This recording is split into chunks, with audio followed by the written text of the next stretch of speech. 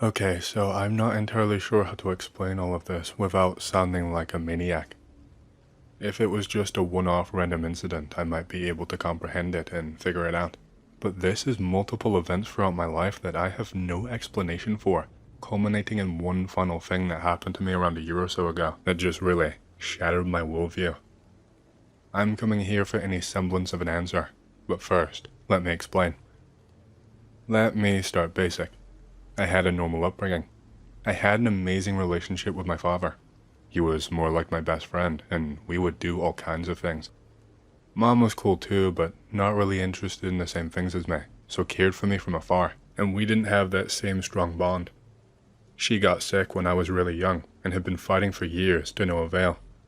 Her illness took her in the end when I was probably around 7 years old, and it changed me. I was struggling to process it. Sometimes I just didn't know how to feel. I felt sad. I knew I should feel sad, but sometimes I worried that I was just faking the sadness and was secretly some kind of evil monster who would grow up to be a serial killer and hurt everyone that I loved. Being 7 years old at the time, this was obviously something I could not put into words, let alone fully grasp. This is more of a retroactive 2020 vision reflection on how I was feeling at the time, now that I have processed it better and have the wisdom of age. While my dad was kick-ass, he was not the type to believe in and trust therapists. Still had that old-fashioned view that it was shameful and that it should be dealt with in the family, yada yada. Anyway, one weekend he takes me to visit my cousins and my uncle and his wife. It was the first time in months I had been able to let loose and smile and even start to heal. I was able to forget for a very brief moment. This was partly due to the dog that they owned. I was obsessed with the little guy. He was a little older and wasn't a super energetic dog, but I would chase him and throw the ball for him every chance that I could when he wasn't sleeping it off. I'm surprised no one intervened and told me to leave the poor thing alone, lol. My dad, upon seeing this, I guess decided that a dog might be a good way to help me. I could only lean on my dad so much, but this might help me be a kid again. So pretty much the next day we went to a shelter and looked at dogs to adopt. I told them I wanted a big one that wants to run all the time because that was my favorite. My dad was in agreement, and he had his sights set on a border collie who had been giving us endless attention from the moment we walked in. I wasn't convinced. I told the guy I wanted something that looked big and strong that would never get tired. I saw something kind of twig in his eyes, and he told us that they had just gotten a new dog into the shelter very recently. They said they found him out wandering out front. No collar, no chip, no evidence of any ownership history, or where he even came from. He kinda stopped for a moment, looked upwards and said, "It's funny. He almost seemed like he was looking for this place, the way he was moving. What a funny dog." We were shown this adorable German Shepherd, and I instantly fell in love. Said he was in perfect health, but that no one who had been in seemed to want to take him. Said that whenever people saw the dog, they told them very bluntly that he was not what they were looking for. I practically got down on my knees, latched myself around my dad's legs, and begged him while pulling on them. He seemed a little off in that moment, like his mind was somewhere else. That's only in retrospect though. Me being a kid, I thought he was just doing the adult thing of, actually planning and thinking and having some foresight, Lamau. He tried to convince me again to go for the border collie. Started telling me fun facts about how much they can run, what jobs they're used for, etc., but I would not budge. The shelter guy was willing to give us a pretty good deal, and I guess my dad just couldn't refuse. From the second we got home, I bonded with this dog. Walks, treats, playing, teaching him things, you name it. He basically never left my side unless he had to. My dad made it a point to buy a doghouse, and told me he had to sleep outside, which I was distraught about. I thought it was cruel and unfair, and wanted him in my room, but he told me I had to follow his rules if I wanted to keep him. In fairness to my dad, it was more like a dog penthouse, so he would not be suffering in the rain or anything. This is kinda when things started to change in my life, when things started to become weird. My dad explained it away as trauma and processing grief, as usual kid growing pains and lashing out, but I honestly had a horrible time over the next few years. I would have these strange nonsensical nightmares every single night, and the worst part is that they were not something I could just explain away. They almost blended with reality. They were so realistic and would often involve something that I did that day. For example, I might go outside with my father and play basketball with the hoop that we have in the backyard. And then that night, I would go through almost the exact same events but warped. My father would start beating me, or something would come into the yard and attack us. It was always a warped version of that day's events. Only one time when I was much older, it happened backwards, but I will get to that later. And by that, I mean that my nightmare was a normal day, but then my actual day was the horrifying version. It's very rare that I would not have one of these nightmares. It would only be on days when I was away at my cousin's, or on an overnight school field trip, or if I was so sick and feverish that the fever kinda took control and I didn't dream about anything. At one point, my father thought it might be the house, that because this was the house where I saw my mother whisked away until she was gone, that it was affecting my psyche. So he even considered moving us away at some point. It's not the only bit of trouble I would have over the years. I found that people would start distancing themselves from me, and that I became more of an outcast. Almost overnight, but it got worse as time went on. My longtime best friend suddenly started avoiding me, and when I went to his house one time to ask him to hang out, his mom told me he didn't want anything to do with me, and then slammed the door in my face. I was just a little kid and didn't understand. It made me cry a lot, and put me back into a depressive state. Sometimes I would get lucky and make a friend. This was most prominent when I finally started high school, but the longer I was friends with them, it was like the relationship just decayed more and more. I would understand if I was an ultra nerd slob who smelled really bad, but I was just a normal kid, into sports, decently athletic, into hunting and that kind of stuff. This made me a recluse and lean on my dog even more. Obviously my father as well, but as much as I loved him, no teenage boy wants his father to be his best and only friend. My dad was pretty hands-off with the dog. He explained it as being a way for me to have some responsibilities, but I'm not sure I buy it. I think he was weirded out, but I did not know why. Anything to do with the dog at all was my job. I need anything for the dog, vet appointments, food, etc. He was happy to pay, but I would have to get it sorted myself. I apologize for how much I have typed so far, but I felt that without accurately setting the scene and giving backstory, that it just wouldn't make sense. I will get into the first main thing that happened now. This must have happened probably around 6 months or so after we got the dog. I called him Master Chief. I liked Halo, sue me. Like I said, my dad made the dog sleep outside in the doghouse. The yard was decently big, so sometimes I would look outside my window and see him wandering around, stretching, sniffing, all that kind of stuff. The fence for the yard was not super tall, so you could see over it, and across the street there were some woods that went in a ways. There were lots of foresty areas like that around here, and it was nice. Being close to nature brought me comfort. Some nights I would just stare out the window and watch the dog for hours. Sometimes he would even catch sight of me and stare back too. Whenever he locked eyes with me like this, I would wave at him or make a kissy face, and he would not stop staring at me until I had gone back to bed. Literally would not break eye contact with me.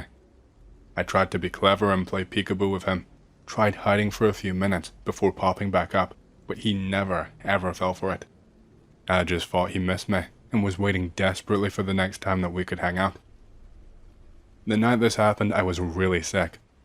I stayed home from school with a wicked fever and was bedridden basically all day. My father had to take time off work to look after me. I was that bad. He had to spend the whole day running back and forth, bringing me food, fetching me water, and even helping me with something to throw up in. Even after all of that, he asked me if I was feeling well enough to go feed the dog, but I told him I could not even think about moving without feeling sick. He told me he'd throw him a few sticks, but that he would have to settle for walking around the yard today. Told me he was too busy to walk him, and that he needed to do prep work for tomorrow to make up for his call-out. I think the dog stayed in the yard pretty much the whole day. I could not even get myself to sit up and try to look out the window for him, which made me really sad. It was the only day thus far I had not hung out with him. At some point I just fell asleep, complete and total knockout. When I finally woke up again, it was dark outside, and my room was pitch black. I had no idea how long I had been out for. I didn't have a cell phone, being that young, and I did not have any kind of alarm, as my dad always woke me up early. I was feeling slightly better, enough to stand up at least. I was sweating really badly, my throat was dry, and I needed water badly. I called out for my dad a couple of times, but to no avail. Upon listening a little bit closer, I could hear that he was snoring his head off. I decided screw it. Surely I can run to the kitchen really quickly, just for some water. So I got up and made the trek downstairs. I downed an entire glass of water in what must have been a world record, and went back for a second helping. It was at this point I thought, hey, I can check on my buddy out the window while I'm down here. I couldn't open up the door this late because my dad would be furious, but I could look for sure. I wandered over to the big window in the living room and took a peek. I did not see him in his doghouse, so I scanned around a little. Weird, I actually couldn't see him anywhere. He wasn't sniffing or peeing, he just wasn't there. Then I noticed some kind of rustling across the street. I was so hyper-focused on the doghouse in the yard, I did not notice it right away. There he was, but for some reason, he was over by the entrance to the forest, next to a bush, with his head low to the ground and facing away from me.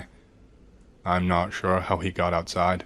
No way he could jump high enough to make it over the fence, and my dad always double and triple checks doors and gates, and locks because he's overly cautious like that. Weird. He has his head low, but he's not sniffing.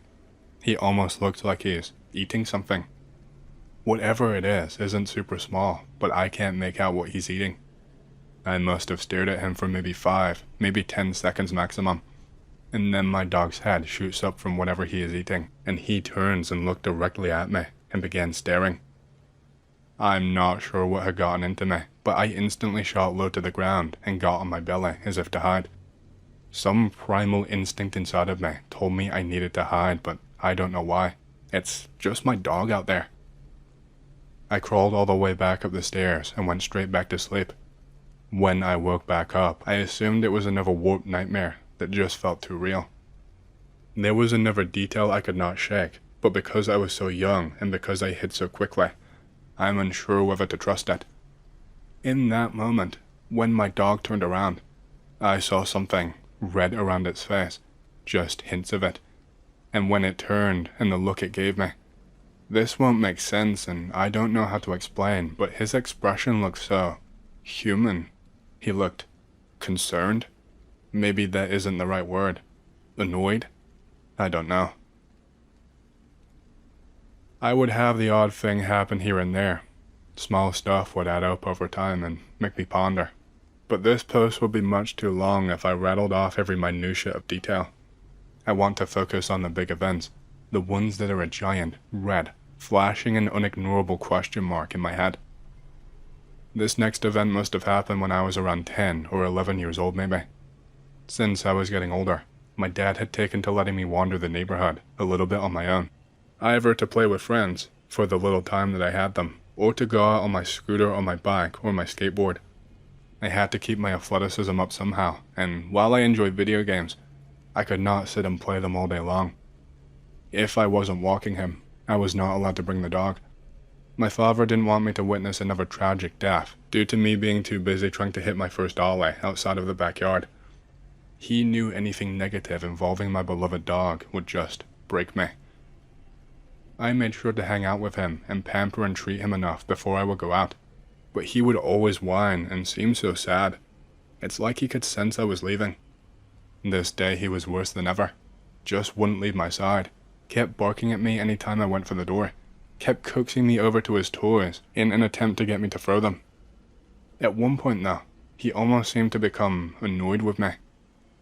I had just thrown the ball, but instead of bolting off at top speed and getting back in a flash, he just turned his head at me this time, as I let out the words, "Come on, buddy, I really gotta go now." The second the words left my mouth, he went full sprint and jumped up towards my chest and knocked me down to the ground. He licked my face and I laughed, but told him I really have to go. But he wouldn't budge, not 1 inch. He even adjusted myself so that now he was standing on my chest with 2 paws pressing down on me. I tried to wriggle free, but I couldn't. My dog is strong, but not that strong. I was actually starting to get worried. I tried to wriggle and wrestle, but he just stared at me, directly into my eyes, and would not move. I tried to grab him, but he actually moved back so that he was just out of reach of my stubby little arms. I finally had enough and just let out a scream from my dad. He of course came rushing over. He sees the scene and starts to run over to me, and my dog's gaze switches from me to my dad faster than the blink of an eye, and he starts growling. My dad slows and starts walking slower, more crouched, with his hands out to show he was not a threat. My dog bares his teeth as he gets closer. I get really worried and start crying. I tell my dad it's okay, that we were just being silly, and that I don't want he and my dog to fight. My dog starts licking me. I guess he could sense how overwhelmed I was. He lifted his weight from me and went back to his doghouse. My dad has the most what the fuck look on his face the entire time until I leave. I was riding my bike this day. My dad had gotten me a BMX as an early birthday present, like 9 months early. He loved to spoil me. It's something I never took for granted. I was trying to do just some basic jumps and hops. I think I was still a little too young for it, because it felt like I didn't have the power to properly get any lift on my bike, or figure out how to use momentum to my advantage. I was weaving in and out of the woods, cycling on the pavement. It was so fun. Then I was going down this road that was a little narrower. It had a blind corner, and I was no idiot, so I was going to hit the brakes and try and make a sharp left and skid around the corner to go down a different street instead of risking anything. I think I had played a little too much Need for Speed, thinking I could do all of these crazy things. You see, this did not go to plan at all. It was pretty much a brand new bike, so I have no idea how this happened, but my brakes stopped working. I hit them just as I was getting ready to turn, and I heard something clink and hit the ground, and I just wouldn't stop.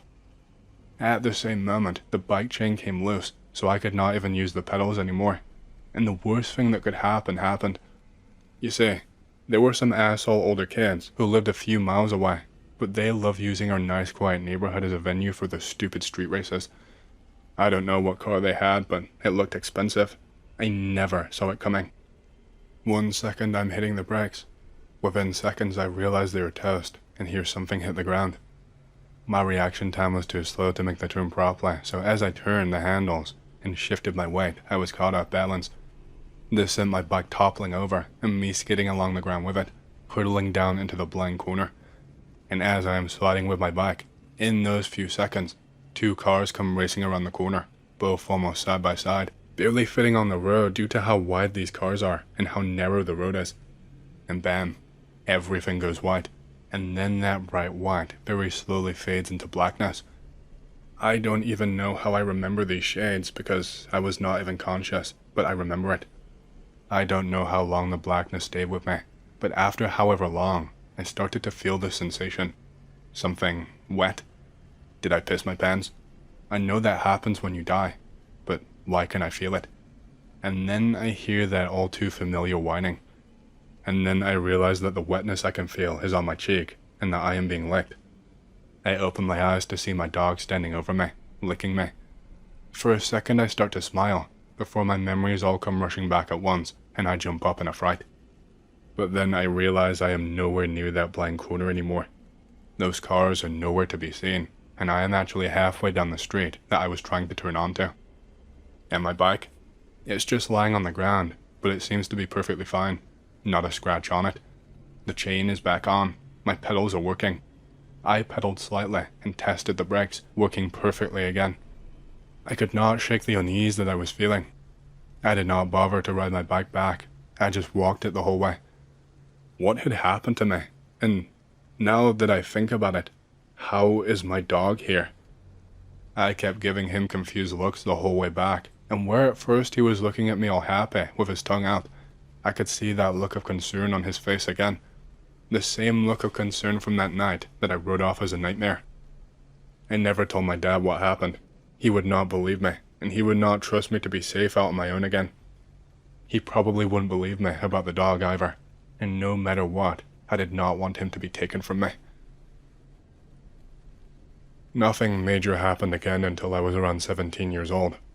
A few little things, but nothing that gave me such a huge question mark. I had really gotten into hunting, and my dad had been teaching me to fire a gun for quite some time now.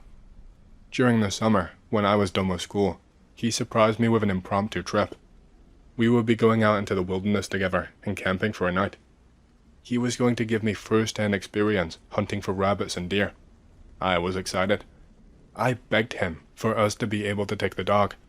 He gave me pushback at first, telling me it would be much too dangerous and that he would only get in the way. He eventually relented, agreeing that it would be unfair to leave him at the house alone. He promised I could bring him, but only if I agreed to leave him tied up at the car with food and water while we hunted, well out of harm's way.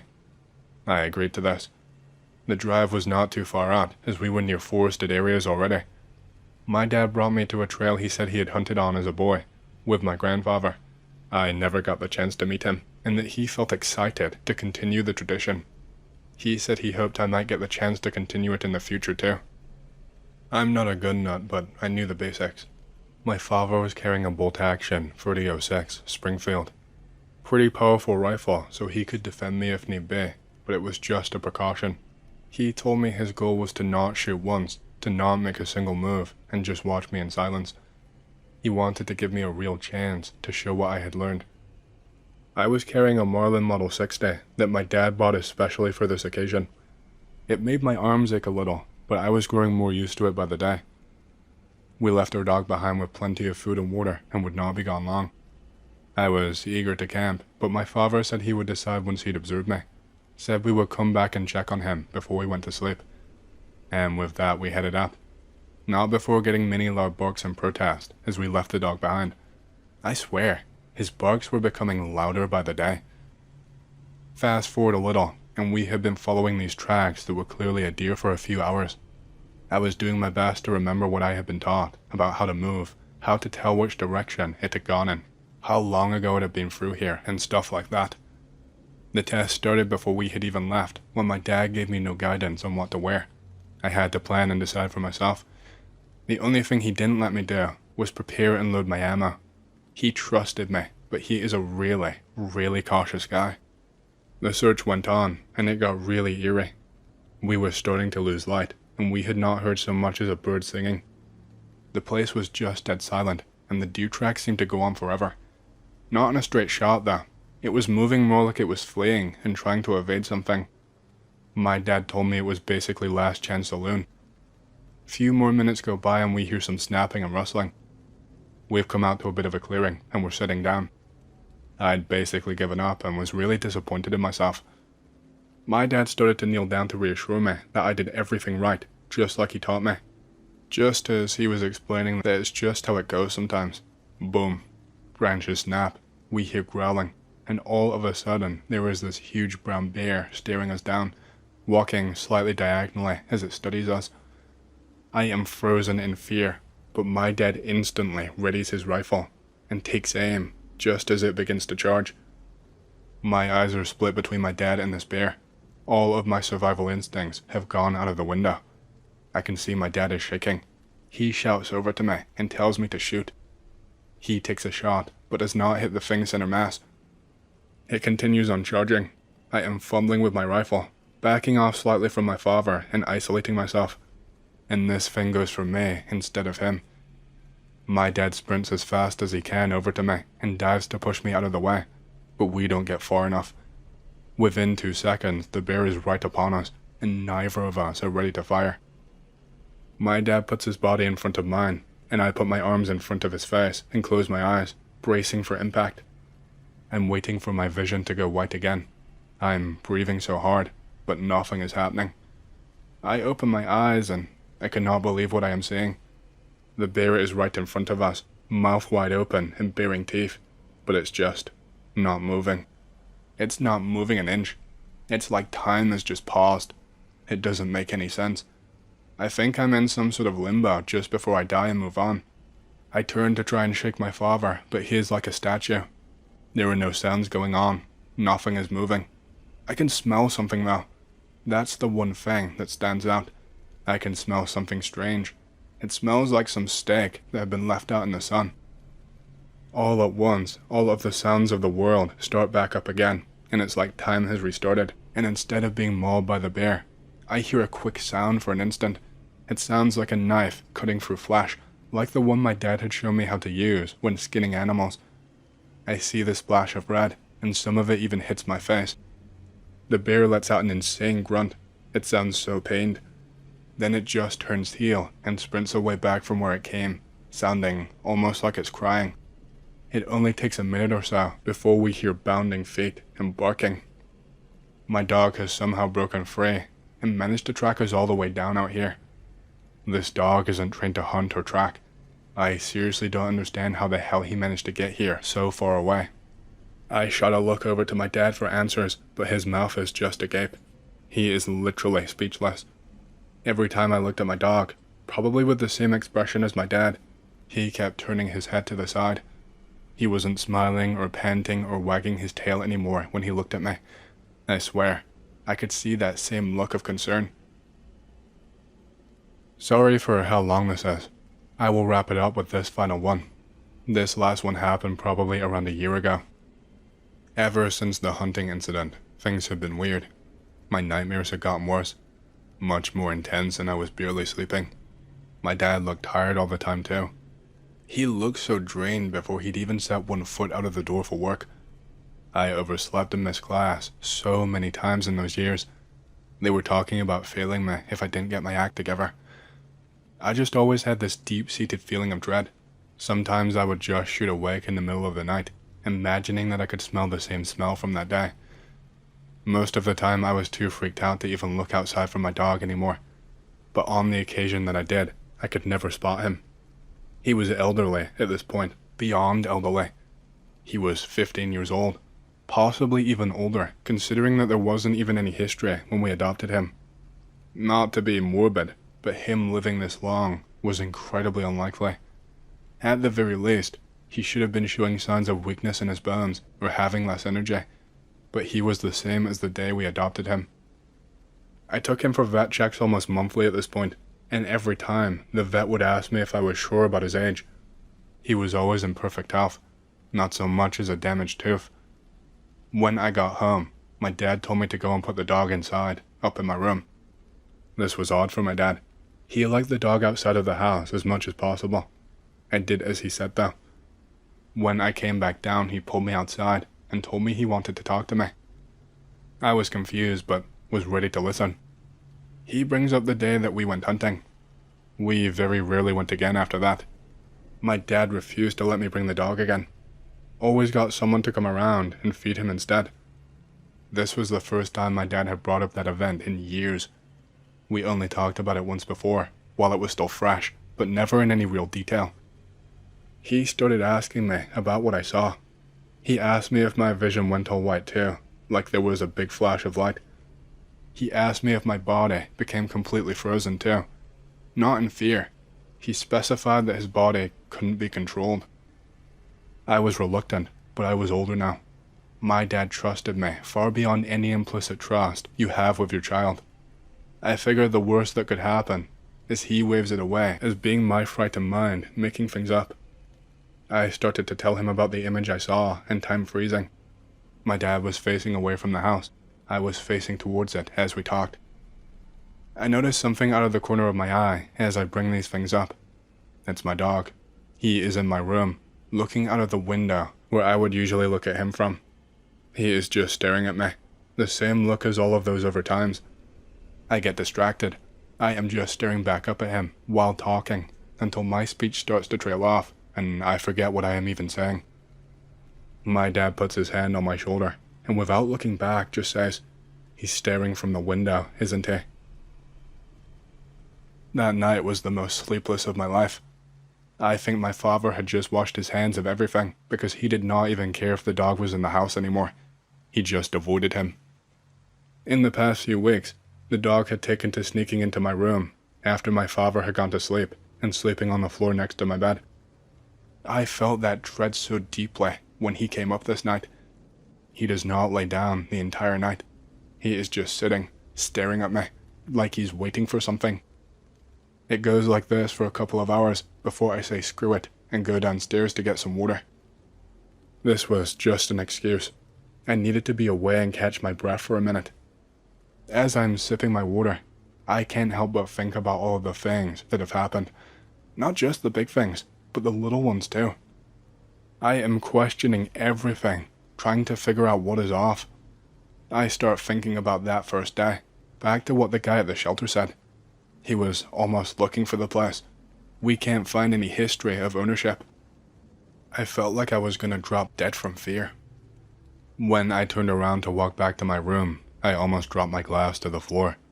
My legs actually turned to jelly and gave way to fear. My dog was right there, and I dropped down instinctively, just like I did when I was a kid. My dog wasn't just looking at me. He was standing on his hind legs, staring down at me. It's not like when a dog jumps up on its hind legs for a couple of seconds, trying desperately to balance. He looked naturally bipedal. He looks almost human-like with the way he is standing. He doesn't look concerned. He looks sad. His eyes look glossy, like a human when they are about to cry. I started stammering, and I'm crawling backwards while flat on my ass. And then I just hear this low voice that sounds like it had not spoken in years. It was raspy and low and full of phlegm. It's coming from my dog. He takes one step forward, a step that looks so natural and human I thought I was back in one of my nightmares. He just says, "I won't hurt you. Don't worry. I will come back and try again. I will take extra care next time so that it doesn't get worse." I don't even feel like I am in my body anymore. I feel like I'm floating above myself, like a spectator in a crowd. I can feel the puddle of something wet beneath me, but I am still clinging to my glass of water. I just watch as this dog walks past me, taking stride after stride, and he fucking puts his paw on the doorknob and turns it. Once it's shut, I used every ounce of my strength to crawl over to the window and looked outside of it. I watched as I saw my dog walk towards the forest, but then he just stops at the entrance and takes one last look back, directly into my soul, and then he just disappeared into the trees. I told my dad the next day that he just ran away. He believed me, not one question. X, I am begging you. I need your help, your combined knowledge. If you were ever going to be helpful for one last time, I need it to be now. What the hell happened to my dog? What did he mean by what he said? Am I schizo? Or is there any kind of cryptid or folklore or natural phenomenon that can explain what I have gone through? The nightmares never stopped. I still get those feelings of dread, and every now and again, I just get that unshakable feeling that something is off. Whether it be about my house or an object or a person. I feel like I'm becoming more forgetful, or maybe it's just the stress. Sometimes what I remember and what actually happened doesn't add up, but that's only in the short term. As time has gone on, it seems to have gotten worse. I think I am truly losing my mind.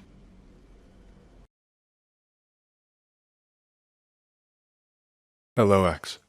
This was something that I've been keeping close to my chest for a number of years now. This was partly out of fear of not being believed, and partly for fear of retribution being taken against me. I'm sure you'll be familiar with a case that happened a few years ago in Las Vegas, when someone reported that an alien crash landed in their backyard. The way those people were ridiculed online, the way they were dismissed by the police, I faced the same. But that's only what the public knows. I'm sure that just like me, they faced even worse after reporting it.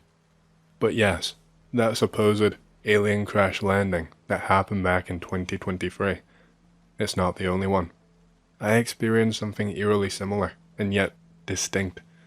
And the worst part about it all, I am pretty sure that there were more incidents that day, possibly hundreds of them. How do I know this? What is my reason for suspecting this? Because of what I witnessed that day. It was around 11 p.m. or so, and it was pitch black pretty much, aside from the light in my backyard that I leave on so I can easily go outside and smoke. I was just watching TV in my living room, and my dog was asleep next to me. The next thing you know, I see a flash out of the corner of my eye.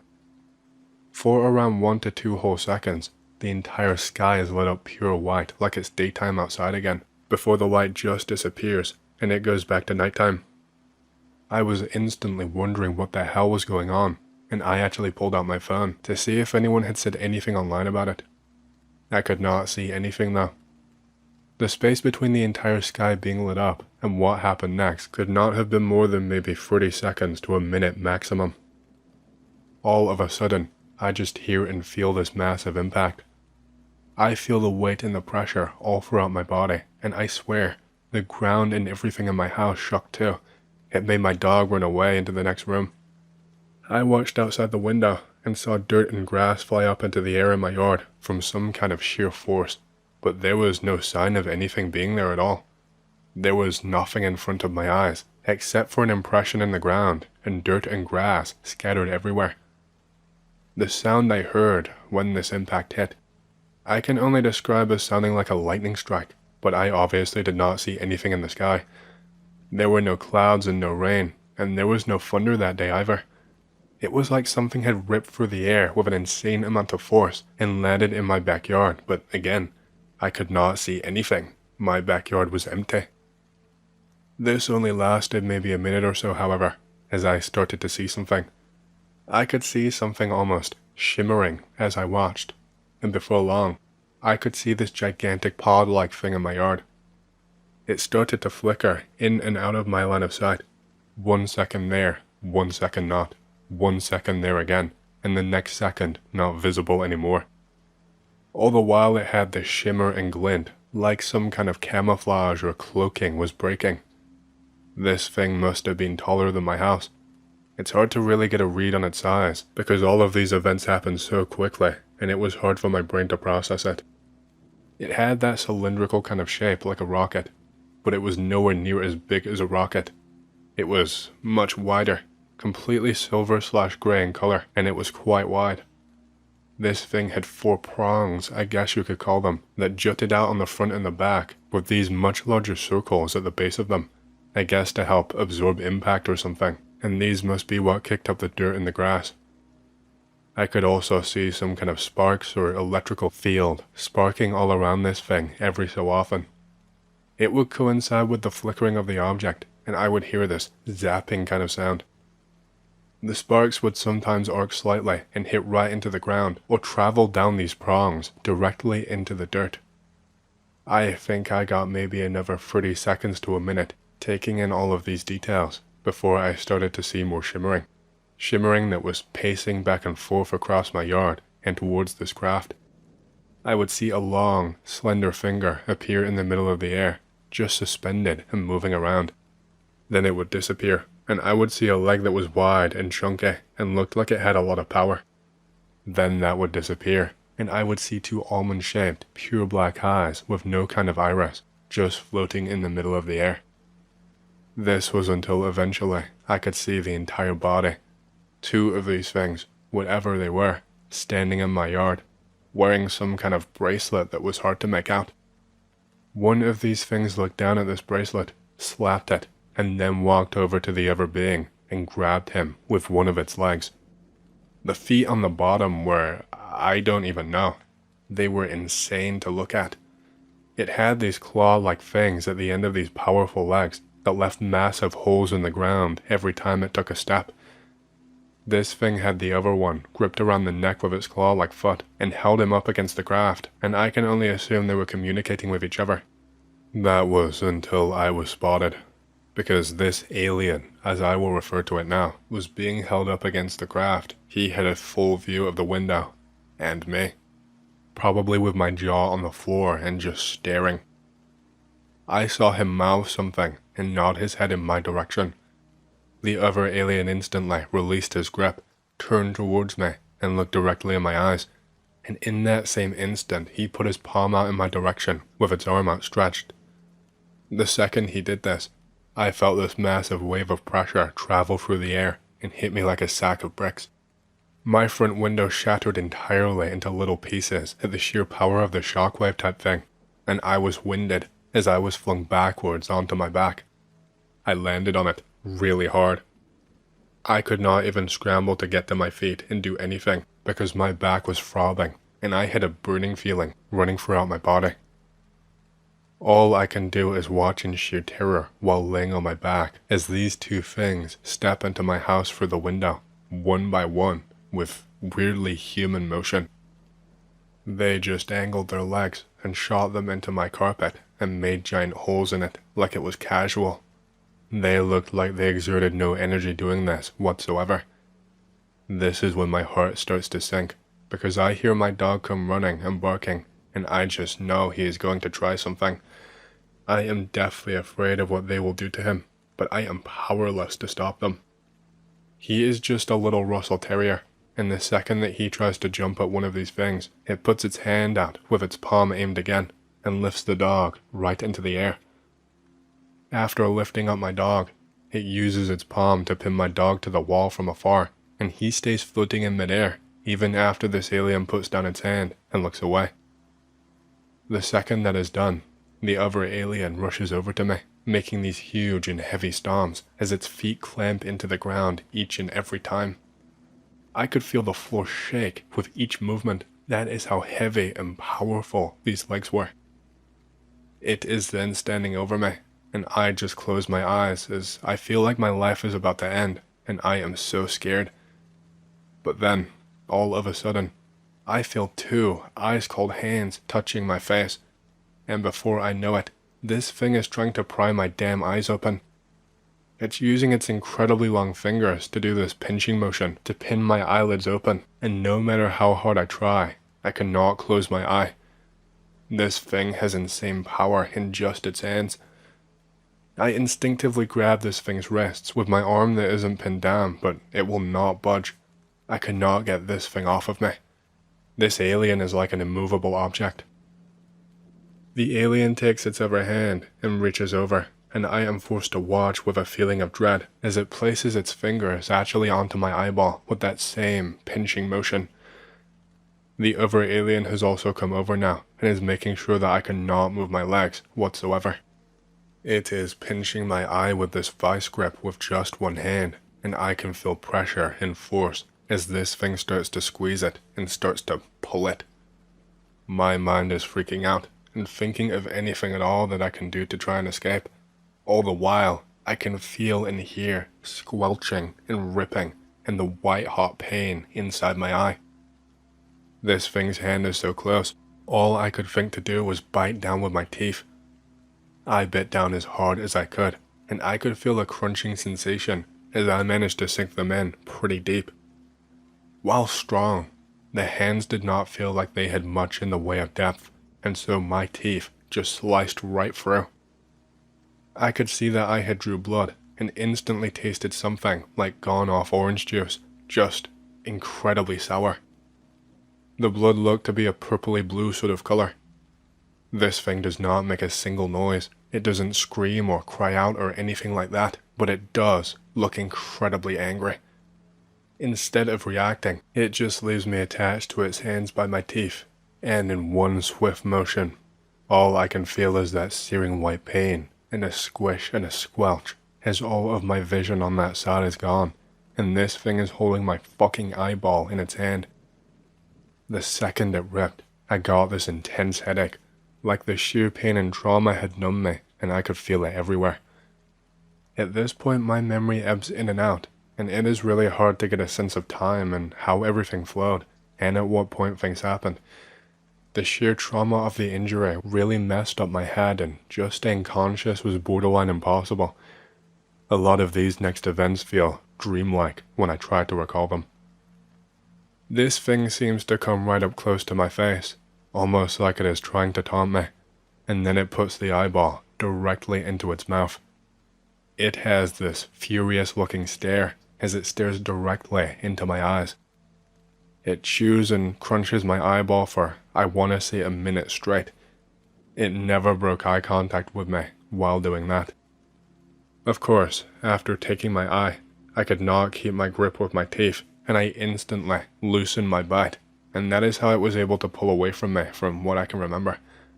I don't know if that is right though, as I have a chip in one of my bottom teeth that I can't really recall how I got.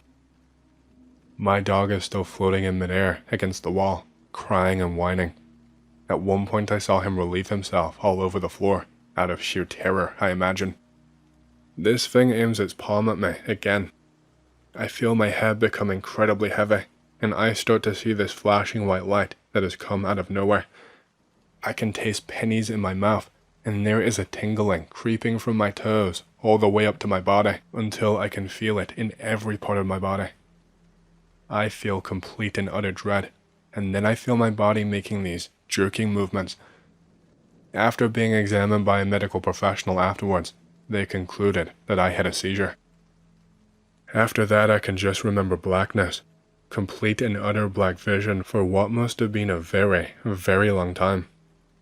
Just before this blackness, after the jerking stopped, literally a second between the two, I saw them just disappear from sight. They tapped something on their wrist, flickered for a half second, and then finally fully disappeared. When they did, my dog hit the ground with a thump. When I finally opened my eyes back up, I was in a puddle of sweat. My dog was cowering in a corner and facing the wall. I stood up too quickly and almost instantly fainted, but I rushed to the window to check for any signs. Against my better judgment, I opened my door and started feeling around in my yard to see if they were still there, but just invisible, but I could not feel anything. The only evidence left that they were ever there were the prong-shaped holes in my yard, as well as the torn and ripped up turf. I called the police, not expecting anyone to really believe me. It only took around 8 minutes total for the cops to show up. In fucking Vegas, that is not normal. I knew exactly how long it took, because I could not take my eyes off of the clock, as it was showing 2 a.m. when it had been 11 p.m. at the time of the initial incident. The second they got there, it was like an army of cops, like a full-on SWAT team. They instantly cordoned off my entire house and set up barriers and things for privacy so that not a single neighbor could see into my house or my yard. It looked like my house was being fumigated or something once they were done. I was arrested. For what crime? I wish I could tell you. They manhandled me. My dog got sent to the pound, the poor guy, and I was locked up in one of their special facilities for weeks. I told them everything. They didn't even need to break me because I was already broken, but they thought I was hiding something. They thought that I knew more for some stupid reason. By the end of all of the threats and papers I had to sign, they finally let me go. I had the stench of 2 whole weeks on me, and I felt like trash. I felt like I was put through a spin cycle. In a roundabout way, they basically told me that if anything that happened to me got out, that if any of the public knew, if it was posted anywhere, that they would be paying me a visit. When I saw another account come out, I was shocked. It was so similar to mine and yet so different. I don't really know what else to say. I wonder if that one is okay, because it does not reveal enough. But back to how I started. This technology that they have, we know of too. I saw that they can hide themselves from our eyes. I think that the one that landed in my yard was faulty, and that's the only reason that I saw too much. What if more than 2 landed that day, or maybe even on other days, but we don't know, because their technology worked properly that time. Hey, hope you've enjoyed the story so far. If you want to hear more, make sure to subscribe, like the video, and leave a comment because it lets YouTube know you like the content and helps more people to see these videos. My next big goal for the channel is 100,000 subscribers, and as a celebration, I will be doing a Q&A video once we hit that goal. Thank you, and back to the stories. Okay, I was making food, but whatever. I think I can post this before it burns. I was 23 years old at the time that this happened. I was living in California. I was living up in some hills in the Bay Area. I was just smoking a bowl in my back porch. The porch light is out, so it's really dark. I hear footsteps about 20 to 40 feet down the hill of my yard. It sounded like someone wearing shoes, definitely human sounding. I used the light on my LG smartphone. I could not see shit. I could still hear the footsteps, getting closer now. I say screw that and go inside. I lock my door.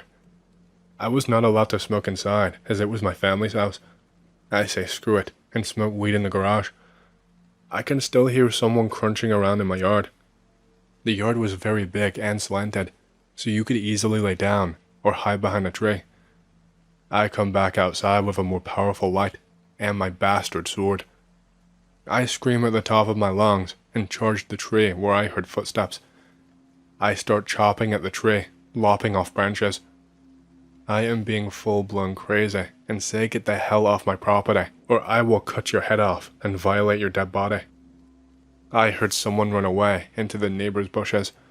The neighbor was super old and retired, so it wasn't him. I could not shine my light in time.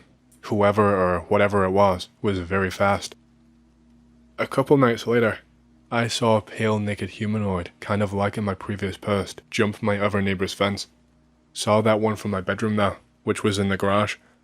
I built it myself. It was a makeshift room. I have a creepy phone call story for you. It was about 2 or 3 years ago.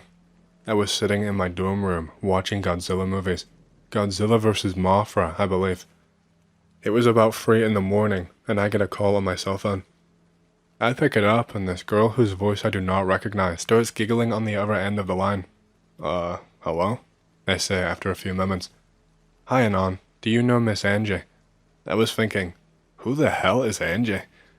I ask who she is, and she just starts giggling again and says, silly, it's Angie. How can Anon forget after all we have done together? Okay, firstly, she sounds like a middle school girl, and knows my number and name, which is really weird. I start saying, look, Angie, I think you have the wrong At this, she cuts me off. Don't play dumb. I actually flinch from the phone in surprise. You know who Angie is, Anon, and Angie called because she misses you. It should be noted at this point that I am a total neckbeard who spends most of his time playing games, watching anime, and jerking off, except for irregular instances where I clean myself up and go to parties, work out, and even get a girlfriend for a month or so, before setting back into this routine. Also, I tend to drink a lot, and have a difficult time remembering people I only recently met. As such, I begin to wonder if I met her somewhere before, and decide to play it cool and say, oh right, Angie, sorry, I didn't recognize your voice. Why are you calling so late? She just starts laughing again and says, have you been cheating on me, Anon? I'm like, what the fuck? So I say, no. She stops laughing now, and I realize I missed the 2 baby Mothras kicking Godzilla's ass. Anon, you know better than to lie to me. I saw you with, she names this female friend I occasionally hang out with, who I think is pretty hot, but still just friends. Now I am really creeped out. I wonder who the hell this is, because I don't know any girls named Angie, and she seems to know way too much about me. She goes on to say, if you're that lonely, maybe I should just come over. Now I'm starting to consider what I should do, and say, wait, what are you talking about? How do you know where I am? She goes, silly, how could you forget when we made love the other day? It was beautiful. She then goes into this very explicit description of when we apparently had sex, with creepily accurate details of me. Mind you, this could not have been my ex, since she is from another country and has a strong accent that I definitely would have recognized. I interrupt her going, okay, just stop. That's enough. I don't know who the hell you are, but this is not funny. What do you want? She is silent for a few moments before saying, very seriously, Anon knows better than to cheat on Angie. Enjoy your movie.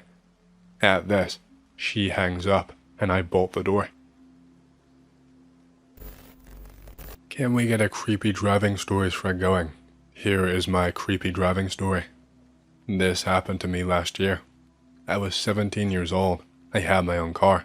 An '04 Crown Vic P71. Fuck yeah.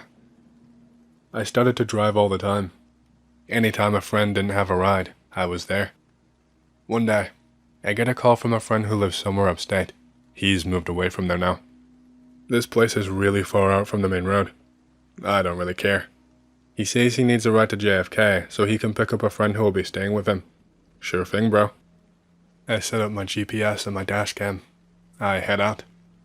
About an hour into the ride, I get this really weird feeling. Like, the weird feeling that something is watching me, or someone. I look around, but I can't see anything outside my windows at all. I just keep going. I arrive into the town that he lives near. It's all quiet outside. There is almost nobody outside. It's becoming dusk now. What unnerved me is that as I was leaving the town, this old man saw my car and made the sign of a cross towards me, like he was looking at me. What? I just keep going. I am almost there now. The road is like completely empty. It's summer, so I had the window rolled down. I then hear something that makes me jump in fright. From the woods, I hear something say my name. Anon. I turn on the radio and crank up the volume. I speed up too. I am about 5 minutes away from his place now. I then see an old truck. Since I'm a car guy, I knew what it was.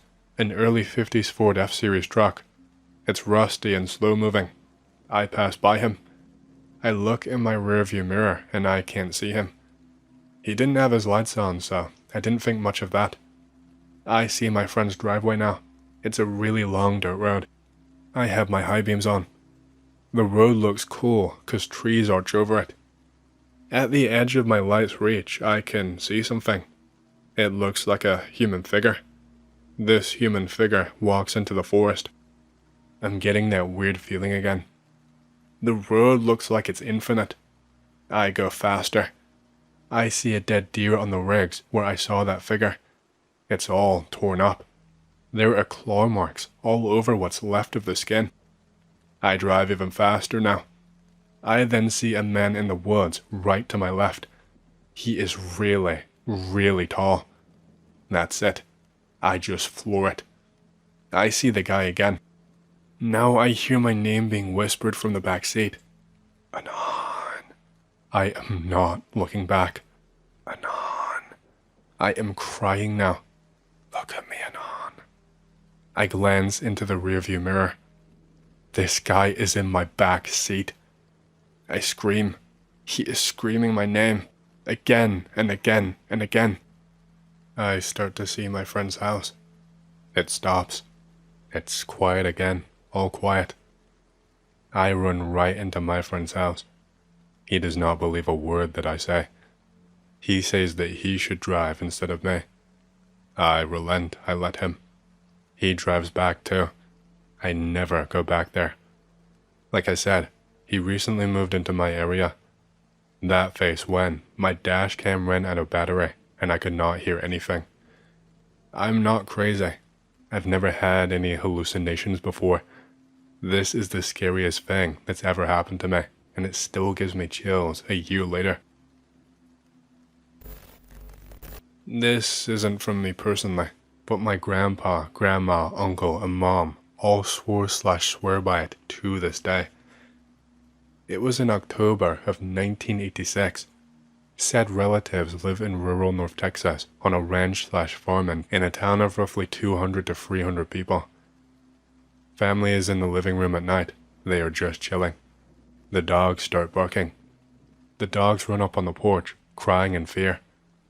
Grandpa goes to tell the dogs to shut up.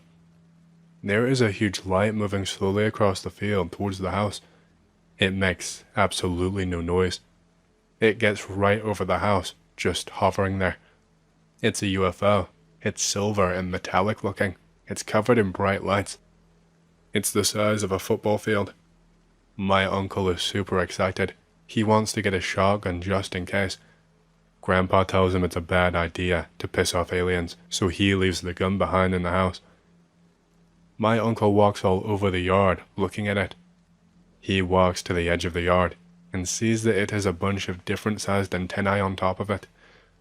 Grandma is much too afraid to go outside. Grandpa is just staying on the porch.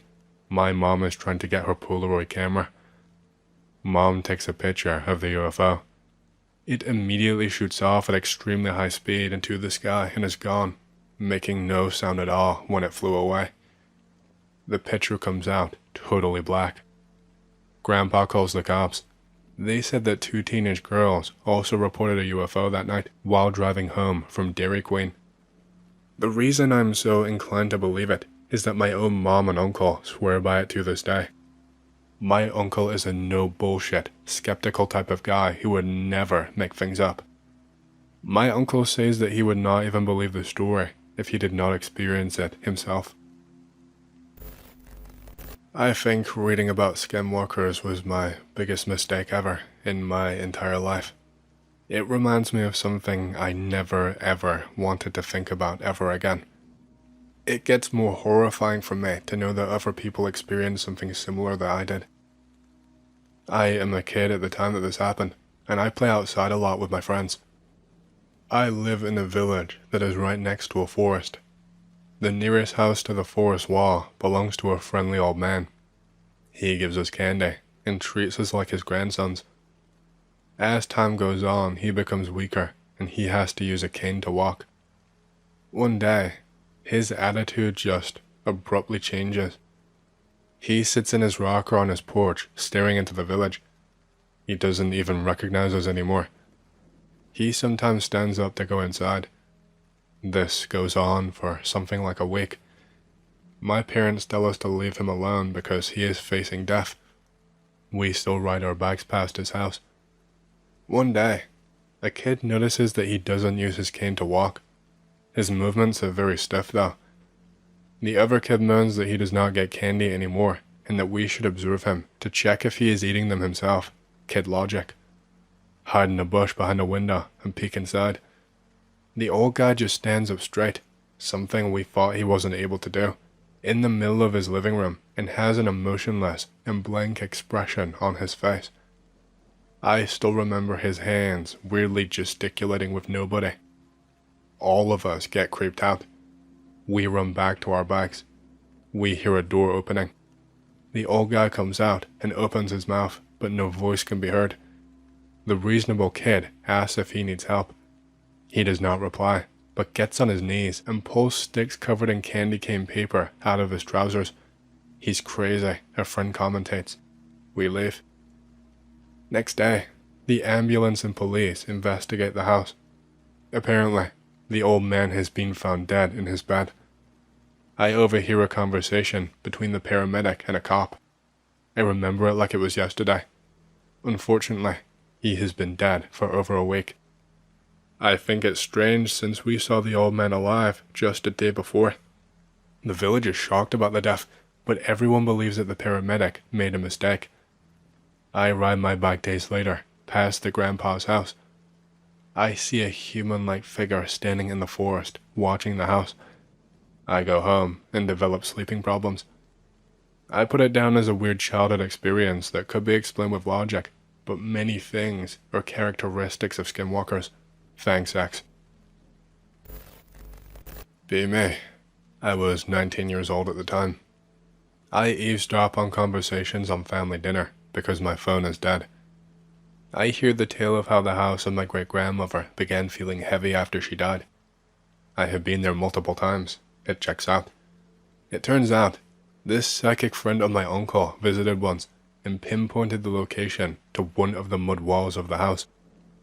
Uncle tears down a few bricks of the wall a few days later for plumbing maintenance. He finds this creepy straw doll. It must have been there for years. I go back to my food and pretend nothing has happened. I have no clue how that happened.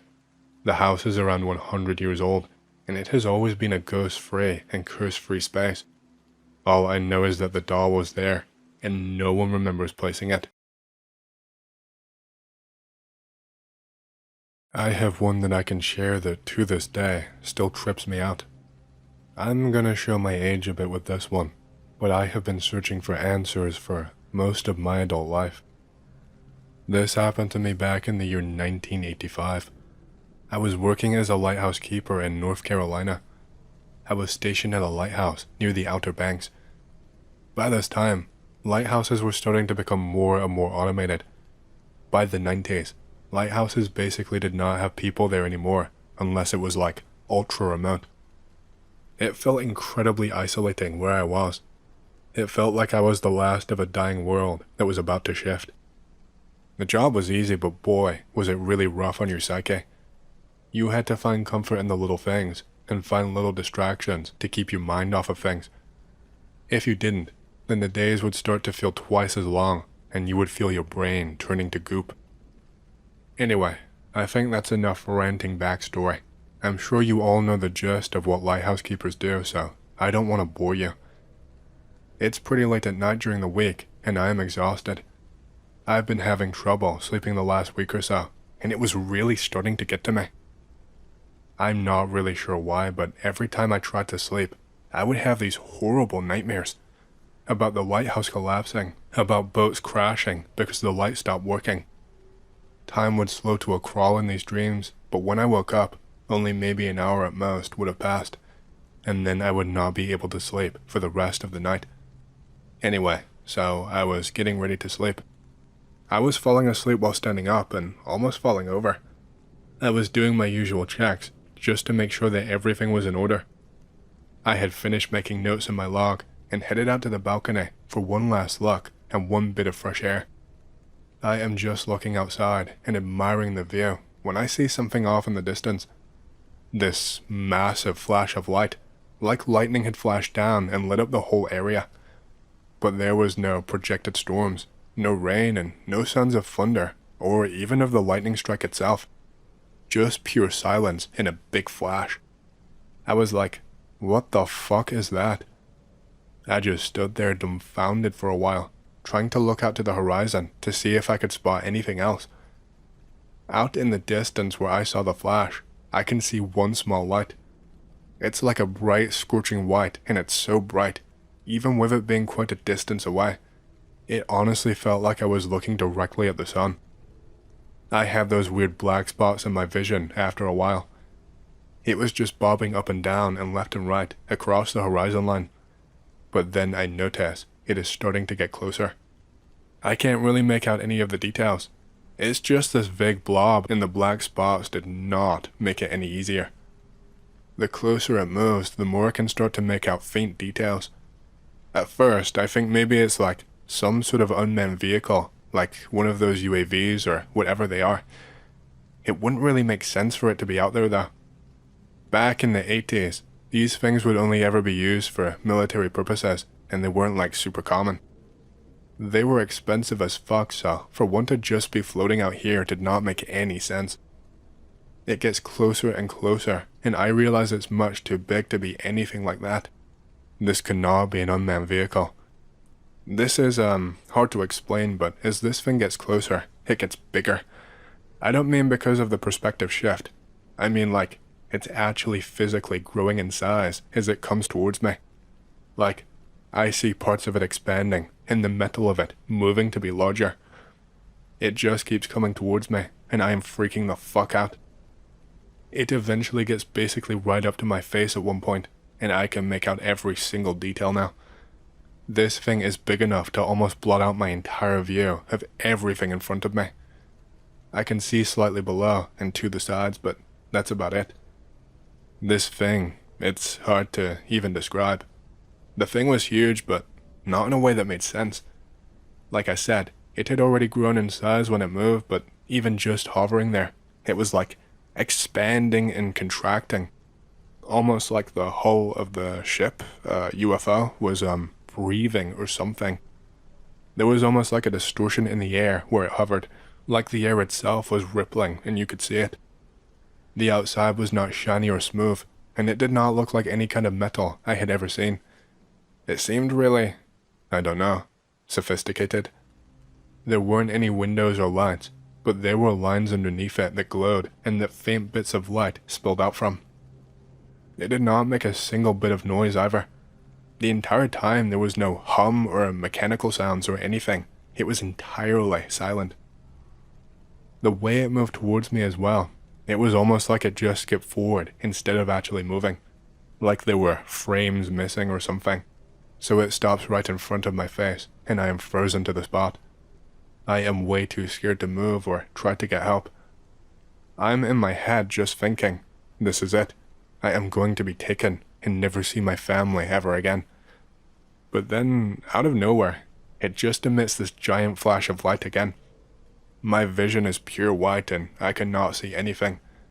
I can feel it kind of burning in my chest and in my head, and it hurts. Worse than any headache or heartburn I've ever had. It must have taken at least 2 or 3 minutes for any of my vision to come back. I was just kinda on my knees on the floor, trying to rub my eyes better while riding out the pain. Once my vision started to work again, I stood back up and tried to figure out what the thing was doing. The ship or the UFO or whatever isn't there anymore. It has just vanished. But that isn't even the most horrifying part.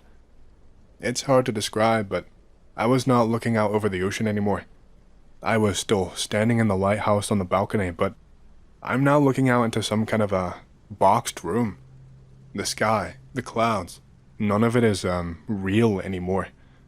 You know how in the Roadrunner cartoons they try and trick him with the painted walls? The sky looks like this. It's very clearly painted on a ceiling, but a massive ceiling. A planet-sized ceiling. The water looks weirdly artificial and is no longer acting like it should. And the weirdest part is when I loom out onto the horizon line. At the furthest point that I can see these green lines. I can see them on the ceiling too. These green lines are forming some kind of wall or boundary, like something out of Tron. It looks just like a matrix simulation, and like everything around me is a fake object simulated on a computer. I'm just standing there trying to figure out what the fuck is going on, and then I feel a hand on my shoulder. It just comes out of nowhere, and my fight or flight instincts kick in. I choose fight, even though it should be impossible for someone to be up here. There is no way someone could have gotten in here without my keys, and especially without me seeing them sneaking up on me. I am shitting my pants, but the instant that hand touches me, I turn and start to throw a punch. Someone is standing there, but just as my fist is about to meet their face, I suddenly feel this bolt of lightning running up my spine and then in my head. It's a sharp pain, but I feel it all over my body. And now I am frozen in place, half turned, my fist just stuck in motion, while this person just walked past me and out onto the balcony. It wasn't a person, but I will get to that. I keep trying to move my hand, move my legs to try and turn my body, but no matter what I do, I can't. No matter how hard I try, I cannot do anything. The only thing that my body will do is breathe on its own and blink every now and then. Nothing else will work. All of a sudden, I start to hear this voice in my head. I know instantly that it is not my own internal voice. It's, something else. It's distinct and deep, but at the same time it feels soothing. It starts to speak to me. It tells me that if I agree not to use violence, then I will be let go. Without even thinking, I immediately hear myself agreeing in my head, but not spoken, not even by my internal voice. It was almost like an instinctual response, if that makes sense. As soon as I can move again, I drop to my knees and have to catch my breath. The voice in my head that isn't mine tells me to take my time. It tells me that this can come as quite a shock, and that he knows it takes humans time to process these things. All I can think is, what the fuck is going on? I managed to finally get to my feet and walked over to him. Looking at him was just strange. He was pretty much the same height as me. I'm about 5'10" or so. I don't know what I was expecting to see, but he looked so human, but not at the same time. His head was probably the biggest difference. It was slightly bigger, but was a lot more spherical, I guess you could say. His eyes were bigger and bulged out a little bit, and his hands had an extra finger. He was much more pale though, intensely pale. I was finally able to stutter out "What is going on and who are you?" Again, he did not speak to me, just spoke inside my head. He did not look at me even once. He just started going on this rant, non-stop talking for quite a while. He told me a lot of things I didn't really understand, but I will try and say them as I remember them. The memory of this event is still pretty strong in my head, even all these years later, but I also made sure to write them down, just in case anything happened to my memory. He told me that he was here to show me the truth. He said something about it being his job or his mission, that he actually said we, so I guess there was more than just him, was to try and free the people from this planet. I tried to interject and ask from what, but he didn't even let me. He was speaking inside my head, so he didn't even need to take a breath. I couldn't really cut him off. He said they were here to enlighten as many beings as they can. I distinctly remember him saying those exact words. He said that it's hard though. He said that this planet is too strong, that the defenses are difficult to bypass. I assume he was talking about getting a ship here, but then he continued speaking. He said it was difficult to get people to see the illusion. Again, I had and still have no idea what illusion he was referring to. He went on to explain about so-called alien abductions. He said that's what we know them as, but they are not right. He said that was his people. He said that they had been trying for hundreds of years to enlighten people and free them from this illusion. He said that these so-called abductions are their attempts to help people. He said that the people who go missing, those are the ones who saw the truth and decided for themselves they wanted to leave. He said they never stole anyone, that it was always of their own free will.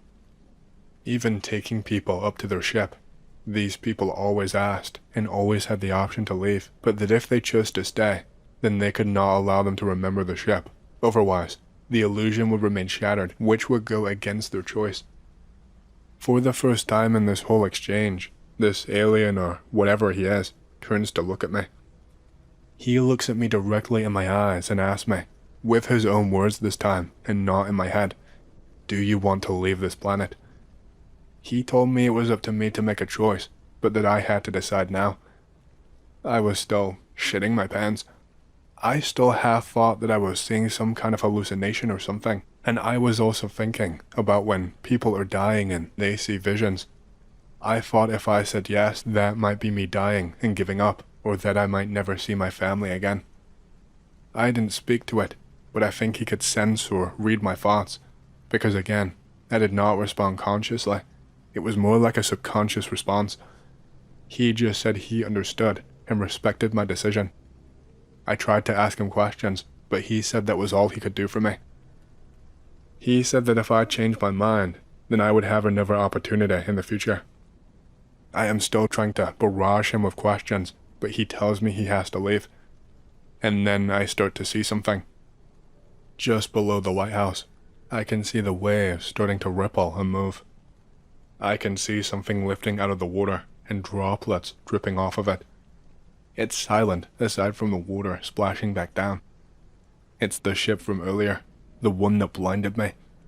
It rises slowly out of the water until it becomes level with the balcony again. The alien turns to me one last time and tells me goodbye, and then the flash of blinding light goes off again. When I could finally see again, everything was back to normal. No sign of the alien thing or the ship, no signs of any lights in the distance, and no painted sky or weird green boundary lines. Everything was just back to normal as far as I could tell. When I went to check on my things and the lighthouse itself, I realized that around 3 hours had passed. It only felt like 15 or 20 minutes that I was on that balcony and having that exchange. I don't know if I got teleported to some kind of fake world where time runs differently, but it tripped me out. That's all I can tell you, X. To this day, I don't know if that was a hallucination or real or what really happened. I'm still not sure what he meant by illusion, unless he just meant the Earth itself. And what did he mean when he said I would get another chance in the future? It has been so many years, and I have not had anything remotely close to this happen again. My father worked 2 jobs. He had just completed his last shift and was on the way home from work. He drove an old pickup truck. He took a back road, and from what he told me, he was the only one on this road at the time of the incident. It was nighttime, maybe around 9 to 10 p.m. He was on an old 2-lane back road with trees on either side of the road. My dad is driving home listening to the radio, when suddenly, the lights in his truck start to flicker in a strange way, like his battery was dying. As he noticed this, he said he heard a very loud-pitched, whistling noise. It was like a constant, high-pitched screech. Suddenly, his truck completely shut off. He steered the now-dead truck over the side of the road and then he said an incredibly bright light just appeared overhead. He got out of his truck and looked up. He saw what he described as stadium lights in a perfect circle. They were just slowly making their way over the top of the tree line to his left, over his truck, and over the tree line to his right. It was about maybe 50 to 100 feet, he guessed. After it went over his truck and across the tree line, he said it stopped and hovered there for a second. Then it slowly lowered itself down until it disappeared behind the trees and landed on the ground from what he could make out. When this happened, the light cut off. Then the high-pitched screech stopped and his truck turned back on instantly by itself. He jumped in the truck and raced home. He went to the front door and opened it quick, anxious to tell my mom what he had seen. Before he could say anything, my mother and her friend jumped up and ran over to him and exclaimed that they just saw a UFO. They described the exact same thing, slowly making its way across the sky and out of view. My dad told them that thing went right over his truck and shut his truck off. When my dad told me the story, I thought it sounded too incredible to be true. My dad has never told anyone else really, except for me and close family. I asked my mom about it too, and for years she denied it. But she would always say things like, "No, I never saw anything. But, is there an Air Force base down there or something? Maybe they had some kind of ship or something." So one day, I kind of pressed the issue and just asked her again if she'd seen the UFO and recapitulated the story my dad told me and what he remembers her reaction being. She finally admitted to it, saying, "Okay, fine, I saw the UFO, but I don't know if it's aliens. Maybe it's an Air Force machine or a new ship they have.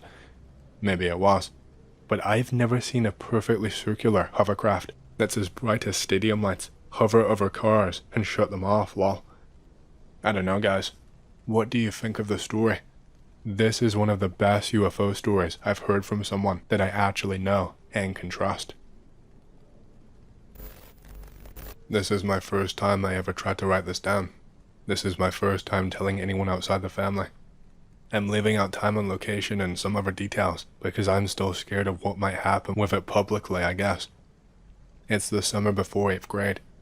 Me and two of my friends snuck out at midnight to go walk around the neighborhood.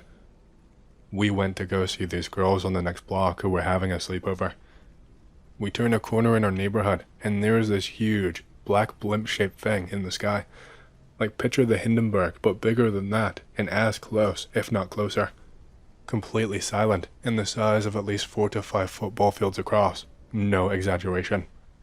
We stare at it, entranced, asking each other over and over again if we see it, which we all agree that we do. Standing there, frozen in one place. It's like black polished gunmetal. No lights, no sound, no anything. It's just hovering there. And then, I don't know what happened, but time clearly jumps. Next thing I remember is the craft, ship, government experiment, whatever the hell it is, has gone. And there is a tiny glowing white barbell thing in the sky. It's seemingly slowly falling to earth with wisps of smoke coming off of it. Then 2 brand new black trucks with silver gearboxes on the back, like F-150s or S-10s but nicer, came speeding down the street. They were going about 70 in a residential 25 miles per hour neighborhood. Then after that I remember walking home to one of my friends' houses and going to bed. At that point it was like 5 or 6 a.m. and the sun was coming up. We all made a promise to tell my dad in the morning because he worked for the city, but we never did.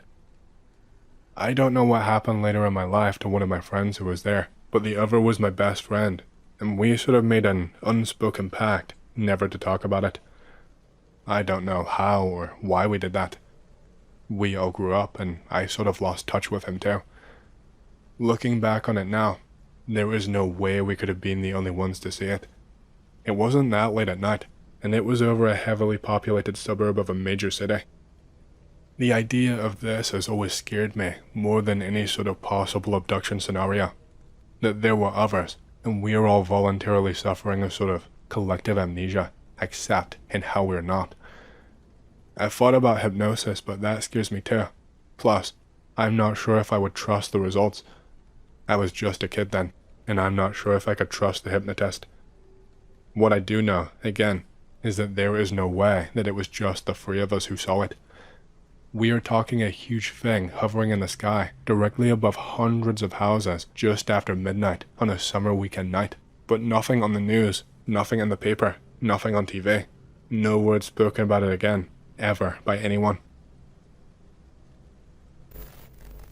I was driving home for the weekend from school at Indiana University. It takes me about 2 hours to get home, and I left Bloomington around 10 p.m. It's about 10:50 a.m. on a rural stretch of the 2-lane highway that I take home.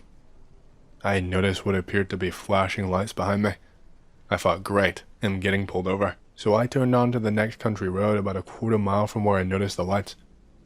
As the car came to a stop and I started to open my glove box to get out my registration and proof of insurance, the lights suddenly disappeared and no car drove past. Now, this is where the story takes a turn for the weird, and I am sure that you guys will think I'm just making it all up, because it really does seem like something straight out of a typical UFO movie or story. The electronics in my car started to go haywire. The radio was randomly changing stations, and the volume kept going up and down, while the dome light and headlights start to flicker and turn off and back on. This was at 10:56 p.m. or so. I start thinking to myself that my battery must be failing, or else I have a short somewhere in the electric system of my car. So I lean down to pop the hood so I can take a look at the battery, and that is the last thing that I remember doing. The next thing I know, I open my eyes and see nothing but the night sky full of bright stars. It was a cold night, and it seemed like I had never seen stars that bright in my life. I sat up and looked around, and I saw absolutely nothing. Nothing at all. I was in the middle of a field, surrounded by corn stalks left over from the recent harvest. As I started to come to my senses, I started to freak out. Where am I? Why the fuck am I asleep in the middle of a field? Where the fuck is my car? I got up and started walking toward the distant headlights I could see from a road about half a mile away. When I got to the nearest intersection, I looked at the signs, which read 350 north and 50 west. I was half a mile away from my car, which was just right off the main road. I started walking toward the headlights I could see on the main road. I can't say how long it took me to walk the half mile, but it couldn't have been more than 10 or 15 minutes. When I arrived at my car, all of the lights were out. My battery had died, which struck me as odd, because I could not have been gone for that long. I looked at my phone, which was sitting on the passenger seat, and the time was 2:17 a.m. Over 3 hours had passed since I turned off onto the side road for the flashing lights behind me. I remember sitting in my car completely dumbfounded, wondering what the hell had just happened to me. After about half an hour of just sitting there, I remembered that my battery was dead.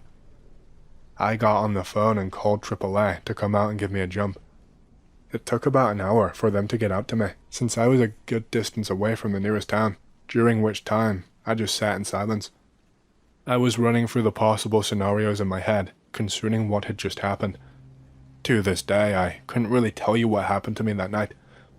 All I know is I can't think of any plausible explanation as to why I woke up over a half a mile away from my car in the middle of a cornfield more than 3 hours after I had stopped. The first time I had ever seen anything, I was 7 years old in Houston, Texas. I used to like to climb on top of my mom's Suburban in the driveway and stare at the stars. One night I saw an intensely bright floating light over the tree line, probably about a half a mile away. I hollered, but nobody came to see it. I did not see anything else until March of 2008. This experience happened between the 10th and the 15th, but I can't give a specific date, in Tuscaloosa, Alabama. My mother lived in a garden home community, all houses the same size, all one story, and you had great visibility distance-wise. I walked out of my buddy's place at exactly 4 a.m. to a bright starry night. When I walked out, something caught my eye to the left of me. I looked over and saw a bright blue, yellow, green, white, red, orange strobing flashing light floating silently to the left. I stood in awe just looking, and did not want to go grab anyone because I did not want to miss anything. I watched as it passed in front of the moon behind my friend's place, and I saw the outline of the craft. It was a teardrop, sunflower seed type shape, and the craft seemed to have the lights being transmitted from the top half of it. It was almost as if it was transmitting some type of light pattern upward. It also had a dark, thin, smooth line of exhaust that disappeared 50 to 75 feet behind it. This all occurred no less than 400 yards away from me. After it passed the moon, I ran inside and grabbed someone. He saw it, but it was too far away to make out what it was. I went home, which was only a few blocks away, and I looked out from the driveway the same direction the first craft had come from. I saw two dim white lights slowly coming over the horizon at a slow pace, heading towards me, and then ran inside and grabbed my mother out of bed. We stood there for about 20 minutes, while 5 separate crafts flew over us. First came 2, then 1, about 6 to 7 minutes apart from each other, maybe 20 miles per hour, maybe 200 feet up, completely silent. The way that they looked from underneath was each one had 2 huge bright white lights, which were maybe 30 to 40 feet across, but they were so bright it was hard to get a good estimate. They also had a pulsating red one between the white lights that dimmed and relit. I would estimate from the size of the white lights that each craft was maybe between 150 and 200 feet wide. The last craft that flew over us flew over lower and lower than the first 4 had. Then it made a noise. It let out a sound that, to this day, haunts me. What I could best compare it to would be this sound. It was followed immediately after by this sound. That's the best I could find. Take those 2 sounds, except make it digital, and multiply it by 50. This was loud. The craft did that twice. These crafts flew directly over us, and I believe that sound was an acknowledgement. Whatever was piloting it knew we were watching it, kind of like a hello. I immediately started crying. I had no idea what I was looking at or what I had just heard. The second big experience I had occurred a couple of weeks later. I was standing in my driveway smoking a cigarette, listening to my iPod somewhere around 2 a.m. I decided to pause my iPod to turn on the backlight. I waved my hand over it a couple of times, making somewhat of a strobe pattern. I did not hear anything. I did not see anything come up, but I got that being watched feeling. I looked up, and directly above me was a trapezoid-shaped craft with rounded edges that had a dark red and black pulsating glowing outline. It was like flowing electricity. It was not even 75 feet up. I could have hit this thing with a rock. I stood there while it hovered directly above me, completely silent for maybe 10 to 15 seconds, while it made this kind of motion similar to the ball that Luke trained with in Star Wars. It hovered side to side, front to back in a smooth motion, never getting more than 20 feet away from its original position. It was extremely fascinating, but I was frozen stiff. After those few seconds, I waved one hand at it in a friendly manner. It then changed light pattern and hovered away behind my house. Upon deeper inspection, the fact that it knew that I saw it but made no effort to evade my detection makes me think it wanted me to follow it, although I was too freaked out to think about that at the time. I have seen that same craft on 3 other different occasions, once again in Tuscaloosa, once in Hoover, and once in Bessemer. The time I saw it in Hoover was at an apartment complex at the top of a huge hill with a great overlook. It was nighttime and I was with friends. Over the overlook, I saw a gray craft facing my direction that looked similar to a Hoth fighter. Forgive the Star Wars references, and as soon as I saw it, it took off to the right, silently, extremely quick. The times in Bessemer and Tuscaloosa, the trapezoid shape appeared in the sky, solid white, stretched to twice its length. Then the bottom shot up to the front, like it hit light speed or something. I do frequently see what I like to call streaks. They look like shooting stars, only very low and move slower, but they still have tails that stream behind them. They can also appear in many different colors. One strange story is one night when I had a dream in Tuscaloosa. In the dream, I could not see or hear anything, but I could feel things. I was laying on something cold, and I felt what seemed like rubber between my legs around my junk. It was very strange to me, since a lot of people who report abductions report sperm and eggs being taken for breeding programs. The next morning, I went to let the dog out in the backyard, which is very small. To the left of the patio, there was a solid white ring in the grass that was maybe 8 to 10 feet wide. I showed my mother, and she had told me that she heard a noise that woke her up in the night before, but she just dismissed it. Another extremely confusing experience I had occurred in my driveway in Tuscaloosa. To give you an idea of where this occurred, look up Shelton State Community College. The house was less than a quarter mile from the campus in the Englewood neighborhood. It was nighttime, and I heard this static that I could compare to a jet. I looked over, and directly above the community college was a light blue slit in the sky. I would say it was maybe 200 yards long, completely vertical, and had what looked like white electric currents coming off of both sides of it.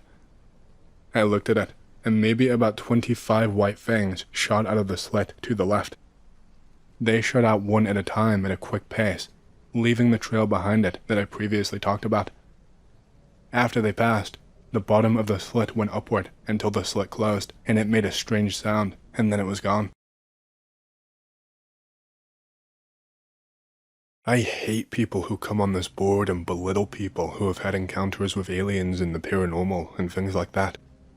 They are so quick to dismiss reality just because their life has always been spent stuck between four walls and because things don't align with their reality. I had an experience many years ago that I still remember like yesterday. To be frank, it ruined my life, and I'm at a point where I almost feel like it's beyond repair, like I will never be able to heal and move on.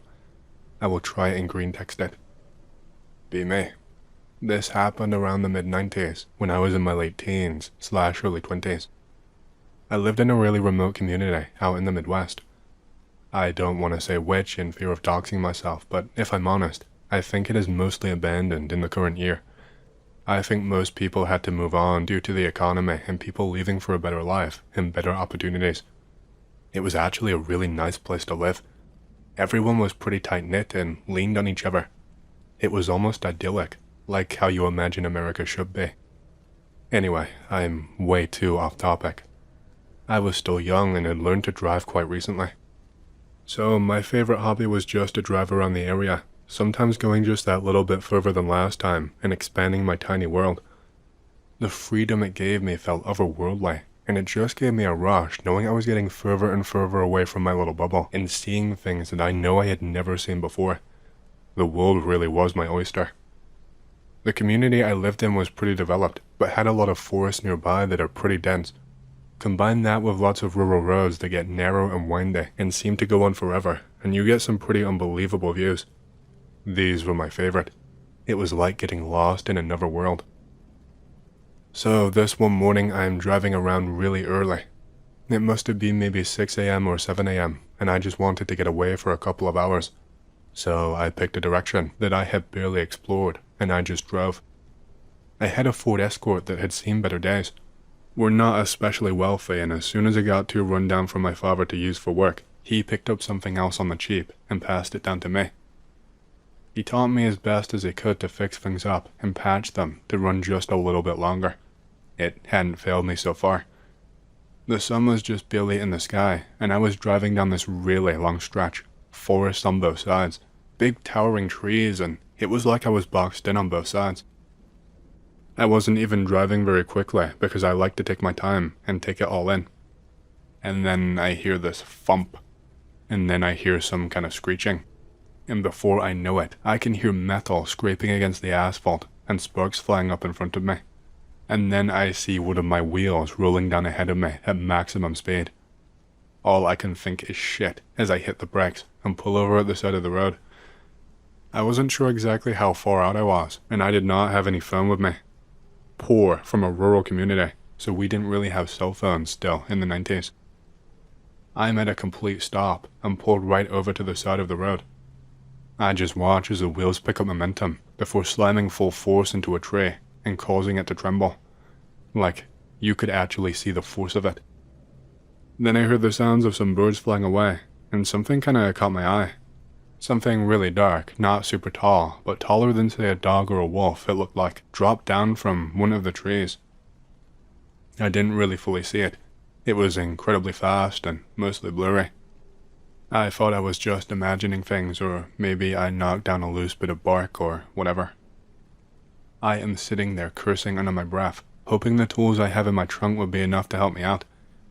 I got out and started inspecting where the tire had come off.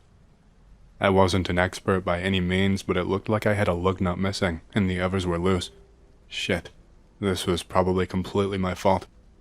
I had been adjusting the wheel earlier that day, and in my haste to get away, I must have done a shitty job. Thankfully for me, it's fixable on the roadside, which saved me a hell of a walk. I started walking down the road to go and get the wheel. I wanted to get it over and done with. As I got about halfway down the road, I started to get this really funny feeling. My vision was starting to zoom in and out, if that makes sense. I instantly felt like I wanted to throw up and had this really anxious feeling, and the closer I got to the woods, the more sick I felt. I made a sprint back to my car but could not stop myself from vomiting on the side of the road. I got back in my car and sat for 5 minutes or so. I closed my eyes and tried to rest them and slow down my breathing. I had no idea what was wrong with my body. My eyes shot open when I heard the sounds of bark breaking off of a tree. I saw more birds fleeing into the sky, back in the direction that I came from. I thought my eyes were playing tricks on me, but my tire was now fucking gone. I started to really focus my eyes on and zone in on the area. Now that the sun was starting to come out stronger, I thought I could see shadows coming from inside the forest. Then I saw what I thought could be trees were moving, just shuffling and swaying. But they weren't incredibly tall trees, like what made up most of the forest.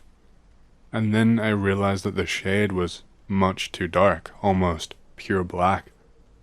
That sick feeling was starting to come back again, and I started to grow more and more afraid as these trees actually walked out of the forest and onto the road.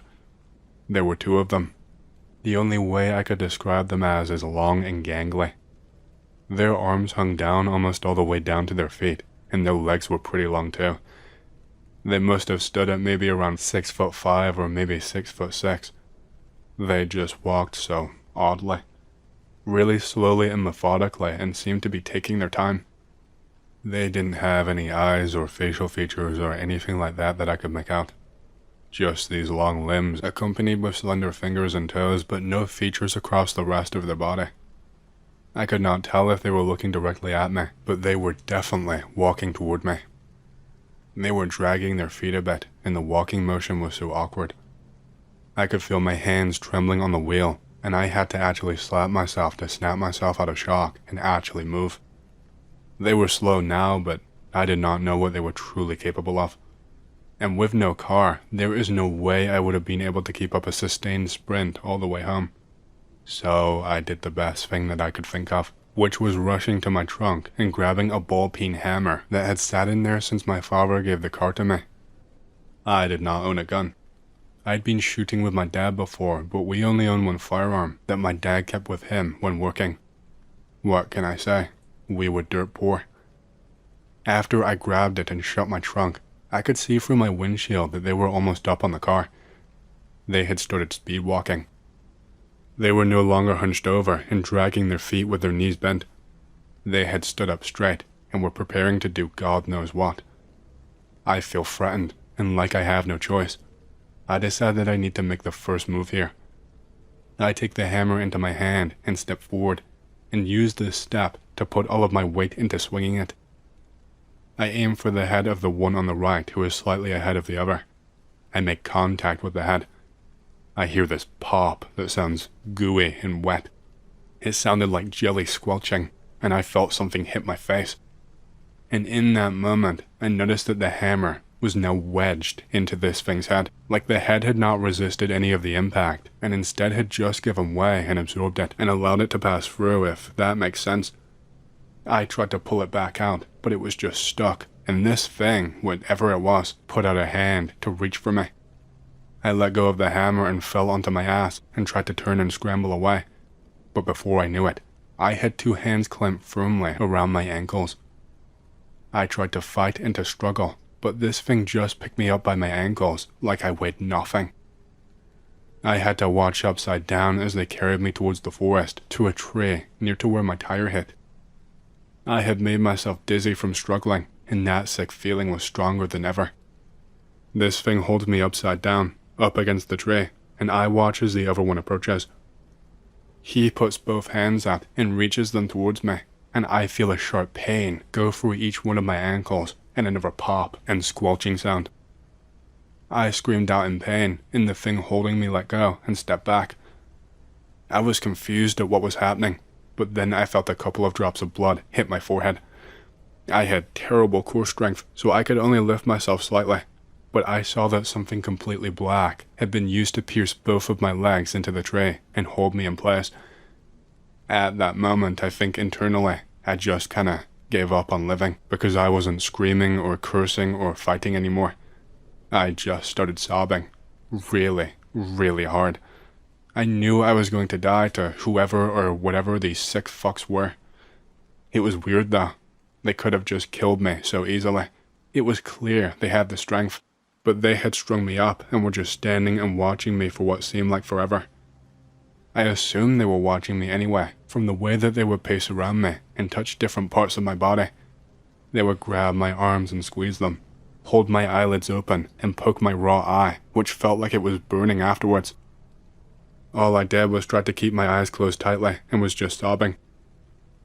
After a period of silence and nothing happening, I felt two hands placed on my head. I opened my eyes up and one of them had two hands gripping near my forehead. It had this wide stance as it did so, and the grip was like a vice grip. I start to feel this pain, a really sharp pain. It's around my head, but it's so much worse than a headache. It feels like I'm burning up with a fever, all in a matter of seconds. And then I feel this insane pressure on my eyes. They feel like they are being grabbed and squeezed, and they are almost starting to throb. That's when I noticed something about this thing. Its hands seem to be almost pulsing, like they have a heartbeat of their own. And I see something on its skin. It was completely black everywhere, not a single shade different. But as it gripped my head and I felt this pressure, I started to see something white enter into its hands. It was just a blob of pure white. It went into its fingers, onto the hands, and then worked its way down its arms. And it kept going on like this, traveling up its body, until it made its way to this thing's head, where the patch of white stayed. And then I saw it happen again, and again. Patch of white after white, all while this pressure grew more painful, and I felt like my eyeball was about to pop. I couldn't even hold back the screaming, it was pure agony. I was so distracted by the pain that it took me a minute or two to realize that my vision was starting to get blurry. On the right half of my vision, the details of the world were starting to blur. It was like the color was being sucked out of them. The bright blue sky, the brown of the tree bark, the green of the leaves and foliage. They all started to become out of focus and fade to a gray, before eventually, the vision on that side went completely black. I heard one last pop and squelch, and the pressure in my eyes instantly just fades, and this thing removes its hands from me. I'm shaking and in complete shock, just wondering what the fuck happened to me. The blob of white skin in this thing's head starts to move around, and it starts to almost pulse, like a heartbeat again, and grow.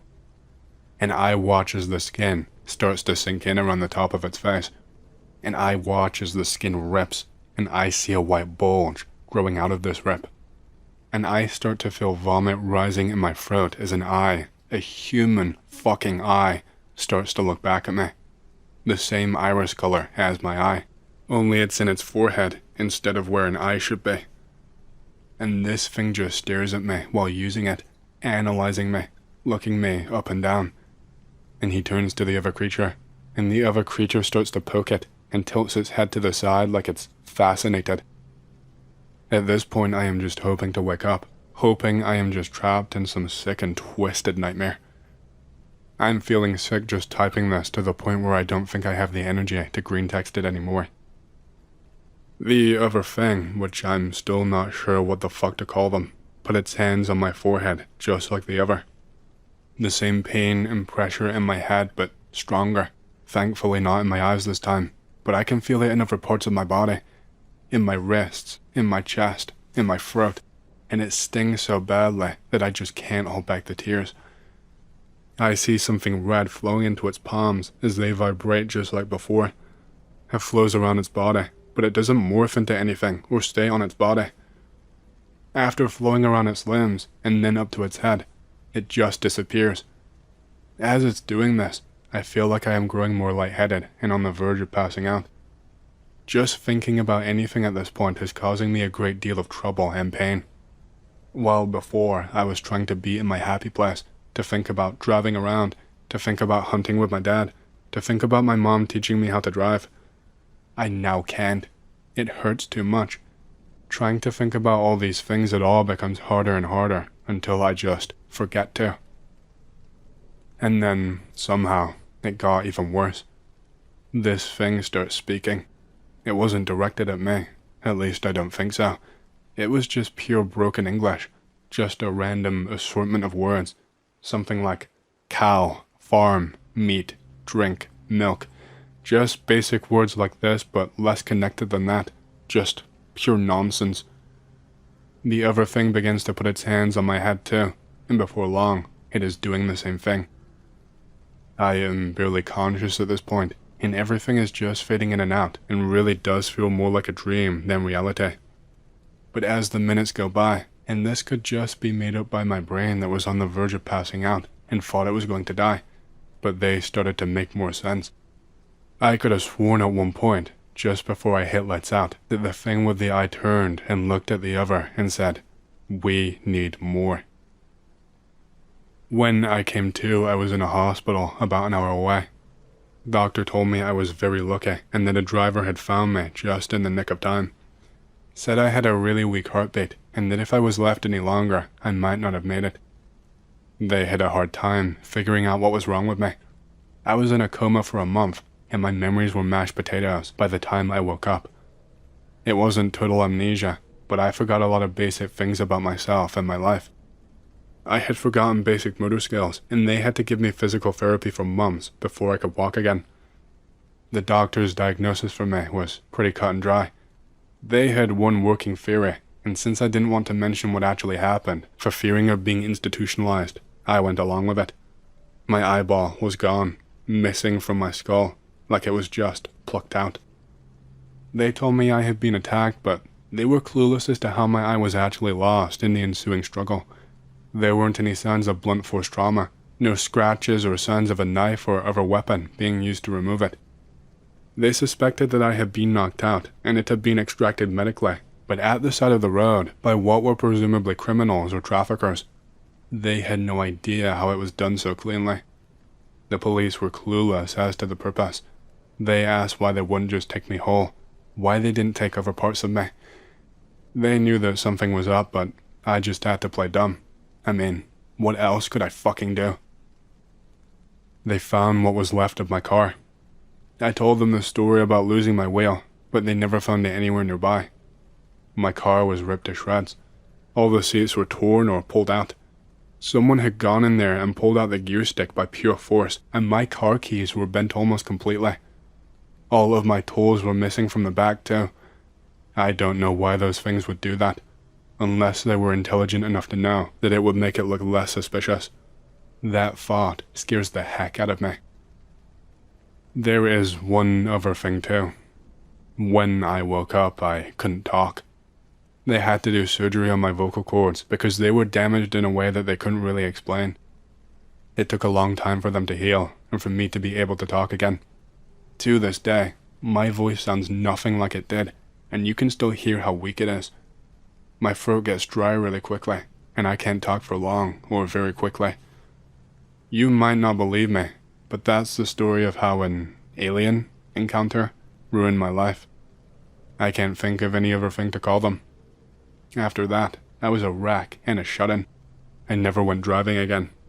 I locked myself in my room. I would not go outside. I just straight up refused to talk to people.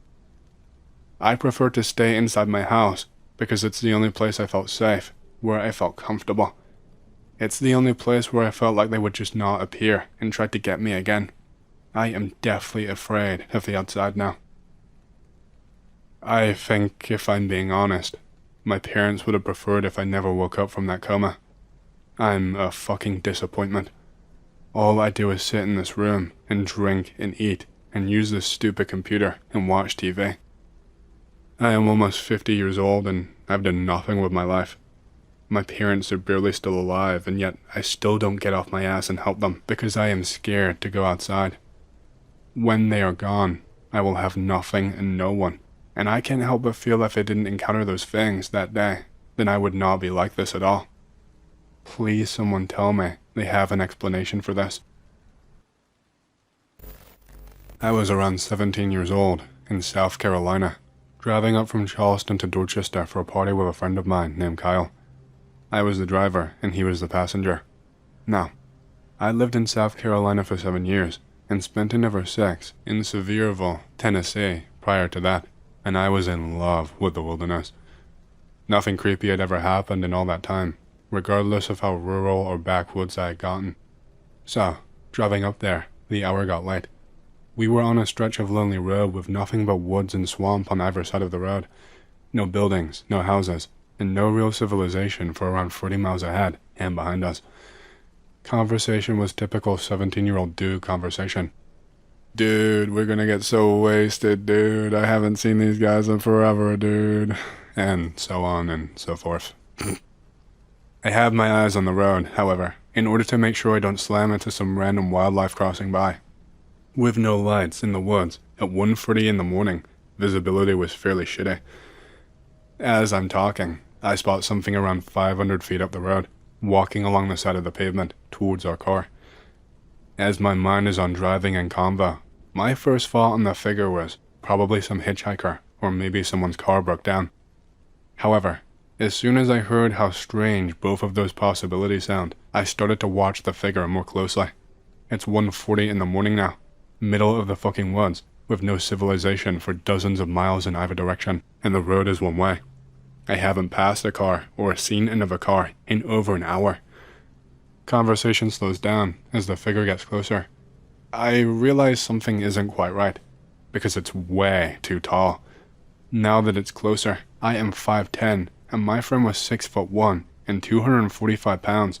But this thing had to have been 8 foot at least, and the body proportions were wrong.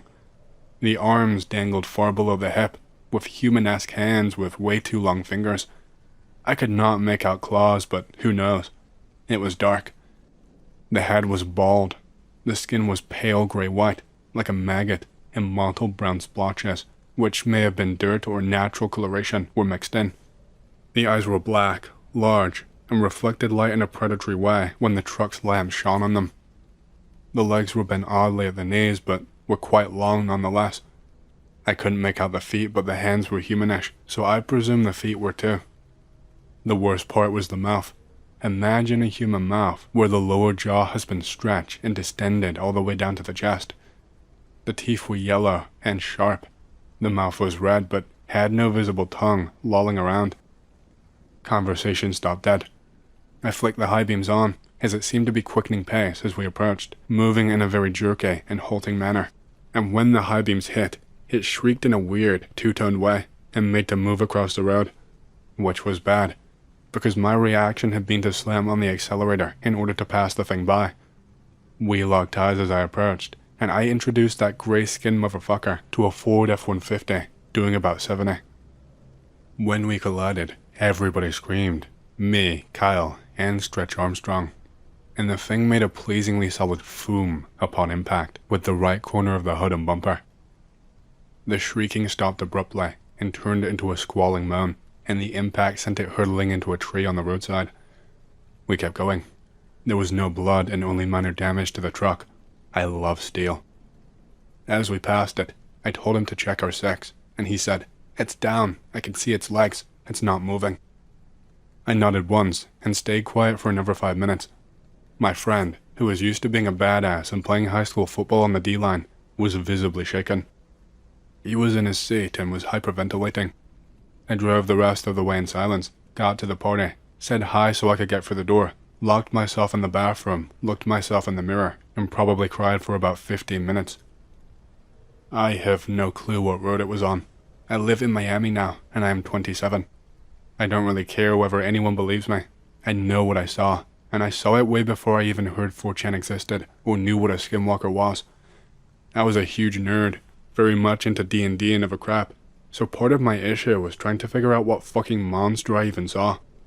It didn't seem to match the description of anything I'd ever heard of. All I knew was, it wasn't human, and we gave it a black eye in exchange for a dented hood and scratched paint, so I knew it was solid and not some kind of ghost or hallucination.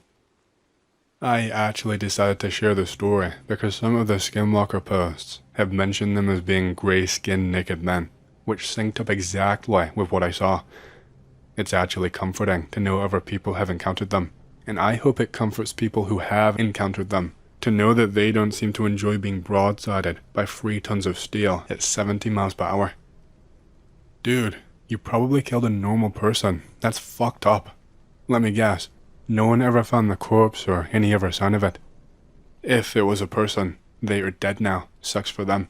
But they deserved it for wandering around in an 8-foot-tall studio-quality costume with a built-in voice distorter at 1:40 a.m. on a deserted road. What did they think was going to happen? Get picked up and taken to the party in exchange for a blowjob? Too implausible. Some weird, undocumented thing hanging out and preying on people living on the fringe of society. Sounds scarier, but more reasonable to me. The fact that this thing found our little encounter unpleasant suggests they may be a big problem for solo humans, but 10 or 20 or 30, heavily armed and armored, combat ready, with vehicular backup. If a civvy vehicle can put it on its ass, I bet human firepower and superior numbers could make sure it never got up again. And maybe they're not smart enough to understand our technology, but smart enough to do what most predators do. Go after the stragglers, and nibble at the corners of the herd, not the herd itself. After all, stampedes can kill a lion, no problem. No idea about the body. For all I know, it may have been killed by the impact. I never looked back. All my pal said was, it's down and it's not moving, and that was good enough for me. Yeah, but if you recovered the corpse later, you could have been famous. But if it was a hostile creature, you did everyone else a favor by killing it, nonetheless. It was near Holly Hill. For what it's worth, I don't believe these things are supernatural. I believe they're flesh and blood, with capabilities largely unknown because no one has ever captured one. Judging by the weird, coppery metallic rotten egg smell on the hood, yeah, I fucking smelled it to see if there was anything to smell. And judging by the fact that both Skinwalker stories and stories about skunk apes, Bigfoot, etc. are all frequently accompanied by bad smells, which are generally uniform in description, I suspect they may be all the same thing, or perhaps different subspecies. Large, forest-dwelling, predatory, intelligent, good at hiding, afraid or weary of technology, and apparently capable of assuming different shapes. I rest easy in the knowledge that deforestation will root them out and reveal them, eventually. Until then, my main curiosity is over what their motivation is. Why do they copy humans and take over their lives like the changelings and doppelgangers in old stories? Are they on par with human intelligence, or not as bright? This is the one blatantly paranormal thing that has ever happened to me, and it's not so hard for me to fit it into my worldview. If something is not widely known to a society, which thinks it knows everything already, they tend to dismiss it as fable. No way in hell would I have stopped, gotten out, and checked to see if it was dead. Think about it. If it was alive, it would be pissed, and I'd be an unarmed 17-year-old in the dark, versus something that could survive a collision with a truck. If it was seemingly dead, and I tried to load it into the truck, and it turned out it was just taking a nap, I am fucked once again. My life was more important to me than possible fame, and on top of that, priority number 1 was putting as much distance between me and that thing as possible. If you'd seen the thing's face and mouth, and the sheer size and way it moved, it didn't exactly scream friendly. It screamed, but I didn't even hear friendly once. What I heard was, I'm going to come over there and make your insides come out where they can't do you any good. I wasn't even trying to run it over with the truck. The road was narrow, I had no room to swerve. I made to pass by it, it made to cut me off, and I guess I ended up regretting it. Last year, a drive-by shooting happens at the gas station. One person dies, an elderly lady, a very kind lady. A lot of people in the area respect her, as she always helped who she could in the community. I swear, this isn't the intro to the Four Brothers. People say you can see/feel her spirit, lurking, and hear weird shit. One of the clerks swears up and down he's seen her more than once after closing before he drove off. Late last Thursday, I just landed in town on holiday exodus from Fort Benning. Want to buy a Mountain Dew and a pack of smokes, as I have not had any in months. Just closing time. However, the clerk recognized me and hooked me up, as he is just about to end his night. Help him take out the trash and return. He shuts lights off, and we begin walking outside. We both hear very clearly from the inside. Have a blessed night. He says shit like that happens regularly during closing. People avoid talking about it though, since it is still a sensitive issue, and they don't want to attract late night attention for people looking for spooks. Apparently, whenever you feel her looking around, it's like a good vibe just jolts into you. I don't know about all of that though. Hey X. I used to serve in the armed forces, mainly with NATO back in the day. Yes, I'm a Europor. Fuck you American cooklords. This isn't something that I've really shared before aside from my wife and one or two close friends. One was actually there. The other took part in other NATO operations. He has some insane stories of his own. That's mainly because it's hard to explain and also makes me sound like a crazy person. Most people assume I hit my head and am brain damaged. I will try to make it make as much sense as possible. Be me. I am a soldier involved with NATO. I am from Romania and joined my army first. If you make a joke about me stealing, I will come to your house and steal your mother. This was probably like 10 years ago or more. We were stationed in Afghanistan, in the northern part, in a small and shitty, unremarkable valley. I think we only have around 600 soldiers in total here altogether in the entire country. I will admit, the stay was not nice. Not that the job ever is nice, but this was especially draining. Every hill looked the same, and every second of the day, every tiny squeak or sound, you think, shit, I am gonna get shot and die here, aren't I? We were rotating through a bunch of tiny villages with barely any people, doing fuck knows what. NATO calls them presence patrols, but I call them suicide patrols, because you're basically saying, hey, look at me. I'm dying to be shot or blown up for no reason. Please come and rush my convoy. All the villages were the same, just scattered and dirty, with a couple of families who pretended to not see you, because if they acted even slightly friendly, they would be risking getting tortured and executed for being some kind of traitor. You might see a few kids playing, and maybe a tiny farm, if you can call it that, with goats and whatever. You'd also get a few fuckers who would come and follow you all day long while shouting, and you would have to resist the urge to bash his brains in.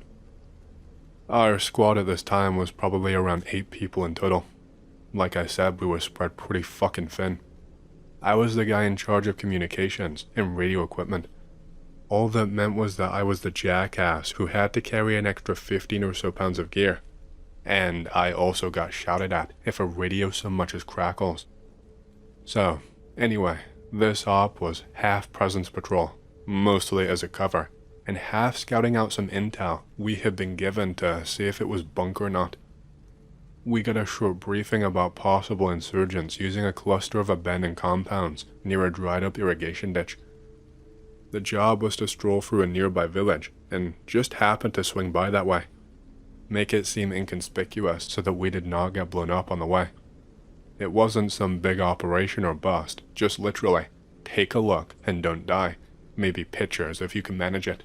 Literally, if the place had so much as a funny feeling, just keep going. The patrol that day and the ride to the spot was pretty standard, and we did not feel any bad vibes on the way through.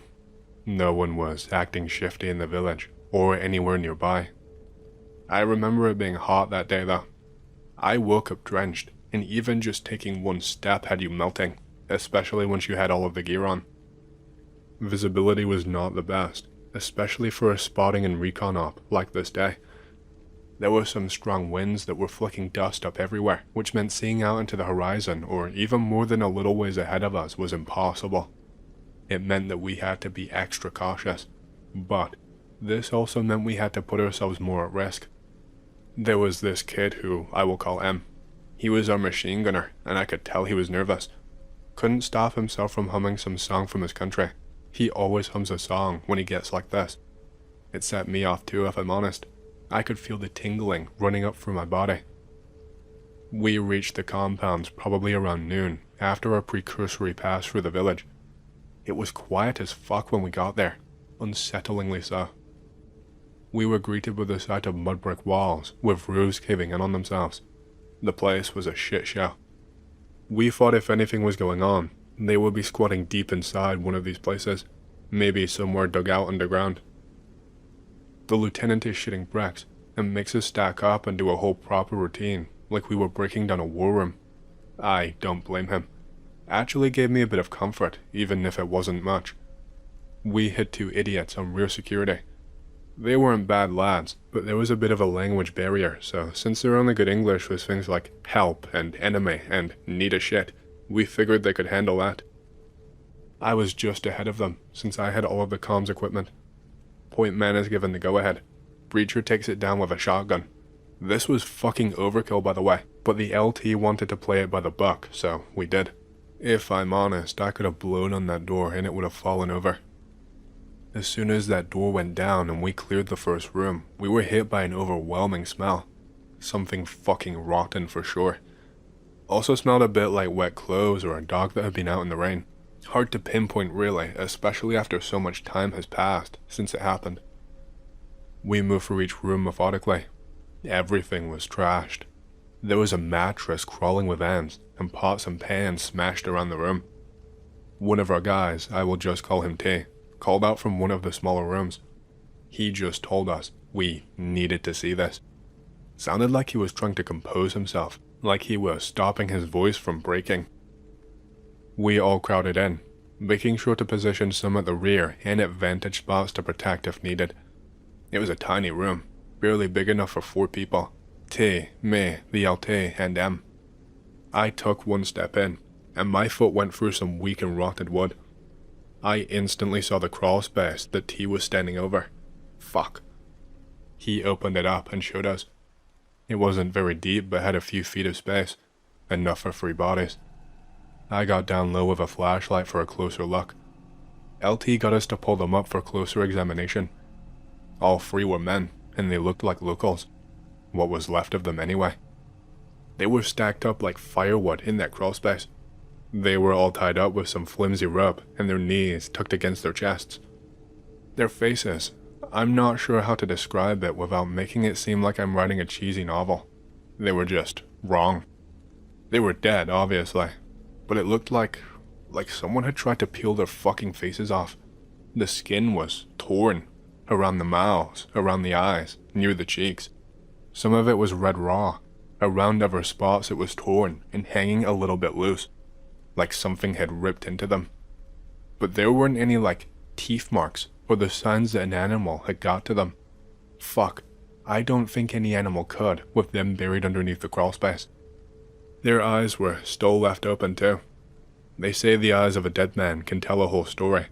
This is one I was not interested in. The eyes were wide open and just looked shocked, scared. T gave us another heads up, said that wasn't the only thing that he found. He gave a gesture to the wall behind us. There were these old, darkish brown smears all over it. It looked like old blood. It didn't smell like shit smears, so we assumed blood anyway. There were some kind of scratches close by them too. They looked too deep to be fingernails, but when your brain thinks you're gonna die, you'd be surprised at the power you can have. M piped up and asked if Taliban did this. T said that it could be, but that this was sick, even for them. LT snatched the radio from me and headed outside. I'm guessing he radioed command because he came back in and said that we needed to keep on moving to the next compound. He was right. We were too easy a target like this. Second place was clean.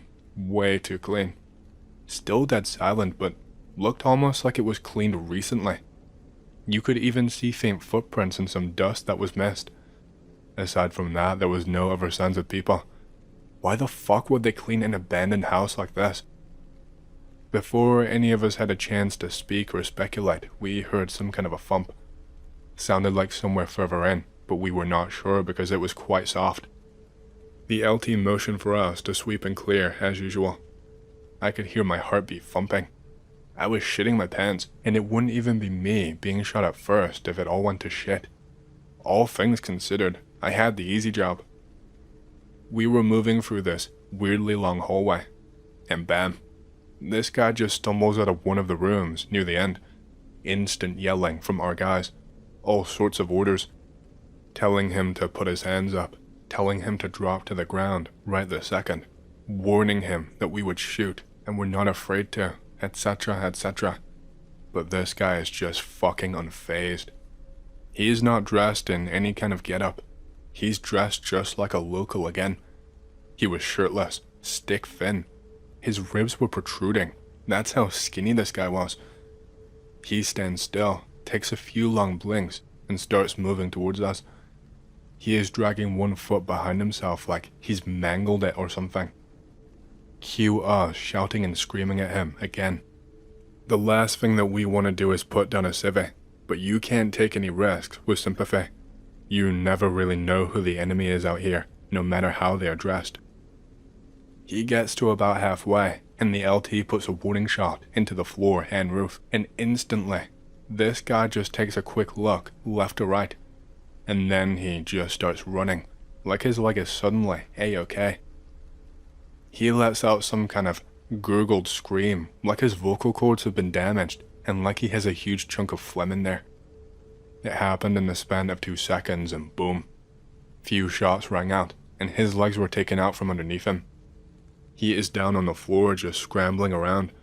He is trying desperately to crawl at us. LT shouts for M to restrain him. He tries to, but this guy is flailing his arms and grunting and trying to scratch at him. At one point, M crouches down with some rope, and this guy just sinks his teeth right into the rope and will not let go.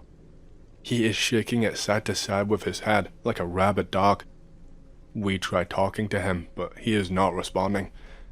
M is trying desperately to stop him without hurting him, but this guy leverages his weight, and along with the rope M is holding, M gets tackled to the ground. The rope ended up wrapping around his legs.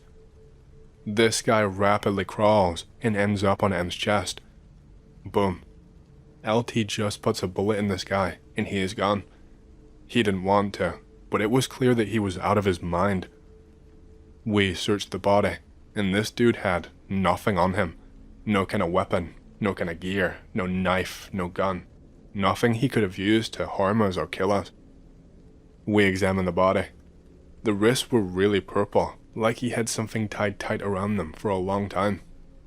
We wondered if he'd been starved and tortured, like the guys in the other house could have been. Maybe he was waiting for death and his brain just snapped. The skin was raw, and there were really deep cuts into them. Almost like he got an insane friction burn from just pulling at some kind of rope for hours. We swept the rest of the place pretty sharpish. We found another body, same type of crawl space as the other place. This one was open though. The 2 other bodies in there were worse than the others.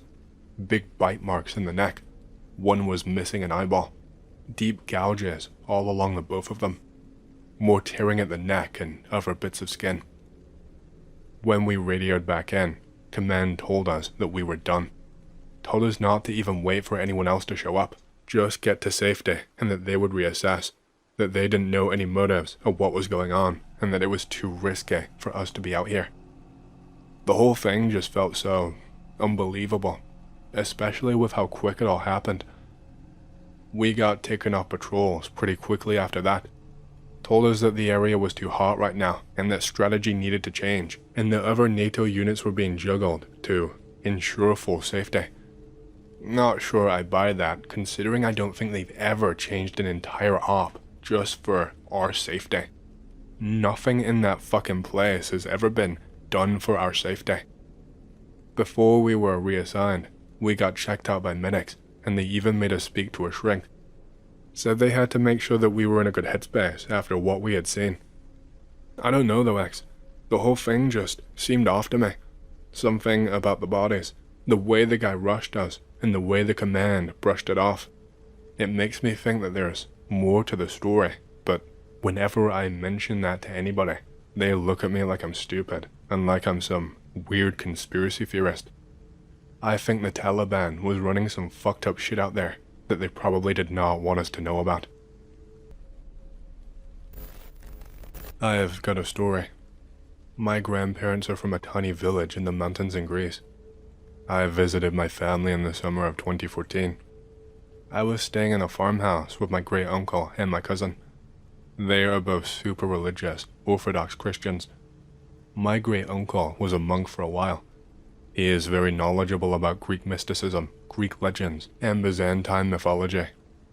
The farmhouse is at the edge of the village. The property is bordered by a very dense forest, which is parted by a tiny walking trail that goes to the peak of a small mountain/hill. The first night, my great uncle, I will call him John from now on, tells me to never go along that trail alone, but if I have to take a gun and a dog. Every week, John will leave food out at the entrance to the trail, if you can even call it that. Basically just an opening where the forest is less dense. You have to cover your skin because of branches and dense plants scratching you. When asked about it, John refuses to tell me why. He is a World War II and Greek Civil War veteran who is a tight ass with food and money. When he fought in Albania, he went days without food while under constant harassment from Italian soldiers. It makes no sense why he would waste good food. Food is very carefully prepared and is always weird specific meals that we would normally have on religious holidays. My cousin who lives with us has to go into the city for a few days to stay with his girlfriend and leaves me and great uncle alone. No phone, no mains electricity, and no contact with the outside world. It's a nice warm summer. I go to this little beach that's only accessible by walking a few miles down this path from the back of our farm. I get along with great uncle, but slowly grow more weirded out by the food offerings, which goes against everything that my great uncle would do. As I said, he is a tight ass when it comes to conserving money and food. One day I get fed up and take some of the food and feed it to our dogs. Great uncle finds out and flips his shit. Do you know what you have fucking done? I ask him why we can't put more food out. It doesn't work like that. He gives me his shotgun and tells me to keep it with me at all times. He keeps a large hunting knife on him. The sun sets. I see my great uncle looking visibly worried for the first time. Well, ever. He is normally a stoic, stone-faced hard-ass, and he is now looking on the brink of tears. I start to feel something is very, very wrong. Great uncle says a prayer in some form of Greek I can't understand. Later, I would find out it was a Byzantine prayer for the dead. Great uncle locks every door, shuts every window, and tells me to sleep in his room. We take turns staying up and keeping watch. Once again I ask him what the fuck is happening, and he clams up and tells me to ask him later. I am on edge because it's dead silent outside. Greek summer means the sky is clear, and we hear nothing except the occasional breeze. The silence is fucking terrifying. We both end up dozing off. Great uncle wakes me up panicked. It is around 1 in the morning. The front door is open. A bunch of shit has been overturned and some is missing. The dogs are going apeshit and our chickens are missing. Great uncle grabs a torch and blade and passes me a gun. He says unless we show this thing that we mean business, it will continue to fuck with us and could hurt our dogs or, God forbid, us. I still don't know what the fuck this or these things are. He tells me to follow him. My stomach sinks to my feet when I see him heading towards the forbidden trail.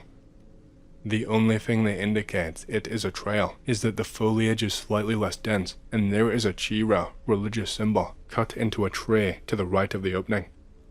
The trail immediately picks up and we are hiking at an insane gradient. Small animals and insects moving through the bushes, keeping our nerves at DEFCON 1 the entire time. 2 hours of hiking later and we are at a tiny clearing about 2 people wide. It isn't even a clearing as the trees still obscure the sky. The dirt is freshly moved. When we disturb the soil, it reveals an extremely dirty but clearly mutilated chicken corpse. At this point, my great uncle is hysterical and is sweating buckets. I am keeping a thin pretense of composure, but my mind is racing and I can barely think. We are at least 2.5 hours away from the nearest of a person, and probably 4 or 5 hours away from the nearest phone. The nearest doctor is days away. Against all my instincts, I start shouting a mix of Greek swear words and taunts at the top of my lungs before firing a shot into the air. My great uncle looks shocked, and then glares at me with a mix of pride and anger. Suddenly, we hear something moving very far away. It is at least 50 meters away, but the sudden silence after my chimp out made any noise seem very loud. It is growing closer. It stops around 10 meters away. The noise begins moving away again. Once we can't hear it anymore, my great uncle moves to the general area that we heard it from. There is another fucking dead chicken. My great uncle turns deathly pale. He turns his head and says, if it is still leaving out warnings, he is really pissed off at us. I ask him what he means by it. I will tell you later. Suddenly, we hear bushes rustling about 2 meters to our left.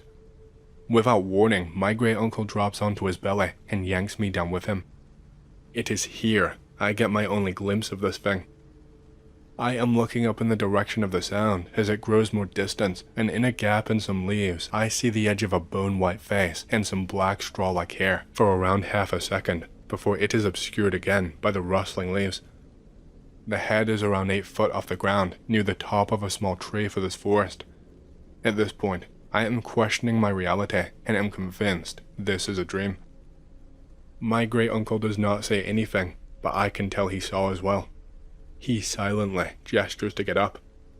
We turn around and spend the next 3 hours heading back. Despite being downhill, we come down much slower and much more cautious. Honestly, it was the longest 3 hours of my life. It felt like an entire day. When we get home, the sun is rising, and our dogs are cowering in their housing. The back door to our house is now open. It was closed when we left. The realization that there were more than one of these things makes my blood freeze. My great uncle mouths profanities as he enters a small shed. Following close behind, I see the shed, about 2 by 3 meters, is full of sacks of lime and salt, at least 10 bags of salt. My great uncle hands me a bag of lime and tells me to start spreading it around entrances. I ask him what he means by entrances. He is annoyed and says anything that you enter or exit. I end up spending over 2 hours spreading lime at the entrance to our farm, the entrance to the Forbidden Trail, the entrance to the beach trail, the doors to our house, the chicken coops, and the dog kennels. My great uncle is content with this. While I was spreading lime, he placed salt at various spots around our farm. We head into town and purchase food and ammo.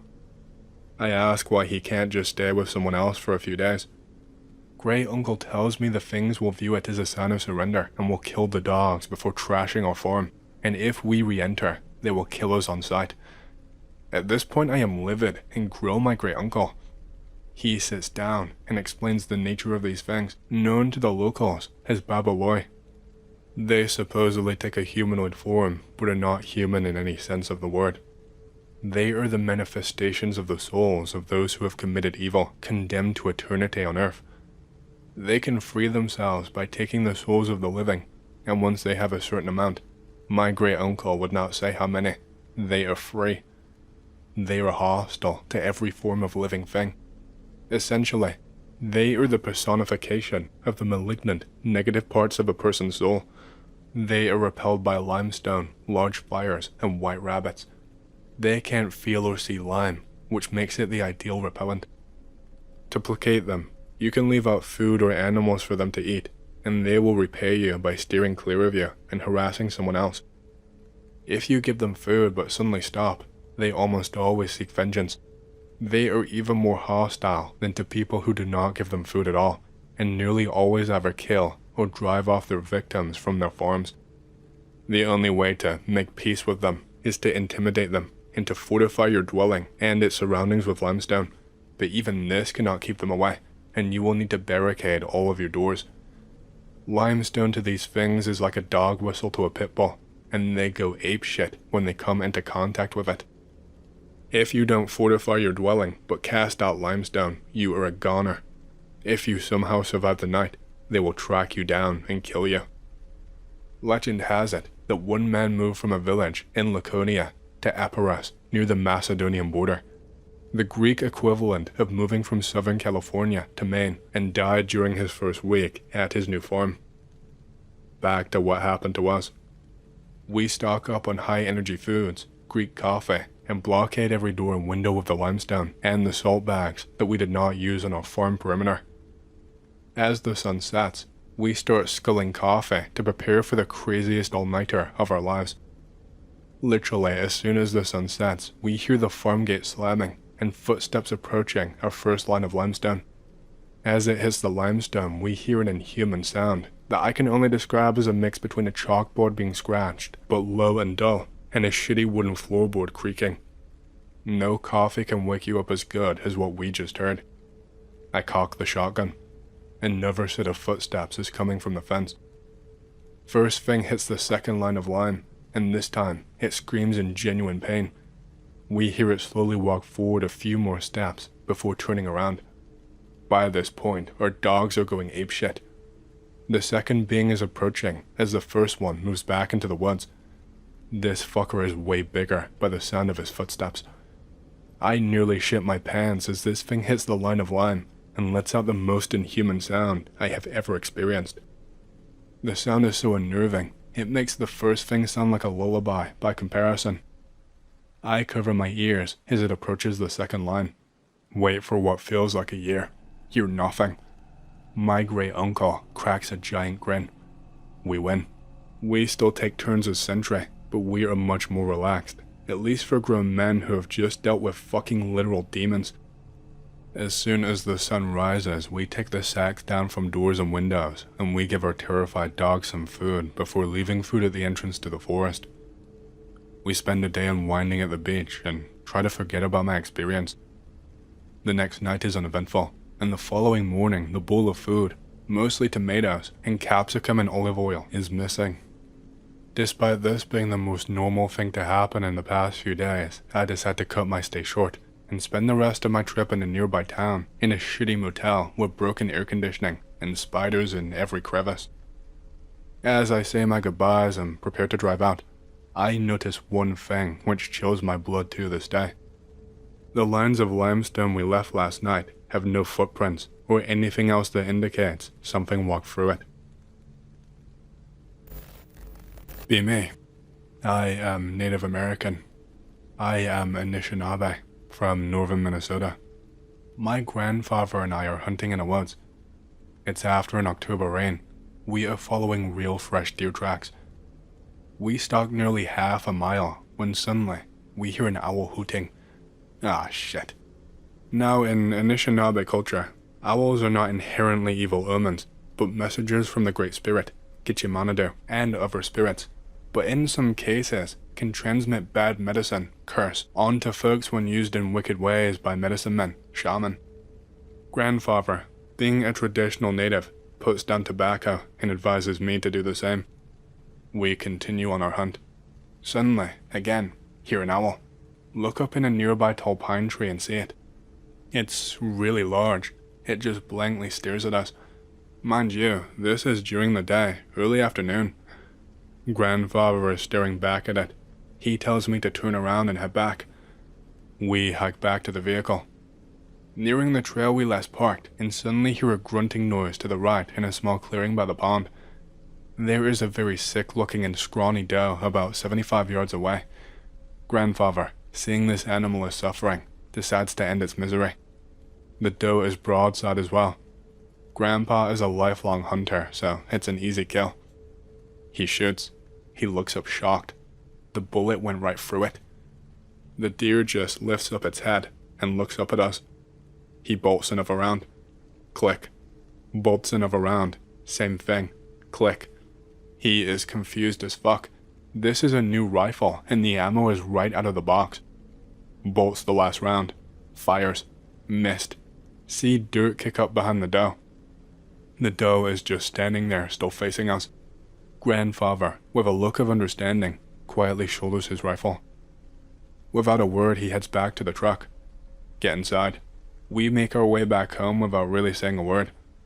After an hour drive, we arrive back home. Hear an owl again. Grandfather says something in Anishinaabe. I recognize the words bad medicine and messenger.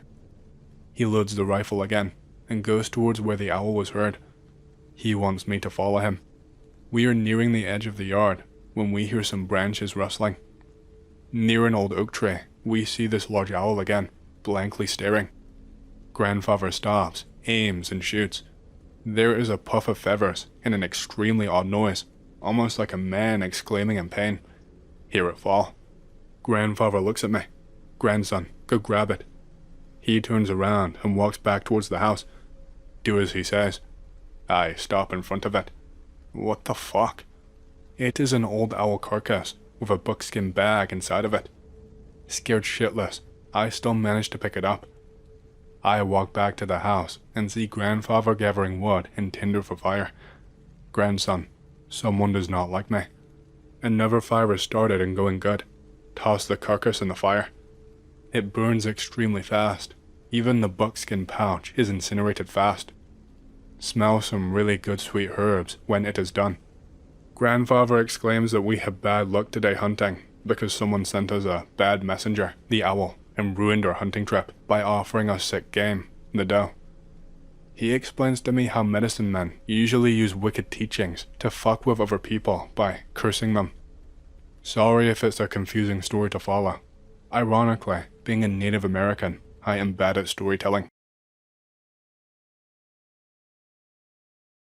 This happened to me a good few years ago now, probably around 2015 or so. I still can't really explain what I saw or experienced, and I don't know if I will ever be able to. Any amount of research that I've done into the area, I can't find anything that matches the description of what I saw or the behavior. Let me green text this so it's easier to follow and not a wall of text.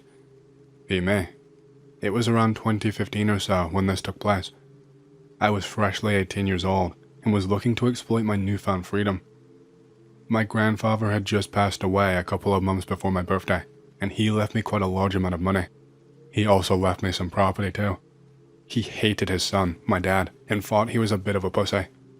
Always tried to convince him to be an outdoorsman and do hard labor and such. My dad was not interested and was more concerned with computers and doing tech work. My grandfather basically ended up resenting him, and they didn't actually speak for many years. That was until I was born. My grandfather apparently suddenly came back into his life and was saying how he wanted to try harder and blah blah. I think my grandfather saw me as an alternative to my father, someone who he could mold into the type of man he wanted my father to be. Let me just say, I bear no bad blood towards my grandfather. I think his love was genuine and that he was truly proud of me, even if his initial intentions probably weren't in the right place. He taught me a lot of invaluable lessons, and I would not be as headstrong and in such a good place without his help and wisdom. While my dad is a cool guy, I always got along with my grandfather more and ended up hanging around with him out in the woods and stuff. Lots of hunting and shit like that. Taught me how to fend for myself, live off-grid, hunt for my own food, and survive in the deep wilderness. Lots of yapping, but I think it's important. So, my grandfather left all of his money to me, left me his house, and also left me his cabin and shit that we would stay at together out in the deep woods. The cabin was in Washington up in Forks and was on the edge of some deep woods on private-owned land. So, like I say, I was freshly 18, had more cash than I knew what to do with, and just wanted to get away from my parents. I decided that I would go and spend the summer in this cabin. I had planned on bringing some friends with me, but most of them bailed, so it was just me and my friend S. S was not the camping type, but he was bored and wanted to get drunk and high in peace all summer. We loaded up and headed out. I had packed more than enough supplies to last us. We weren't even really planning on camping or exploring. We were both content to just sit in the cabin and drink and smoke while getting warm, and playing video games. Yeah, we got electricity here. The cabin was sick, and my grandfather was decently well off. The first couple of days passed by just like this. The cabin was nice and roomy and even had 2 stories. It had a kitchen and everything, even if it was just a small one. It even had like an outdoor shed and garage type thing too. The outdoor shed was mostly full of old tools my grandfather had stashed there because he could not be bothered moving them on. Anyway, fast forward to maybe day 3 or something. I tell S I'm feeling cooped up, so I was gonna take a walk. Daylight was still just about out, so I was gonna make the most of it. He just kinda grunted and was like, sure. I took a walk a ways out. The weather was not the best and it had rained recently. It meant that all the mud in the area had turned into a kind of sludge, and it meant that you could see every animal that traipsed through very clearly. I must have been gone maybe 20 to 30 minutes maximum. As I was making my way back to the cabin, I noticed something incredibly strange. There were a set of footprints leading towards the cabin. These were not mine, and I was sure of this. The prints were facing towards the cabin right in front of me. They were also much bigger than my boot prints are. My feet are quite small, so I only wear like a size 9. These prints must have been at least 1.5 times the size of my boots. I was immediately sketched out, and that was not the only thing that I noticed that was off. Aside from the woods being stereotypically silent and there not really being any sound, I noticed that the trees surrounding the cabin were all kinda messed up. There were marks in the bark, but they weren't all the same. Random scratches here and there. Some trees only had some on the bottom, but some had scratches going all the way up to the top, like something had climbed it. I was worried that there might be a black bear or something around, so I rushed into the cabin to inform my friend. The lazy fuck was passed out on the couch with a joint still in his hand. I started shaking him awake and asked him if he had been outside. He told me no, so I mentioned the prints in the ground and then also the marks on the trees. I told him the trees could be a bear or another animal, but that I wasn't sure about the footprints. I wondered if he had walked around at some point, as he has bigger feet than me, or if maybe someone else had come through this way. He said he hadn't, and that he had not heard or seen anyone else. There was no one else near us for miles. Fuck. Our troubles did not end there, because I ended up having to shush ass really quickly. I could hear like a light tapping or a scratching noise. We listened for a second and strained our ears. It sounded like it was coming from the fucking roof. We both listen as whatever is up there takes a few steps and then stops. We start whispering to each other, asking what the hell is going on. As soon as we start whispering, this thing starts moving again, closer to us. I think it can hear us and is using it to get closer to us. I am freaked at this point, and I am on high alert. The thing on the roof is probably nothing serious, but combined with the claw marks and footprints, I wanted to be safe. I knew that my grandfather kept an old hunting shotgun in the shed outside, so I decided to try and sneakily get it. It was a 12-gauge shotgun, a Mossberg 88 or something or other. I know how to shoot, pretty well if I do say so myself, but I'm not a gun nut. I'm not picky, and just use whatever gets the job done. I slowly open the cabin door, and the footsteps stop as I do. The rain has started back up again, so I'm silently praying it will help conceal my steps. I managed to make it over to the shed, but I knew there was no way to unlock it without making a ton of noise. I take a deep breath and start fiddling with the lock, and the second that I do, I hear rapid footsteps coming from the roof now.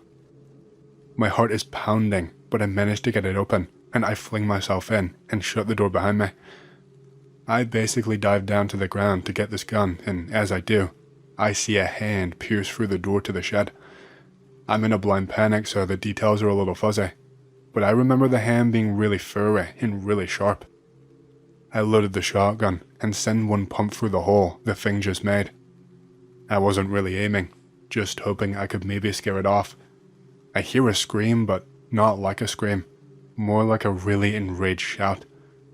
It was really low and gravelly, and it made my ears hurt, and it gave me a kind of mini headache. I am readying my shotgun again, and I see something again. Whatever this thing is, it has put its eyes up to the hole that it made. This eye is like big and bulging, and it is like really red. In a human eye where the eye should all be white, it's just like a light red kind of color, like the eye is infected or something.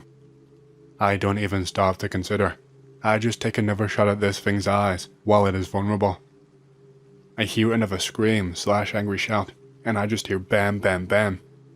It put 3 holes into the door and the rest of the shed with basically no effort at all within like a split second. Now that I knew I had heard it, I got a little brave and had my weapon at the ready, and I went to the shed door. I opened it up and I heard the thing run away to the tree line.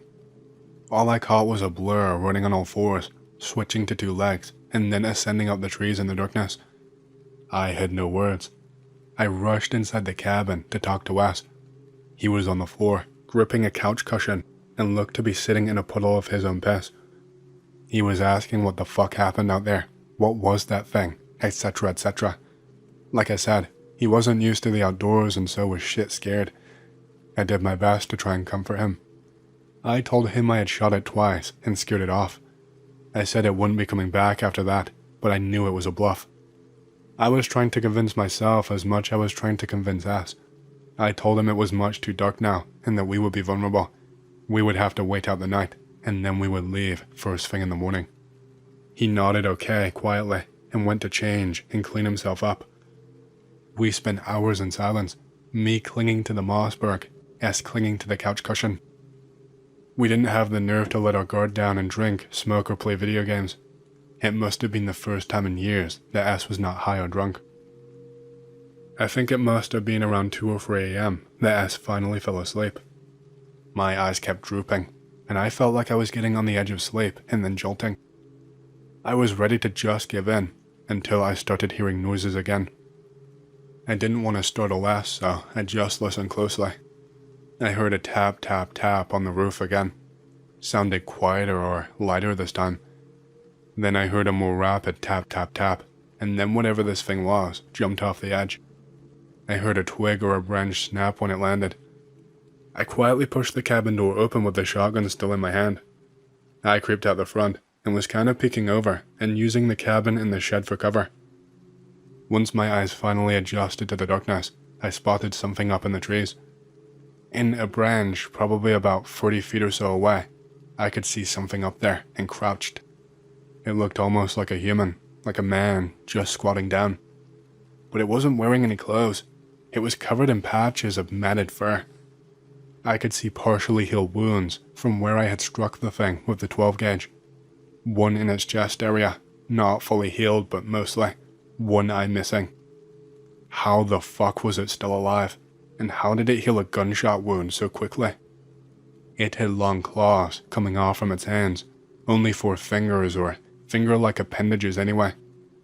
It looked muscular, like a completely shredded bodybuilder but tenfold and with matted patches of fur. The muscles looked like they could rip a log in two. I was shaking and scared and wasn't sure what to do. I was still mostly in cover, so I didn't think it had seen me. I prepared my shotgun and started peeking out. I aimed and peeked out a little bit further to get ready to shoot. And then the instant I was about to, I see the one eye the thing still had shoot down and look directly at me. I just froze up. And that's when I saw rapid movement. In the branches next to this thing, in the blink of an eye, I saw other things just like it appear, except without the wounds. Dozens of them.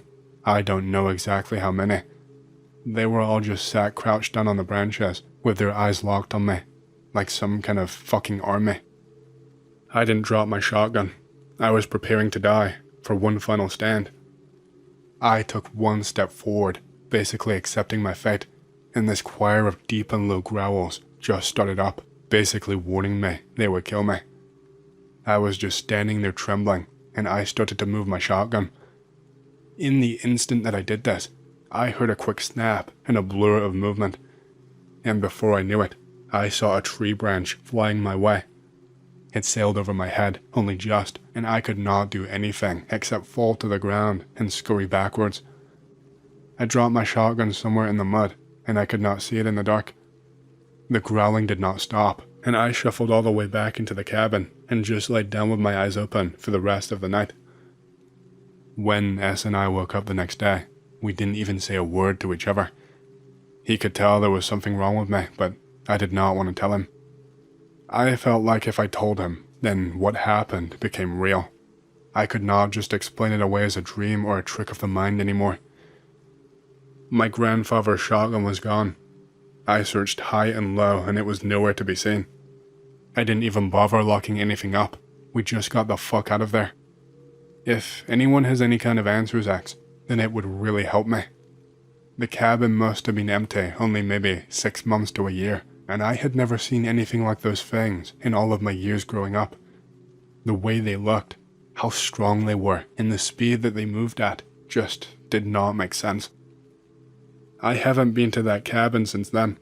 I have stayed well the fuck away from any kind of woods, even though I know that my grandfather would not be pleased with me. Any kind of answers as to what I could have seen would really help me. Thank you. I am surprised there aren't more stories about cornfields. There was this one. Gillespie cornfield outside of Perry. Every Halloween, go on a long ride with my friends from high school to Gillespie Field. There was a path through the corn wide enough for perhaps a tractor that led to a large circle.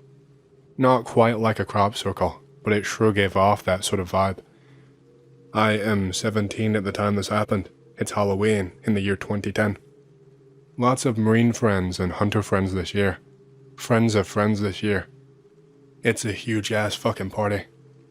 We eventually had to start pulling the cars out of the circle because it was getting to be too crowded with 6 cars worth of people.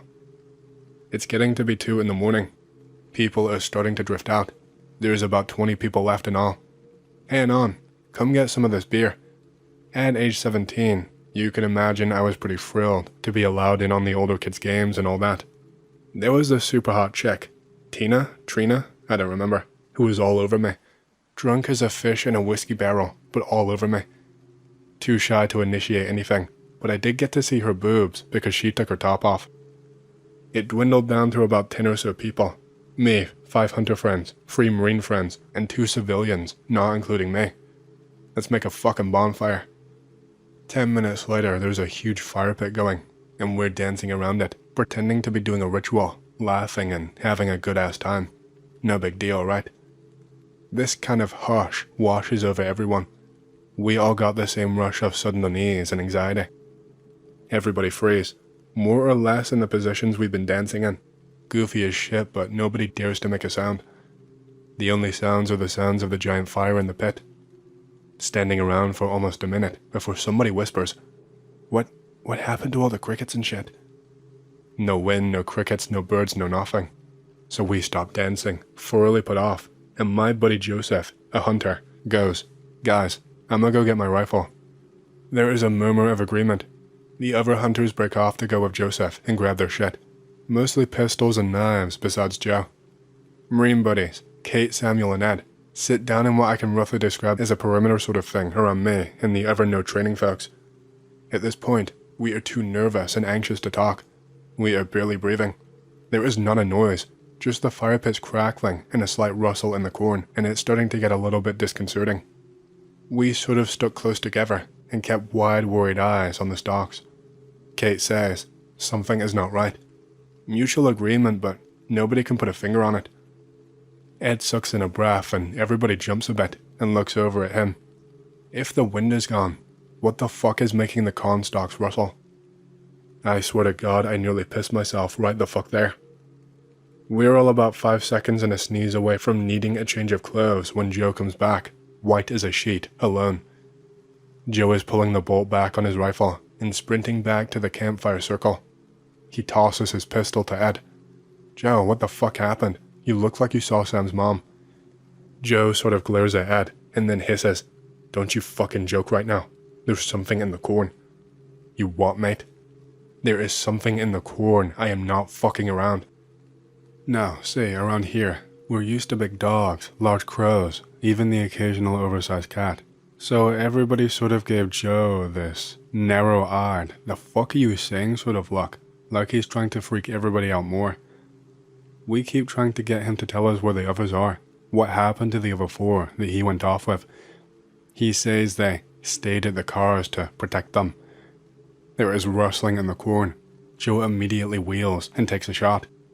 Right next to my fucking ear, Joe, you cocksucker.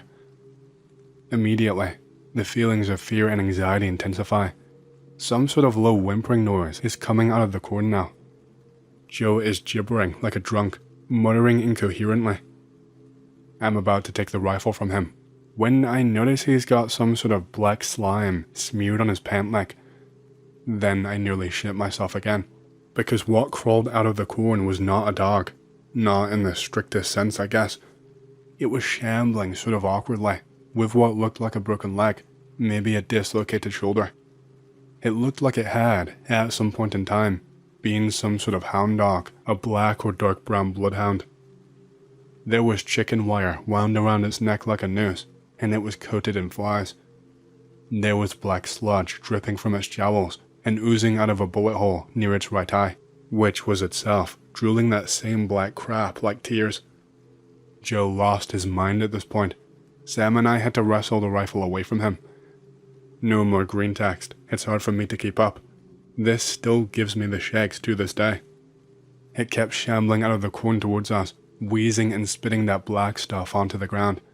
The flies numerous enough that I could almost hear them buzzing from across the clearing. Joe is just losing his mind, collapsed on the ground, and was trying to go fetal as me and my marine friends tried to haul him away. The dog just kept walking, and as it kept coming, it dragged something else out of the corn behind it, attached to the chicken wire wound around its neck. It took a second for me to piece it together in the light of the fire, but attached to the end of this morbid umbilical cord was a beating heart, like a beer-sized, still bleeding, leaking heart, thumping away and leaking that black sludge stuff. The flies were having a field day with it. The dog had no eyes for us. It was staring directly at the fire, like it was mesmerized or something. It dragged itself off kilter towards the fire, wheezing and spitting and sobbing, the heart beating excitedly on the chicken wire behind it. Its back legs were mangled, and it sort of dragged itself along on its front legs and one back leg. The weird thing is, as it got closer to us, I swear to God I thought I could hear some sort of words every time the dog wheezed and whimpered and cried. I did not stick around to listen. Nobody else did either. We grabbed Joe and fucking beat feet back to where the path to the cars was, making a wide berth around the dog and its cargo. Before I left, I had to watch. I'm pretty sure the others had the same feeling because they were not very far ahead of me when the show was over. I stopped and watched as it dragged itself, heaving and coughing, closer to the fire. The flies did not even veer away when it stuck its head in the fire. It burned like someone had tossed a tire in there. It stunk something fierce too. I just had to watch because the dog did not stop moving when it had been engulfed by the pit.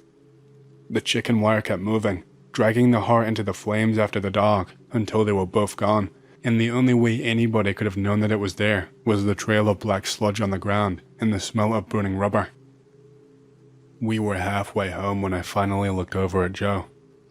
There was something that had been bothering me since that thing had gotten close enough to us for me to really hear it. I asked Joe what it had said to him, because I was almost positive that was why he had been so freaked out. It had been next to him in the corn, and he'd heard it speaking to him. At first I thought maybe I was wrong, because he gave me this weirded out glare and he would not say anything. Then he took a deep breath, and he leaned over to me, and he whispered this sentence in my ear. "Come with me. I will bring you home." And for a second I felt very cold, because that was what I had heard too. What I think I saw that night was Beelzebub. I'm not a noob, so I know that Beelzebub is not the devil, not in the actual rhetoric. He is the Lord of the Flies. I don't know why he appeared to us that night, what he wanted or what brought him there. I don't even know if what we saw was really a demon. Maybe it was just something in the corn. There's lots of stuff in the corn that nobody really wants to talk about. At any rate, I moved out of Iowa, so I don't have to worry about the corn or what I saw. I should probably try to reconnect with my friends, but I'm afraid. I'm afraid that I'll find out that Joe died in a fire or slit his own wrists. Sometimes I still have nightmares about it, and I think maybe Joe does too, which is why I'm afraid that I'll find he lit himself on fire. I keep a matchbook under my pillow because sometimes I kind of want to do it, just to see what it would be like. Just for background, camping and exploring were pretty much my two main pastimes a few years back. Anyone who lives in the UK can tell you that decent places to camp are pretty few and far between, unless you want to stay on some shitty campsite with families and chavs. So we used to find out of the way places to do some illegal wild camping, even if it took us a bit of hiking to get to a good spot. Woods are pretty sparse too, if any decent size anyway, and what me and my friends were looking for was some decent sized woods to get lost in and settle down for a few days where you could not hear cars or see lights from towns, etc. So this is what happened when we drove about 5 hours to get to the biggest woodland in the UK, Galloway Forest Park, about 300 square miles of forest. It was me and my friends, Ryan, Callum and Chris. Drive up there in Ryan's shitty Astra because we were planning on leaving the car somewhere and hiking to get a good spot, and Callum did not want to leave his BMW on the side of the road in Scotland for the best part of a week.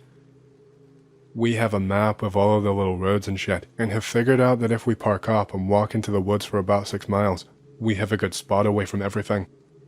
The nearest road is the one we'll be leaving from, and the only thing near enough to see the light of any fire is a cycle path that won't be in use at night. Park up, reverse the car into the trees a bit so it is harder to see, and grab our shit from the boot. Ryan has an old gym shear that we hang from a branch to help us locate the car when we walk back, and we tie up bits of red ribbon as we go to help us find the way back. Walk for about 6 miles and can't find a decent spot to set up. We push on for another half mile and find the perfect spot next to a river. River is being generous. It's a little creek. We think it's one of the little feeders that eventually end up in one of the locks. Nice flattish open ground leading down to the creek, trees all around us, no sign of people. In the middle of a little depression with slight hills all around us. Perfect. We set up our bivvies and unpack our stuff. We all brought knives. We have a wire saw, and I brought a hatchet too, since I am the designated fireman when we camp. Ryan lugged his bow with him, and he keeps telling us he's going to kill a deer with it. Whatever, mate. It's a 30-pound practice bow that he picked up for next to nothing from a market somewhere. Doesn't matter. Figure we'll use it for target practice just to pass the time, since he brought about 20 arrows with it. There is plenty of wood around, so I dig out a pit and get a fire going, stacking some up so we don't have to get up again, and it will be dark in about an hour. Callum starts boiling water for Irish coffee. Did not want to bring beer since the weight to drunk ratio is shite, but we all brought whiskey. Have a little wind-up radio, and we listen to some weird local radio while we sit and drink. Plan to get up early to see if the creek is any good for fishing a little bit further down, so we turn in. Wake up at about 2 AM, hearing noises outside the tent, and can see a massive light. Figure someone got up and got the fire going out of boredom. I grab my torch and step outside to see no one around the fire, but all the wood has been dumped on the embers and the fire is raging. I'm wondering what is going on, and I hear someone crashing through the trees behind me. I shine the light over there and see nothing but some branches swaying. Freaking out slightly, I walk backwards, not taking my eyes off the tree, and shake Chris's bivvy. I ask him if he heard or saw anything, and he says no, it was probably Ryan. Just give him a slap for playing silly beggars, and go back to sleep. Throw some dirt on the fire to help it die down a bit, and crawl back into my bag. Wake up to Ryan kicking me at about 5:30. Ask him if he was up, and dumped the firewood on the fire last night.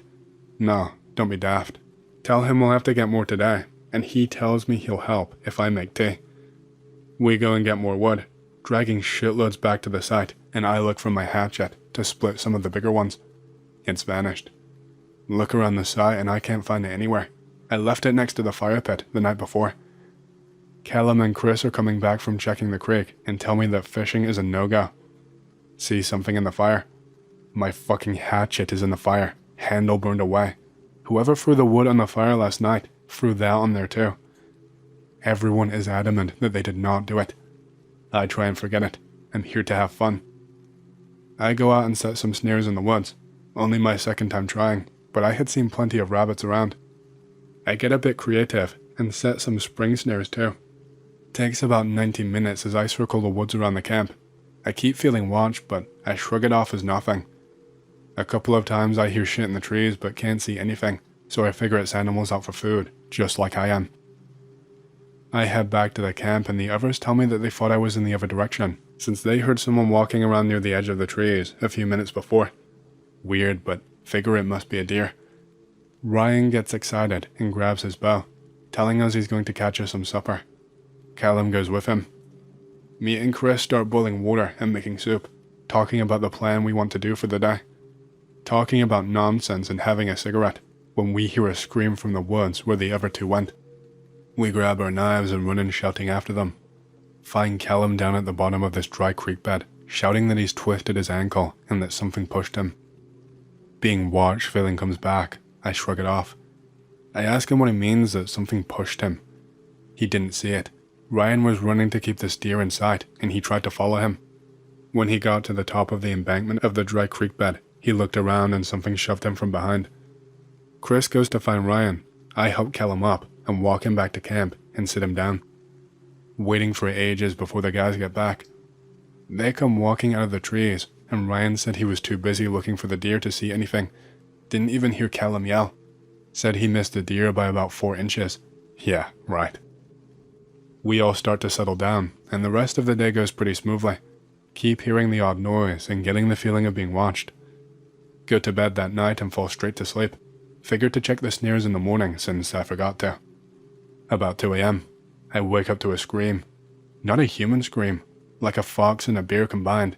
Deep but shrill somehow, the kind that makes your hair stand on end. There are no big animals in Scotland. What is this shit?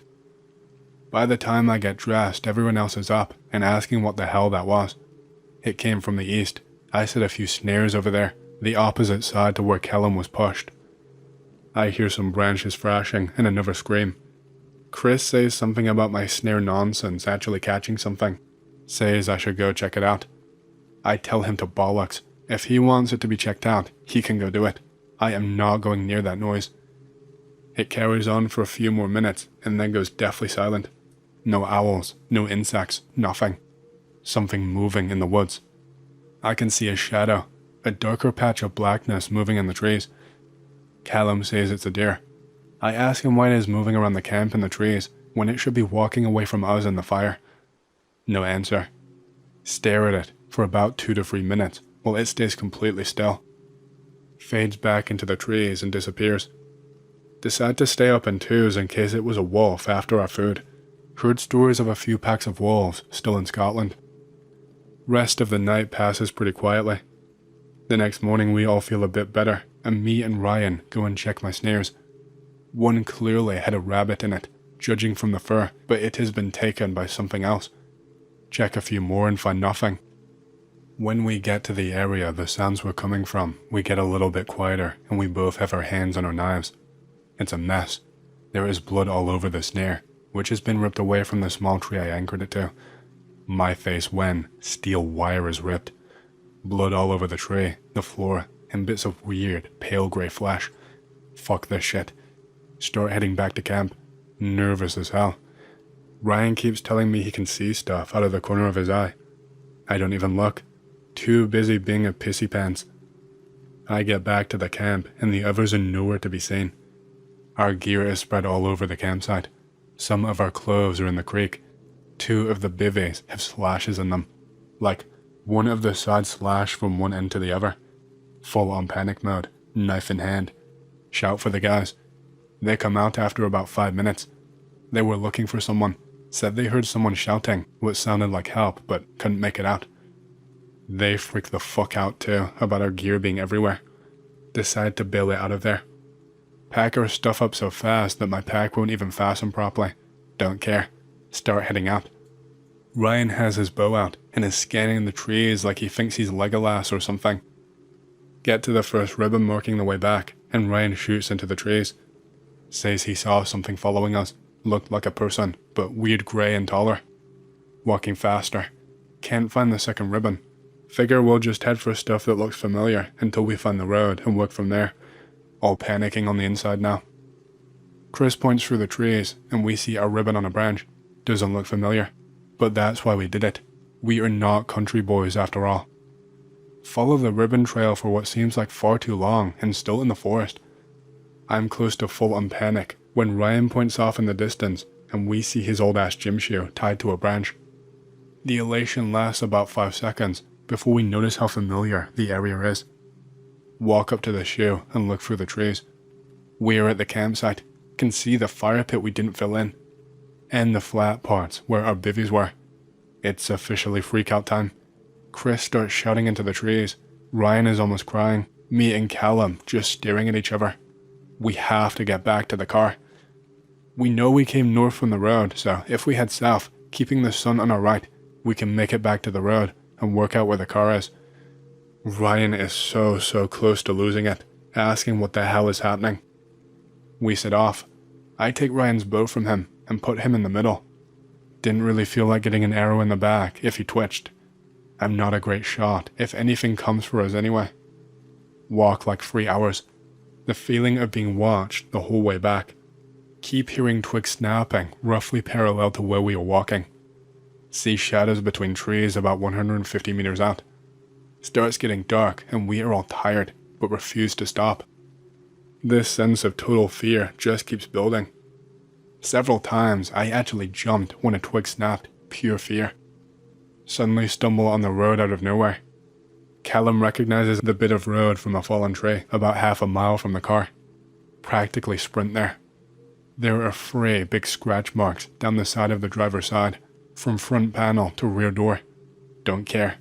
Throw our stuff inside, jump in, and drive like maniacs until we find a town with a hotel.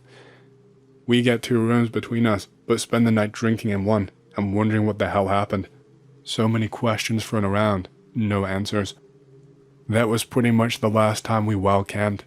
I see the guys in the pub sometimes, but never really talk about it. Just drink and talk shit like everything is fine. Scariest shit that ever happened to me. I thought the people on this website were full of absolute shit, until around a year or so ago.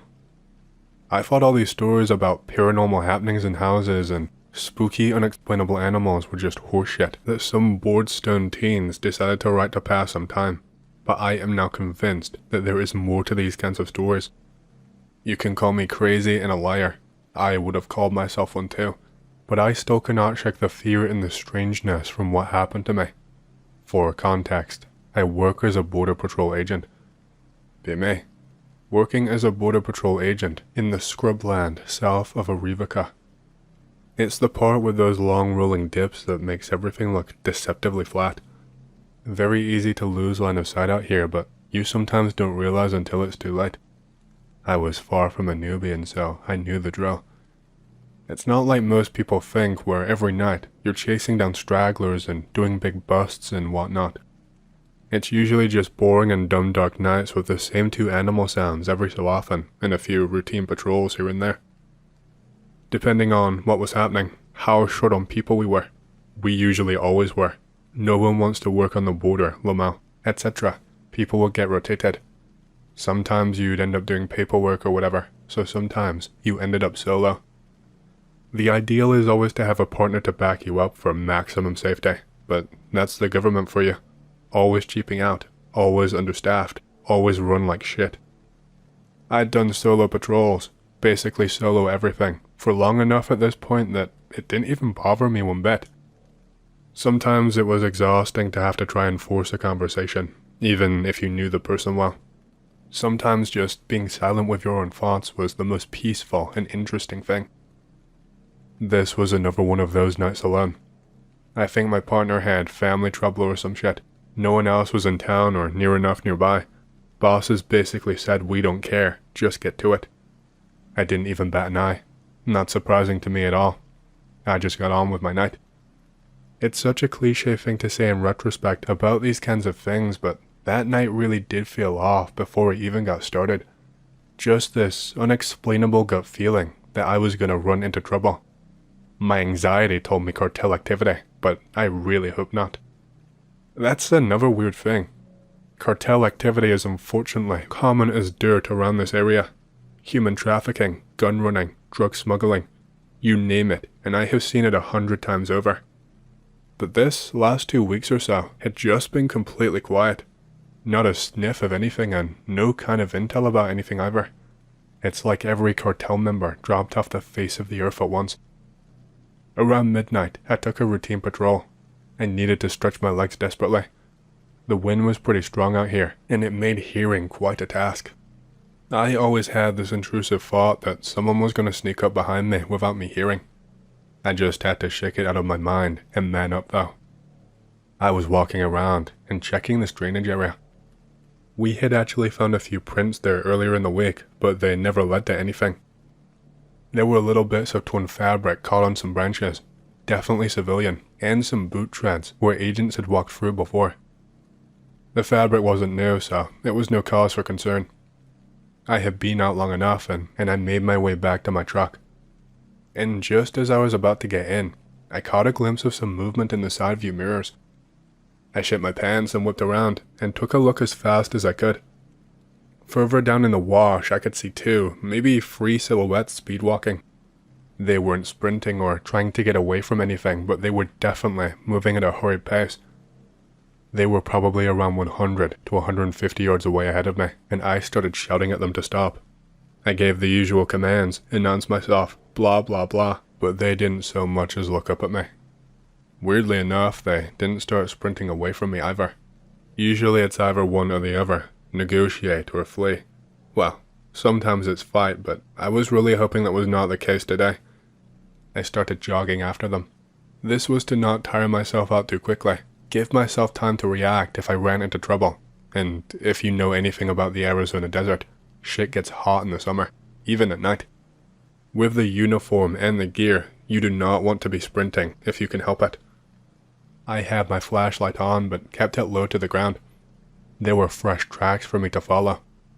I did not get to stop and analyze them, but they looked dug in with heels and dragging partially, which told me that they had been walking for a long time and were probably tired. That might explain them not running. These fuckers think they can just hide from me. The wash climbed gradually toward a ridge, and they were heading straight up it.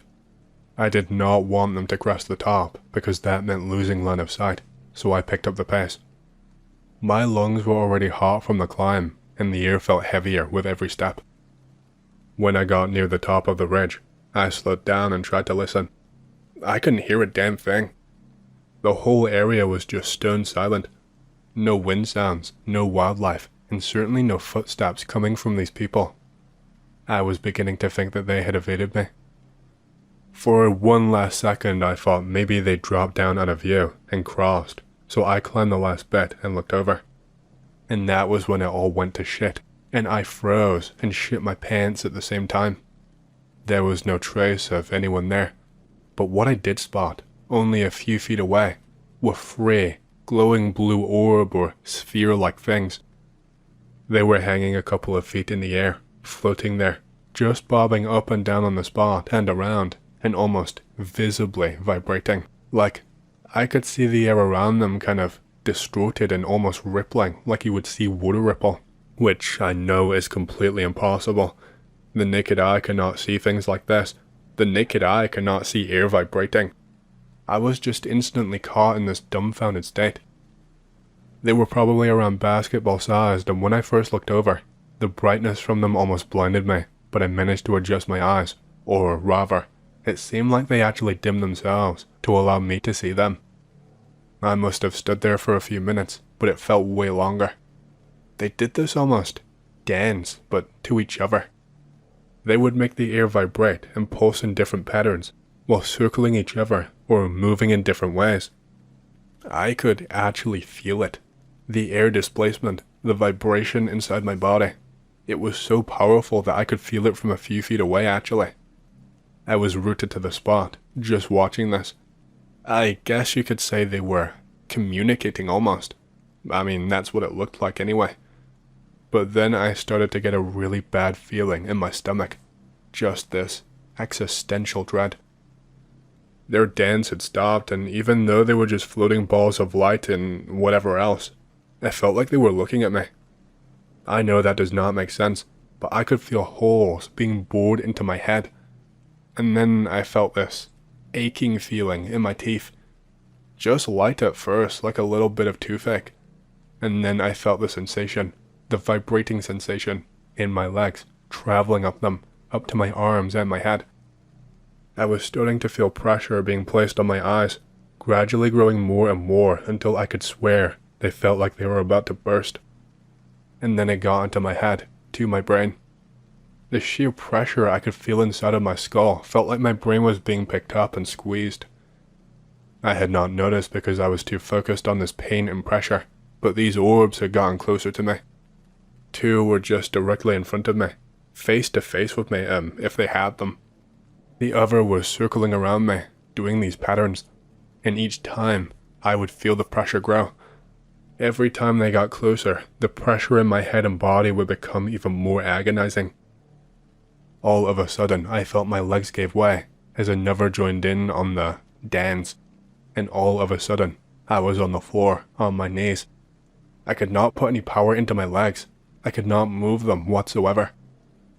The only strength I could manage was to hold my head with my hands, even though that was obviously useless. I could feel the ground even more intensely now. It felt like it was moving ever so slightly, vibrating more and shaking. I remember this weird metallic taste in my throat as the vibrations got stronger and the two orbs circled around me faster. And then, when I heard a sickening cracking sound coming from within my own mouth, I thought that was it. My teeth, 2 molars in the back that had metal fillings, had shattered almost completely in my mouth, just like a wine glass. Just a pop, and then all I could taste were shards of my own teeth and how bitter they tasted. The orbs were not even moving in sync with each other anymore, just pulsing and vibrating randomly. And then, when the third one started moving and circling, the pressure in my head felt like the gravity had been turned up to 11, but only inside my head. I started coughing and sputtering uncontrollably, just a pure coughing fit out of nowhere. I coughed so hard I felt something warm hit my arm, and then when I reached to try and wipe it away, I noticed that I coughed up a fuck ton of blood on the floor. Instant sinking feeling inside of my stomach as soon as I saw that. I knew, seeing this, that I was going to die, that I was just done. I was starting to get lightheaded, both from the pressure and probably from the blood too. I could feel the pressure growing and my consciousness starting to slip away. My thoughts got faster and faster, and all I could think about in those dying moments was, I wasted my life out here. My vision started to go black, but even in that blackness I could still see the blue glowing light bobbing around my vision. And that was it. The next thing that I knew, I was standing on my feet again. I felt a horrible pressure inside my head, like a gnarly hangover. There was something or someone in front of me, but my entire vision was blurry. I could only see blobs. I was being shaken back and forth by something, again and again and again. Then my hearing started to come back. I heard this high-pitched squealing kind of sound, before the sounds of the desert and the animals faded back in slowly. And the sound of my partner. He just kept repeating over and over, asking if I am okay, what happened, what is wrong with me, etc. The blurriness of the horizon started to fade, but I could still see faint bits of blue bouncing light, just small spots all over my vision. It was like I had come back to life all at once and I just started screaming, "Where did they go?" And my partner gets me to sit down and tells me to calm down. And then I suddenly remembered he was not supposed to be on shift. I was like, what the fuck? He told me he was actually out assisting another agent, some kind of emergency response. I asked how long he'd been out looking for me. He told me he wasn't. He said he found tracks in the dirt and followed them until he found me. Said I was just walking circles in the desert over and over and kept going back on myself, looking dehydrated and like I was about to drop dead. He said I looked almost like a zombie. He said he kept calling for me but I would not respond. He said he was shaking me for a good 2 or 3 minutes before I came back down to earth. He asked me what happened to me and if I'd maybe hit my head or gotten into a bad spot with no water, and that's why I was just walking around aimlessly. I told him no, that I was following 3 people trying to cross, that I chased them and lost them. He immediately told me he never saw anyone or even any sign of people, that he had been over that way. I tried to tell him the rest, but I really was not making any sense. I told him about the lights and the headache and the falling down and the coughing and the passing out. It must have all come out slurred together. He gave me the most concerned look I had ever seen. I asked him what time it was, and he told me it was nearly 3. My wristwatch was stopped. 12:42. Same time it was when I first stepped out of the truck and followed those people. He put my arm around him, and he walked me back to the vehicles. After I had sat down, something just kicked in and it was hard to pick my legs up and move them again. They just felt incredibly tired. I kept trying to replay the day in my head, but it felt like I was missing something. My brain felt like Swiss cheese. I could not remember huge chunks of the day. We got back and he told me to get home and get some rest, that he would cover for me. He told me he'd need to write an incident report and needed me to sign my name. I gave him a kinda confused look with my head turned to the side. He pushed a slip of paper in front of me and handed me a pen. I stared at the page for a second, and he came over and joked with me like, "Come on, man, I thought you said you didn't hit your head. Just sign your name and go home and rest." I could feel my body start shaking again. I put the pen near the paper and I was almost crying, and I couldn't really figure out why. For some reason, it took me all of my energy just to remember my fucking name. He came over and took a look and scoffed. "That's not funny, man. That's just a squiggle. Sign your name properly, like you usually do." I tried it again, but differently. I signed my full name, John J. That's not my real name, obviously. He came over again, and he was actually annoyed now. He actually pulled out a stack of papers and shoved them in front of me and went, "Duh, like this, you fucking idiot." That signature on that paper that he put in front of me, it did not look real to me. He said it was signed by me, but it said Joey J instead of John J. What the fuck? Okay, sorry, I know this is already so long, so let me try to speed it up. That was not the only discrepancy in my memory. Birthdays that I thought were right were different. I remember Thanksgiving being on the 3rd week of the month instead of the 4th. I thought my parents lived in Alabama. I drove all the way there, and they called me and told me that they had lived in Wyoming for as long as I had been alive. None of my memories were real anymore. Everything was scrambled. Nothing made sense. Everything I thought I knew was now wrong. But that first one, my name being different to what I remembered, that's the one that fucked me up the most. And no one, no matter how much I cried, begged, or pleaded, would believe me and thought I'd had some kind of psychotic break. I have, one last thing. I was straight back to work basically the night after. Like I said, short staffing. They could not afford to lose me, and I was living paycheck to paycheck, so I could not take any time to recover. My partner was back with me that night. He told me he had done some following up after I left, that there was something that I should probably say. I didn't even know what it was, but I already felt a pit in my stomach, and that was just him telling me he had something to show me. Following him up the ridge, I could feel myself growing dizzy. We were following the same tracks that I followed. We got there, and they stopped where I remembered, right where I had my experience. The group of 3 footprints ended right in the sand about 10 feet away from the crest, and then there was a gap of untouched sand. The ground was completely undisturbed for about 20 feet. And here is the part that shits me up. On the far edge of the gap, the footprints just picked up again and continued on into the next basin. It was like 3 people had floated over the sand before stepping back down again off of thin air. That was pretty much the end of it. My partner told me not to mention it unless I wanted to lose my job and probably end up in a nut house and for no one to ever talk to me again. To this day, X, I still sometimes have false memories, or what I think are false memories anyway.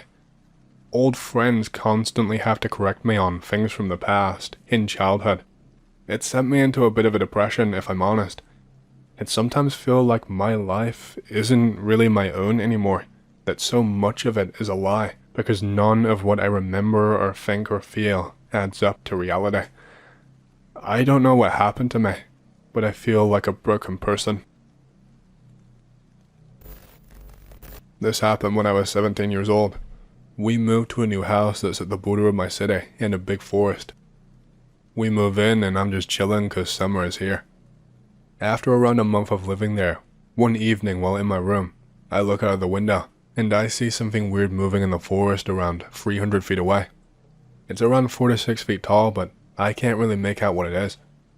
I follow its movements. It seems to be going away deeper into the forest. Finally, it disappears. Some random animal, I think, and move on, because I'm pretty skeptical with all of this paranormal stuff. A couple of days after this, I wake up during the night at around 2 a.m. I hear some kind of a squealing noise, so I go check out the window, but I can't see anything. The noise continues for around 30 minutes. I stay awake and try to get a glimpse of where it's coming from, but eventually it stops and I go back to sleep. The next morning I ask my parents about it, but they say they have not heard anything. It could be because their room is on the other side of the house, and I am pretty easily awoken anyway. A few weeks pass by. Nothing special happens until one night I wake up again to this squealing noise coming from the border of the forest. I decide I am going to prove myself that there is nothing weird there, that nothing is going on. I grab my baseball bat and sneak outside. By now the squealing has stopped, and I start slowly walking towards the forest that is around 30 feet away from our house. It's pitch black. I can't really see much, and I regret not taking a light source with me. Slowly, I get to the border of where the forest starts and try to look around. Suddenly, there is a very loud squeal from maybe 3 to 4 feet away from me. I freak out so bad, I faint. Never had I fainted prior to that. What feels like 20 to 30 minutes later, I wake up. After a couple of seconds, I remember what I was doing. I get up and storm inside, ASAP. I wake up my mother and my father and tell them what's going on. They just tell me that my mind is playing tricks on me. Go to sleep. We'll go check it out tomorrow. The next day, we go check out if we can find any trails or such, but nope. We never find the baseball bat that I had either. These events haunted me for a couple of months, and eventually, I convinced my parents that we should move out. Now, a few years later, I still have no idea what the hell it was, but I haven't had any crazy shit happening after that, so I guess I am sane after all. I had reoccurring dreams. Be me, I'm probably 5 years old when this happened. I always have the same dream. It's always a clown chasing me around, taunting me. It looks exactly like the clown from It. It only looks the same, with the same voice, but it's not like the clown in the book. It appears frequently in my dreams, watching me and taunting me. It always appears when I'm with my family. For example, if I was in the yard playing with my brother, the clown might be on the neighbor's porch, watching and yelling and taunting. He is never noticed by my family. The dreams get worse as they go on because my family always would find excuses to leave. Anon, we'll be right back, wait here. Every time they left, the clown would come and hurt me. One day, I decide I've had enough of this crap. In this particular dream, the clown is on my aunt's porch, just sitting there, like a doll. I know he's watching me, but no one believes me. We are inside. I know the clown is waiting. Mom, the clown is here. Please help. Okay, Anon, calm down. Let's defeat him together. Hell yeah. We start to head outside to the porch to get to the clown. I walk through the door first. Mom closes and locks the door, leaving me outside with the clown. What the fuck, Mom? I can't believe my mom would do this to me. I feel so sad. Enough. I know it's time. The clown is here. I look towards the chair the clown was sitting in. The clown is gone. The chair is rocking. He's out here. I look and eventually he shows himself. I lunge at him. Damn you, clown. I start screaming at him and punching him. I somehow get in a bulldozer and run him over. Okay. He is incapacitated on the ground. I jump on him and keep punching him over and over. I yell at him, punching. He isn't moving anymore. One final punch and he disappears. All I'm punching is the mud now. The clown is gone forever. And ever since then, I've never had the clown reappear in any of my dreams or nightmares. Be me, age 10 or almost 11 when this happened. I have a bad dream one night. The dream is some sort of a family gathering. Everything feels normal at first. Ugly creatures start to appear among guests without explanation. Skinless human form with insect-like features, wet with secretions. Creatures have strained breathing as if constantly choking on mucus. They seem to fit in with the rest of the guests. No one notices. I, however, am terrified beyond belief. I am frantically trying to call attention to the creatures. Everybody is just happy, chatting, smiling. It's as if no one can hear me. I cry so fucking hard. Every so often, the creatures make sickening physical contact with me, rub all over different parts of my body with their gross mandibles and hairy appendages, arms, legs, back. The feeling is very visceral, very lucid. The strange thing is I know I'm in a dream, but I feel trapped inside of it, as if I wasn't allowed to wake up. I feel myself in my body wet my bed. I can't wake up. My physical body is completely paralyzed, as if being held down by an oppressive weight. I can't find my parents in my dream. I am screaming and crying, but no one can hear me, as if I'm the only one that can hear my own voice. Suddenly, one of the insect creatures takes a special notice of me. He looks at me with fierce animal-like anger. The thing doesn't speak, just clicking and buzzing noises, but I can somehow understand it. They say something about if I expose their existence, then this is the end of me. They threaten to rip me to shreds if I continue to protest. All of the insect creatures laugh at me as I try to compose myself as if nothing is wrong. They continue to torment me with their bristly appendages and laugh. The dream continues. I am in mental anguish. Suddenly, out of the corner of my vision, I see a man in a clown costume. Clown man looks very, very sad. Not fearful looking. For some reason, the clown man is just very sad. I try not to garner his attention. I just try to act normal. I can somehow feel that the clown man is looking at me. I slowly turn and there he is, staring with his sad face. I am somehow able to send him a telepathic message that everything will be okay. The clown man in my dream looks up slowly at me and gives me the biggest, warmest smile. The clown man's smile actually gives me comfort, despite the horrifying insect creatures invading the gathering. As one of the insect creatures is fondling me, the clown man approaches. He grabs the insect creature and tells it to leave me alone. Something about he's not yours or you can't have him. The insect creatures hiss and just start to kind of vanish. The clown man looks at me and smiles. I return the smile. I wake up at that very instant, feeling a great deal of joy in my heart, despite the horrific scene that played out. Realize I'm covered in sweat and pee. I quietly get up. It's still early in the morning. The sun is not up yet. I go to shower and change my clothes. Parents wake up. I decide to tell my parents about my dream. Parents console me and give me praise for being honest about peeing the bed. Time goes on. Unfortunately, I have the same exact dream at least 3 more times. Same exact setup, same creatures, same sleep paralysis, same clown man comes to save me. Wake up relieved. Parents starting to worry. They think I've been molested by someone, but they're not sure who though. I don't ever remember anything like that. I start going to see my counselor. I explain to them my dreams. Feel very uncomfortable. Feel like I'm being treated like an idiot or something. People being overly protective of me now, assuming I'm a victim of some kind of abuse. I feel ashamed and embarrassed. I start to not want to go anywhere.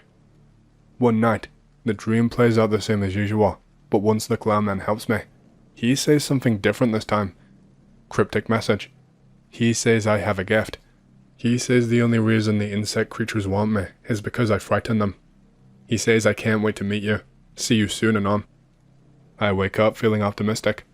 I start to feel better about myself from then on. More confidence. Parents decide to end counseling for the time being. Fast forward later that year. It's time for my 11th birthday party. The birthday party is planned as a family gathering. Friends and family arrive. After a while of festivities, start to have a dreadful feeling of deja vu. I realize that the setting is playing out exactly like it had in my dreams. I am suddenly overwhelmed with terror that insect creatures might show up in real life. At that very moment, I see a figure that is out of place among the crowd. It is the clown man from my dreams, or at least, a man my parents hired to be my birthday clown. I make brief eye contact with him. He returns the same big warm smile from my dream. Only this time, it's very creepy, because how? I sit petrified in fear and confusion as he approaches. Never says a word, just smiles down at me. I do my best to keep my composure, but I am genuinely questioning reality at this moment. The party goes on. I start to loosen up, but I still cannot quite recover from seeing the clown man from my dreams in real life. The party winds down. Guests begin to leave. Parents ask me if I enjoyed the party. As I'm starting to formulate my answer, they turn and introduce the clown man.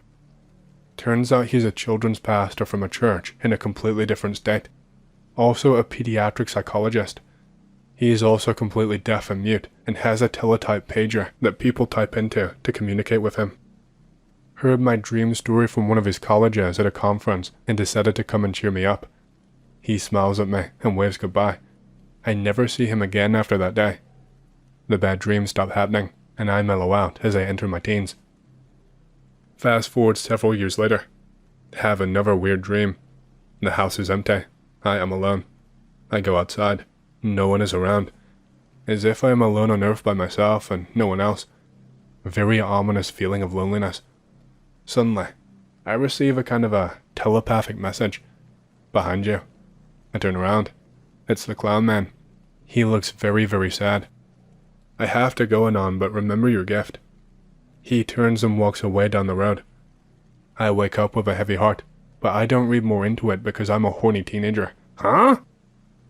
Hanging out at a friend's house later that day, I get a message from my parents. The clown man from my 11th birthday party has died due to chronic illness. Parents had never talked about him since my party until that day. Be me. I used to live in this old Wisconsin town that was pretty small. It's what I would consider small anyway. It had 2 churches, 3 bars, and a grain elevator. Really not much else of note aside from some houses and a furniture factory, and some small spatterings of smaller stores. I think maybe a processing plant too. Plenty of boredom, but also plenty of nature to relieve it. I was bored as fuck, so my plan was to pack beers and lunch and head out. I decided to search for arrowheads and take a walk and maybe end up drunk on the way. I was heading to this valley that was just called The Bluff. It's the highest point in the valley, and it was a nice isolated place to get lost, have fun, that kind of stuff. There were local rumors about the local native tribes having lookouts up there and that kind of stuff, but I'd never seen anything like it though. It was only a short hike, maybe a couple of miles. There was only one path heading that way, so no way to really get lost either. So I headed out. The walk was pretty peaceful for the most part. A little cold because this dumbass is always in shorts and light clothes, even in the dead of winter. Other than that though, not too bad. I passed by an old cabin which was pretty fucked up and collapsing. This let me know I was getting pretty close to the bluff. The house was a total wreck. It had collapsed into bits years ago. Pretty much just rotting wood and shit now. The well was like the only thing that was still standing. The wood that used to cover the top of it had rotted away. The well was pretty deep. I'm not sure how far exactly it goes down. All I know is you cannot see shit, and it's probably about 5 feet in diameter. The bottom was not at all visible. I tried to test it with a stone when I was there, and I did hear a splash after a second or two, so I guessed it couldn't be that deep. I get easily distracted, so I was just kind of milling around, thinking about stuff, about the house and the well and other shit. That's when something caught my eye. Some kind of a frog or a toad was hopping around. I think it had come from behind the well, but I did not notice it until after. It was pretty big and also quite discolored, like a deep brown or something, or maybe it was just covered in something. It kind of hopped around until it got closer and was almost facing me. I don't know why, but I got the urge to pick it up. Don't ask me why. I hadn't ever picked one up before, and I wanted to know how it felt, I guess. As soon as I tried, it started hopping away. It didn't flee or anything, just jumped slightly so I could not grab it. I tried again and again, but it kept avoiding me. Way too fast for me to catch. I decided this time I would be really quick and finally get it. I reached out for it with a jolt of speed, and wham. I had stepped on something unstable, and the ground kind of gave way. And then I just fell. The ground that led into the well was what gave way. I landed hard on my back. I was in fucking agony once I hit the bottom. I'm not sure exactly how long I fell for. I was winded and I could not stand up properly. Every time I tried to move, my muscles tensed up and I felt a searing pain in my back. There was water down here which I guess slightly broke my fall, but not enough to fully go under. The second I could get to my feet, I started to panic. I started to try and climb the well, but I could not get enough grip with my shoes or my hands. Every time without fail, I would just slide right back down. I didn't know what to do. No one fucking knew I was out here. I had no way to contact anybody, because the signal out here is dog shit. Shouting would just tire me out quicker. My voice didn't even travel. It just kinda echoed in the well and stayed contained. It took a little while for my eyes to adjust as it was much darker down here. It was also starting to get cloudy in the sky, and it would not be long before it was pure dark. This was before the days when phones had flashlights, so I had no such luck there. I noticed something in that well though. If I focused my eyes and really looked, I could see marks on the well walls. They weren't from me. They looked more like scratch marks. Definitely could not be made by fingernails though. They looked more like claw marks. Something had clawed the walls, and the gouges were pretty long and went up a ways. This did nothing for my nerves. I was now thinking that other things or other people had fallen in before. I hadn't ever heard of a death out here, but maybe locals just kept it hush. Had other people fucking died in this well? Time passed by. I don't know how long. I tried to rest, to power nap, and conserve my energy, but it was no use. After, I don't know how many hours, I had what I can only describe as a tantrum. I started kicking at the walls, hitting them, trying to jump up as best as I could. Literally anything. This was probably my biggest mistake. At one point I just kept stomping and kicking the ground out of pure frustration. Like, just all of the force and energy I had while screaming for help at the top of my lungs. And at some point, I felt the ground move slightly, like it lowered an inch, and before I had time to react and stop, the whole fucking well floor had collapsed. Instantly, I was submerged completely in water. I could not see shit. The water was like a muddy brown and had God knows what in it. Even writing it now, I'm gagging, thinking about how old and rotted that water must have been. I was splashing and struggling to get my head back above water. My back was still in pain though, and swimming up was tensing my muscles and causing that searing pain to flare up again. I had no idea how deep the well went now that it had crumbled, but I did not want to find out. The water kept getting into my mouth as I was trying to breathe purely through instinct and shock. I could feel my nose burning. I finally managed to get back above the water after a while, and I was even further from the surface at this point. I was tired, not just from fighting the water, but from the tantrum I was having. I knew I was fucked. With the pain and the exhaustion, I knew I would not be able to keep myself up for that much longer. I would be lucky to survive until the next day before drowning to death.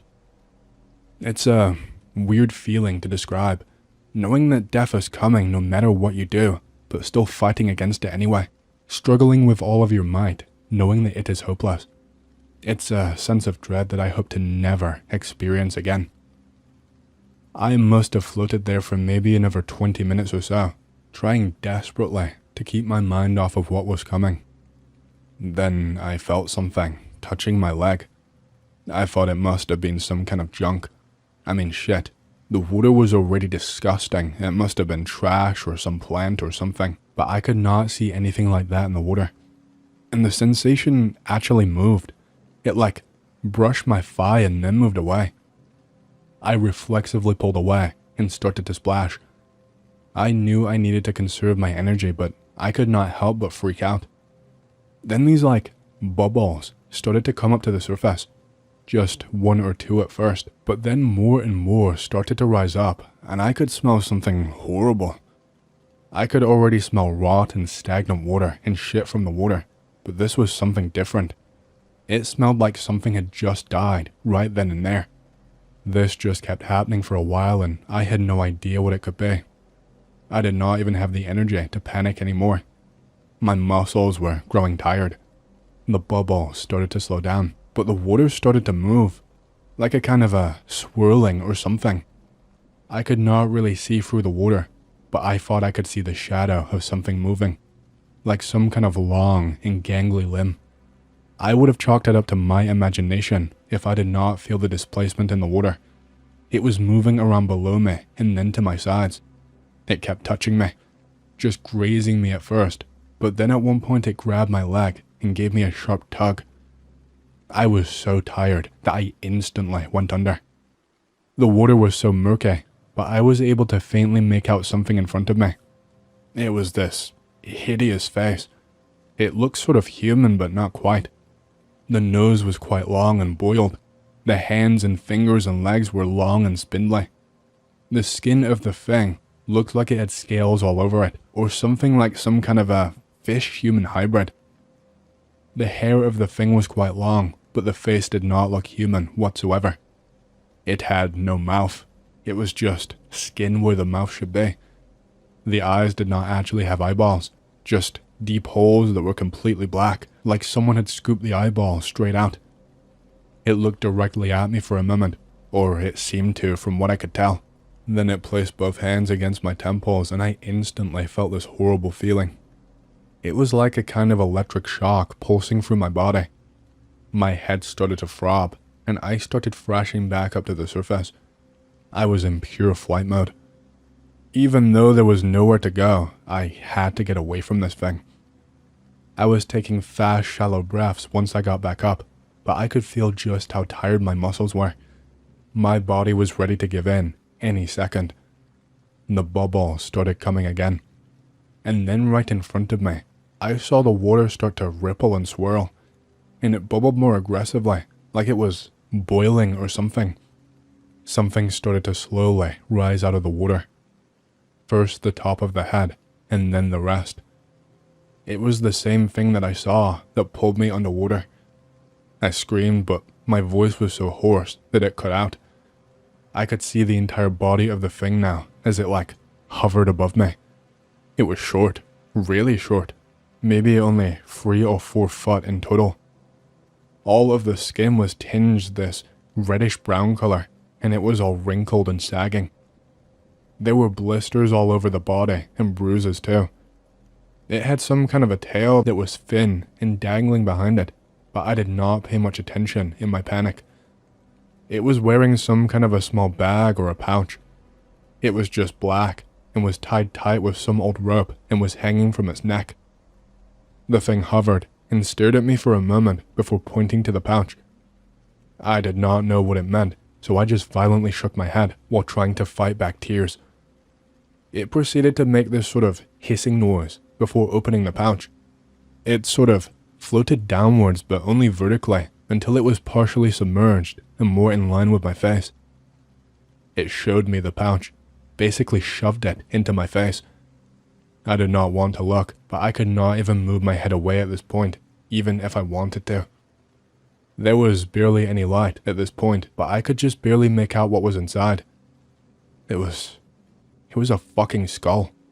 I only got a glimpse before I started panicking and shaking my head again, but it looked fucking human. I was just barely floating and shaking my head, and this figure closes the pouch and starts to rise back up out of the water. It rises up, basically up to the top of the well, and in one sudden instant, it flies straight down into the water beside me, and I feel something grab my feet, both of them this time. And in that very same second, I am back under the water. I don't even have the energy to fight back. I felt weirdly peaceful. I tried to look back at the figure, but I could not turn my head around enough. Within a minute or two, I just blacked out. When I came to, I thought I was dead. I thought maybe I had woken up in the afterlife or something, but I woke up in the remains of the cabin. My clothes were completely dry. I was so fucking confused. I tried searching around to try and find out what the fuck happened to me. It was light outside. It must have been midday or something. My phone would not turn on, but I was not expecting it to. My clothes were bone dry. My back did not hurt anymore. I would have chalked it up as a dream, but the ground, it was still partially collapsed. I could see where I had tripped and been pulled under into the well. I had not been dreaming or being drugged or anything. I just packed my shit up and left after that. It honestly just seems so surreal. Why was I not dead? Why did that thing, whatever it was, not kill me and put my skull in that pouch or whatever it wanted to do? Once I got back to my town, I tried asking around, making sure not to mention what happened since people would definitely think I was crazy. I got told all sorts of things about Native American burial grounds and how they had spirits on the land they would try to appease. But I heard so many conflicting stories, I could not make heads or tails of it. What the fuck happened to me, X? Was that a demon? Was it friendly? What was it asking me for? In 2003, I moved to a town called Guelph. My mother and I did not see eye to eye on the subject of me not working while in high school, so she kicked my ass to the curb and I moved in with my dad. Shortly after arriving in Guelph, my dad and I moved to a new apartment so that I could have my own room. In return for this, he tasked me with finding and attending a school. I was psyched at being treated like an adult. The first night in our new place, I was restless. It had been a particularly hot day, and the night was muggy to the point where your clothes would just stick to your skin. I was trying my best to sleep, but it was just not going to happen. I decided to go for a late night stroll and gathered my things. We hit a little table next to the door where we kept our keys, but for some reason, my keys were not there. The apartment was fairly bare at this time, as prior to my arrival, my dad had not really accumulated much in terms of furniture, so when I glanced around the almost empty living room, I saw my keys in the northeast corner. I grabbed them and went for a walk. The walk itself was uneventful. Saw some stores that might be useful to know about, and just got a bit of feel for the neighborhood. When I walked in the door, my old man was sitting in the kitchen. He jumped up and yelled, "Why the fuck are you throwing my keys across the room in the middle of the fucking night?" I had no idea what he was talking about. I tried to explain about my keys as well, but he was pissed. He stormed back to bed, warning me not to fuck around, or else you'll lay around. Thanks, Dad. On my way to bed, I looked at the corner where my keys had been, and I noticed that his keys were fucking imprinted into the wall. I'm not sure what kind of force that would take, but I am fairly sure that at the time, I was not capable of it. I went back to bed, and even though I was very tired, I barely slept. This was the first of many events that took place in our little apartment in Guelph. After about a month of being in the apartment, my dad and I had collected a respectable amount of furniture from the curb of houses whose occupants were either evicted or just up and left. Guelph is a college town, so there are a lot of students that vacate a property and leave almost all of their shit. Strange concept to me, but fortuitous at the time. We collected almost everything that we could want, but we bought beds. Seriously, we were poor, but we were not about to sleep on cum, blood, shit, or piss-stained mattresses. My dad got himself a big queen bed with headboard, etc., and I ended up with a bunk bed in case my brother visited. The bottom bunk folded up into a couch, so I was happy anyways. One day, while I was maxing and relaxing on my badass couch, I heard a slam in the living room. I was alone at home, so it scared the shit out of me. I ran out to see what had happened, and found the TV on the floor. It had been resting on milk crates, so I dismissed it for having just been unstable. I picked it up and set it back on the crates. I went back to my room and laid back down.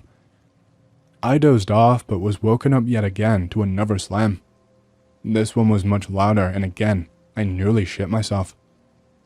I went back to the living room, figuring the TV had fallen over again, but I found it in pieces in the northeast corner.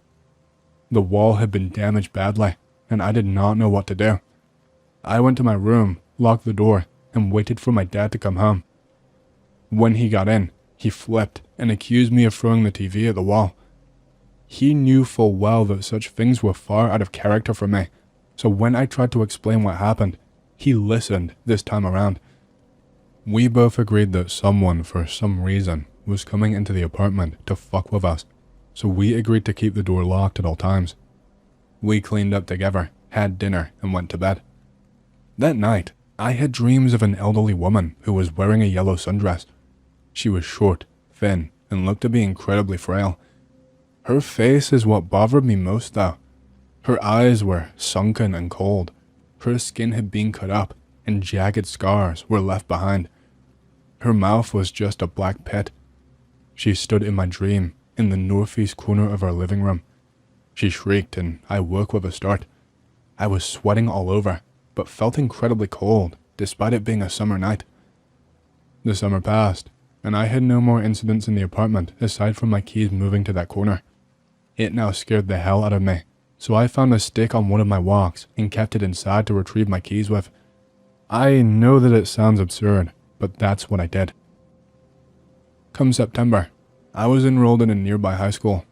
My first class was biology, which in itself is unremarkable, but it's where I met my best friend Rob. Rob and I became fast friends, and we were inseparable. Rob had quite a few other friends as well, and introduced me so that we would all get to know one another. Before long, I had a circle of friends that I thought were just fucking dandy. One day after school, I brought Rob to my place and introduced him to my dad. We played SNES games, that's all I had at the time, and Dad ordered us some pizza. We had a wicked night. As things were winding down for the night, I went into my room to grab something that I can't recall to give to Rob. My dad had already gone to bed and told us to keep things quiet. As I was searching for whatever it was, I heard Rob talking to someone. I thought maybe he pulled out his phone to tell his parents that he would be home soon. When I came out into the living room, he asked me, "Dude, what the fuck is wrong with your grandmother? She walked out of your dad's room, stares at me, and then goes back in. She looked pretty fucked up." My heart sank. My grandparents are dead. We rushed into my dad's room and found him already sitting up. He was staring at the wall that separated his room and the living room. "Dad, I'm so sorry if we woke you up. We had just a bit of a fright, that's all." He craned his neck in a way that sent shivers down my spine and said, "Naughty little boys did this to me," in a voice that was most certainly not his. I started to cry, and Rob dragged me out of the apartment. I don't remember just how we got there, but Rob brought us to his place. I was hysterical. When Rob and his parents finally calmed me down, the two of us went to his room. His parents called 911 to check on my dad, as I was repetitively telling them that she is going to hurt him. I wouldn't say who she was, but Rob knew, and asked his parents to oblige me. While Rob's parents were dealing with all of that, I asked him who he had seen in the apartment. Some old woman in a yellow dress. I tore out of his place with the speed that only someone filled with desperation can achieve. When I arrived at my apartment building, there were 2 police cruisers outside. I feared the worst. I walked up to our unit, each step reaffirming to myself that my father had met some grisly end at the hands of this woman. What had actually happened, though, was just as shocking. The police woke my dad by knocking on the door. He had no recollection of any of this happening, and I got an earful from him and the 2 attending officers. I was in utter disbelief. The day after all of this happened, Rob and I were, as he put it, shit-baked. I did not want to stay in that apartment anymore, and he did not want to visit, which made it doubly unpleasant. His parents didn't want me to visit him either, as I had apparently earned myself the title of Boy Who Cried Ghost Wolf. September continued on, and passed, and the events in the apartment seemed to calm down. Christmas time rolled around, and all was well. The events in my apartment seemed to have stopped, and Rob and I were allowed to visit one another freely again. My dad was out of town for work, and I decided that it would be great if we had a party at my place. Rob agreed wholeheartedly. It was the 23rd of December. I recall this vividly because I was avid that we keep the place clean for my dad's return the next day, Christmas Eve, and the booze flowed freely. The apartment was small, but we managed to fit around 30 people in there, and it was rockin'. Good music, good drinks, and even some good women. We were all having a blast. By around 2 a.m. on the 24th, there were only 6 or so of us left. Rob, his girlfriend, me, my girlfriend, and a couple others that have since faded into obscurity. We were all sitting around the coffee table in the living room smoking a joint, when Rob's girl excused herself to go to the bathroom. She walked towards it, and the door slammed. We all jumped a little. Wow, what an asshole. Open the fucking door, guy. I asked her who was in the bathroom, but she said it was dark in there and couldn't see who it was that slammed the door. I walked over and called out something along the lines of, "Hey buddy, open up. This isn't a hotel." Rob was now at my side because he was always up for fucking up someone that wronged one of our group. He was a little less kind than I was. "Open the fucking door, I'll keep banging and pounding and knocking and slamming after that." Whoever was on the other side of that door was fucked. The racket was unbelievable, and I was fed up. I nodded to Rob, and without a word, he counted 1, 2, 3. We both hit the door at the same time, but it didn't budge. Instead, the shrieking began. I don't know how to describe the noise that we heard, but the best I can do is that it was a mix between a wounded cougar and an enraged woman. Rob and I looked at one another. He was as pale as he could be, and I'm sure I was as well. Every bit of blood ran out of my face, and I felt a horrid lump in my stomach.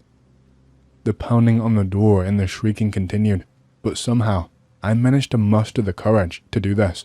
"Rob, 1, 2, 3. We both slammed the door again, and this time we both went through it. And then it stopped. No more pounding, no more screaming, no one in the bathroom. Lights on. We scrambled to our feet and looked at the girls. They were horrified and had gone as pale as we already were. The lot of us grabbed the things that we could, and we left. We left that fucking apartment, and we ran. I never returned there. My dad returned from working in another city, called Rob's place, and gave me shit for the state I had left the apartment in, and I told him I did not care because I was never going back. I explained what happened, and he did not believe a word of it. I told him that if we were not going to get a new place, I would live with Rob and his parents. We got a new place a few weeks later. My dad was pissed about having to do the moving out of the apartment all alone, so I had to move all of the stuff into our new place alone. He even saved enough to get me a computer for Christmas, God bless him, and gave it to me when we moved. A year or so later, I decided that maybe I could rationally think about what happened in the apartment, and I decided to Google the address. I was linked back and forth until I finally came across something significant, which was an article written about the building. Woman, 79, brutally murdered in her apartment. I will never go there again. Something crossed the aisle. Be me. At the time this happened, I was an aircraft technician for a small airline. I was based in the middle of buttfuck nowhere. I had no family, so I worked nights for the extra cash. Generally, the day workers will do pretty much everything, leaving me and very few others on lockup and security. Our fleet consists of 2 737s and 6 smaller aircraft in total. This happened 3 nights ago. I was finishing a job on one of the 737s. This plane is not a standard 737, but has a distinct lack of seats and more open space to save the galley in the middle, which acts as a gateway to a seated area. I finished the job that I was doing, and I turned off the power on the airplane. The lights and everything all go out. I leave the cockpit and go to exit the plane. I stop at the doorway for one final check. I look at the glow-in-the-dark strips on the floor that mark out the aisle. Beyond the galley, suddenly the strip on the right side goes dark, and then the left. They reappear a second later, sequentially. My tired brain processes this for about 5 seconds, but does not realize what has been witnessed and that something just moved across the aisle. I exit and lock the plane, and then go home. I get a call from my boss the next morning. "Hey, Anon, so the crew want to know why the fuck are 2 of the seats on Aircraft 8 torn to shreds." The fuck? I go to work. The seats are torn apart and thrown all throughout the plane. I go to the security room and review the camera feed from the cameras on the tarmac last night. I see myself leaving. 20 minutes later, the entire 100,000-pound plane begins to visibly shake up and down. This camera is a fair way back, so this is no small shaking either. After about 25 seconds, a single flash of light appears from the windows of the seated area, then nothing till morning, when the day crew of technicians arrive. Check the entire plane out for anything else. Fuck tons of circuit breakers have pulled, but there are no faults, so this has been done manually. There is no other apparent damage that we can find. The company is still chasing its tail over what the fuck happened. The plane is still grounded and locked in a separate hangar. Be me. I just turned 21 at the time about 2 years ago. I was going through some shit with my GF and I wanted to go outside. I was poor as fuck, so I had no means of camping and did not own a gun, so I opted to go to a national park for a day-long hike. I wandered aimlessly for hours and hours. That was until I stumbled upon a deer trail that was not too far away from the main trail. I'm just thinking, fuck it. I came here to get lost, so why not go for it? I tread through ferns and thorns for a good 3 miles or so until I came upon a clearing. I wandered the perimeter and started admiring the tree line. The perimeter was only around 30 yards or so. That's when I noticed something big in the distance. At first I thought it was a bear, or maybe a person or something.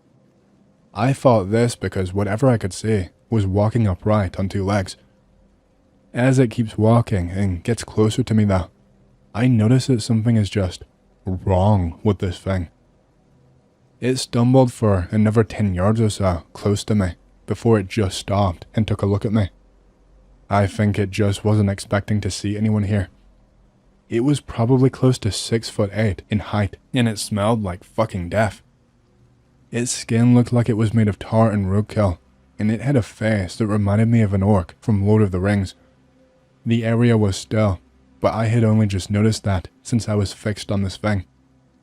I noticed that it moved with this kind of weird undulating posture as it paced around the tree line, staring at me the whole time it did. It seemed like it was just studying me. I held perfectly still, and I am pretty sure I had piss in my pants by the end of it.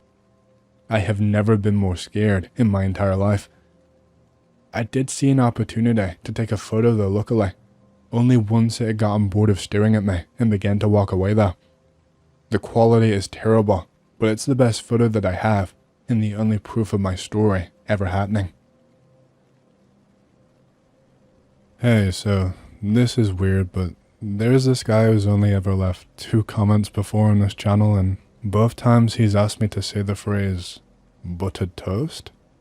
And he just seems really desperate to hear me say it, so buttered toast, I guess? Is this how you guys get your sick kicks nowadays? For shame. Shout out Sean, I play bass. Shout out Sean Ranklin. This all took place in Brazil. I was a cop for about 7 years now. In the year of 2011, I was transferred to a city called Garanhuns in the state of Pernambuco. At the time, the city was already big, with over 100,000 people living there. My job was not a chill job by any stretch of the imagination. I had to deal with all kinds of twisted stuff that you can even think about. Bar fights, shooting, knifings, you name it. Bums using drugs and stealing shit around the town was also a pretty big problem, but all of that did not happen as frequently as you would imagine. Garanhuns was a pretty peaceful town for its size. Most of the time, we would stay at the police station or be idling somewhere around the town. At that point, I already lived with my now wife. The corporation used to send us lunch, either that or they would give us money to buy something to eat. One of my colleagues told me of an old woman that was selling drumsticks of chicken and chicken pies. He told me that they were really good and that they were worth buying. So, the next day at lunchtime, we looked for the old woman to buy the chicken pies. Soon enough, we found her. I ate one of her chicken pies and they were really good.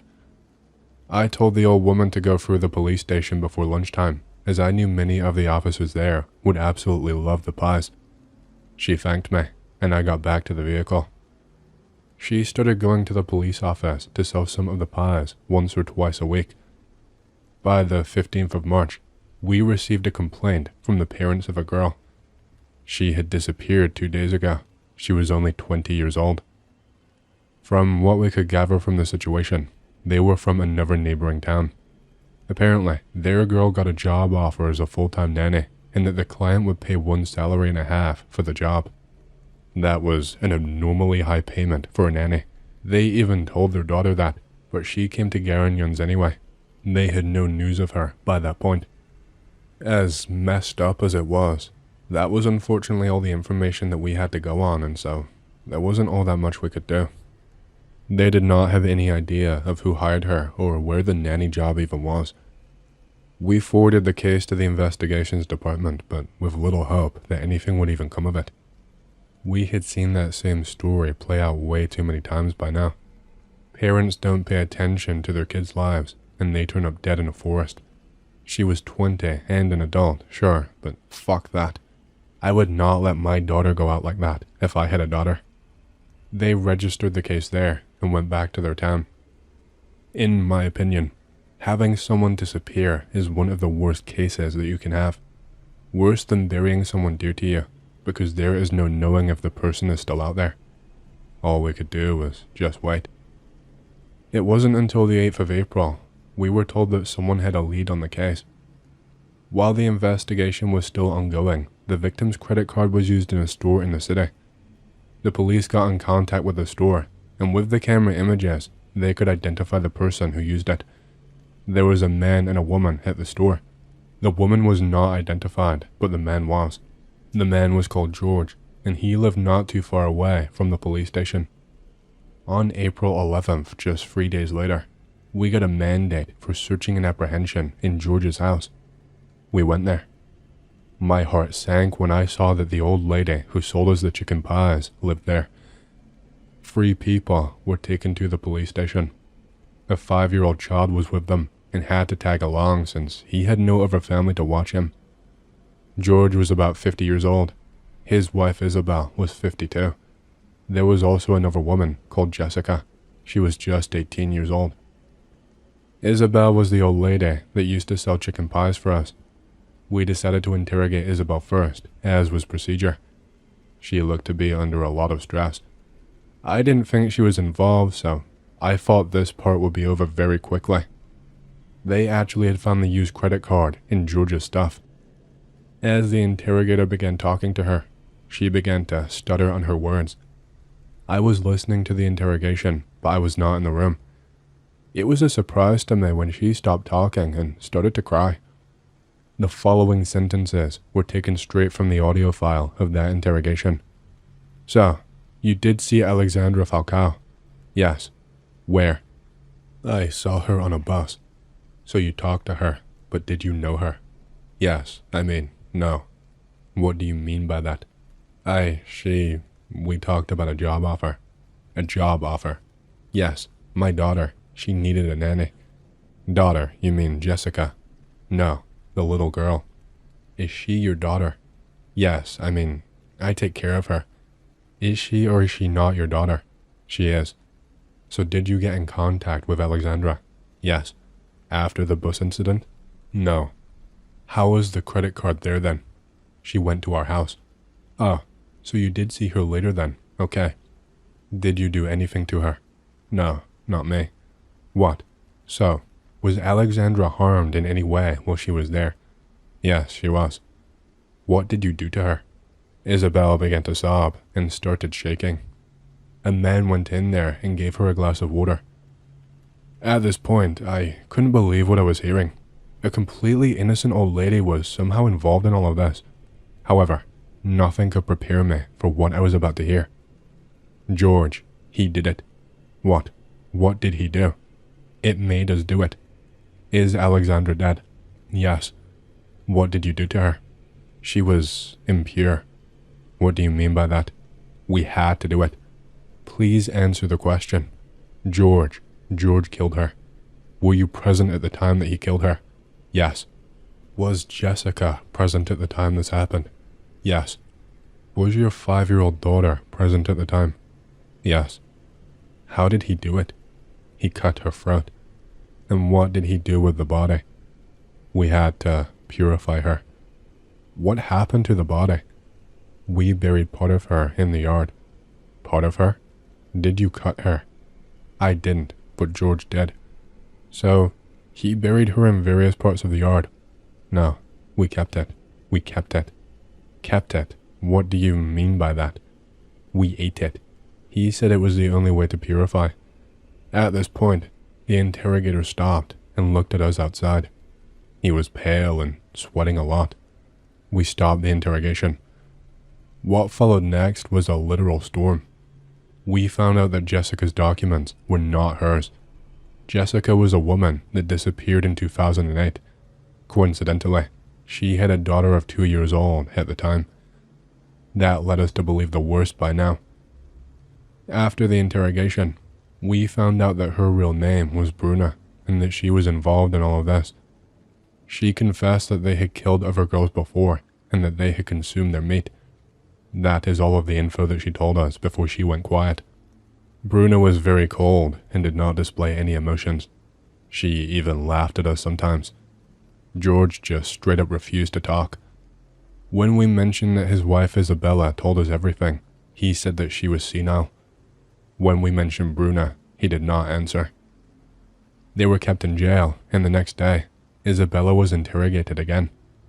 This time, the interrogator wanted to know more about what happened and where exactly the bodies were. This time, it was like Isabella was another person. She did not display any emotion whatsoever. This time, a male and a female officer were questioning her. I was once again just outside the room listening to all of this. The 5-year-old was also questioned by a professional, and she described everything in detail. So, we talked to Bruna. How is she related to you? She is my husband's girlfriend. His girlfriend? Yes. Were you okay with that? Yes. So was Alexandra to be his girlfriend too? No, she was impure. Impure? Yes, impure. George said so. How much meat did you get out of her body? 10 kilograms. So, okay then. How many days did you eat from that meat? About 2. Only 2 days? No, not 2, about 3. 10 kilograms of meat does not last only 2 or 3 days. It would have lasted at least 2 weeks. It didn't last 2 weeks because Bruna ate more than me. So she ate a lot then. She was on a diet, but she liked meat a lot. But I like rice more. I don't like meat very much. So it only lasted less because of Bruna and the little girl that liked it. Did she know what the meat was? No, she didn't know. She thought it was just normal meat, so I think it lasted 5 days. And you ate a lot of that meat. No, I don't like meat very much. So, it was all the others that ate it. Yes, the little one ate a lot of meat. So, how did she know about the people getting killed? I believe she saw everything, all of the procedures. Okay, so you ate the parts of the girls. Which parts did you eat? Normal pieces, like liver, and normal parts of the body. Did you eat her heart as well? No. Are you sure? Yes. Didn't you feel any kind of remorse for doing all of this? Yes. But either way, you still went through with it.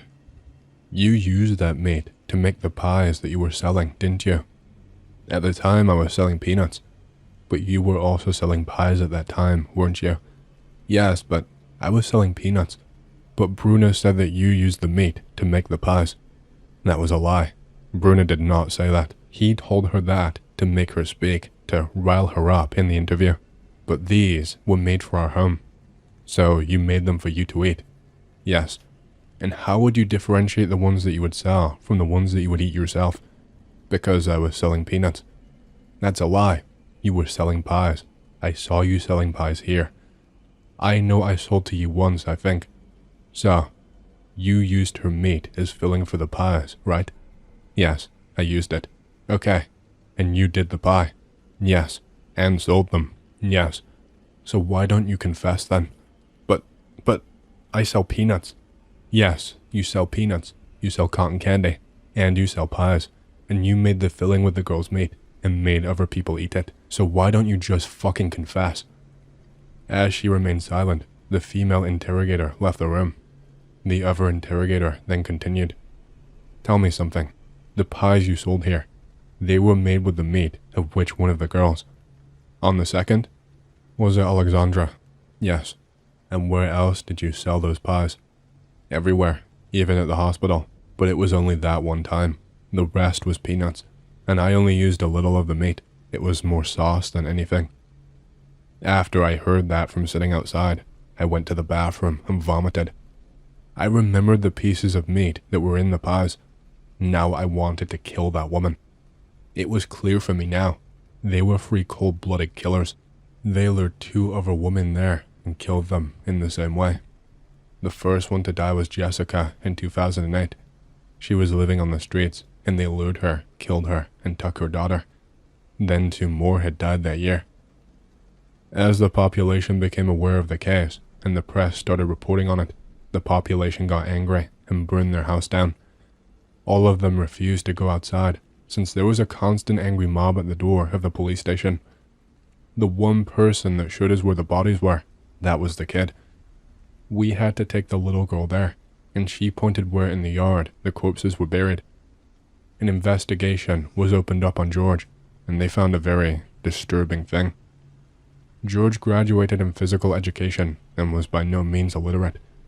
He was under license since he was having alleged problems with schizophrenia. They also found one thing, a book, in which he wrote about a lot of things. The book was to be a fictional work, but it seemed like it was non-fiction since it described a very disturbing scene. The following texts were taken straight from his book. Notice that he changed their names in the book, Isabella to Belle, and Bruna to Christina. We returned to live in Olinda, Pernambuco. With the money we had managed to buy a house there. It was a simple neighborhood in the city. Christina had returned to live with us. I made a small living room, and there, I had a coffee every morning with Belle and Christina. I stopped attending psychiatric clinics and taking my medication. I was happy. But we began to receive visits from a teenager. She was very beautiful but strange. She came mysteriously, played in the yard, and smoked a lot. The days went by. I, Belle, and especially Christina, could not stand the visits of this adolescent anymore. Shadows were with her. Sinister laughter was emitted by her. She was the evil itself. As head of the family, I had a duty to destroy her. One day, I took advantage of the fact that the evil teenager was not there, and I planned with Belle and Christina. We planned for a way to destroy her. We came up with this: kill her, divide her body into pieces, and bury her separately. Every single part of her must be scattered in a different place. It was a night of heavy rain, lightning, and thunder. The evil creature was in a room of the house. I looked at Belle and Christina. That night was the right moment to destroy the evil. I snuck up to the bedroom and could see it through the crack.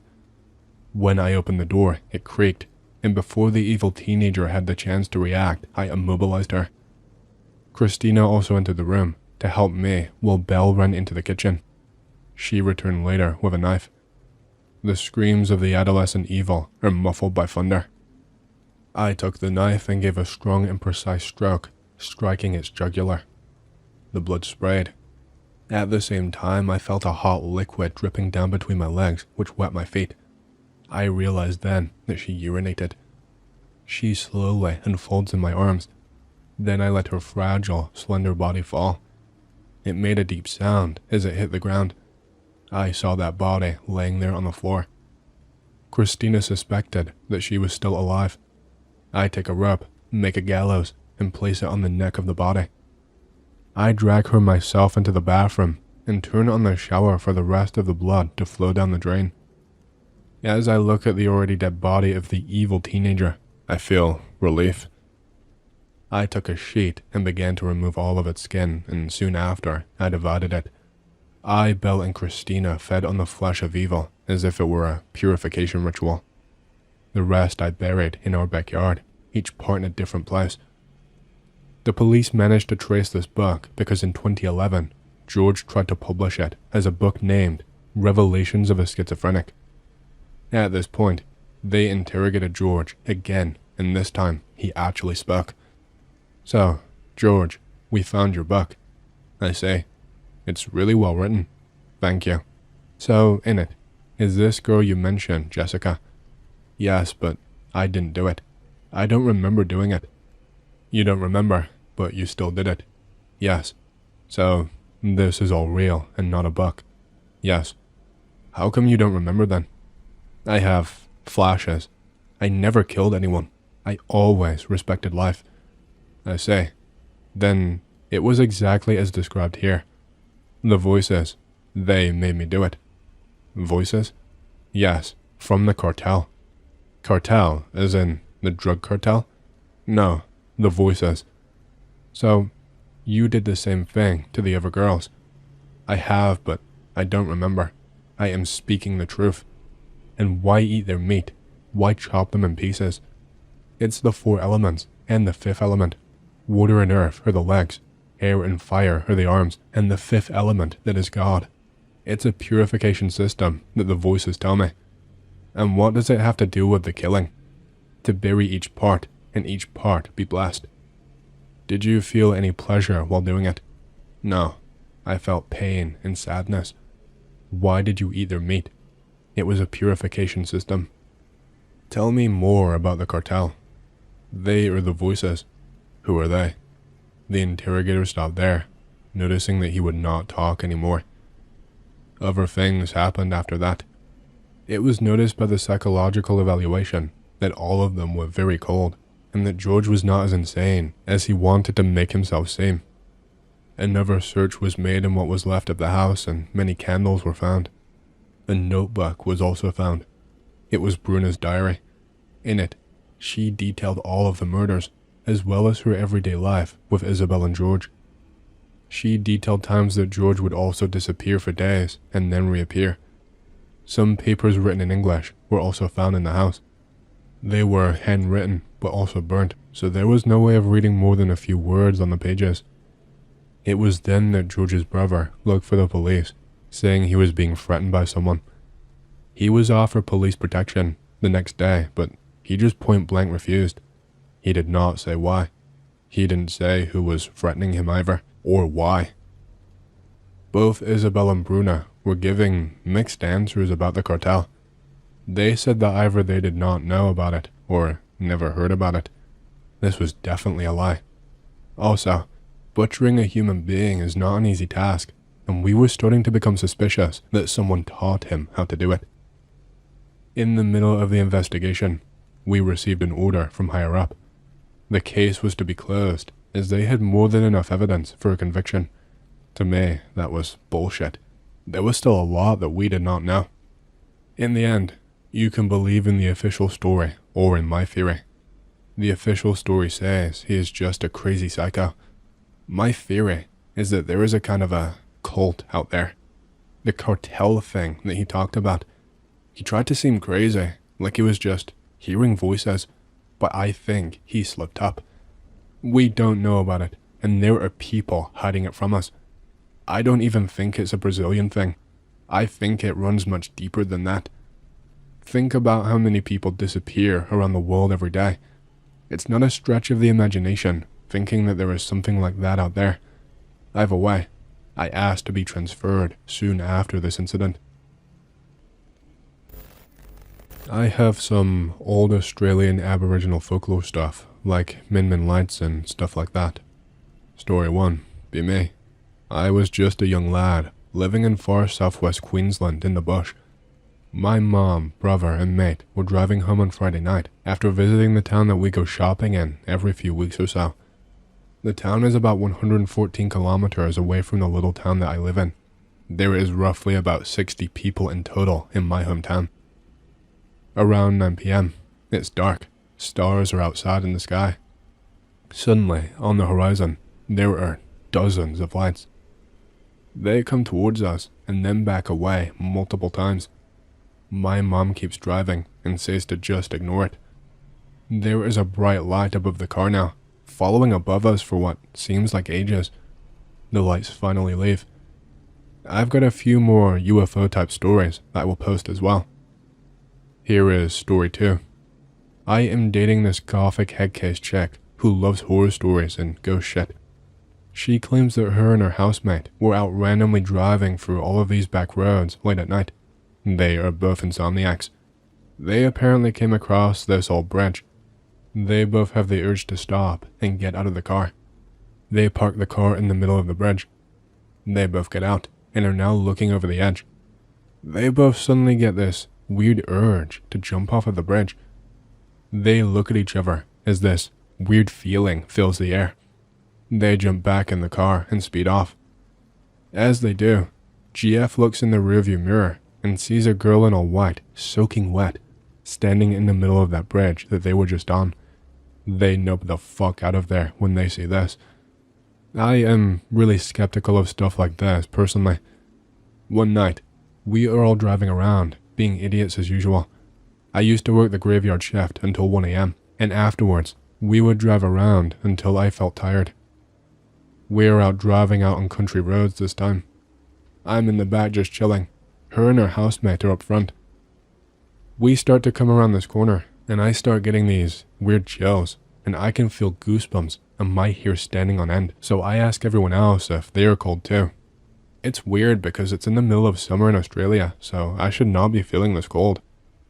We keep driving. The feeling of dread starts to fill me.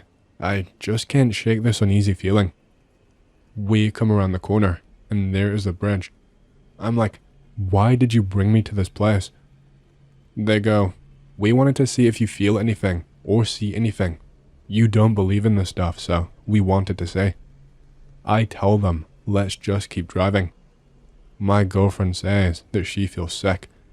She starts to tremble and starts spewing outside the car window. We pull over and she throws up a bit and then asks us to keep driving. Suddenly, her housemate sort of moves weird in this car and starts to drive super fast. We ask him to slow down multiple times until the point where we are yelling at him. I sort of hit him in the side of the face and he shakes his head and looks around and goes, I need to pull over. I say, get out of the fucking driver's seat. What the fuck are you doing?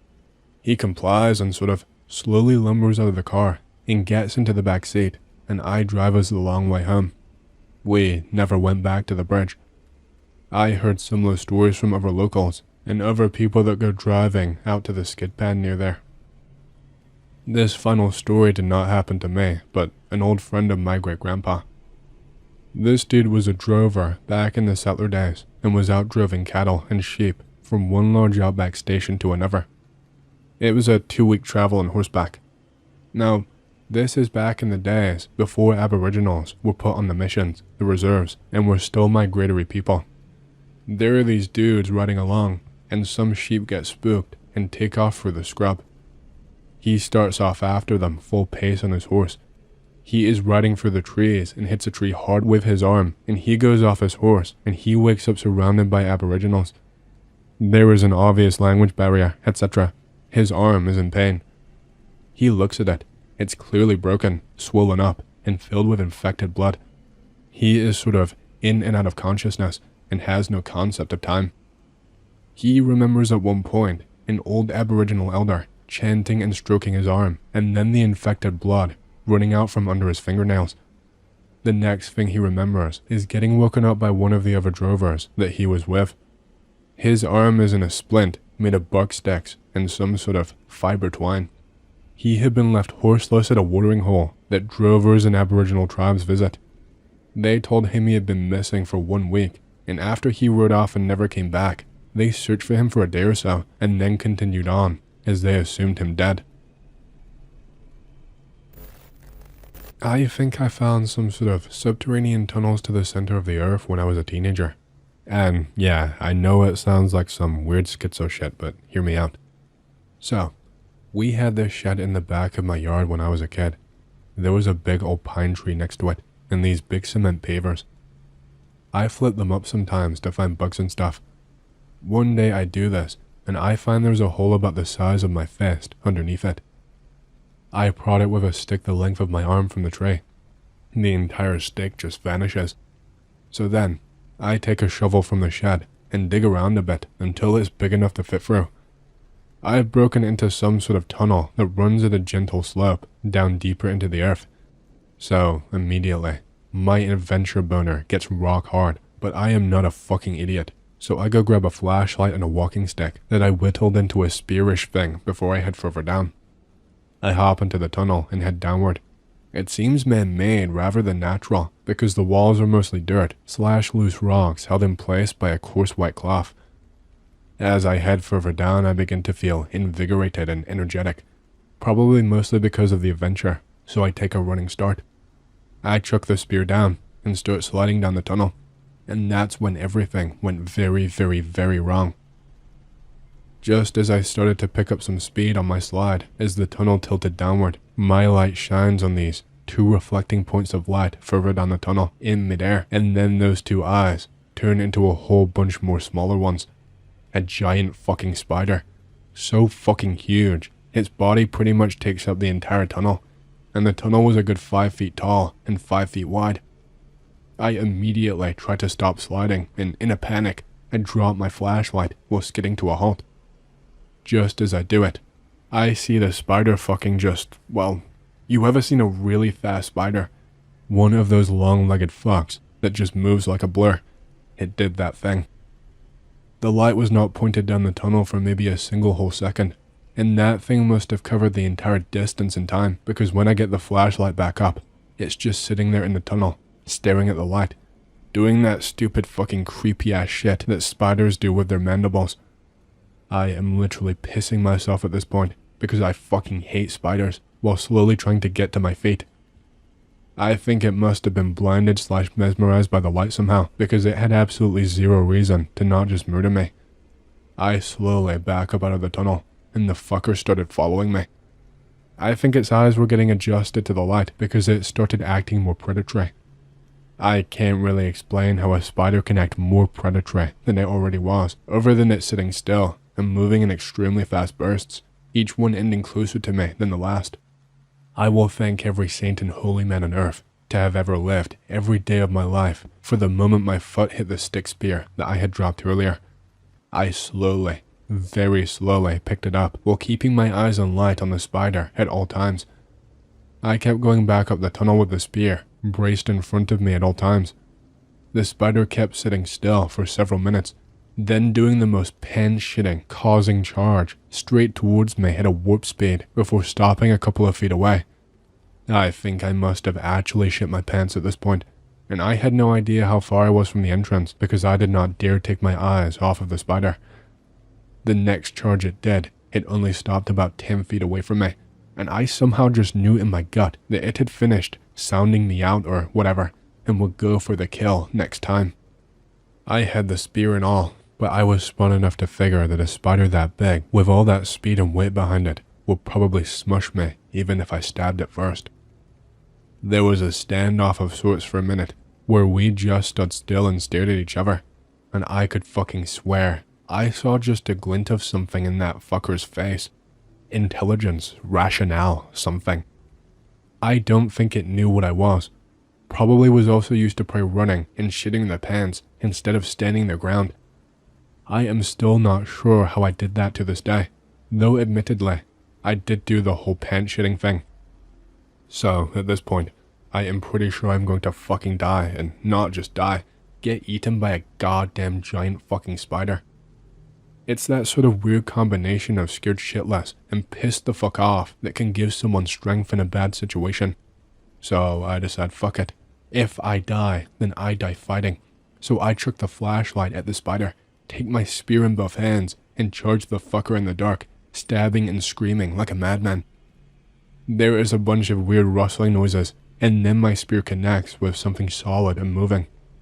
I pull it back out and stab it again with all of my weight behind it, and this time, I feel it actually penetrate and sink into something soft and fleshy. There is this weird ass vibrating noise, almost a sort of thumping or humming combination, but I'm pissed as fuck, so I keep stabbing until I realize I'm just stabbing the walls and the spider had fucked off. I pick up my flashlight and walk back to the entrance, bury the fuck out of it, and never go back behind the shed again. I still am like 50-50 to this day, whether it was a dream or not. So, this has been going on for the past month and a half. Not sure what I am dealing with, and I hope Axe can help me figure out what is going on. I start seeing this girl after finally getting over a bad breakup. She's super bubbly and extroverted, and she's a city chick. The type who fakes being country cause, lol, cowboys are so cool. We somehow mesh pretty well together and go on a few dates. She is new to the area and wanted to see what there all was to do in this area. About 2 weeks in, I take her on our 4th date. She and I are going hiking, far north of Idaho, up in the mountains.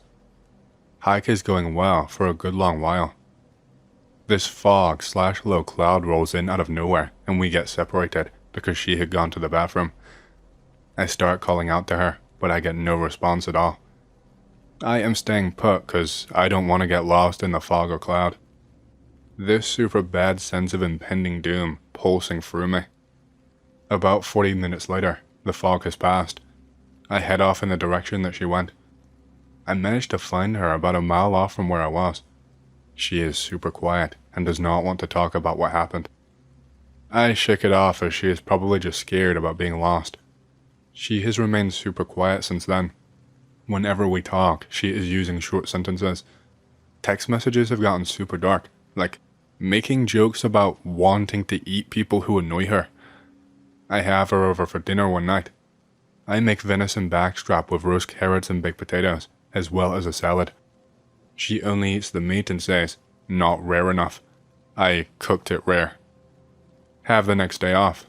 I get a message from her. "Hang on, wanna go hiking again?" I say sure. I grab my 6.5 Grendel rifle, put my Glock 42 and IWB holster in my waistband, throw my backpack on, and pick her up. She is visibly off-put by the rifle, despite the fact that she should know that I have it, and I have let her see my collection. We hike the trail for a bit. She grabs my arm and points off the trail. I follow her. She takes me to this beautiful spring a couple miles back in the woods. I have literally never heard of this place, and I have lived here for years, and she has only been here a little over a month at this point, so I'm not sure how she knew about this place, and I didn't.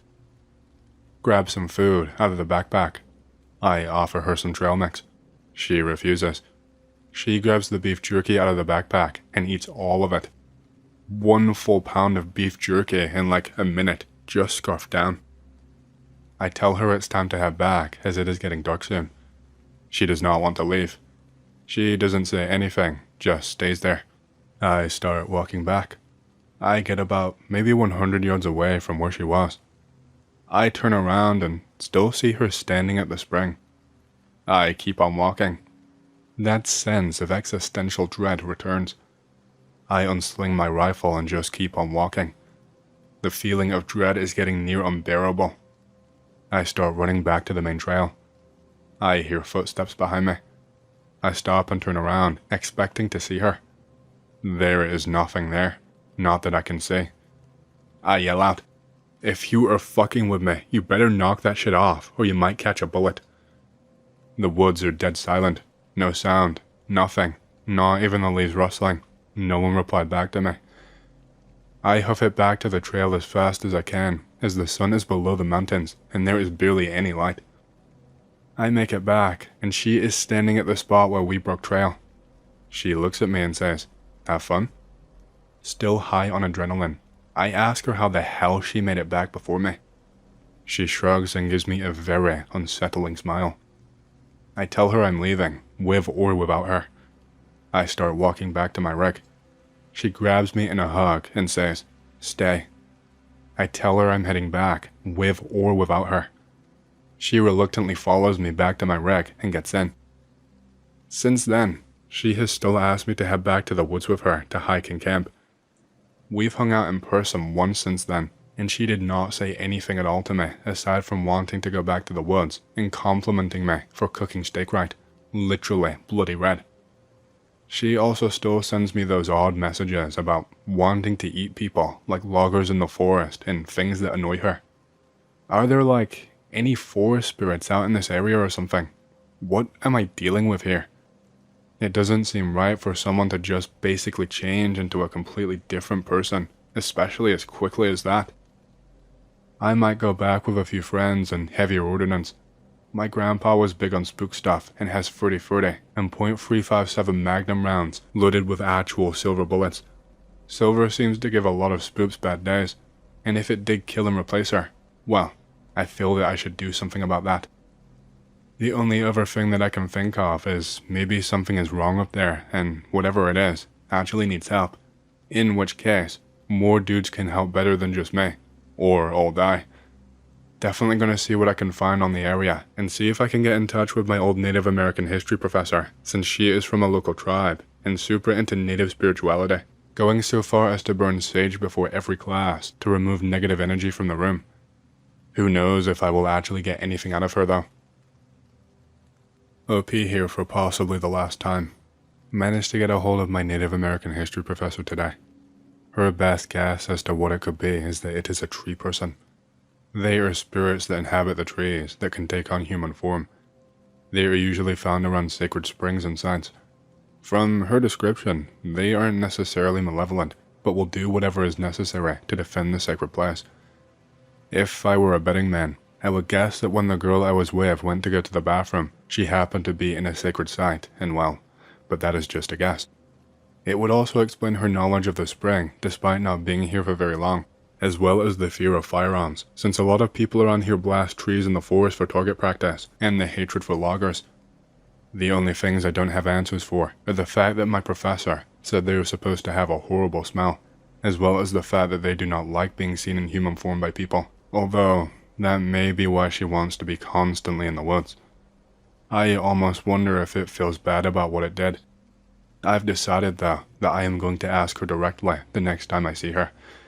I'll be around to answer stuff for a bit, but if I go dark suddenly, well, I'm probably serving as nutrients for a tree in a sacred site. I'm still alive. Sorry. I'm a social worker who works overnight until 5 AM. As such, I usually don't get up till like 1 PM to 2 PM. I currently plan on driving to my dad's house and grabbing my grandpa's silver bullets and 30-30 today. I have tomorrow and Monday off and plan on going to investigate where I lost her originally with a buddy of mine who was former infantry to see if we can find anything that might look like a sacred site. If so, I plan on leaving an offering, per suggestion of my professor, to whatever was there in hopes of seeing if the original girl is still alive and can be returned. Hopefully I can appease it if she accidentally pissed it off. If I can't find anything at the fog site, I might try the spring if I can find it for the same reason. I have a really good memory when it comes to remembering locations in the woods, but with things like this, who knows if there is magic or something required to find it. Half of me wants to invite it along too and just straight up ask what it really is and what's going on, and explain that my intentions are not to hurt it or anything in the forest unnecessarily. I still hunt and use that meat as my main source of food for the year, and that I just want my friend back or the truth about what happened. The other half is not really fond of turning into lunch for something I did not believe in until recently. The one thing that my professor and I are both unable to answer is why it is having this much contact with me of all people. I'm about the furthest from Native American as you can get, since I am only second generation American. Whatever happens though, I will try to give a major update on Monday, assuming I'm still around. Also gonna start using the name Panhandle Anon for future posts, in case this goes down. Well, today is the day I go out to the spot everything originally happened. I am not really sure what to bring as an offering. I am leaning towards some venison backstrap, but if anyone has better ideas, let me know. I think the best way to go about the offering is to build a small fire and burn the venison and some sage with it, but again, I'm not entirely sure. I haven't heard anything from my professor on what kind of offering is best, so those are just some thoughts. I know that I definitely do not want to make it more angry.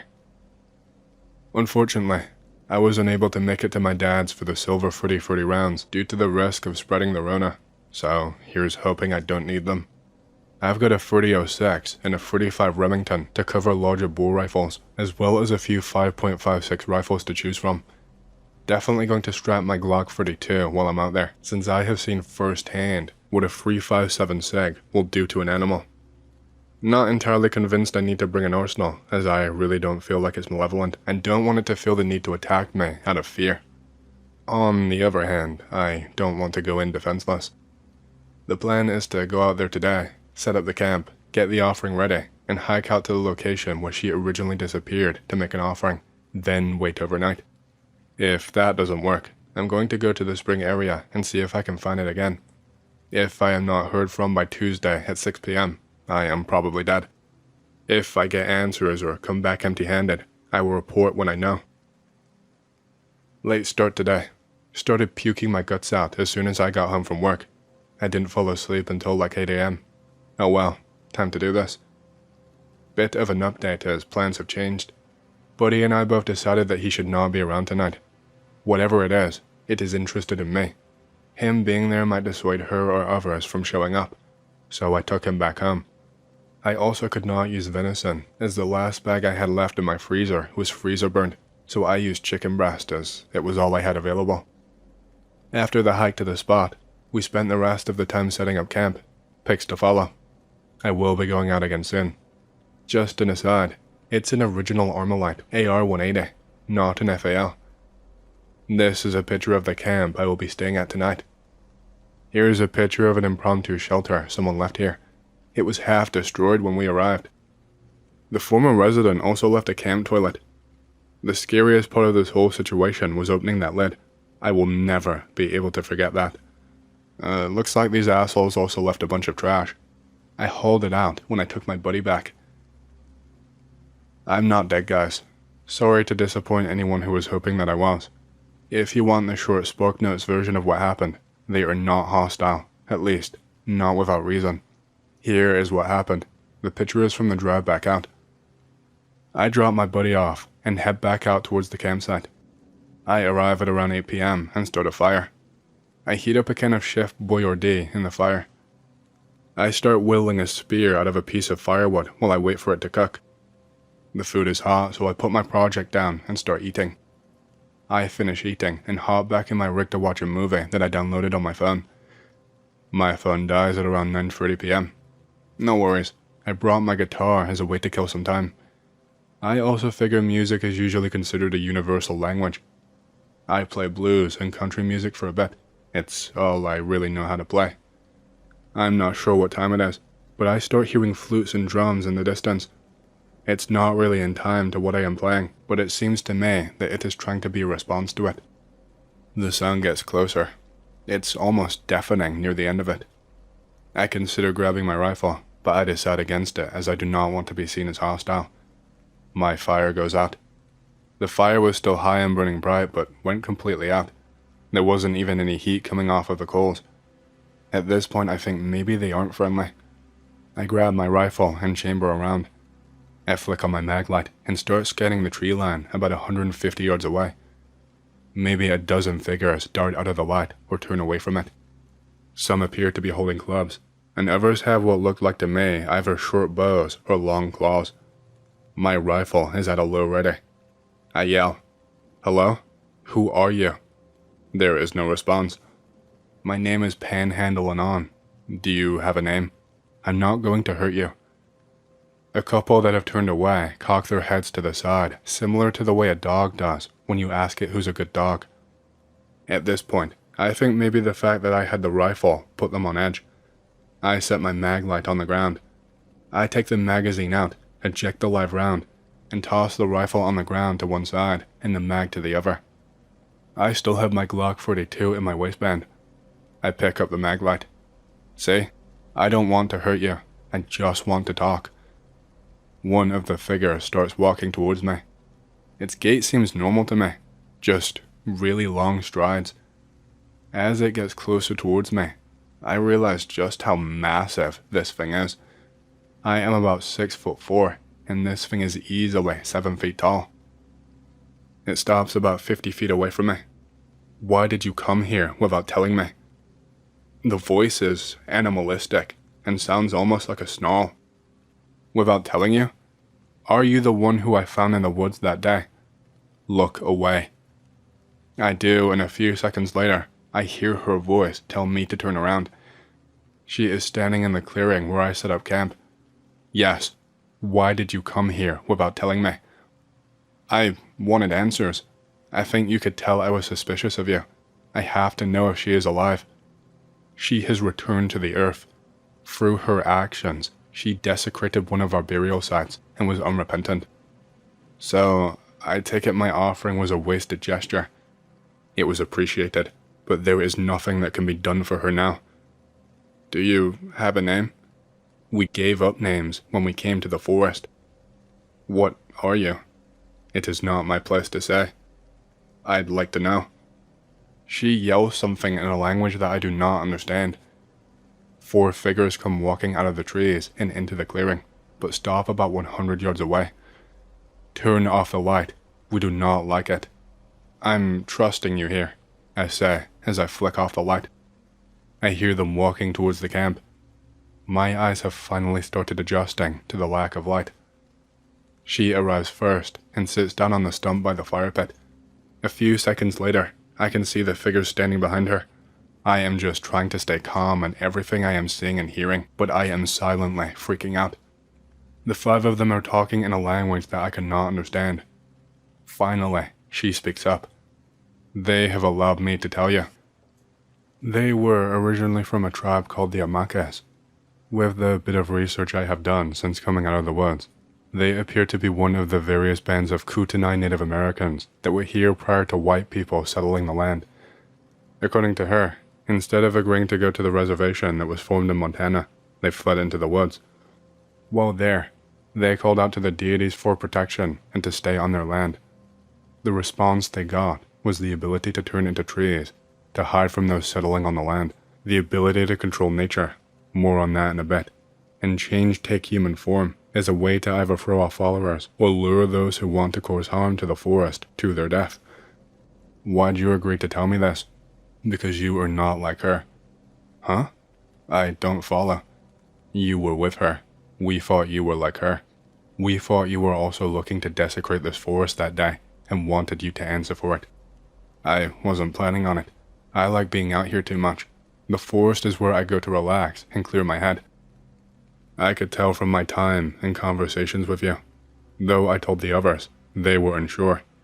Your offering, though unnecessary, showed them that you were willing to show respect to this place and try and right the wrongs caused, even if they were not yours to right. Thanks for that, I think. So I'm curious, what exactly do you look like? It's kind of hard to see without any light. She whispers something over to them in their language, and they all start conversing for a few seconds. Look away, she tells me, so I do so. While I am turned around, I feel the heat and see the glow from the fire. You can turn around. The best way to describe what they look like is to picture the texture of tree bark, but with a tan skin color. The hair was like huayla, basically Spanish moss, but for the north. As far as I could tell, there was nothing differentiating males and females. To me, the most distinct feature about them was their pure black eyes. Thank you for trusting me enough to show yourself to me, but I have to ask, am I going to be free to leave?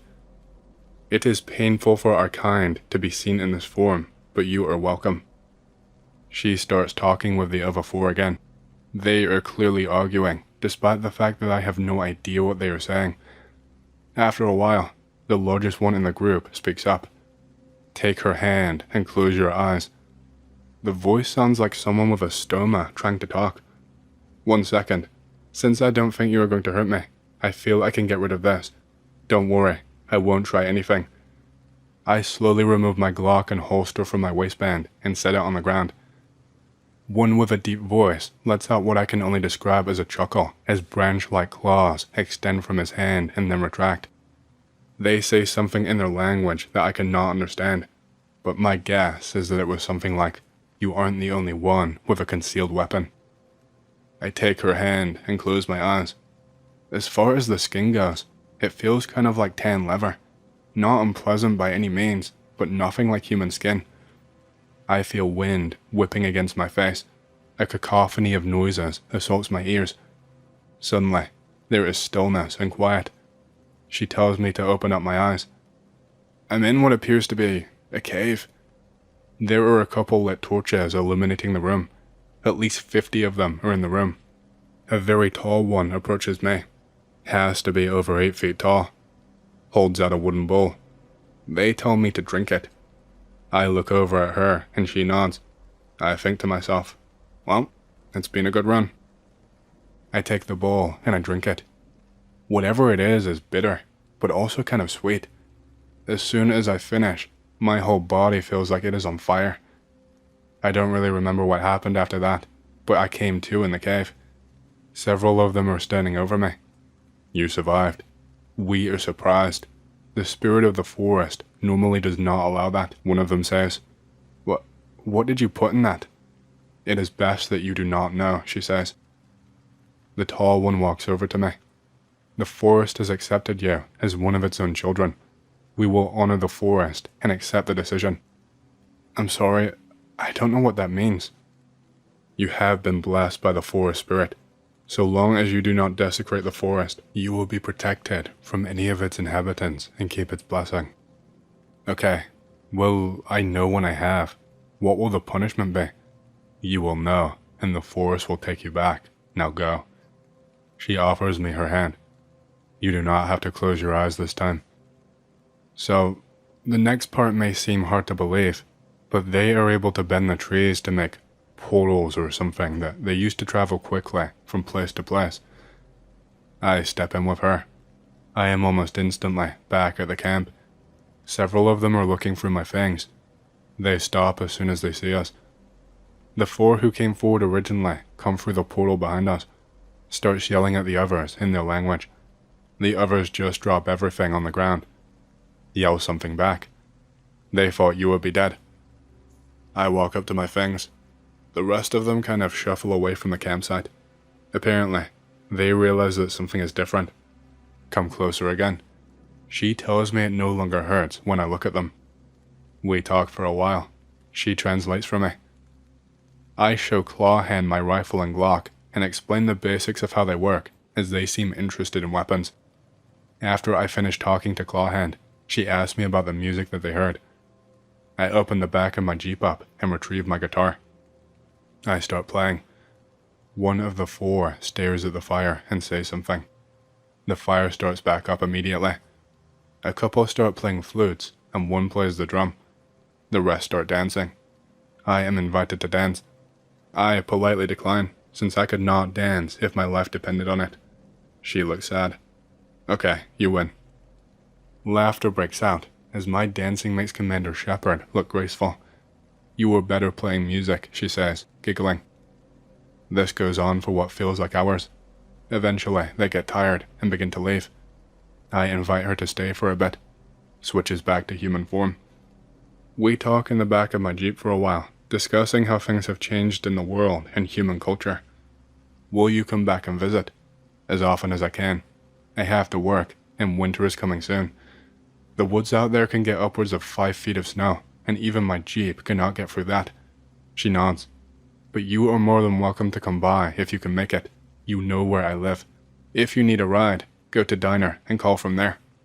I wrote down my number and handed it to her. So I have to ask, do you want a name? I feel odd not knowing what to call you.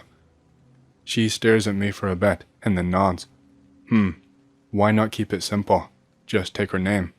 That works for you, right, Abby? Not her actual name. She nods. Eventually, I must have gotten so exhausted from everything that happened that I passed out, woke up, and she was gone. I don't plan on giving out the location of all of this, as it's clear that they just want to be left alone in their land. I don't know if it's the same for everywhere else, but if you are in the forest and see unnaturally stacked rocks or mounds, do not touch them. Those are considered sacred, at least to the Amakas. As far as the nature-altering powers go, as I understand it, each one has the ability to affect a small area around them, but in greater numbers, they can affect larger areas. I don't know what the blessing does, aside from the protection. If it even does anything else. I'm not sure what, if anything, will happen with Abby and I. I plan on telling my professor what happened, and maybe see if she can get a hold of someone who knows more about this kind of stuff so I can talk to them. As of now, I do not feel any different, aside from the image of that toilet burned into my memory, but we will see how things progress. A bit of background. My father was born in Washington State and moved around a lot. Settled in Colorado for like 20 years before starting a family out in California. So we would go to Washington and Colorado every summer for a few weeks at a time, as a family, and drive from one corner to another and see all sorts of stuff. The vibes I always got hiking, camping, and exploring Washington was wonder and safety. The whole national rainforest was magical to a 10-year-old kid. I thought I could live there forever. And then we started going to Colorado when I was in middle school, and that shit was a whole other ballgame. The woods are dense, clustered, claustrophobic, dark, and terrifying. I always felt uncomfortable and watched whenever we set off into the wilds, regardless of what portion of Colorado we were in at the time. I will green text for the sake of easy reading for the actual stories. I am driving through the central part of Colorado. Spent a decent amount of time around Winter Park, where my dad lived mostly, and the woods surrounding the area. Out on some back roads, Mom and sister passed out. Dad is telling me stories and pointing out things. We emerge from some heavily wooded roads and end up in unkempt farmland, the grass as tall as I was at the time. There are all sorts of buildings. Suddenly, we see a barn and several cabins smoldering. Dad pulls over, being the strong, admirable man he is. He tramps into the grass with his bowie knife to make sure nothing is wrong. He comes back 5 minutes later, white as a sheet, holding his knife so hard his knuckles were white. He says not one word. He puts the car into drive and slams down on the pedal so hard, gravel and dirt spray up everywhere. I ask him repeatedly what is wrong. He says nothing. He puts his hand on my shoulder and gives it a big squeeze. He won't answer me when I ask 10 years later, now. This other time, hiking in the woods towards the northern border of Colorado with just my dad. Sister and Mom had no interest. It's thick woods. I'm a little uneasy, but my grizzled old dad is with me clearing a trail, so I figured nothing could happen. The trees start pressing in, closer and closer. There is dense undergrowth. I am tripping and stumbling as my dad trucks on through. Suddenly, we break through the veritable wall of greenery into this flattened circular clearing. Nothing in it. It's a decently sized patch of grass. There is nothing growing inside the ring besides the short grass. It's a decent day in terms of weather, but there is a mist about waist height to me. Dad takes one step into the circle. He removes his foot like he had just been shocked. He looks at me. This is a man that fought in Vietnam, and who knows what else he has not told me about. This man looked terrified. He barrels back the way we came, hefts me up onto his shoulder, and we never look back. He refuses to tell me what he felt / might have seen. Last story. Driving with my family. Mom wanted to stop off at a town called Bonanza. Why not? Never saw the show. Guess it wouldn't hurt. We get to Bonanza. I expected a decently sized town. Nothing too big or fancy. It's literally a square patch of grass the size of a medium house's first story, with 3 buildings on 3 sides of the square. Maybe 5 or 6 big trucks on the square grass area. We see no one walking around. No sign of anyone being anywhere in the houses, but doors are open and windows are unshuttered / open as well. Dad muses about it being a hunter's retreat where people go to drink, hunt, and hang out for vacations. We pull up and get out. Parents and sister go one way. I go towards a billboard-like display a bit further away. It's right by a tiny brook bubbling up from the ground. I start reading while my parents explore. I start to get closer to the cars, grass, and houses. Turns out that this was a mining town with mining shafts all around the area and behind the houses. Something happened. Toxins and radioactive material seeped into the ground and water table. People got sick and died and eventually abandoned the town. As soon as I read about the irradiated water, the hair on my arms and neck stands straight up. I look at my family. They have just gotten onto the green area. I don't know why, but I engage into panic / familial protection mode. Sprint right up to them, but stop short of touching the grass. I start waving them back towards me, yelling about radiation and dead people and really scaring my sister and freaking myself out more and more. Dad looks at me, think he's going to say cut that shit out, but then nods his head and herds us back to the car. Won't stop panicking until everyone is safely in and buckled up. Dad starts to pull away. I look back and see the curtains move in the attic window of one of the largest houses there. See a hand poke through the curtains and beckon to me. We have never spoken about it since that day. It was the year 2005 when this happened. I was flying a Tu-154 plane on a long, very long haul from Mirny to Moscow. I never liked flights like that because they are right on the edge of this aircraft's range. After we took off from Mirny, we banked right and set our course for Moscow.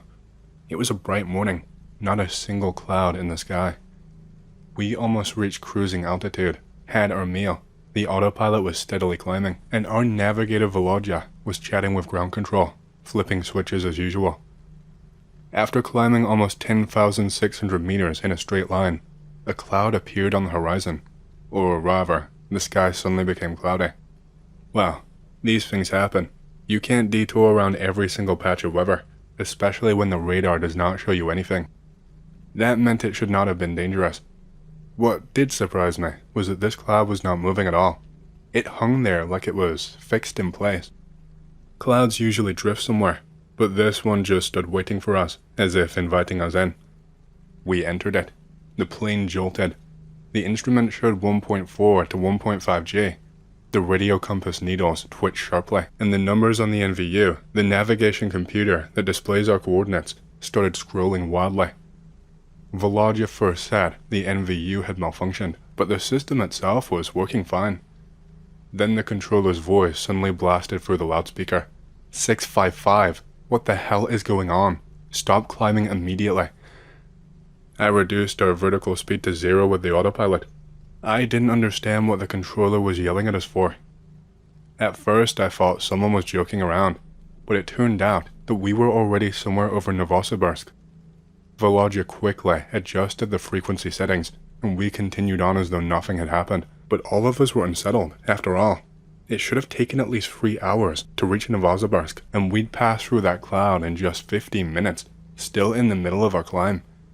It was as if we had jumped. There was no other explanation. No tailwind could do that. We arrived in Moscow almost 3.5 hours early. Later, back in Mirny, I learned that the moment we entered the cloud, our plane vanished from the radar screens and reappeared over Novosibirsk 15 minutes later. This story happened to me back in 1994. It was a time in Russia when there was a food shortage, so there was nothing to eat, and wages often went unpaid for 6 months or more. It was a terrible time.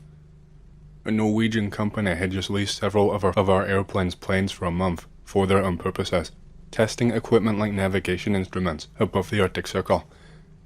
I was among those who agreed to take part in this venture, since they promised at least $2,000 a month. That was the deciding factor, especially because I already had plenty of experience flying in those latitudes. True, back then, I'd flown the piston engine IL-14, while now, we were to fly a Tu-154M.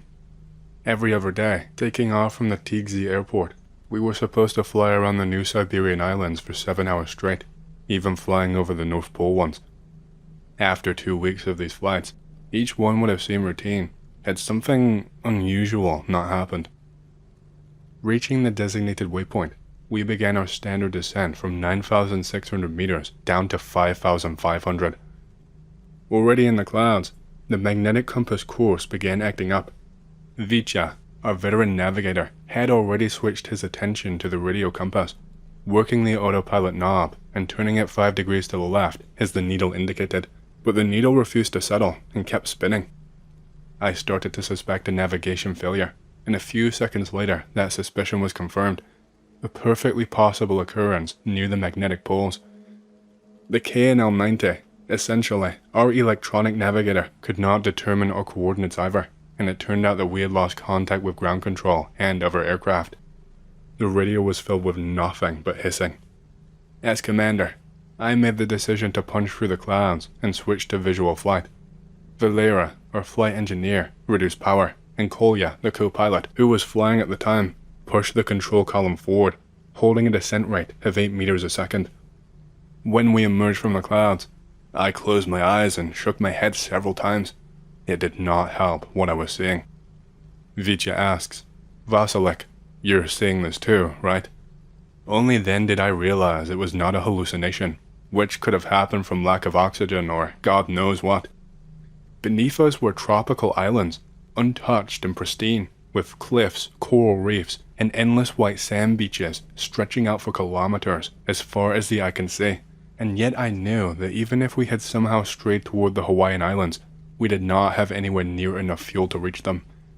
Even the flight engineer, Valery Alexievich, tore himself from his panels to stare outside the window directly with his own two eyes. Despite the beauty of the islands, I felt a wave of unease.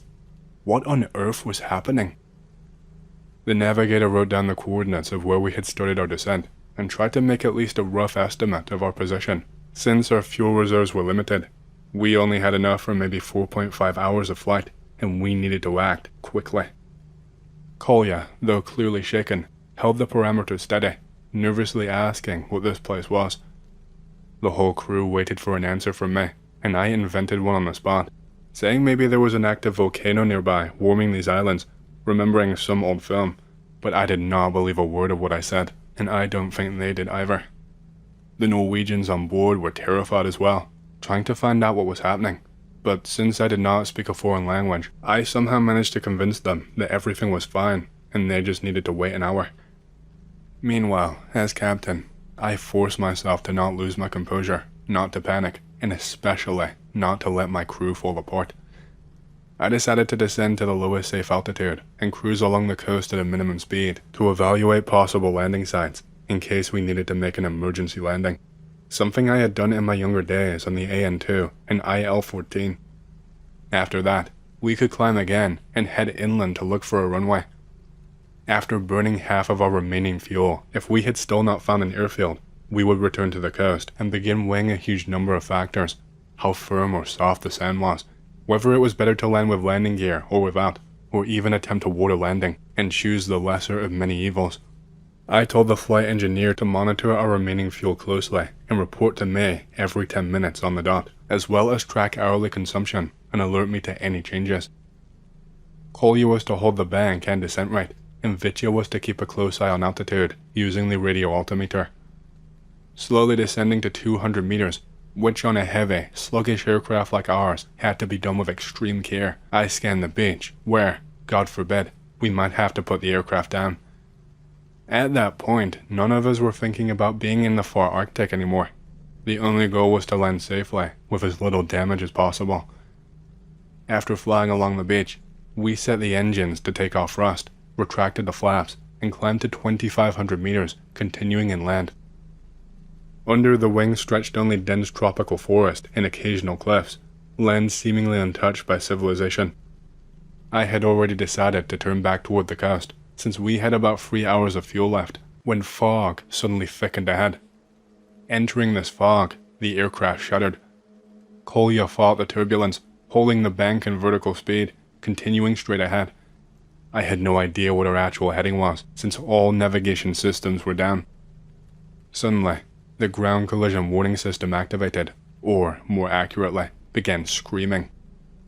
We burst outside of the fog and saw the steep rocky shore of a harsh northern island right in front of us. We banked sharply to the right and pulled back on the yoke. A collision was avoided, and then, just as suddenly, radio contact returned. After regaining our bearings, we set course for Tikzi. When we landed, we had barely 40 minutes of fuel left. We reported only a navigation equipment failure to the controllers.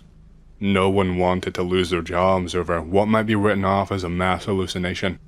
And later, at the hotel, with a few guys from another crew, after a bit of vodka, we finally talked about what had happened to us. Interestingly, the crew that flew there a few days earlier had also seen tropical islands in the clouds, but they had not lost radio contact. Eventually, word reached our superiors, and we were advised to keep our dirty linen private and say nothing.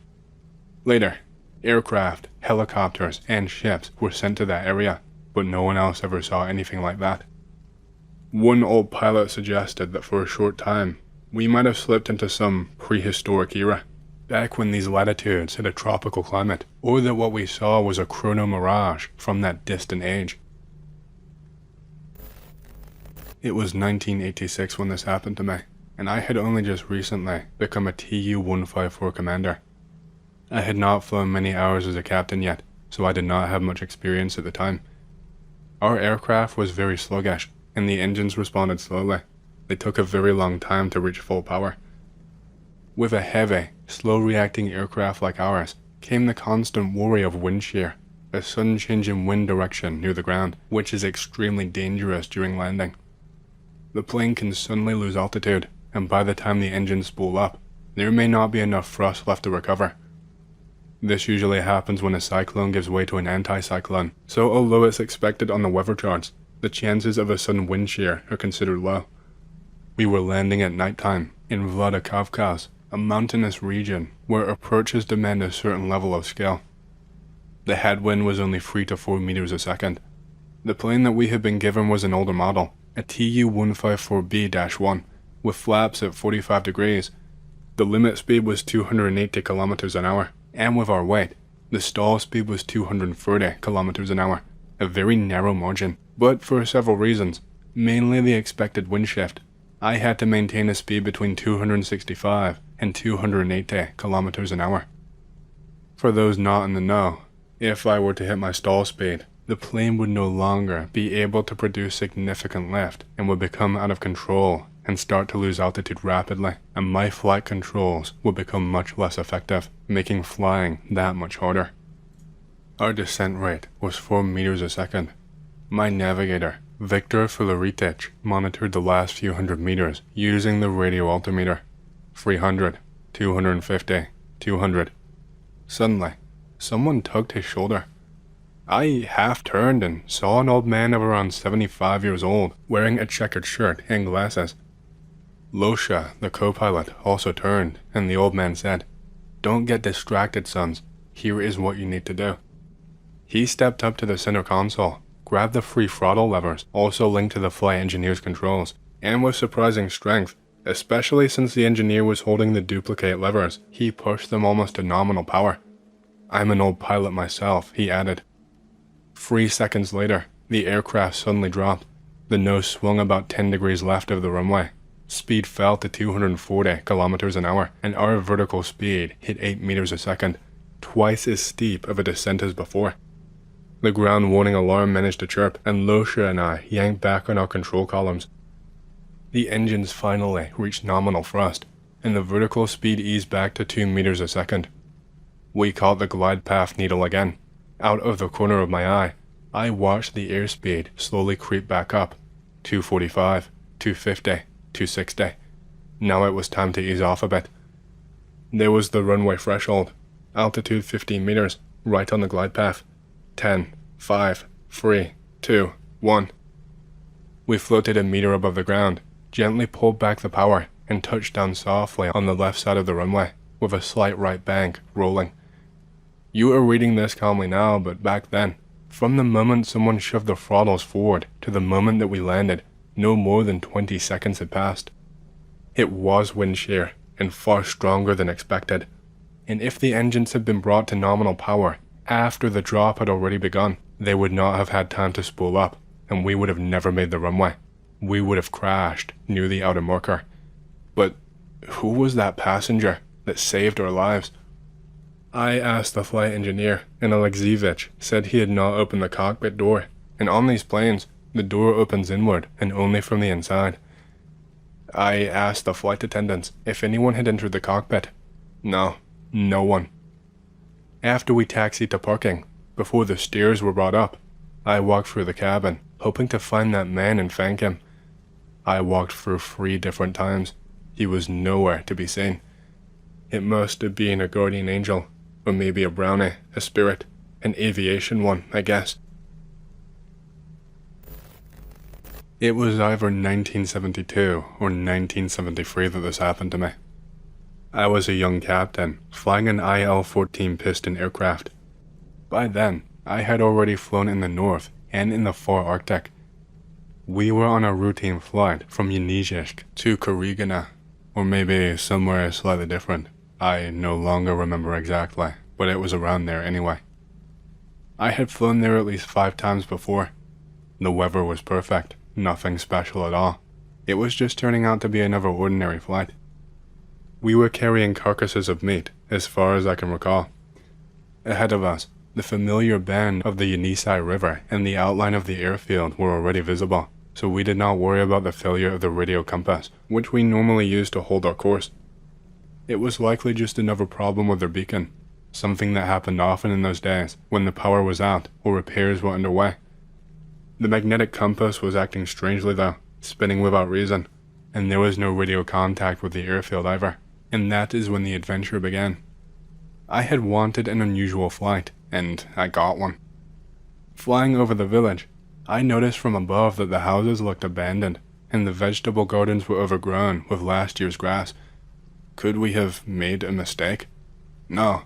We followed the highway all the way to the airfield zone. There was no error. The outlines were familiar, but everything looked as if no one had lived there for decades. It was late April, when the snow has already melted, but the fresh grass has not yet sprouted. The runway seemed overgrown with old weeds, but we decided to land anyway. As we taxied toward what had once been the parking area, I noticed the twisted skeletons of AN-2s and Mi-2 helicopters scattered about.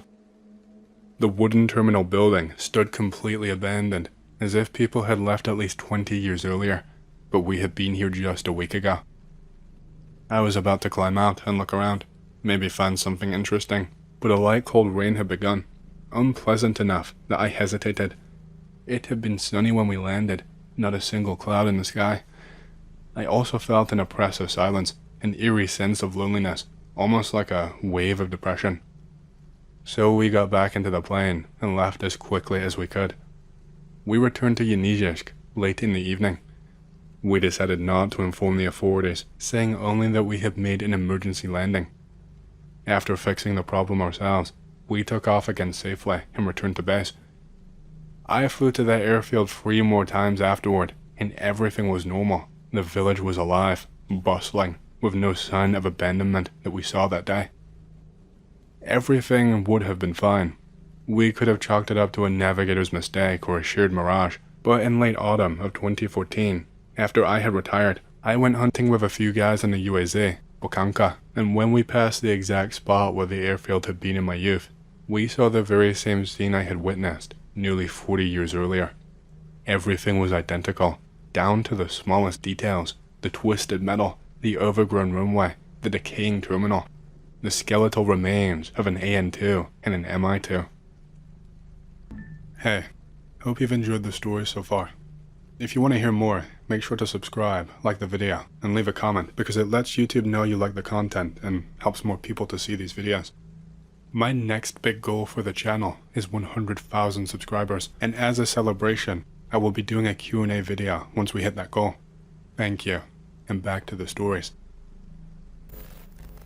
The geographic triangle in the Sargasso Sea, bounded by Bermuda, Puerto Rico, and the southern tip of Florida, is considered by many to be a mysterious region where ships and aircraft vanish without explanation.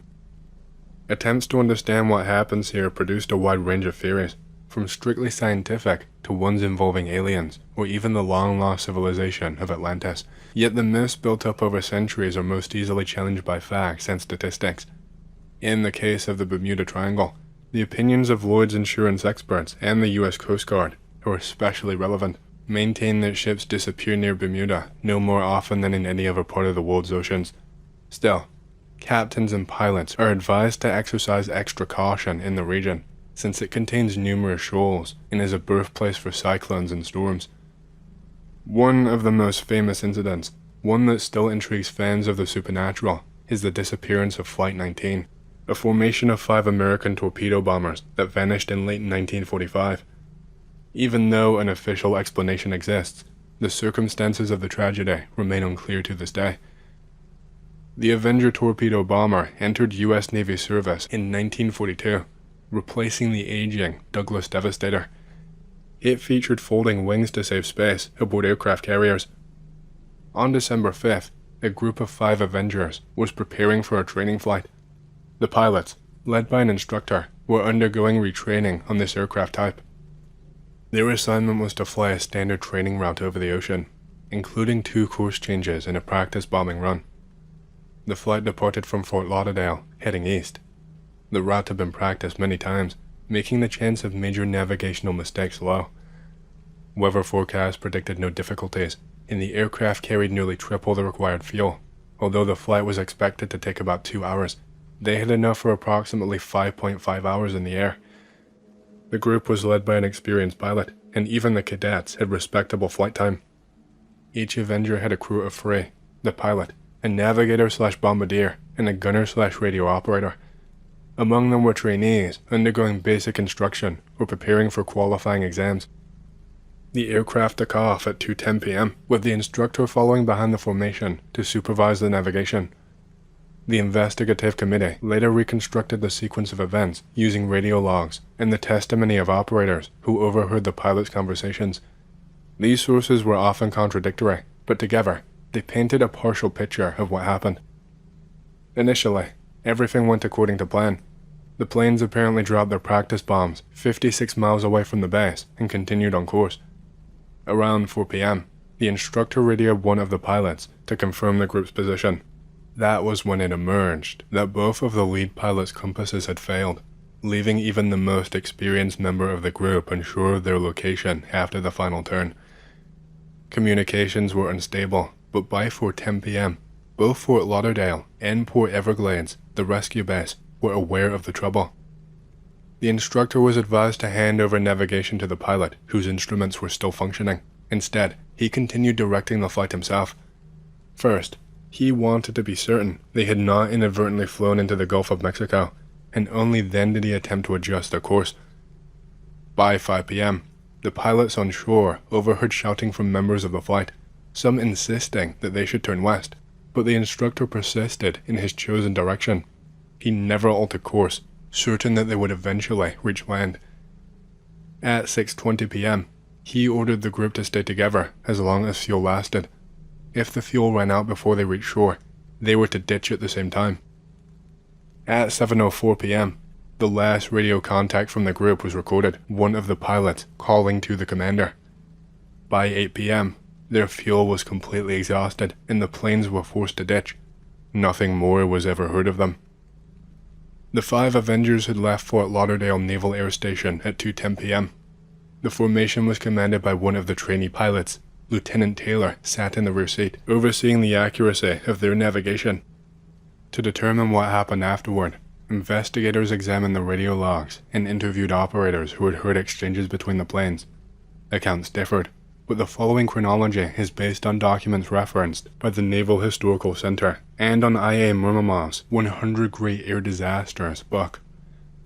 None of the sources provide details about Taylor's status reports before the trouble began, or mention passing any navigational checkpoints, but they do state that communications confirm the bombing run was successfully completed at 3:40 p.m., or near 4 p.m., according to some sources. Senior instructor Lieutenant Robert F. Fox, flying over Lauderdale, heard someone calling Powers on the radio without using a call sign. The unknown speaker repeatedly asked for Powers' compass readings.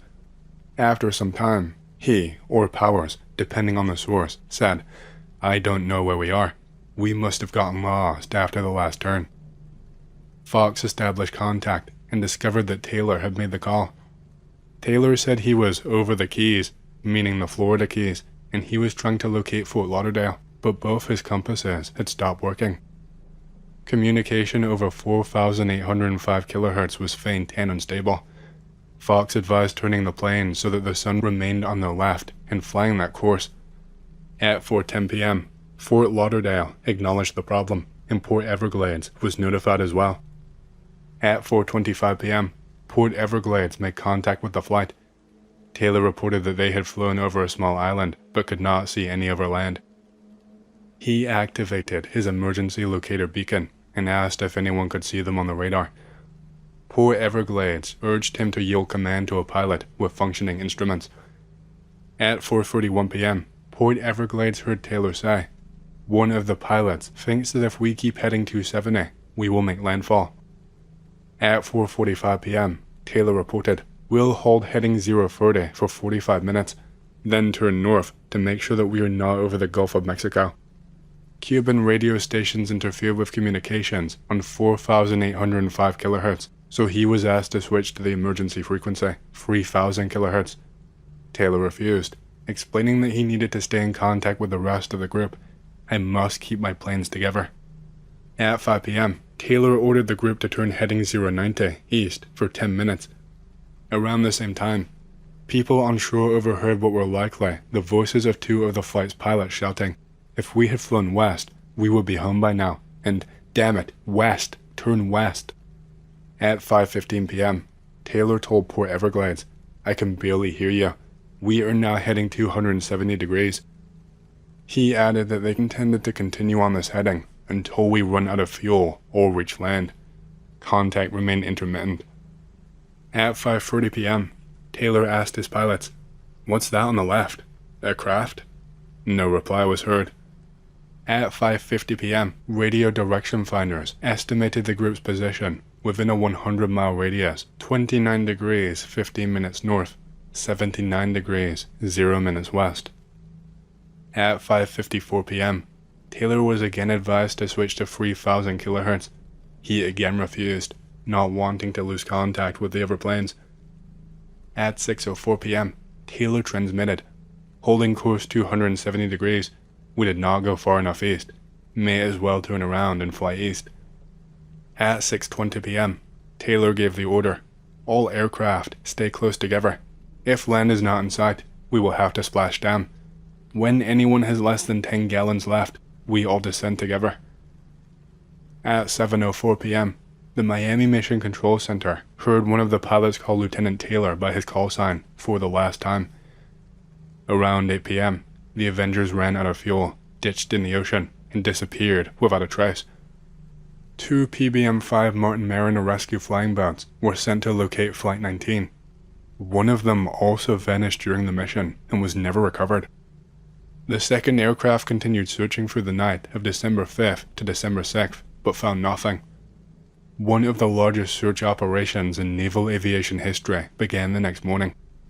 300 aircraft and 21 ships combed the waters for the missing Avengers.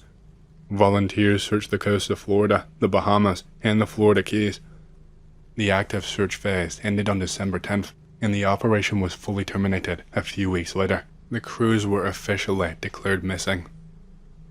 The U.S. Office of Naval Investigation conducted an inquiry into the disappearance of Flight 19. On December 7th, the initial findings and conclusions were released, and they boiled down to the following. Lieutenant Taylor mistakenly believed that the flight was over the Gulf of Mexico. This error arose from his conviction that the islands that they had flown over were the Florida Keys, and that turning northeast would lead them to the Florida Peninsula. Naval Control believed Taylor had already passed the Bahamas at the expected time, and was in fact flying northeast over the Atlantic Ocean. Although Lieutenant Taylor was an excellent combat pilot with no disciplinary issues in the Navy, he had a reputation for navigating by intuition and had become disoriented more than once. On 2 occasions, he had been forced to ditch his aircraft because of this. Responsibility for the loss of the aircraft and crews was therefore placed on Taylor. The disappearance of rescue aircraft number 49, a Martin Mariner, was explained as the result of an in-air explosion. Over the course of the next year, the report grew to 500 pages. Under pressure from Taylor's mother, who argued that the Navy Department was blaming her son for the loss of 5 aircraft and 14 men without sufficient evidence, the conclusion of Taylor's personal guilt was softened to the phrase, "cause unknown."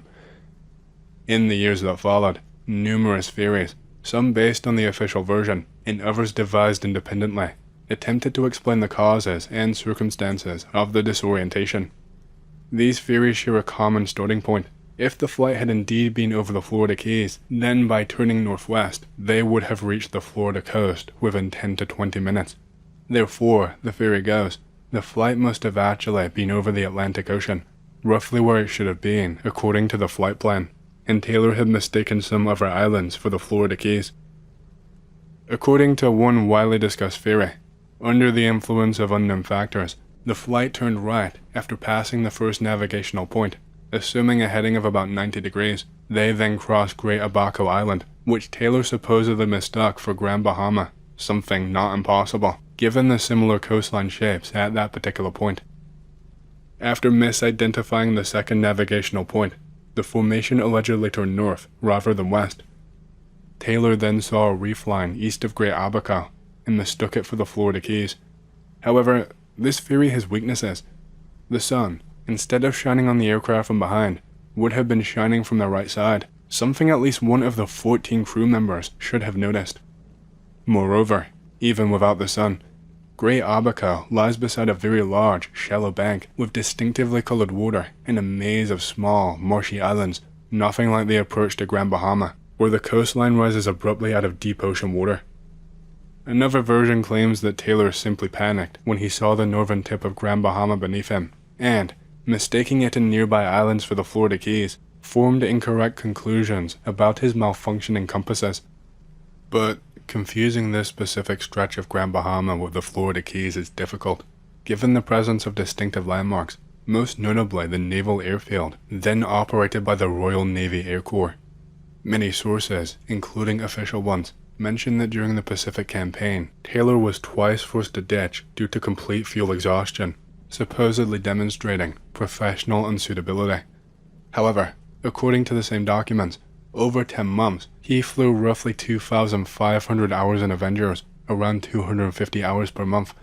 Such an extreme workload required pilots to perform all actions automatically, while errors caused by fatigue or simple misfortune were unavoidable. Taylor's competence is supported by the fact that his ditchings resulted in no crew fatalities, and investigations found no fault in his handling of the aircraft. He was never removed from flying duties. Given the mass demobilization after the war and the ability to select personnel, it is unlikely that an incompetent naval aviator, one supposedly prone to disorientation and losing aircraft, would have been hired as an instructor at a flight school. The reaction of the other pilots remains unclear. Some allegedly urged turning west and expressed frustration at Taylor's refusal, but none attempted to break formation and return independently. This is usually explained by the strict discipline familiar to military pilots, and Taylor's authority as the most experienced aviator among them. When the aircraft stopped turning north and finally settled at a heading of 270 degrees, they still had about 2.5 hours of fuel, nearly half their total endurance. Even under poor conditions, they should have reached the coastline. None of the theories based on simple disorientation explain why this did not occur. According to official reports, radio contact was lost around this time, and investigators were unable to determine what happened afterward. A number of unofficial theories linked the disappearance of the Avengers to anomalous phenomena in the Bermuda Triangle, extraterrestrial influence, and similar ideas. In these interpretations, the pale haze mentioned in the investigation, which prevented the pilots from judging the sun's position, is described as a known UFO-related effect associated with disturbances of space and time. Supposedly, such a haze distorts physical distances, and time itself may behave irregularly.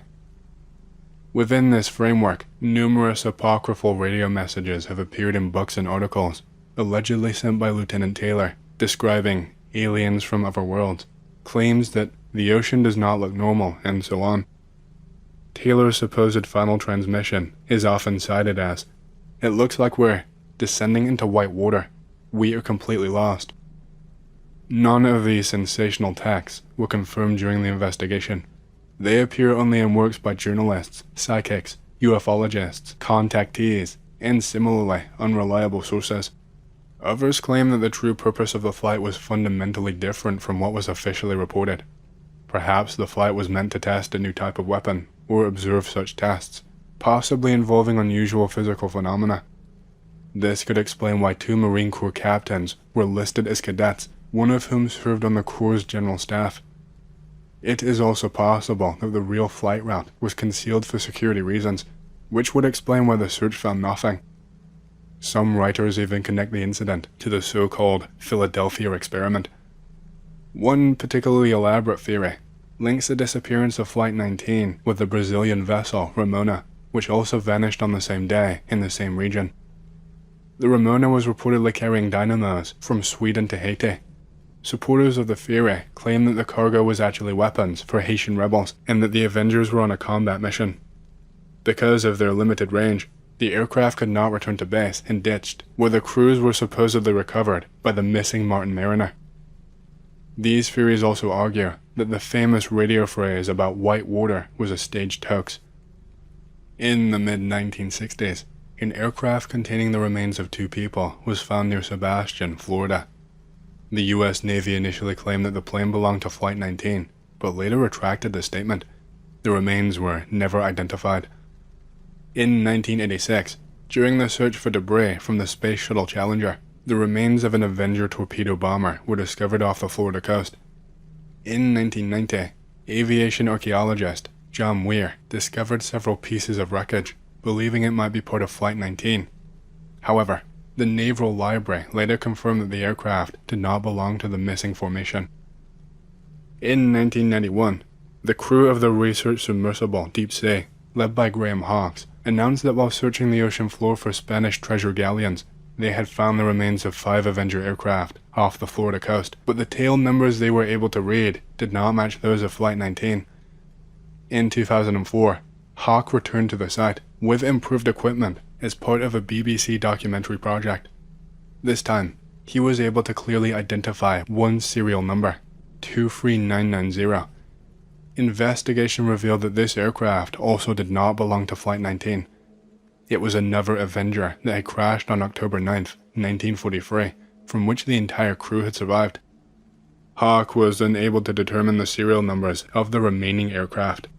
In March 2012, Hawke abruptly stated that his 2004 expedition had lacked sufficient resources to properly examine the wreckage and declared that he still believed, despite having no direct evidence, that the aircraft belonged to Flight 19.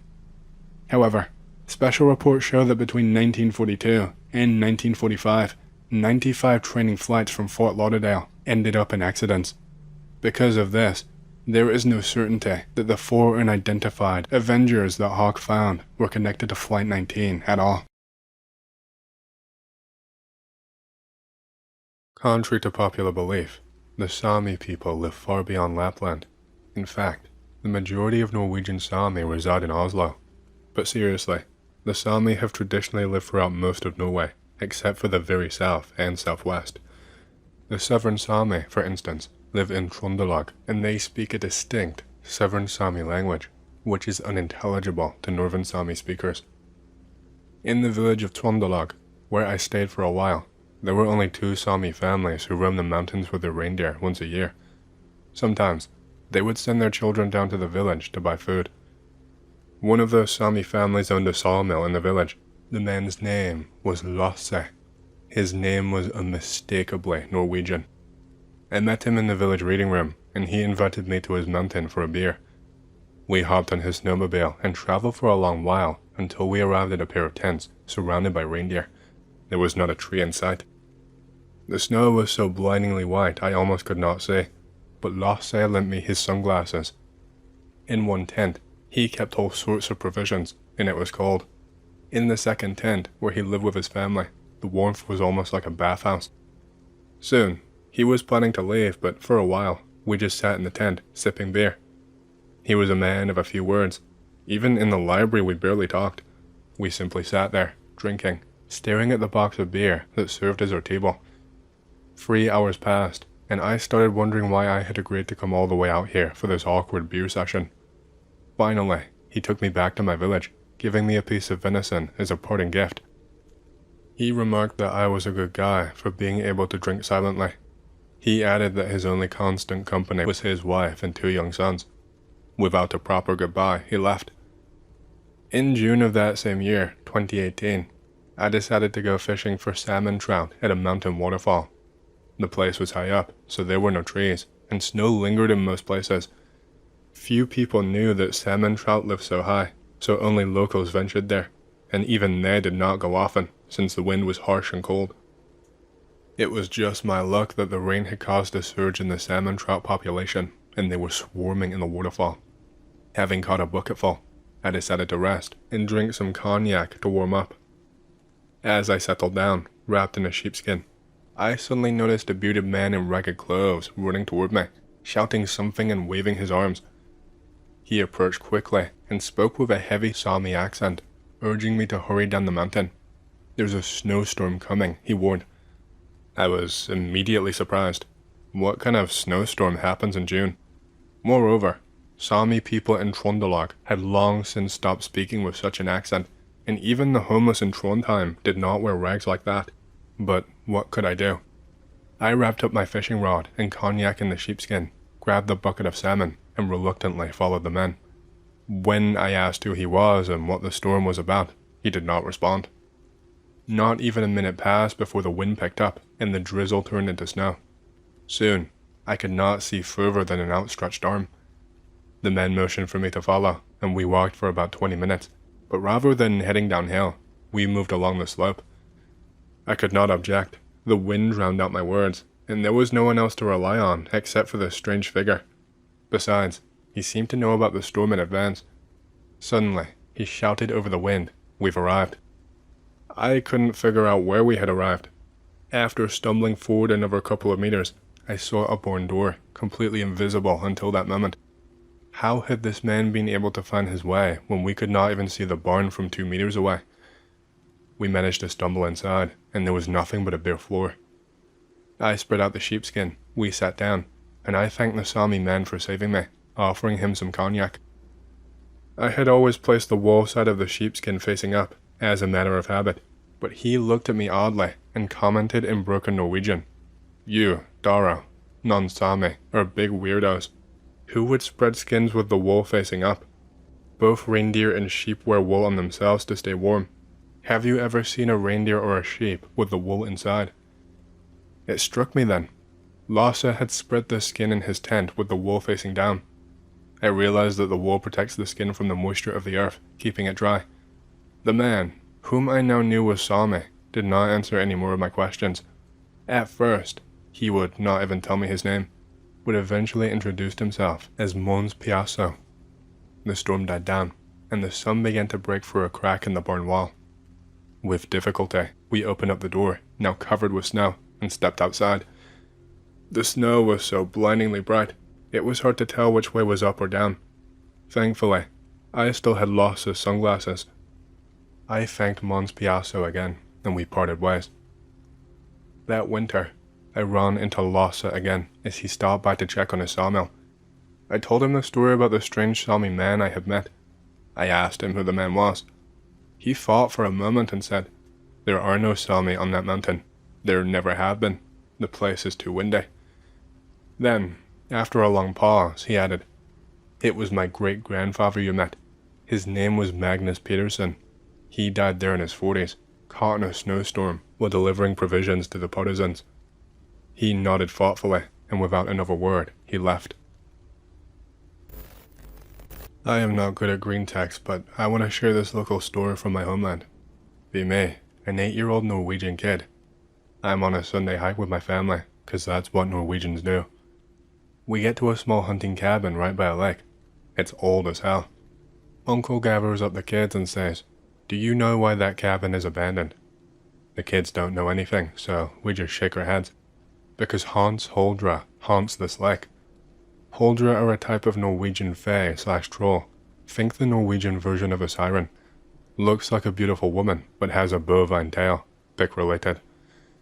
Apparently, 100 years ago, there were 3 buddies. They want to go out hunting deer. They agree to meet at the hunter's cabin. The first guy arrives on time. He realizes that none of his buddies are there. He has to wait for them. The second dude arrives the next night. The first guy is missing. He searches the whole place, only finding his bag and his jacket floating in the lake. I guess he drowned. He notes it down in the cabin log and waits for the third guy. The third guy arrives the next day. No one is at the cabin. He searches the whole place, only finding his friend's bags and the second guy's jacket floating in the lake. Something is off. He reads the cabin log. He figures the Holdra must be behind this.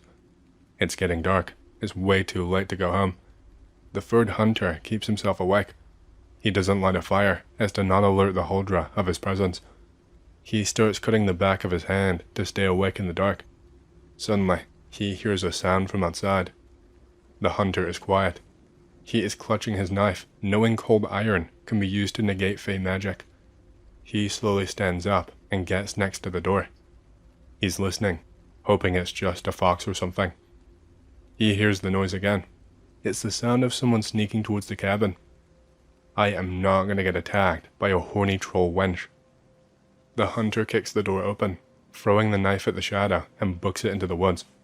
Since then, the cabin has been abandoned. Be 17-year-old me, on another Sunday hike with just Uncle and Dad, because that is what Norwegians do. We get to a small hunting cabin by the lake again. The thing has almost entirely rotted away. My uncle asks, did I ever tell you what actually happened at the cabin? I shake my head. My uncle tells me that during World War II, the cabin was a meeting spot for Gutta Paskauen, translation, the boys in the woods, the Norwegian resistance fighters. Mostly used by a communist subsection of the Norwegian resistance. Someone in the local community really did not like communists. They started snitching to the Nazis. Nazis set up camp close to the cabin. They straight up just shoot whoever enters the cabin. In the end, word gets out and the cabin stops being used. Be me, sitting there realizing that I'm sitting on the spot where my fellow countrymen got executed. I don't know if the Huldra story was made as a kid-friendly version of the tale to not ruin the spot for us kids, or if it was made as some form of code passed around the farms to keep resistance fighters away from the cabin. Pick related. It is of the lake. I knew a journalist who specialized in writing about forgotten historical figures. I often helped her with organizing and translating Soviet documents, especially when she worked on stories about white émigrés in Norway, or the heroes of the Great Patriotic War who fought in northern Norway. Then, she stumbled upon the incredible story of a Ukrainian partisan named Rambovsky.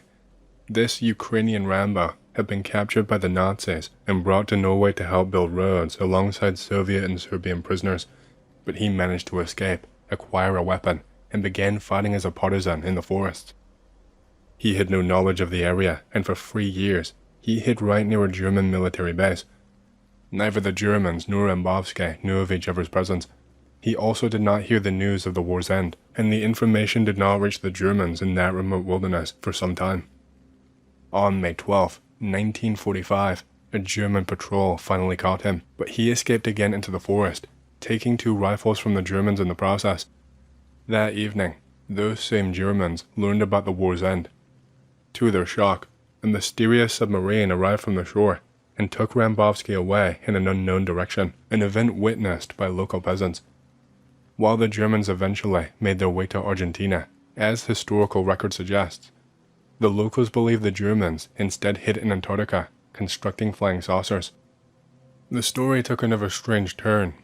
In the summer of 1945, Rambovsky was found sleeping in a peasant's barn, captured and sent to a mental hospital, where he later died. To this day, locals tell their children that Rambovsky will come for them if they stray too far in the forest, taking them off to Russia. While assisting the journalist with the story, I accompanied her to a local farm where a peasant had delivered food to Rambovsky. On our way, we stopped in a larger village to get some water. We decided to take a break and smoke in a picturesque meadow, surrounded by about 50 brown cows, just outside of the village. In the middle of the meadow stood a small hill covered with fir trees. Around the hill, we could see the remnants of a fence with barbed wire. Curiously, a deer stood still near the bushes, watching us. The cows did not seem to notice us at all. The deer eventually disappeared into the thicket, crawling through a hole in the fence and slowly walking into the forest. We followed it through the hole and found ourselves in the woods. There, standing alone, was a vertical stone with runes etched into it. It wasn't particularly unusual. There are plenty of such rune stones in Scandinavia. However, this one had been fenced off, probably to protect it from vandals who might damage the stone, as had happened in the past when drunk teenagers lit fires near these sites. But I had never seen archaeological finds protected with barbed wire before. I also could not find any reference to this runestone, not even the most detailed archaeological maps. The hill that it stood on was likely a Viking burial mound. After spending some time with the stone, we returned to the car, planning to walk to the village to get some water. We needed a break from the drive, but strangely, as soon as we saw the runestone, we began feeling unwell. The village was strange too. Even though it was a weekday, both the store and the gas station were closed, with no notes explaining why. Typically, in Norway, establishments put up a sign with their reasons for being closed, whether it's an ordinary holiday like May Day or an emergency. But here, there was nothing. The streets were eerily empty. No people, no cyclists, not even passing cars. There were no birds either. All the house windows were covered with curtains. We knocked on a few doors to ask for water, but no one answered. Growing uneasy, we quickly left the village. As we reached the meadow by the hill, we were shocked to find that the cows, at least 50 of them, had disappeared. Where could they have gone in the mere 10 minutes we had been away? We hurried back to the car and drove to the farm, where the owner told us more about Rambovsky. Afterward, we asked if he had noticed any oddities in the neighboring village. He gave us a strange look, shook his head, and seemed genuinely puzzled by our questions. We left the farm by a different route, bypassing the strange village altogether.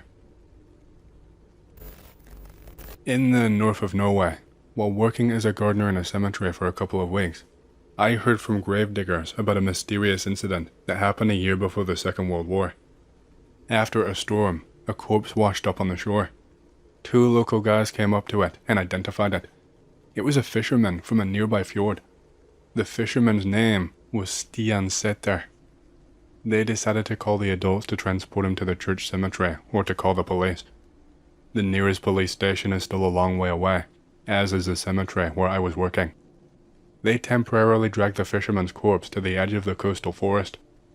We returned there with the adults an hour later and saw a completely different corpse lying nearby, also at the edge of the forest, in torn, very old-fashioned clothes. And besides, it had decomposed and stank terribly, so that you could not even see its face.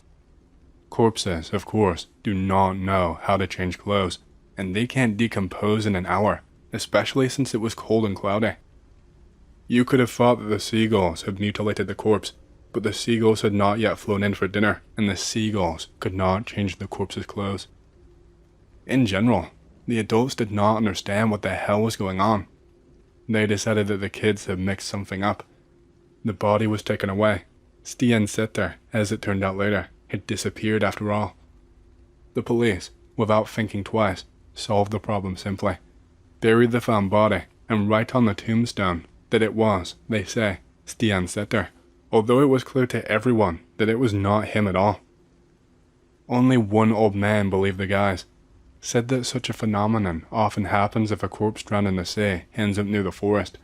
Then a drogger emerges from the sea, a type of zombie, a drowned man who takes corpses back to the sea and either eats them or sends them to hell or makes new droggers out of them. And to meet the drogger, a schlop emerges from the forest, an ordinary zombie who wanders through the forest and also collects human corpses. If the schlop died a long time ago, then he is dressed in old-fashioned clothes, and the drogger, as a rule, is generally dressed in mud with shells. And so, the drogger and the schlop begin an epic battle to decide whose corpse it is. The drogger, of course, believes that the drowned man's corpse is his, and the schlop, the bastard, claims that since the corpse is on the edge of the forest, it belongs on land. That time, apparently, the drogger won, killed the schlop, and dragged the fisherman's corpse back to the sea, and the schlop's corpse was left lying on the edge of the forest, and it was this that the adults found. No one showed me the grave, but while trimming the bushes in the very corner of the cemetery, where nothing had been done for a long time, I discovered a tombstone, overgrown with lichen, on which I was able to make out the inscription, Here lies Stian Setter, a brave fisherman who died in a storm. I was unable to make out the date, but, as I have already said, he died before the start of the war, and the spelling on the tombstone belonged to the same period. The action takes place in northern Telemark in the dead of winter. My friends and I were sitting by a fire in the forest, drinking moonshine and baking potatoes as we argued about politics. Lost in the conversation, we did not notice at first that we were hearing voices coming from the forest, right behind us.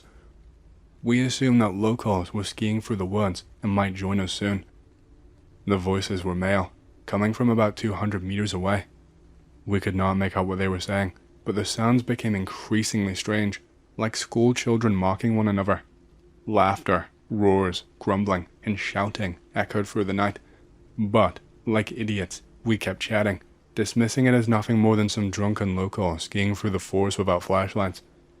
Eventually, the realization hit us. It was already 3 in the morning, and something about the situation did not seem right. I suddenly remembered the stories of the Tusa, mysterious underground creatures that occasionally surface for various reasons. These creatures were said to be too weak to kill, but could bite your leg or, in extreme cases, steal a child and replace it with one of their own. Sometimes they were described as ordinary people dressed in blue. Following the advice of the Norwegian elders, I poured some moonshine onto the ground behind me and quietly said something like, "Here is a gift for you, now leave us alone." The moment I did, the voices immediately stopped, but my friends were still unsettled, and it was getting late, so we decided to head back home. The next day, we returned to the area to investigate. We walked around the forest where the voices had come from, but found no signs of people in the snow. Later, the locals told us that sometimes smoke could be seen rising from that part of the forest, but when anyone went to check, the smoke would vanish. The locals believed that people lived there, but no one had ever seen them.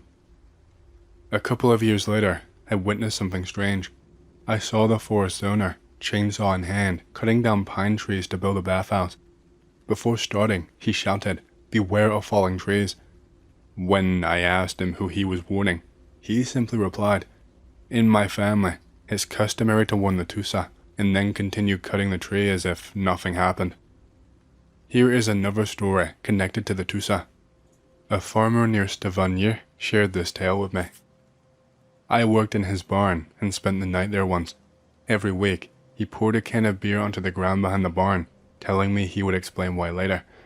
To be honest, I was glad he told me the story only when I was about to leave. Otherwise, I would not have dared to stay there. But my naive brain convinced me that it was just the ramblings of an eccentric farmer. This happened in the 90s. The farmer had been drinking at the pub and was walking home late at night. Things were not going well for him. His wife had left him, taxes were mounting, milk prices were low.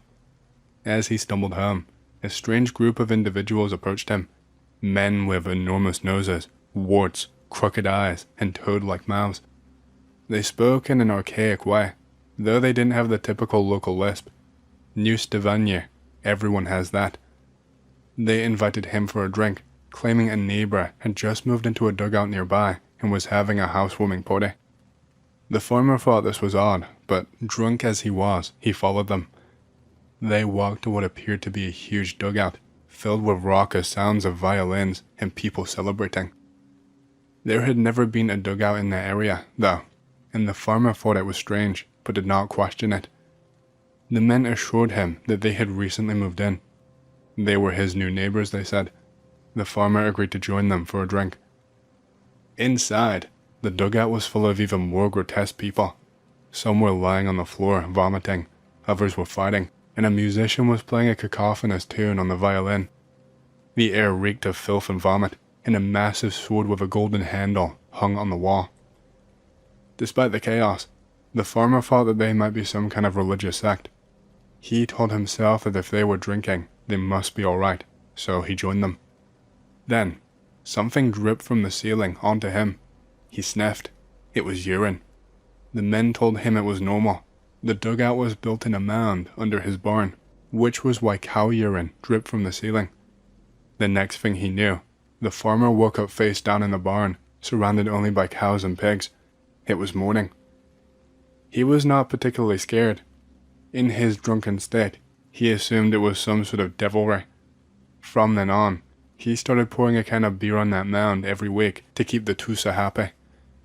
According to him, his fortunes improved dramatically after that. He became the richest farmer in the village and remarried the most beautiful girl in the area. Later, he explained to me that the sword with the golden handle probably belonged to a Viking buried beneath the barn, and he did not want to disturb it. He had no interest in the sword. It was better to leave the Tusas alone than risk upsetting them. He refused to allow archaeologists anywhere near his farm. I did not doubt his tale.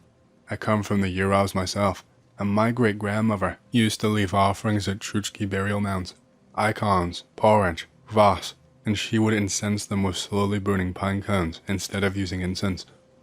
I understood this folk belief, and found that such stories are surprisingly similar across cultures. Probably the most incredible story that ever happened to me and one I sometimes wonder if I should even mention, involved a friend of mine from work. Let's call him Niels. At the time, I worked in the fishing port of a small village between Bergen and Trondheim, located on a rocky island. I spent 3 springs working there consecutively.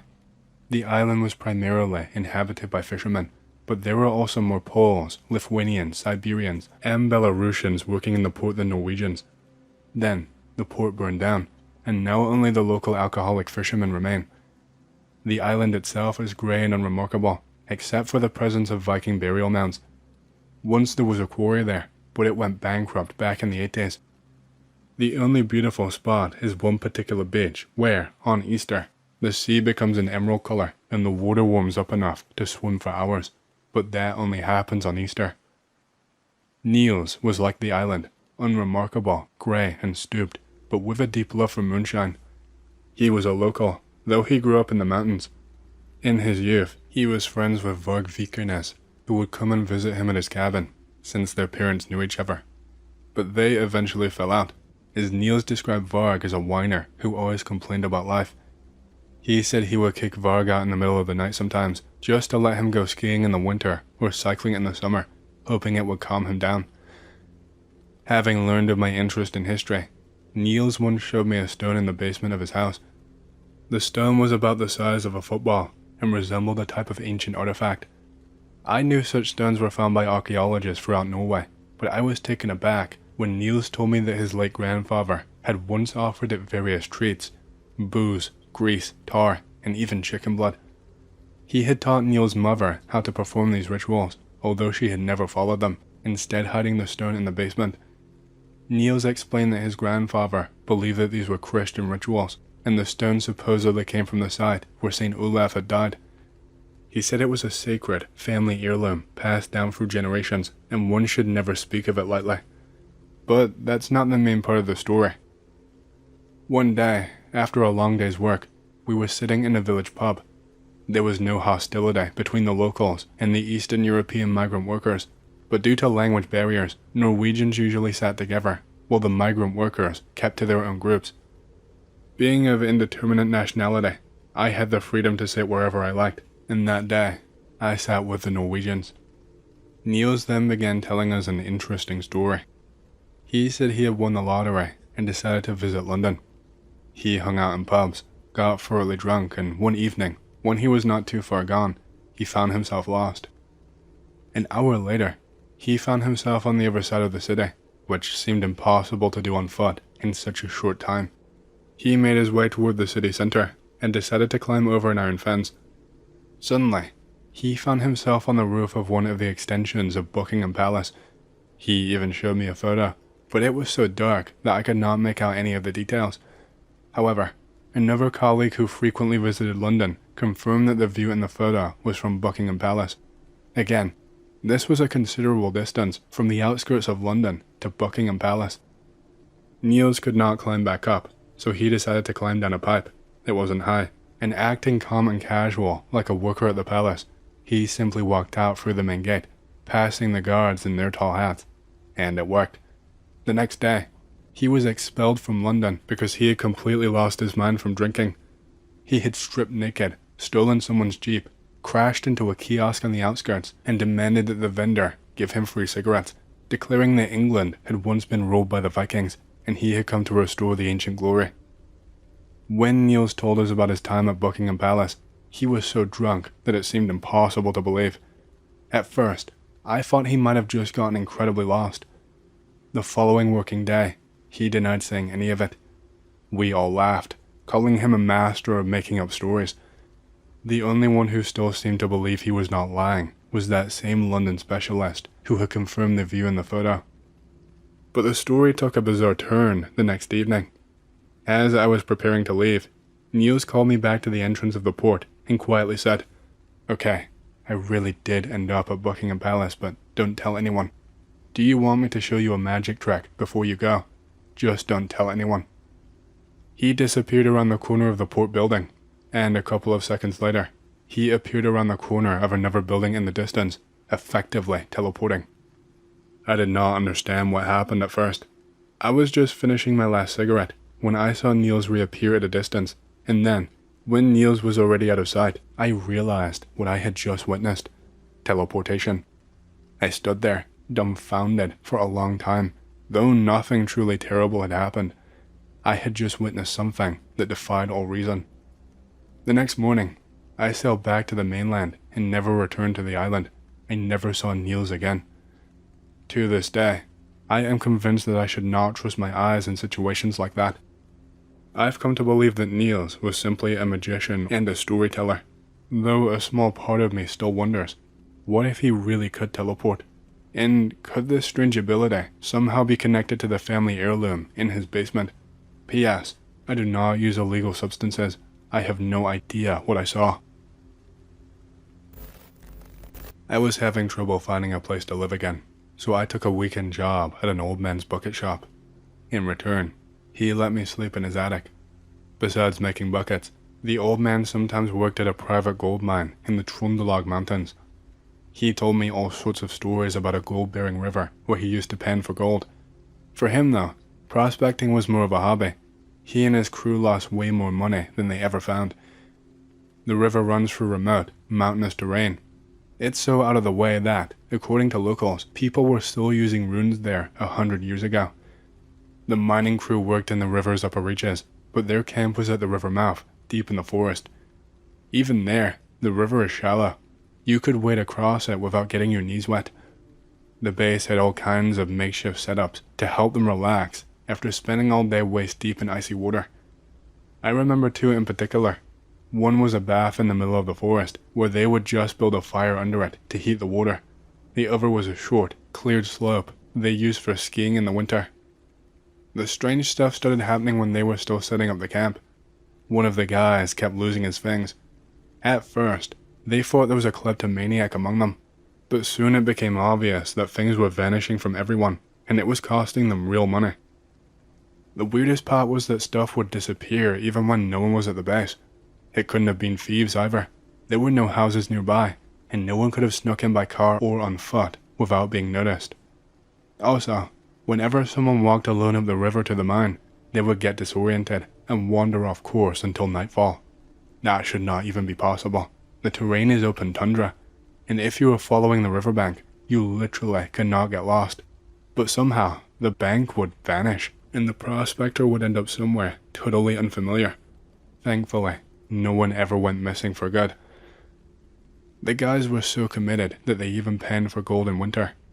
They would cut holes in the ice and work with fires going nearby. The winters there are surprisingly calm, little wind, so it was not quite as suicidal as it sounds. Good gear and heated pants helped too. Still, one day they dragged sleds full of firewood up the river, and both the sleds and the wood just vanished. No one was scared, just pissed. Every fall, strange sounds, screams, groans, low mumbling, came from the mountaintop at night. Most blamed animals, but one old-timer said his parents had told him witches used to hold Sabbaths up there. Still, if that were true, you would expect to see firelight, and no one ever did. Even so, the youngest guys in the group got spooked and quit. The old man told me once that he climbed the mountain himself after the first snow. Not out of curiosity, he just wanted to take in the tundra landscape. At the top, he saw huge footprints in the snow, like something the size of an elephant had passed through. It scared him enough to run back down, though he never told the others, afraid they would think he was crazy. Another time, one of the guys was skiing down the slope one winter evening. Darkness falls fast in those parts, but he seemed to enjoy skiing in the cold and dark. As he went down the hill, he saw two white figures running uphill from the side. He could not stop in time to get a good look, and when he got to the bottom and turned back, there was no one on the slope. At first, he thought his friends were pranking him, but it turned out that all of them were still in the kitchen tent, and none of them had been wearing white. In spring, the team headed back upriver to the mine. It was cold and foggy. The locals call that kind of thick mist skada. Then, across the river, they saw a shepherd's hut in the fog. No one had ever seen it before, and there definitely was not supposed to be any hut in that area. They crossed the river to check it out, but as they got closer, the fog thickened and the hut vanished. A few seconds later, the fog lifted and the landscape was exactly the same. just with no hut anywhere. And then there was the storm. One day, everything was calm, sun shining, butterflies fluttering. Then, within seconds, it started pouring rain and lightning cracked through the sky. But weirdly, there was no wind.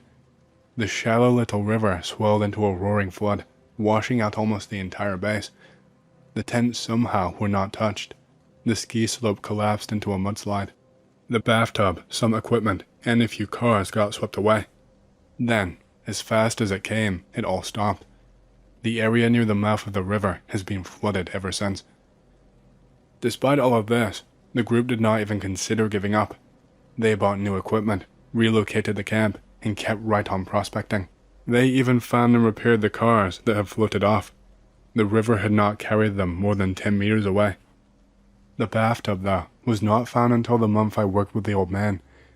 They discovered it miles downstream, deep in the woods, balanced on top of a pine tree. And keep in mind, during the storm, there had not been any wind.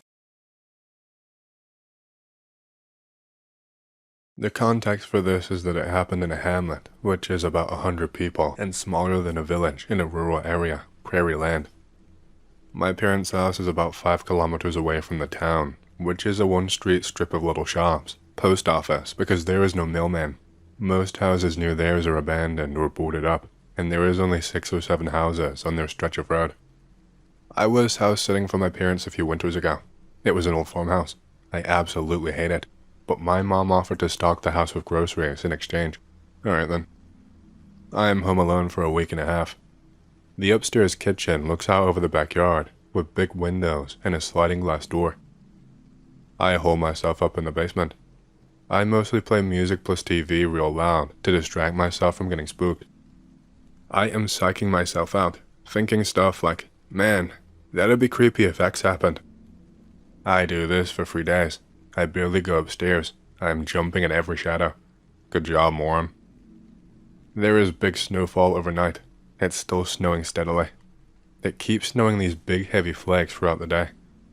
I'm upstairs for breakfast. I look out over the yard and see tons of crisscrossing animal tracks. That's fine. It could be rabbits, deer, maybe even coyotes. I haven't been near the front part of the house in days. I wander over to see what it's like in the front yard. The hell? There are no animal tracks. One set of footprints that come halfway to the front door, then stop.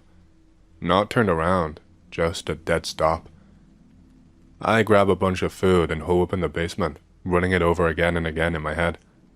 I think maybe it was a delivery man who made a mistake, turned around halfway up the walkway. I rethink it. Was I sure the footprints just stopped, or did my brain just fill in the blanks and jump to conclusions? Yeah, that's probably it. I turn on every light in the house. I get drunk to try and settle my nerves. I wake up the next morning on the couch, lights still all on. It's freezing. I go upstairs. The thermostat is set to 10. Shit. I bundle up and wait for the house to heat up and nurse my hangover. I am still thinking about the footprints. I pound what little of the rum is left over for confidence and get dressed for the weather. The footprints go dead straight across the road and into an empty field.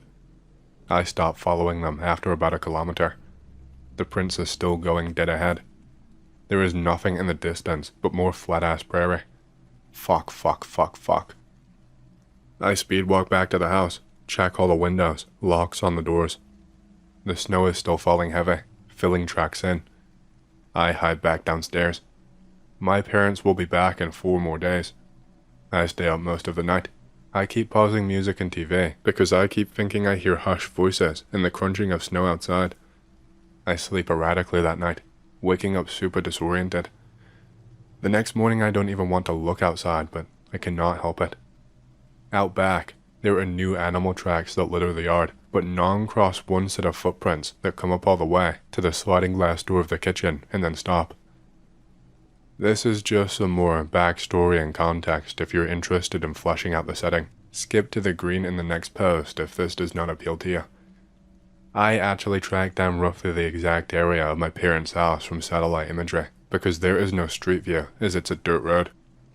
I wanted to get some shots of the shit shacks people have just left behind. Also, There's a culture to collect old farm equipment, cars and trucks. They don't do anything with them. They mostly just collect them and let them rust fall apart, which also makes for some good landscape photos. Here is a satellite imagery of near where my mom and her family are from. Only real relief is water, and you don't see bodies of water out across the plain as they are the lowest point, because drainage. You see fields being cared for, but Hutterites and Mennonites gobble up land, don't spend any money, pull it all within their commune and family, and repeat the process. Individual families usually get out of farming, and being bought out is often preferable, because modern farm equipment is really expensive, and farming is fickle at the best of times. So even where there are farmhouses, they, as I mentioned in my first post, they are often abandoned or dilapidated.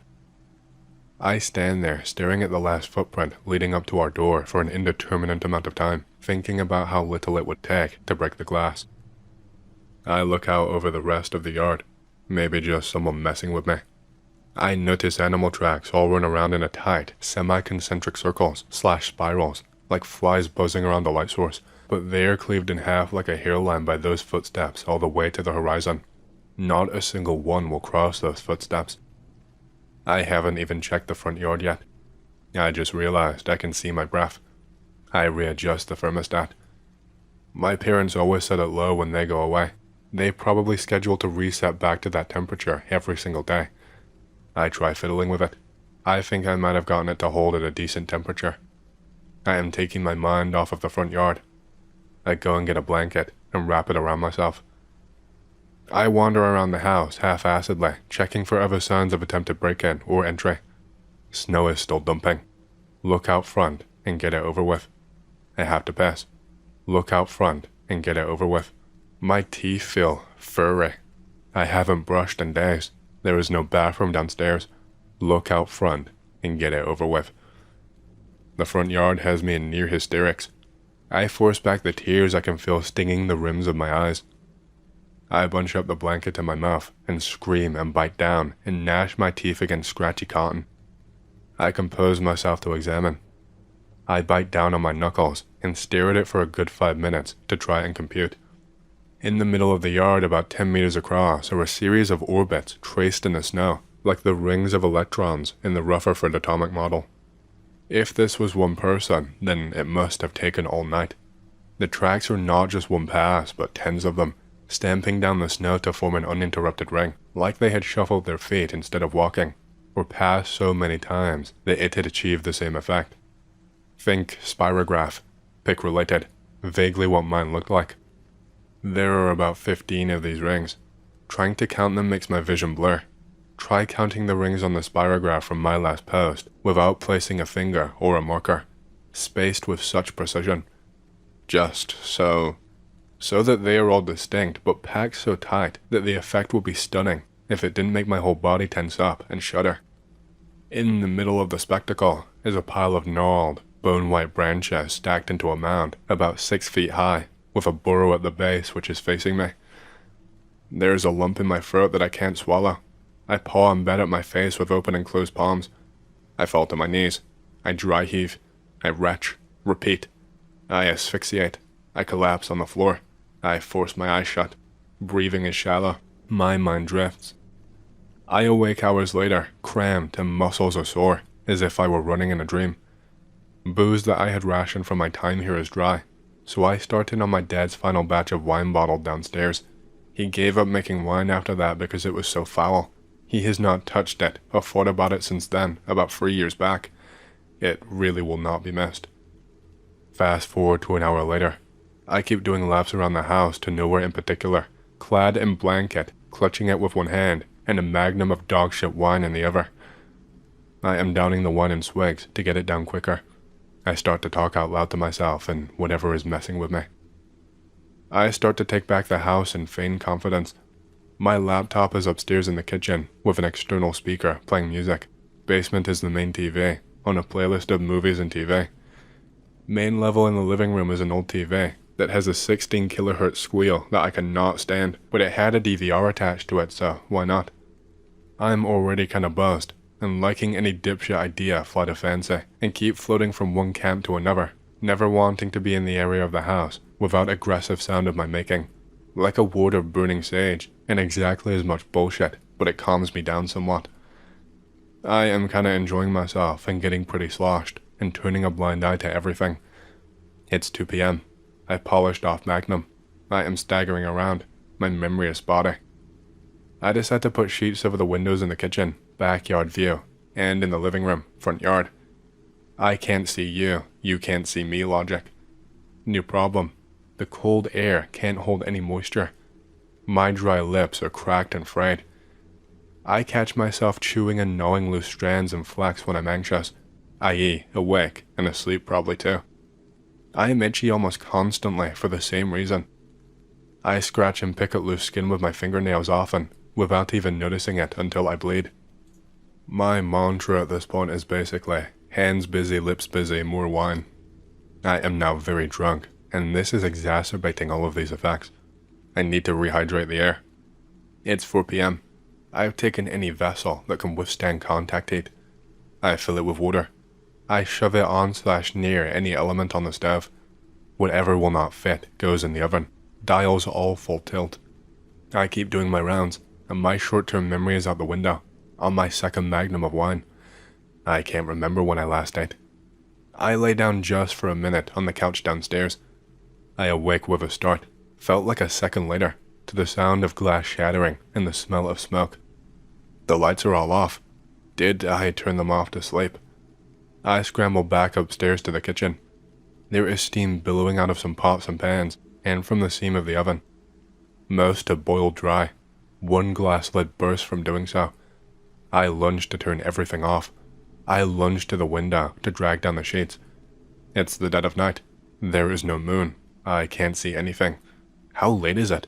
I don't even know what time it is. I throw open the glass door to let in air to air out the smoke.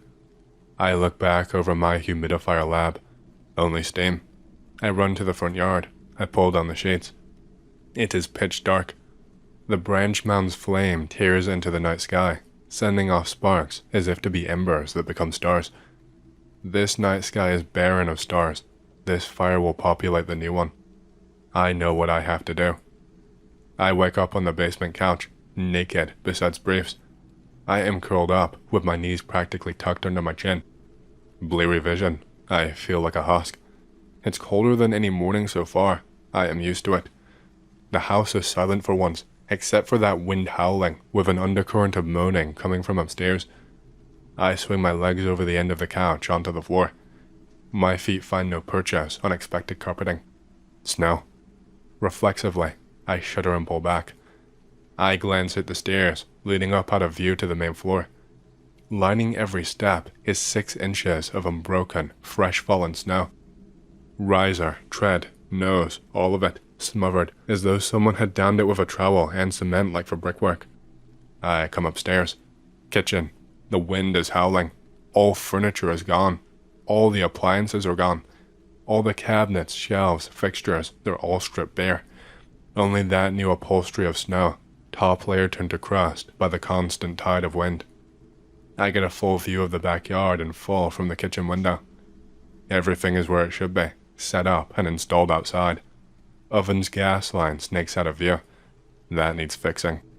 This is my garden now, I guess. All of the snow out there is gone. It's all inside. I have no idea how all of the things in my house have been installed outside.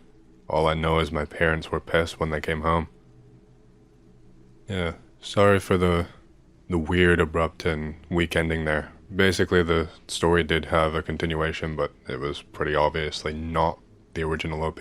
And the guy who came back turned the story into a faux intellectual word salad full of la deeper meaning. And by that, I mean it was a 6-foot hole full of shit that didn't make sense.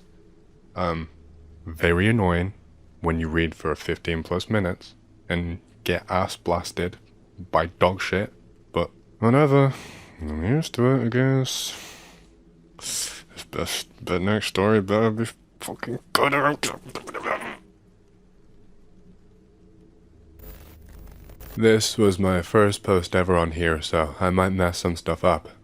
Not entirely sure how to green text, but I will give it a shot. First, a little bit of backstory. I live in a rural area of Pennsylvania, but not in the middle of BFN. I have neighbors close by, but they are all older and not up much past 9 p.m. This story is going to start in the middle of summer, but winter is when it gets weird. Be about mid-July. It's the middle of the night and I am sleeping in my bed. I suddenly wake up, or so I thought. There are 3 doors in my room. The one on the far right side of the room is hanging wide open. I know that door was closed. It is always closed. My mind must be playing tricks on me, and I close my eyes again. I wake up suddenly again, an hour or so later. The light in the corner of the room through the door is on. That's odd because it isn't plugged in, or even anywhere near a plug. I must be dreaming. I close my eyes and drift back to sleep. I wake up suddenly a couple of hours later. The door is still open and the light is still on, but this time, there is a huge black figure about 7 to 8 feet tall, standing in the doorway blocking some of the light. It has long arms down past its knees, long talons. It has red eyes and a thick black mane that's stuck straight up. I must still be asleep, and pay no mind closing my eyes again. Only about 30 seconds go by. My eyes are forced open by this thing. I can't move at all, and it is hovering right above me. It's coming, it says, in a very low bassy voice. What the fuck is coming? But I can't speak either. I wake up to my wife shaking me, asking what's wrong. I am drenched in sweat and shaking. It was just a bad dream. It continues about once a week until about 2 weeks ago. Now fast forward to Friday night. I take my dog out on a leash to go to the bathroom. It's about 10:30 p.m. or so. I start hearing noises from just inside the tree line, about 50 yards or so away from me. It's just some animal searching for food in the snow, I guess. Then there is this smell that I can only describe as rubber-coated copper wire in a fire. That's odd. Nobody is awake right now, that I can see anyway. My dogs start to flip shit all of a sudden. I see something moving just inside of the tree line. It's about 7 to 8 feet tall, judging by a mound of dirt at the end of my yard. It's moving almost statically. It looks at me with piercing red eyes. I am freezing my balls off, but I can't turn around and go back inside. I'm just mesmerized by those red eyes. After what feels like hours, my dog bumps my leg, and I come back too. I walk back in, and just tell myself that I was tired. That was all. The next night rolls around, and it is around 11 p.m. I take my dog outside. As soon as I walk out the back door, I see a man standing in the middle of my yard. My dog has not yet noticed him. That's odd. It's like 10 degrees outside and snowing heavily, and he is only wearing underwear. I call out, asking who it is and if they are okay. I get no reply. About this time, my dog notices and starts flipping shit. I get the same smell from last night and don't understand. What the hell is going on? I am getting irritated at this man trespassing and not answering me, so I repeat myself. Again, I get no answer. My dog stops barking, so I look down at him.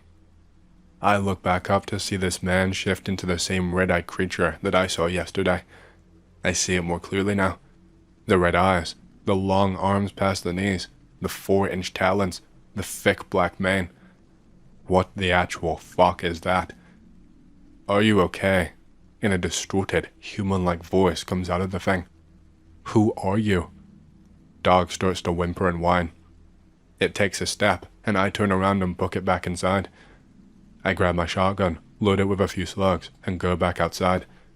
It is now nowhere to be seen. I walk up and see very strange, almost human-like three-toed feet with long nails. I go outside the next morning, but to nothing due to the snowfall from the night before. Needless to say, I will not go outside at night without my .45 anymore. I am taking care of a friend's house while on break from university. It's a small countryside place with only a couple of dozen people spread out over about 20 miles. The nearest civilization is a gas station just off of the highway east of me. After that, it's at least a 40-minute drive to the nearest grocery store. I am writing this as I watch the sun crest just underneath the trees. It's already around -10 degrees Fahrenheit and has been all day.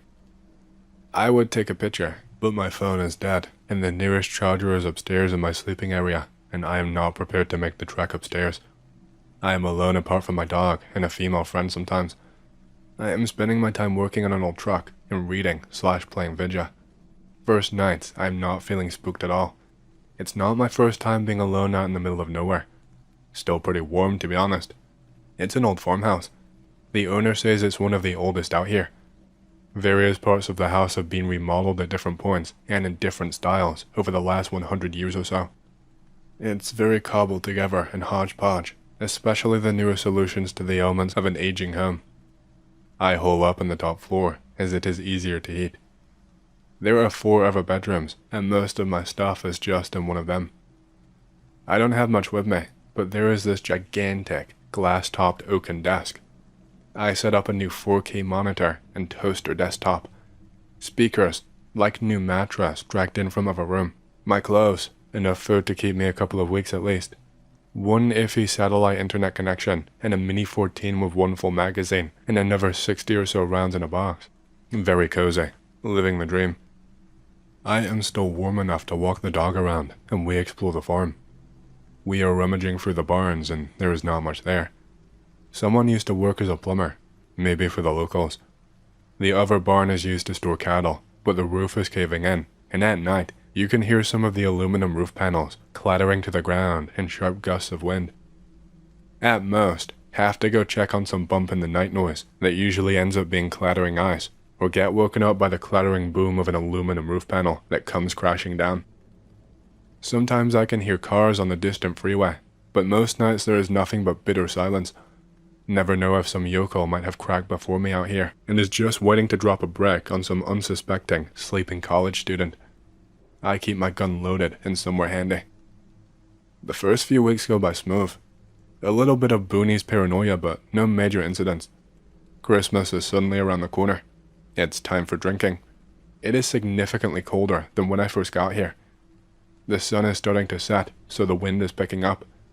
I am sitting outside with my dog, nursing a bottle of Jägermeister, sitting on the porch, studying the animal tracks, and watching my dog piss on the various dead plants and bushes. I suddenly hear a thundering truck coming down the road. First person I've seen all day.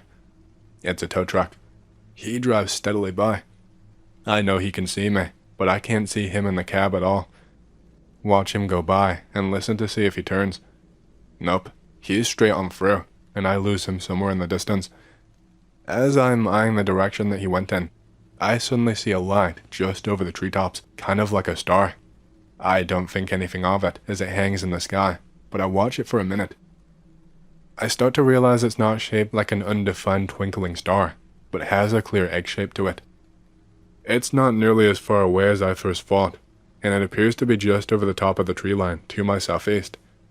It begins to move. Slowly, but then gaining speed. Slowly, but gaining speed in the direction of the truck. I instantly start making assumptions about it being a drone after having been exposed to drones. It's making no sound and is varying speed. It sometimes seems to come to a halt as if hovering, only they would have to be releasing a drone near dusk in uninhabited farmlands in mid-December on a winter night. I still take it as the most likely candidate.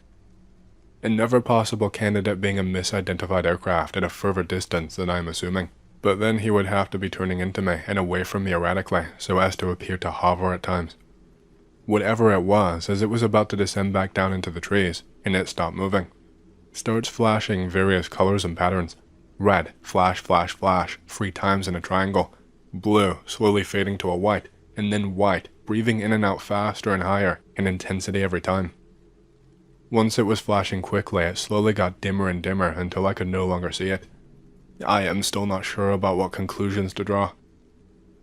I retreat into the house, just to be sure some FUD with a drone isn't going to come and play spy on me and my little bottle of liquor, or whatever it was. I spend some time watching for planes flying in and out of that direction, and the kind of noises the planes are making. Even some of the most distant aircraft I see coming from my northwest, I can hear it in the winter silence. Some time goes by, and after a while, I forget about it almost entirely. Christmas rolls around. Female friend comes over, and we do what people locked up alone together in a farmhouse do. Too soon she is leaving, and I am alone with my dog again. Darkness comes just after 5 p.m, and I am spending less time in the outer parts of the cold house, and more time in the warm core upstairs with my computer. Some weeks go by. Get a visit from an associate of the owner of the house to come and check up on me and the farm. Nice to see a person after so long on a mess of satellite internet connection, basically crippling my ability to socialize online. After greetings and fraternizing, they asked me how I am holding up. Pretty creepy out here sometimes, I couldn't stand it. Seems fun to me. They leave me with some supplies. Food, toiletries, some winter clothing, a set of tools I asked for, and a little water pipe for some hash. After they leave, really feel the loneliness set in. At least my dog is here. A little cowardly dog who isn't really good for anything. I decide to spend some of my time working on the truck. It's the only vehicle I have, and it has some issues, so I might as well spend my free time working on it. I'm a little nervous to be out in the middle of nowhere, working on a vehicle. I have that sneaking feeling that someone could just walk up to me without me knowing. Always have the dog hanging around, and the Mini 14 on a strap somewhere. The linkage plate is totally messed up. Tools end up being basically useless. Fuck, this sucks. I work on rigging some shit together. I suddenly hear, very quietly, it sounds like a woman's voice. I shoot bolt upright, having not heard another person for days. I am trying to figure it out. It sounds like she is singing, but I can't make out what she is saying. It gets a little louder. I can't tell where it's coming from at all. The echo makes it seem like it's coming from everywhere all at once. There is suddenly silence. My dog had noticed, and now he is ears back, looking up to me for guidance. I'm not sure the look on my face was of comfort. I go looking around for it. The dog is reluctant to go, and tries to hide in the truck. Cowardly dog. I check inside to see if I had left music on somewhere. Everything is dead silent. All I can hear is the heating system, slowly purring away. I pack up all of my things from outside. I lock myself up back inside. It's too cold to work anymore. My dog can't understand English. I wouldn't be so unnerved if the dog was not confirming all of the things I had heard. Turns out this would become a common pattern to what is driving my fear living here. I might as well fast forward to my current predicament. I did not realize how long-winded I was being, but as it turns out, I'm insatiably bored and high-strung at the moment. I'm no longer staying upstairs. I moved my desktop downstairs to another large desk. There's no bed here, but I will cross that road when I get to it. It's getting dark, and my only light is this TV and some Christmas lights I found. There is something upstairs. It started in the attic, a little door across the hall from me. One night without warning, there was a kind of a scratching sound. It was loud and repetitive scratching, so loud it woke me up out of my sleep. Normally, dog starts barking at a noise before it wakes me up, but he is silent. Not only is he silent, but he is hiding in a corner. Cowardly dog. It must be some kind of a small animal. All I get is fear and bewilderment. Come on, let's go find out. I open the door to listen and size it up. As I do, I hear a kind of a huffing noise, like someone scoffing, and silence. I am holding still. I am listening hard to size it up. Suddenly, the door handle starts turning aggressively, intentionally. It's only staying closed because on my side, there is a little nail and a hook keeping it shut. I throw something at it. If it's a small animal, it will scamper away at the sound. The sound stops, dead silence. I get the impression I am being listened to just as much as I am doing the listening. A quiet, rhythmic tapping. Little knuckles on wood. Knock, knock, knock. I throw something again. Silence. Some weird animal this is. I go grab the flashlight and the gun. I don't want to put a hole in the house, but screw it. I want to keep my skin if need be. I go without hesitation. I open the door. Nothing. No signs of animals. No noises. No feces. No holes in the wall or cold drafts. No scampering when I entered. It's clean front to back. The only thing in there is a new-looking safe, probably to keep the owner's recreational drugs when he is living here. I even plopped the dog down in there to have a look around. Nothing. A couple days later. What started early in the night is now happening during the day. No longer just the door handle jiggling. I woke up and found some objects from downstairs sitting in front of my door. Some weird animal this is. Decided today, once it started tapping, to tap back. I waited until it started again. Knock, knock, knock. After a minute of silence, a quiet knock, knock, knock in return, in the same pattern. I am instantly spooked. The dog notices I am tapping and stops to listen. I do a more complex pattern with a little swing step. Knocking reply in the same swing step. Same exact pattern. The dog looks at me, obviously spooked wide-eyed. He is bounding up on me, trying to get me to stop. I continue. We go back and forth. Each complex responds, giving me little starts and shivers. The dog is basically begging me at this point. After a while it stops. I hear this noise, kind of like a high-pitched groan, almost insect-like. It's like it comes out of the air all around me. The dog is experiencing sheer terror. I do as well momentarily. I suddenly get the I'm locked in here with you feeling. I hear a sudden burst of wailing on the attic door, and obvious attempts to open it hit the door handle. I am standing at the top of the stairs, looking at the door, rifle at the ready. Dog is downstairs hiding. It stops. I start saying things like stop out loud. When I do, it responds by jiggling at the door handle. It's unafraid, whatever it is. I am currently holed up downstairs. It's been a couple of hours since then. The sun has completely set. I have been hearing footing around upstairs in the rooms while I have been typing this. These are new sounds. I phoned someone in to come and check up on me. If nothing else, a third party can at least alleviate my suspicion that I have just gone insane. Yes, someone actually did end up arriving. Thank you for asking me. Sorry I didn't update the thread. I'm getting out of here for a couple of days. I didn't really tell the guy who came over anything, but I have not heard anything since. Hopefully the storm has passed. I don't really want to go back there. Got this story from a guy I once knew who's a bit of a moron. This guy was not the type of person to make shit up for attention, and he swore up and down that this was true. This guy goes out for a late night walk. He goes out for late night walks all the time. There's nothing unusual about this one. Then he passes by the local church at around 3 a.m.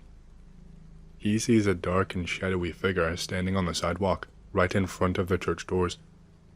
The figure is partly transparent and feminine, dressed in the traditional dress of our country, but it is all black. Pick kinda related.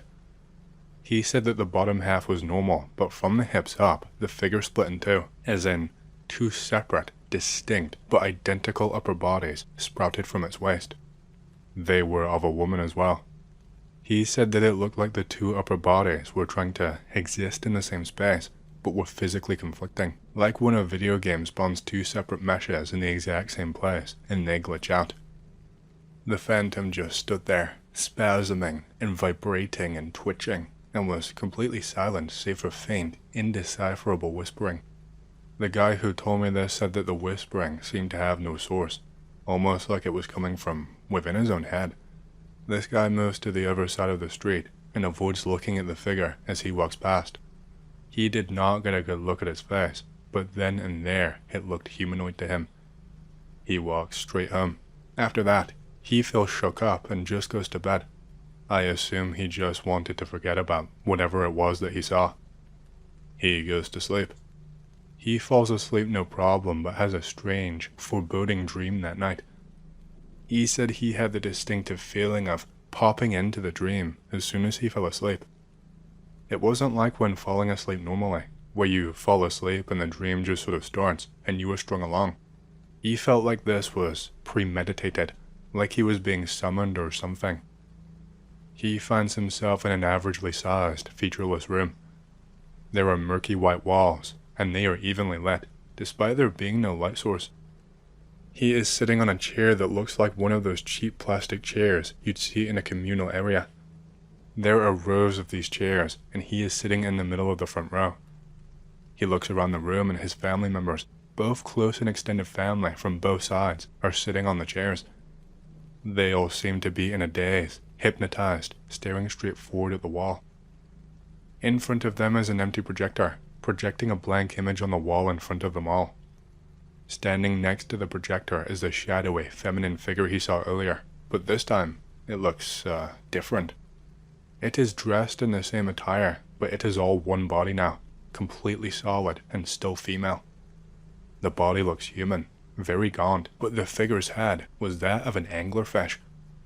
Its eyes are completely white, and it is staring directly at the sky.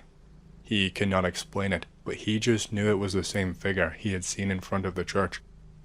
He said that he got the strong impression that this figure was the one who summoned him here, and that it had control over his family members. Now, this guy is not one to put up with such behavior, and this next part is exactly how he described it. He is still in the dream. He smiles wide at the figure, inhumanly wide. Then, this guy projectile vomits a massive stream of vomit directly at the figure. The evil ghost anglerfish woman is covered head to toe in vomit. The guy said that the figure recoiled in shock, like it did not expect this to happen. Immediately after, he wakes up in his bed. He is fine, but absolutely drenched in sweat to the point where the bedsheets were soaked. He never had that dream again. He never saw that anglerfish lady or her shadow form again, either. Back when this happened to me, I was working as an assistant for a crime scene cleanup service. It was a shit job while working my way through med school. I saw tons of deceased in my time there. Men, women, children, babies. Meh. I receive a deceased who was late term pregnant one afternoon at a prep facility. The deceased had been dead for some time in the humid heat. The boss begins to prepare the deceased for cold storage, says we will perform the final procedures first thing tomorrow. I nod at him. He gets a page from the secretary. The boss is needed off-site, as secretary and head office is in a different building up the street from this facility. Boss advises me to head upstairs and eat lunch while he is out. I nod. I prepare my lunch, take my time eating, and goof around for a while on my phone. I hear an unusual sound from the basement prep room. The upstairs break room is not far from the basement stairs. I think nothing of it, but decide to check it out anyway. I plug my phone into charge and head downstairs to the basement prep room. I arrive to a horrific sight. The deceased had begun giving coffin birth to an unborn fetus. Not just fetus, but the entire placenta is bulging out. I near about puke. It is the most disgusting thing I'd ever seen. The smell is horrific. I almost pass out. I immediately run upstairs to call my boss. My boss tells me, stop being a pussy, don't touch anything, I will be back shortly. I just say okay. I wait in the break room for my boss to return. I hear more noises from the basement prep room. There are loud shuffling sounds. The deceased are known to experience involuntary movement, but this was deeply unsettling. The boss is taking longer than I care for. I consider quitting my job right then and there. Boss finally arrives. Sees I am visibly shaken. Boss apologizes for being a jerk and says he will handle the deceased. I nod. Boss heads to the basement. After a brief moment, I hear the boss shout my name. Anon, get your ass down here now. It's not a panic tone, but an angry one. I am confused. I head downstairs to the basement prep room. The boss is standing near the deceased, visibly trembling with anger, like he wants to beat my ass right then and there. The boss says, Anon, what the fuck? I told you not to touch anything. Huh? I assure my boss that I had not touched the deceased, as per his instructions. Where is the fetus? What? I assure my boss that I have no idea what he is talking about.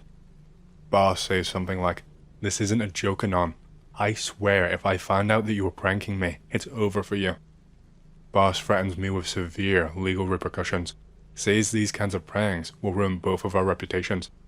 I promise my boss that I did not touch the deceased. Boss asked me to walk him through everything I did while he was away. I oblige.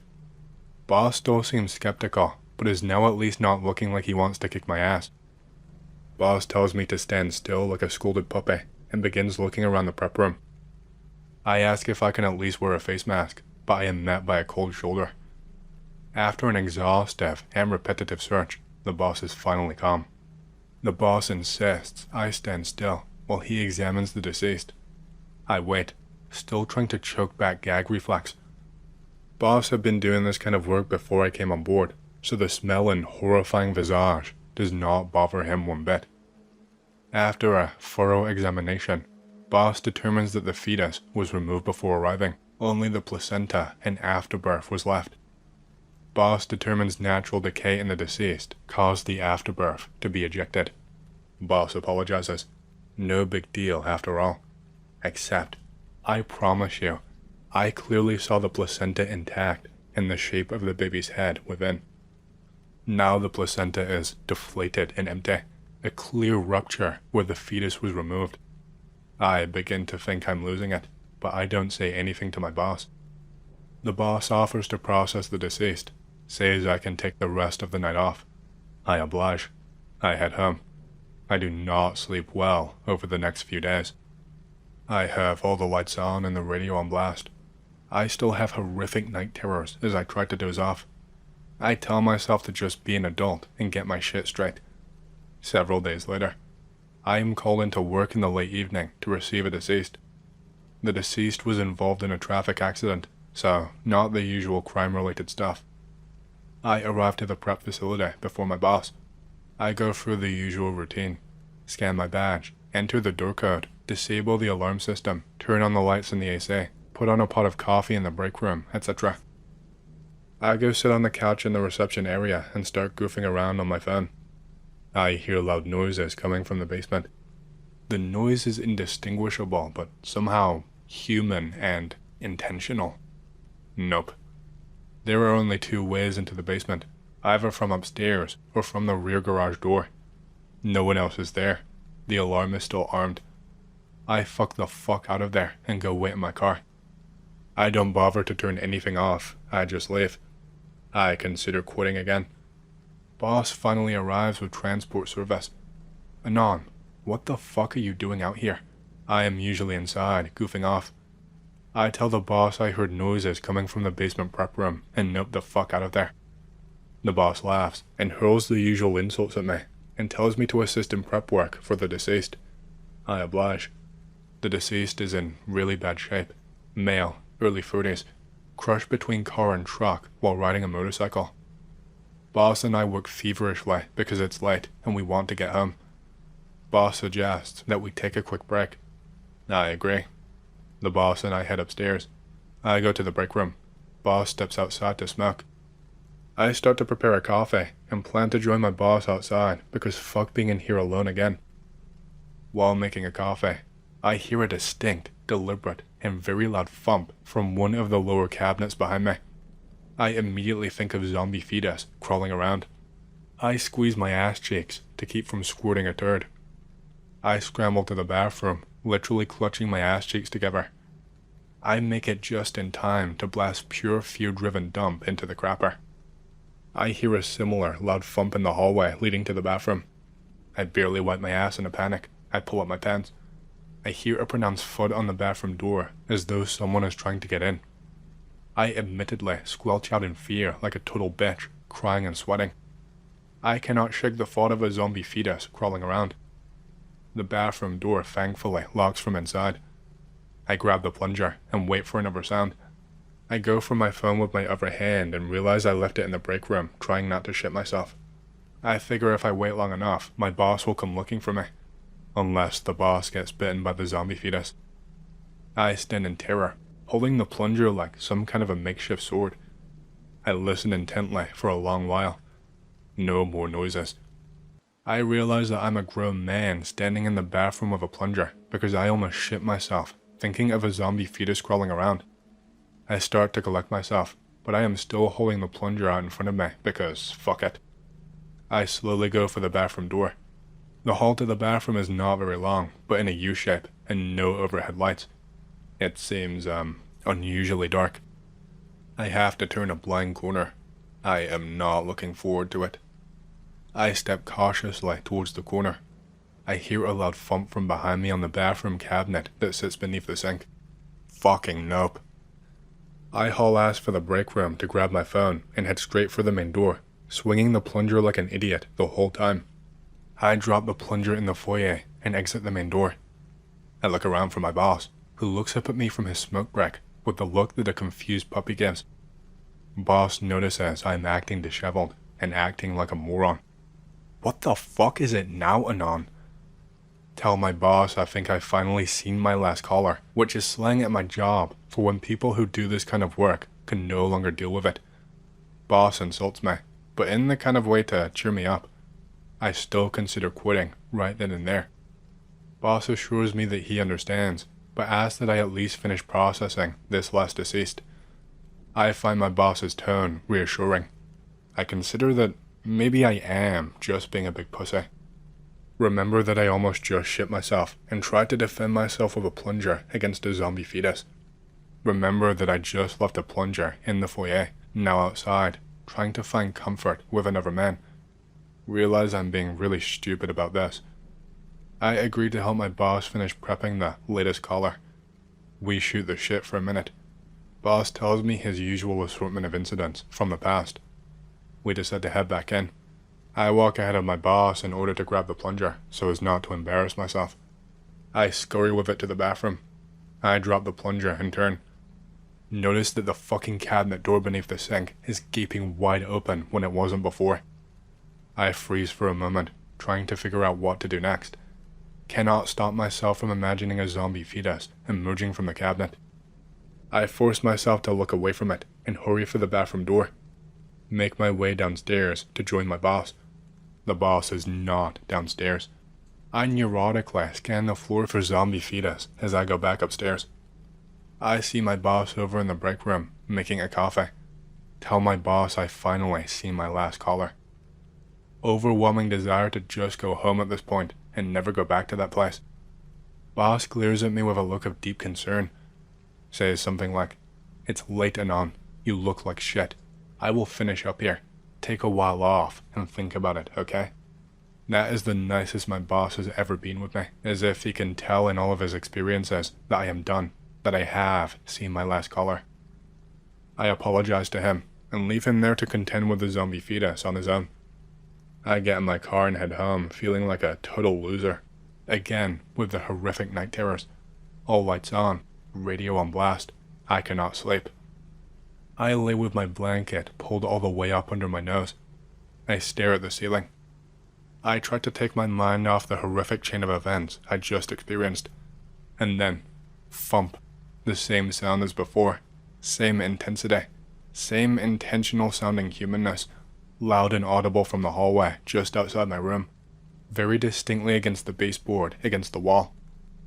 I realized that, like an idiot, I did not close my room door, and my phone is across the room on my desk, charging. I literally start crying. I pull my covers over my head and wait for the zombie fetus to crawl its way up to my bed and start gnawing at me or whatever. This all happened this past week. I keep hearing the same thump follow me around wherever I go now. It always starts distant and gets closer and closer with each thump. Yeah, I know how stupid this sounds, but I know it's the zombie fetus. And I know once I actually see it, it's like over for me. I know I will die instantly on the spot at that exact moment, and no one will ever know why. I just know it. Every time I post these stories, people say I'm LARPing. Okay, here goes. I was 12 years old at the time this happened. I live in a shithole town in Arkansas. I always have burn nights in our burn barrel. Great-grandma had a bunch of creepy dolls that we think were haunting the house, so we burned them. We'll post about those happenings after this. Anyway, Dad and Mom were sauced. They were smoking weed inside. I decided to go back out to the fire to chill and rub fireflies on my arms. I am all alone. Dogs will not follow me for some reason. I am standing in a gravel carport. The dogs are just barking. One is whining. I wonder what the fuck they are barking at. I squint to see the edge of the yard. We had a bunch of uninhabited land and a creek behind our house, but it was separated by a stone wall, plus a fence on top. See what looks like a pale humanoid. Had no face or fingers or toes. It looked kind of squid-like. At least the head did. It was about 6 feet tall. It just stayed there completely motionless, never made any movement or sound. My head started to hurt, my vision blurred as I looked at it. I pass out. I wake up in the bathtub in different clothes, in an outfit I never even owned actually. It was about midnight when I woke up. I had a dream about the Baldur's Gate game I was currently playing for some reason. In the dream, I was absorbed by the gelatin cube enemies in the game. For some reason I was scared, but also aroused. Parents and friends never believed me. We'll continue with spoops about the house and the ghosts inside of it, and various UFOs me and my family have seen in the area. Maybe even post about the other spoops in other states. The house that we lived in was definitely haunted. It used to be part of a larger house that enveloped the whole block. It was a slave-owning plantation. One night, I am playing Vice City and have to pee. I go from my room to the bathroom, and on the way, I see the ghost of an old lady. She was wearing a pink silk dress with sunflowers on it. It looked almost Japanese, but the old lady ghost was white. She had no hands, but was wearing matching pink silk slippers/shoes. She also had no eyes, just dark holes where her eyes should be. She reached up at me. Instinct takes over. I scream as loud as I can and run straight through her. It was very cold and icy inside of her. I felt it all inside my body. I go inside the bathroom and shut and lock the door. I scream for my mommy. Since I locked the door like a dumbass, she could not even get in. When we first moved into the house, she had so many dolls. One in particular was very creepy. It was an angel made of ceramic. I was trying to sleep on the couch and the doll had her hands out like she was holding something. In her hands was a glowing ball of blue light. I remember feeling very peaceful and went to sleep. Now, here is the creepy part. The next day, I think I like sleeping in the darkness more. I looked for the plug in a nearby wall socket to unplug the doll. It had no lights of any sort, or even any cords running into it. I would often swim at night in our inflatable pool. It was very humid and hot in the summers. If you've been to Arkansas, you would know. I am laying back on a floaty, looking up at the clear sky. I saw what looked like a rocket fly across the sky. It was very bright, and went faster than any plane I've ever seen in my life. It was slower than a shooting star though. Some say it was a meteor or a satellite, or even the ISS. It went on a pretty particular path, so maybe they're right, but it gave me a creepy vibe. Second UFO I saw in AR. B driving with my mom to McDonald's. I wanted some late night burgers, nuggets, and fries. Don't worry, I'm not fat and never will be. Are you sure? See a triangle-shaped UFO above us. It keeps, warping. But it's warping in like a triangle formation. Like, it would be here, and then there, and then in another place. But it would only move in a triangle shape. We start talking about it. Dad is like, yeah, whatever. He was always a skeptic until he saw a ghost of his friend that took his own life. We'll post about that later. Anyway, after warping around for a while, the UFO goes to the center of the triangle formation.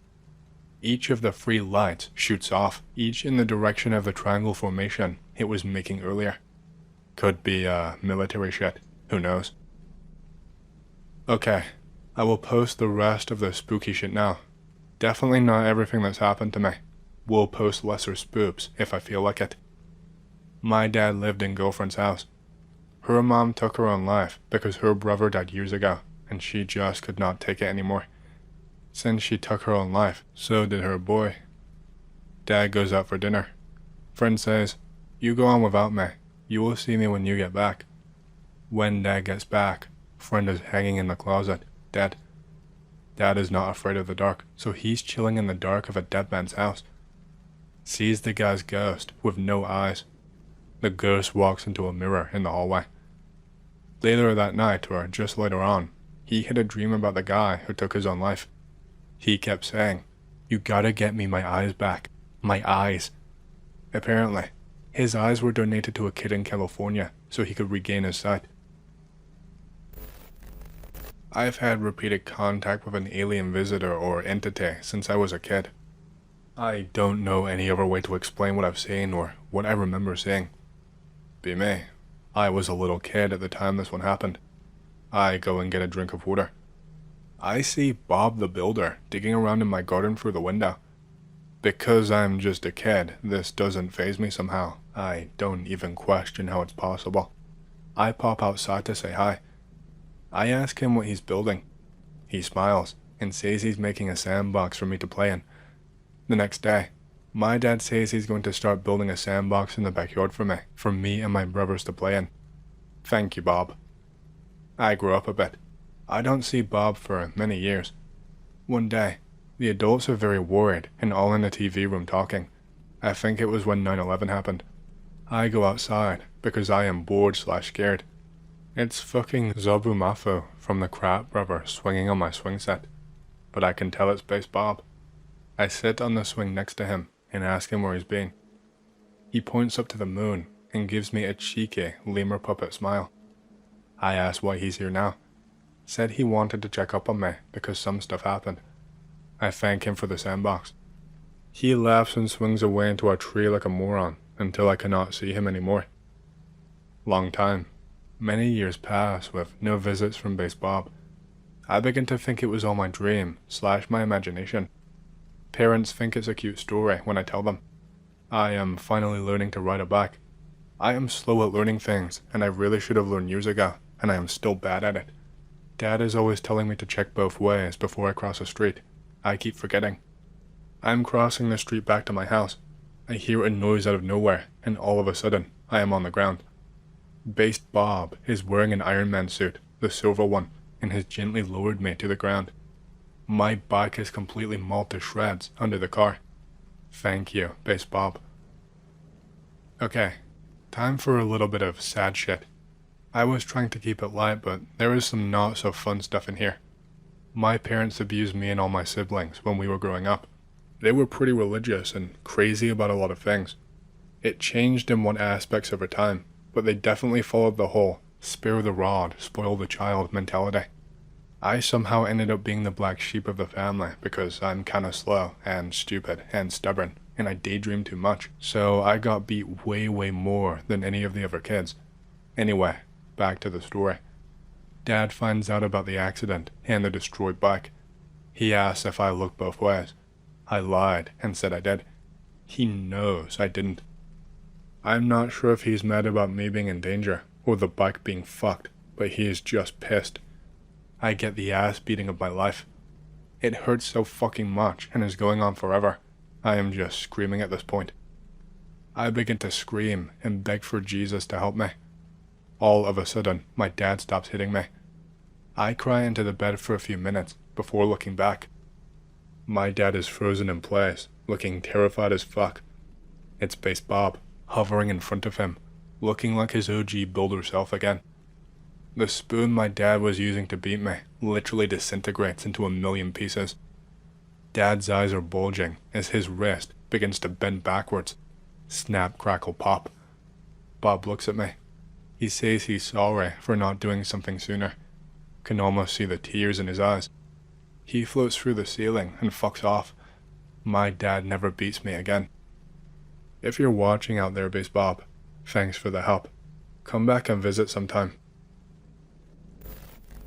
This is my first time ever posting on this board. English is not my native language, so please be gentle. Being me, I was 6 or 7 years old at the time this happened. I was just a tiny kid visiting my aunt's house in rural Spain, like 60 kilometers from Madrid, but basically in the middle of nowhere. It's the classic old people village. Nothing but fields, stray dogs, and abandoned buildings once you step outside of the main village. The back of the house has this big fence covered in plants. There is a small gate that leads to another street in the village. I am playing near it with my cousin. She was like 10 years older than me. I hear something moving behind the gate. We look over. There is this big-ass dog staring at us through the gate. It's not aggressive, just standing there like some gentle forest spirit. Fluffy as hell. It looked friendly. Tell my cousin we should feed it or play with it. She's like, no, don't. That face when. I just wanted a dog friend. Pick related, looks like it. but the one I saw was orangish. The dog looked stray. It had no collar. Kinda sad. I really wanted to adopt it. My cousin did not care. She eventually left me alone there, or at least that's how it felt. I keep staring at the dog, debating if I should pet him. The dog eventually walks away. I call him back. I call my cousin too. No answer from either. A few minutes later, I see my cousin behind the gate. Finally, she's back. I want to keep playing, but something feels, off. She is just standing there, staring at me. Not blinking, not smiling. Just that weird expression that triggers every uncanny valley neuron in my tiny brain. I call her name. No answer. She keeps staring. She doesn't even move her lips. I step outside to ask what's wrong. She slowly walks backwards as I get closer. Sometimes runs a few steps away, but never breaks eye contact with me. That's when I notice it. She is wearing a white dress. My real cousin was wearing shorts and a white t-shirt when I last saw her. Brain.exe stops working. I am too young to understand what is happening. My only thought is, why is my cousin mad at me? She climbs this weird mound thing near a small park. I try to follow, but it's hard because I am tiny and I end up falling down. She looks pissed now. She starts making angry faces, and then she screams. No actual words come out, just loud sounds like someone trying to talk but not knowing a single word. I nope the fuck out. I ran faster than my short legs ever did. I get back to the house, through the gate. I rush inside, thinking what the fuck is happening. I enter the main house looking for some adults. They're in the kitchen. My real cousin is in there too, wearing the shorts and the t-shirt, helping them make croquettes. I feel my soul leave my body. What the fuck? I ask her why she screamed at me and changed clothes.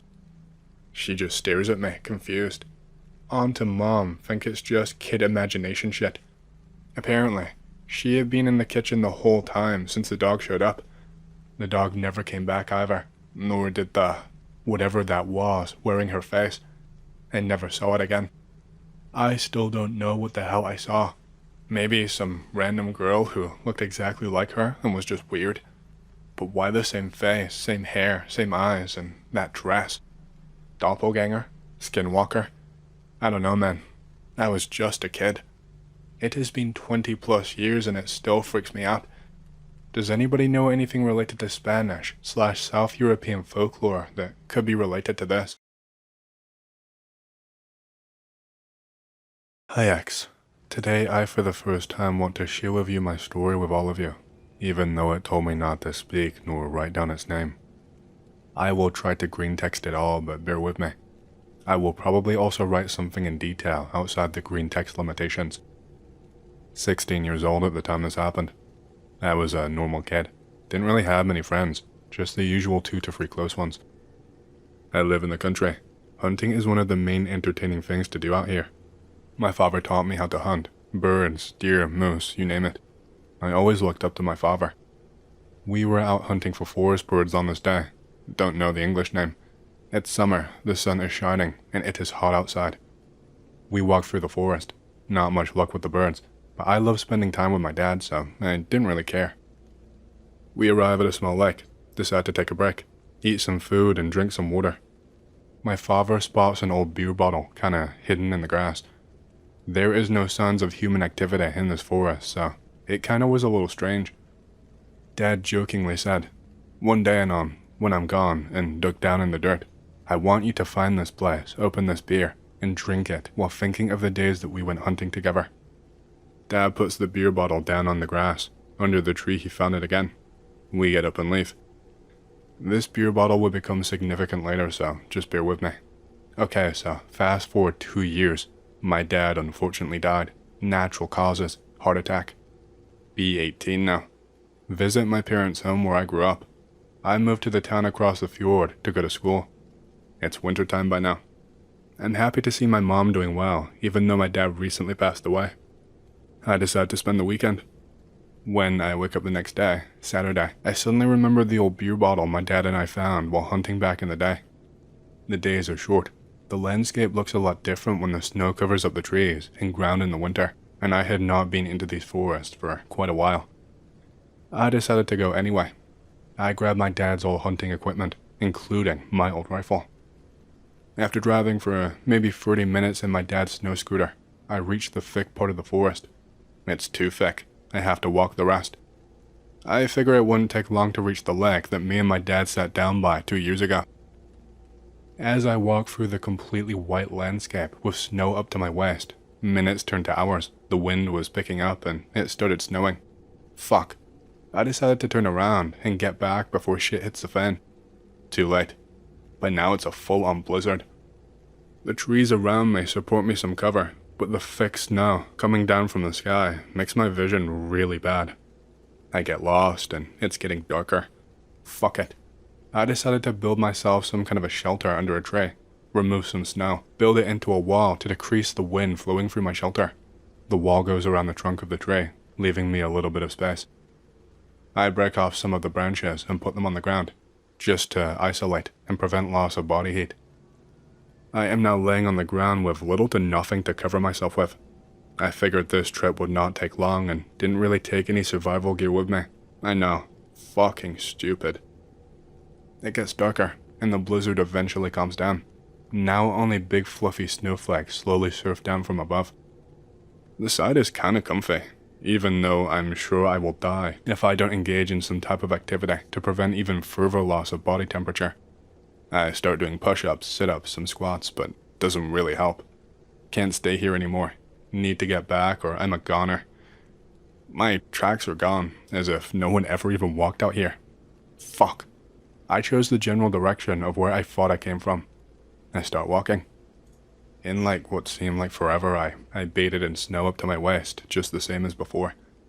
It had gotten a lot colder, and now only the light from the moon guided my way. There's a crack.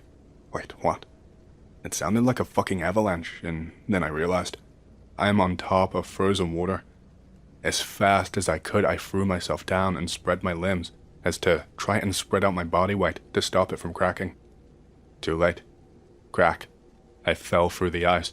The cold water gave me body shock, and in a panic I tried to get up, only cracking more of the ice.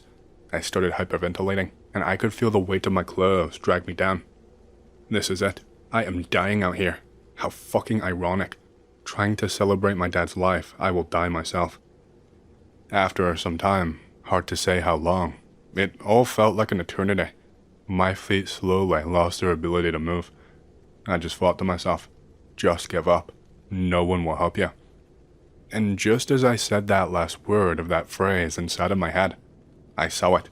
The death dealer. This animal, no, this thing was huge. I am sure it was taller than 7 feet. I couldn't really tell the details from where I was, laying almost dead from hypothermia in the water. My mind was clouded. A long and gray/white hand gently reached out to me. I don't want to die. I don't want to die. I don't want to fucking die. I grabbed the hand with all of the strength that I could muster. The thing lifted me up, as if I was lighter than a feather, gently putting me down on the ground. Now I could see it, with every detail. At first I thought it was an angel. My guardian had come to save my life, for it was not my time. But no, this was no angel, not at all. It was tall, as I mentioned, above 7 feet. It was completely white/grey. It had huge black eyes. It looked like a couple of oversized marbles. A thin black lip, stretching from cheek to cheek. No hairs, hair, nose, not any human features really. The creature just looked at me, and then it fucking smiled. The mouth on this thing, it was fucking terrifying. The teeth were long as needles, and even darker than its eyes, standing out in all directions, and a blood-red tongue hidden far back into its jaws. It also had spikes standing out here and there, but not spikes sticking out from its skin, but spikes that looked to be a part of its body. "What the fuck are you?" I screamed while crying, confused and filled with fear to the core. Its mouth didn't move, but this dark but gentle voice entered my head as if it was speaking directly into my mind. Arachiel. Now, I have Googled and searched for answers. This name apparently is the name of a fallen angel in Christianity. I don't believe much in religion, but I don't fucking know, guys. I am still scared shitless. The story does not end here though. I couldn't move. I was cold as the water I just fell into. Every sense the human body has screamed at me to run. Run as fast as you can. Just run. I could not, even if I wanted to. My body stayed there, in the shadow of Arakiel. The same voice as before trembled through my head, this time not as gentle, more like the sound of thunder. It was strong. Do you wish to die? What? No, I don't want to fucking die. Get me the fuck away from you. Fuck. Panic. I could not open my mouth. I could not speak. I could almost not breathe. Very well. My body started warming up. I swear I could feel the ice melting from my skin and clothes. It was like an explosion of heat beneath my skin. Walk. Arakiel lifted its twisted hand towards the forest. It did not need to tell me twice. My body could finally move again, and boy, I ran. I ran so fucking fast. The snow was as deep as before, but it didn't affect my current speed. I swear I beat some type of world record as I bolted through the forest.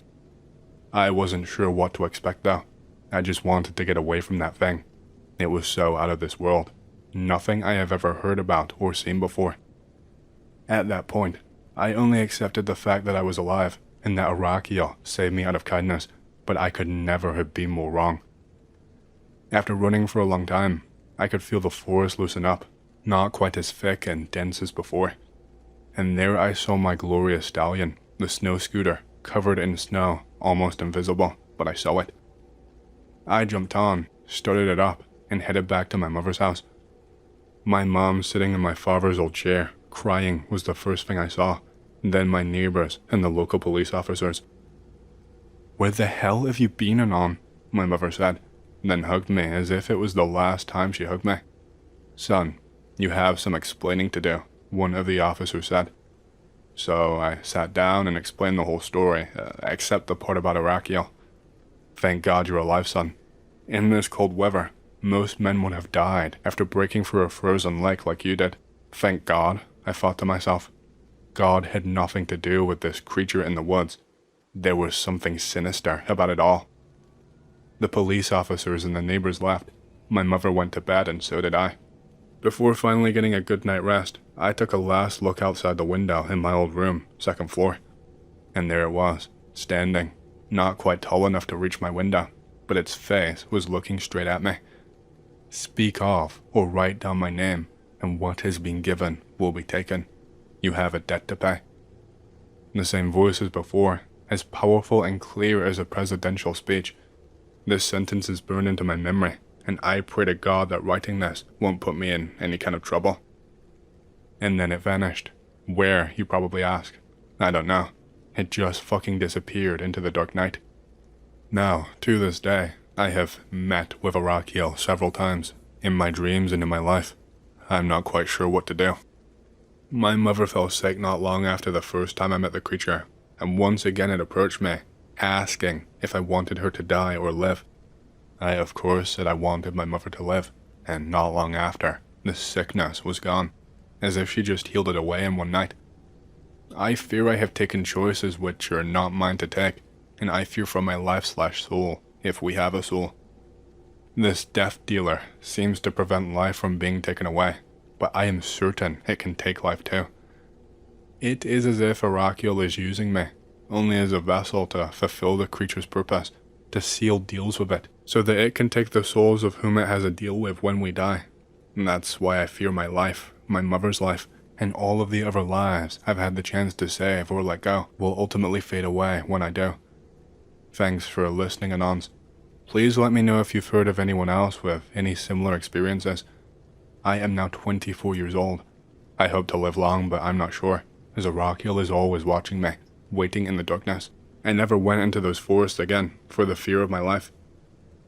Guys, I am not fucking around now. Something weird is going on here. I think it might be Arakiel. I see this dark tall figure in the corner of my eyesight. Shit in my apartment is falling down, and I hear this deep rumbling sound. I'm fucking scared. Hey guys, hope you're here. I did not die, but Arakiel visited me shortly after I wrote my story here on X. As you all can see, the last thing that I wrote was weird shit happening. Turns out my internet connection got fucked up at that same time it showed up, after all the racket, inside my home, bearing a message I guess, clearly not pleased with me sharing its name. Although I did the only thing it told me not to do, it somewhat chose to spare me, I guess. Anyways, here is the short story of our last encounter. Posting story on X. After finishing the story, answering comments, weird stuff happens. Don't pay much attention to it at the start, but weird shit gets worse. Items falling over and this deep rumbling sound starts piercing my head. The lights start to flicker, and my internet connection gets totally fucked.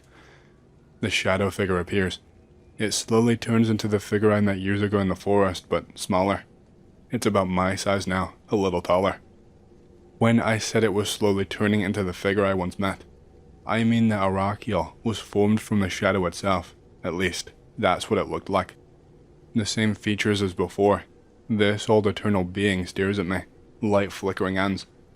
The light shuts off. It is dark now. Deal broken. The same dark but clear voice in my head, as powerful as ever. My whole body was struck with pure fear, and I have never felt so close to death. I was sure it would end me. Do you wish to die? The same exact question it asked me 6 years ago. I didn't think I had a choice.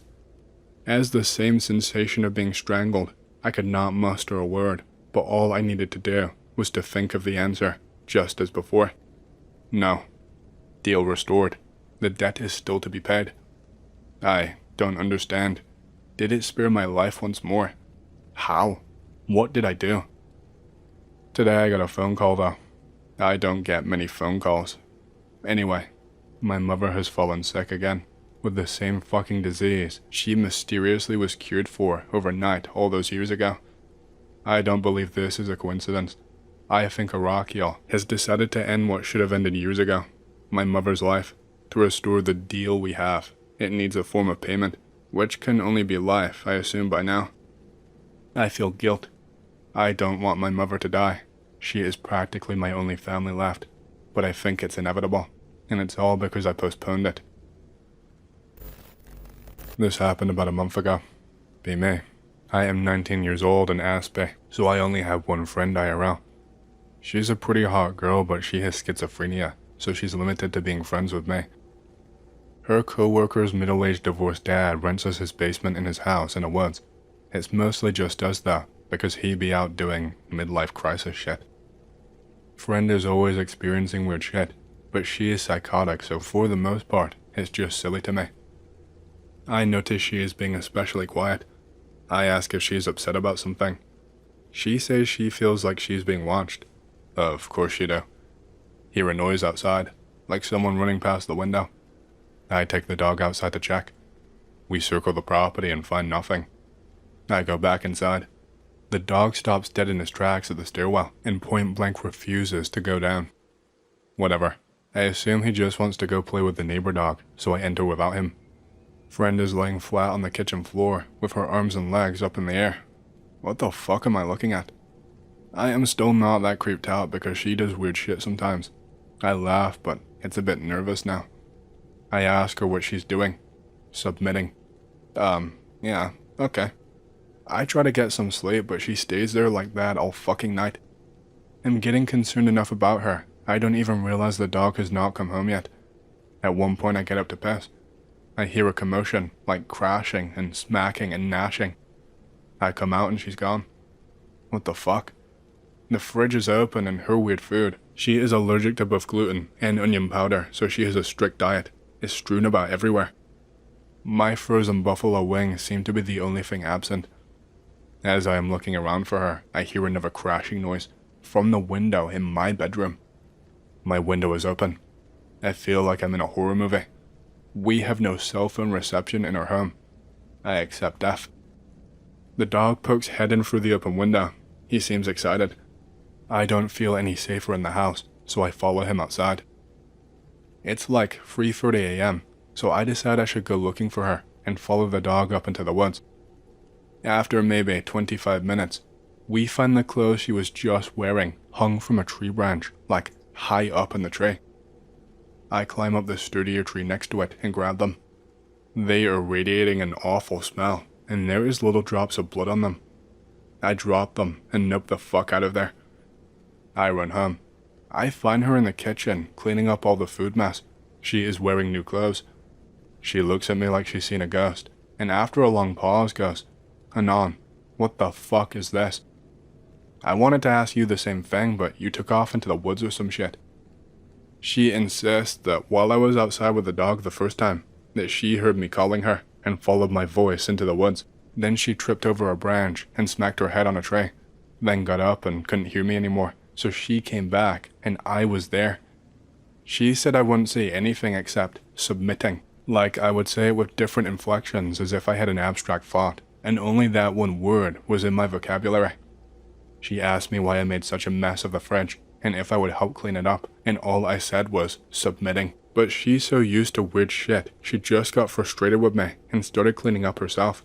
And then apparently I walked in the door and we started having this conversation, and other me was gone, along with the clothes that she changed from apparently. What the fuck is going on? Also, I avoided telling her my side of the story.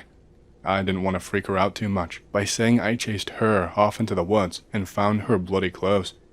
Should we just move to an apartment in town?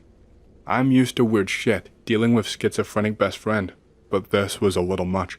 I haven't really slept great since. About 10 years ago, I was out in the bush near my place doing some photography. I went in deep, so deep it got dark before I could get out. I felt like something was stalking me. I was really creeped out. Looking around into the darkness of the forest, I thought I could see reflective eyes. I shine my camera flash. Yeah, reflective eyes. I start running away. The smell is disgusting, like an abandoned grocery store bed. I am immediately nauseous and vomiting from the smell. I hear it rapidly approaching. I think it's a bear, so I hold my ground and try to look big by holding my jacket above my head. I feel like I'm gonna die. It charges me. It's definitely not a fucking bear. It goes from charging on all fours to stopping, then like growing onto its feet. Does that make sense? It's standing in front of me. It looks like a mess. I used to cosplay while out for photos like Lord of the Rings or Link from Legend of Zelda.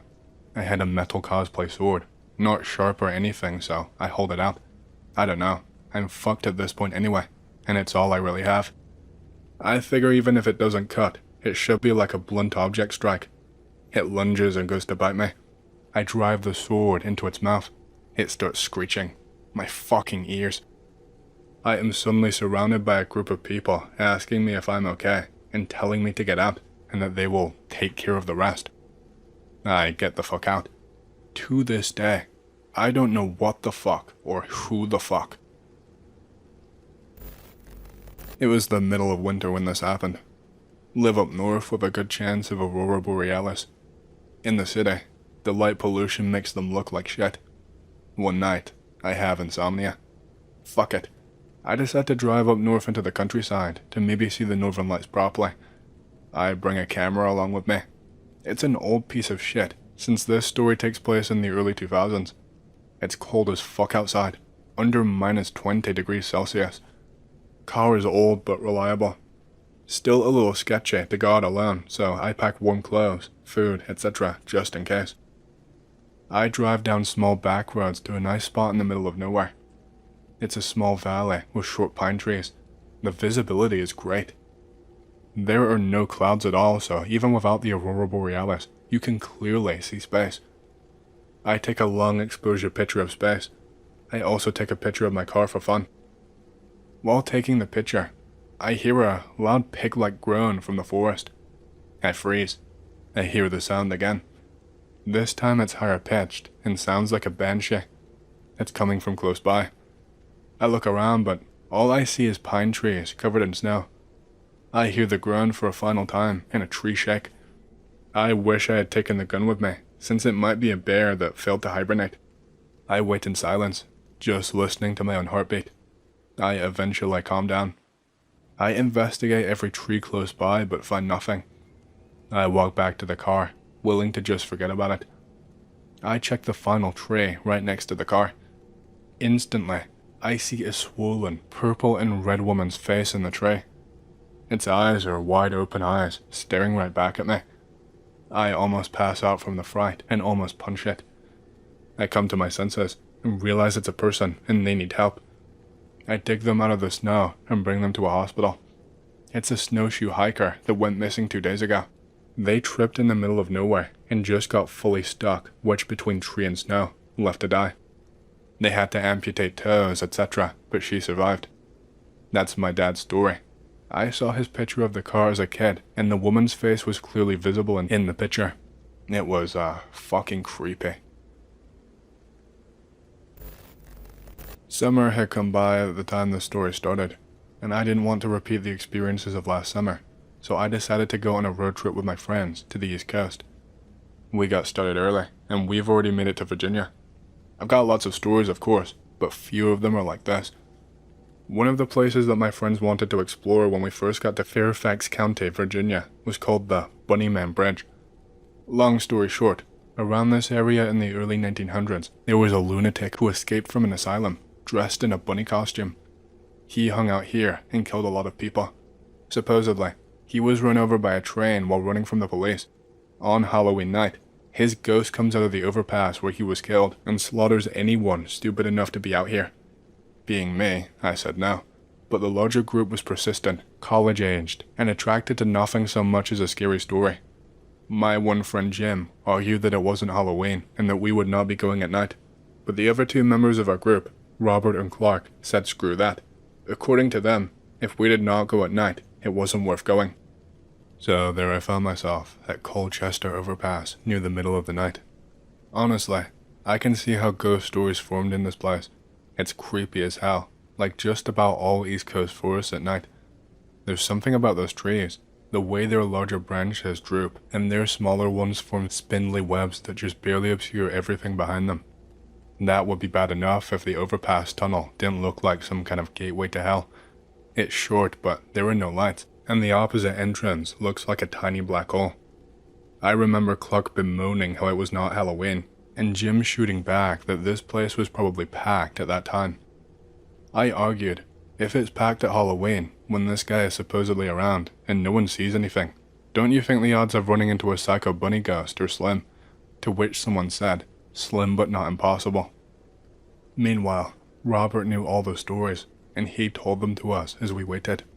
They varied a lot. Sometimes they featured kidnapped children. Oftentimes they referred to the Bunnyman's past as an escaped asylum inmate who had murdered his wife and children on Easter Sunday. But they all had the same basic idea of an axe-wielding bunny aficionado. Still, even I started to get into it by the fifth story, though by then it was almost midnight. Still wish we could come at Halloween, I remember Clark grumbling. That was when my watch hit midnight and stopped. I examined it carefully. The second hand was not moving. I looked over at everyone else and explained what happened. Looks like your watch broke, dude, Jim said, and they all shrugged it off. I frowned and looked up, into the tunnel. In the pitch black darkness, I thought I saw the faintest trace of motion. I looked harder and furrowed my brow, but just like that, the motion stopped. Everything was still. Then the wind picked up, and some of the tree branches blew harshly. It was then that I noticed that not only branches were moving, but objects hanging from them. There were nooses in all of the trees around us, dozens of them, and at the end of them, hanging by their necks, were mutilated bunny corpses. Some were missing a leg or an ear, others most of their body. They had all been meticulously strung up, and they swayed back and forth in those awful trees, with their light webs and their drooping branches. I noticed the clack sound for the first time coming from the tunnel. It was loud enough that we could hear it through the closed car window. It echoed out from the tunnel. I could see more motion. Everyone was still staring at the rabbit bodies, bewildered. They had not been here when we arrived, and I will swear that on my life. But with my past experiences, I was used to getting over one shock and being ready for the next. I heard another clack sound, and I could not ignore it. Guys, I said, there is someone in the tunnel. Robert, who was driving, looked back at me, then at the overpass. His eyes widened as he saw the motion too. Whatever it was coming closer.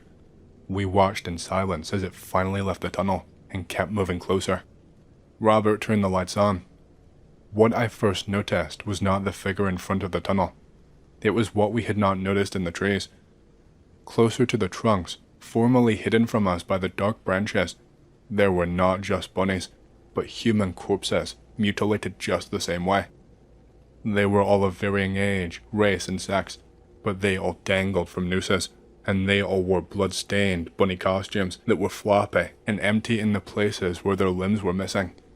Then I saw the bunny men. I could not make out anything more than a silhouette. A man in a bunny costume standing there, silently, holding a hatchet. As we watched in terror, something dripped from its blade. He moved his hand higher up the weapon's haft, and then calmly started walking towards us. Robert, in a panic, turned the key in the ignition and floored it. We accelerated forward, straight toward the bunny man. He reached out with his empty hand as we came closer, and then hit my window with his hatchet. It shattered, and for a moment, I heard him muttering, "My property. Mine. My fucking property." But we were gone by then. I looked back just once more, and I saw him standing there, watching us as we drove through the tunnel, and far away, far, far away. We did not slow down once until we were well out of Fairfax County. We just shot out of there at top speed. I looked at my watch sometime later and saw that the second hand was finally working again and that it was still fairly synchronized with everyone else's time. Yesterday, we checked out the broken window. It was completely shattered, but there was no evidence at all that a hatchet did it, like it just shattered on its own, of its own accord. We've agreed that there doesn't need to be evidence for that.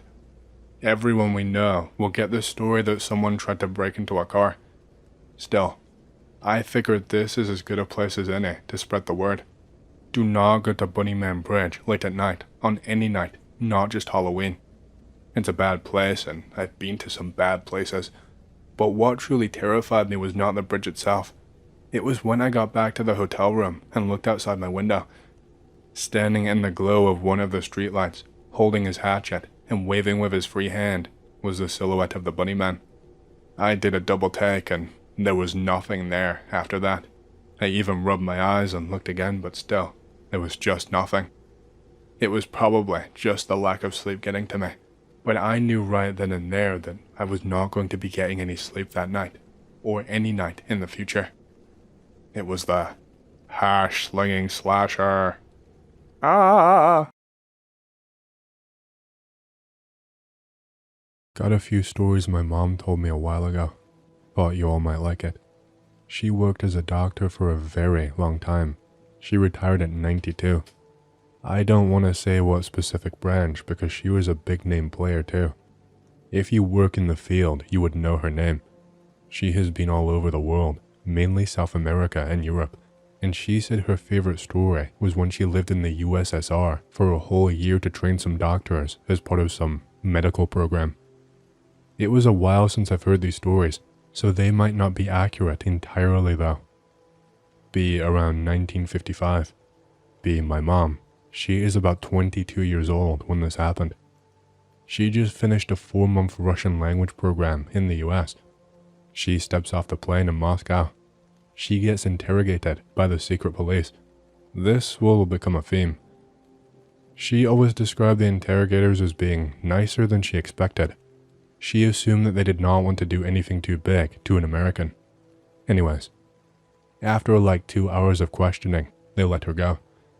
She steps out of the airplane, immediately falls in love with the area. Her and her doctor friends are allowed to wander the city for a while. KGB tour guides are nearby, but not too overbearing. Eventually, they get herded onto the bus and taken to the US Embassy. They answer questions and are given basic info in case something goes wrong. She says the Soviets were more worried than the Americans because, as they were told later, if they got hurt, killed, whatever, then it would be blamed on the guides. My mom gets introduced to her handler, a black American dude named Frank. She is genuinely shocked to meet another American. He has the thickest Southern accent she has ever heard. No time to question it. They have a bus ride to catch. She gets introduced to their Soviet counterparts. They are very polite and well-mannered. Apparently, my mom's secretary was really interested in one of the Belarusian doctors. She reminded him that this was not a dating show. She gets shown their new medical facility. She would later learn 90% of the job was dealing with hangovers or sending people off to deal with broken bones after doing stupid shit. She is assigned 2 Ukrainian doctors, Ivanka and Maria. Maria was a very quiet girl, apparently got traumatized after finding some unexploded ordnance from World War II and almost getting killed from it. Ivanka was just a massive asshole. Mom hated her, but she knew her shit. The doctor's office they were assigned to was not too bad. Definitely needed some work though.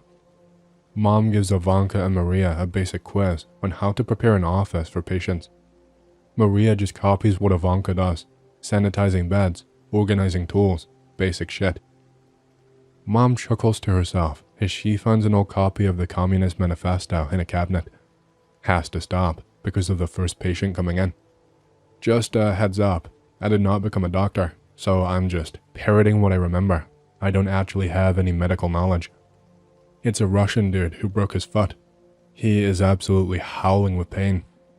My mom asks how he broke it. It's not lethal, but not great. Apparently, he broke it while hunting with his friends and fell down a ditch. Tells Ivanka to give him painkillers while Maria prepares the x-rays. The only x-ray machine is broken. Bliat. Basically has to guess. Gives him antibiotics and prepares to gauze it up. Asks Ivanka to get crutches. Ivanka tells Maria to go and get it. Maria sighs and goes to grab them. Mom sits and talks with the Russian guy while dealing with his foot. Apparently, he fought in Iran. He tells Mom stories about his service, about meeting Brits and Australians. Says the Brits were alright, but he hated Australians. Mom could not remember why when she was telling me the story. He is calm now, freaking out less. Mom talks about her time in Argentina and Chile, working to help doctors there. Maria returns with crutches. She teaches the Russian dude to walk on them. She does some paperwork and sends him on his way. She teaches Ivanka and Maria to make conversation while dealing with the patient to try and calm them down. Maria has opened up a bit. Maria and Mom do paperwork. Ivanka goes to smoke a cigarette. Apparently, Maria has never left the USSR, so she asks my mom tons of questions about her experiences. Frank walks in with a clipboard, asks to speak to my mother.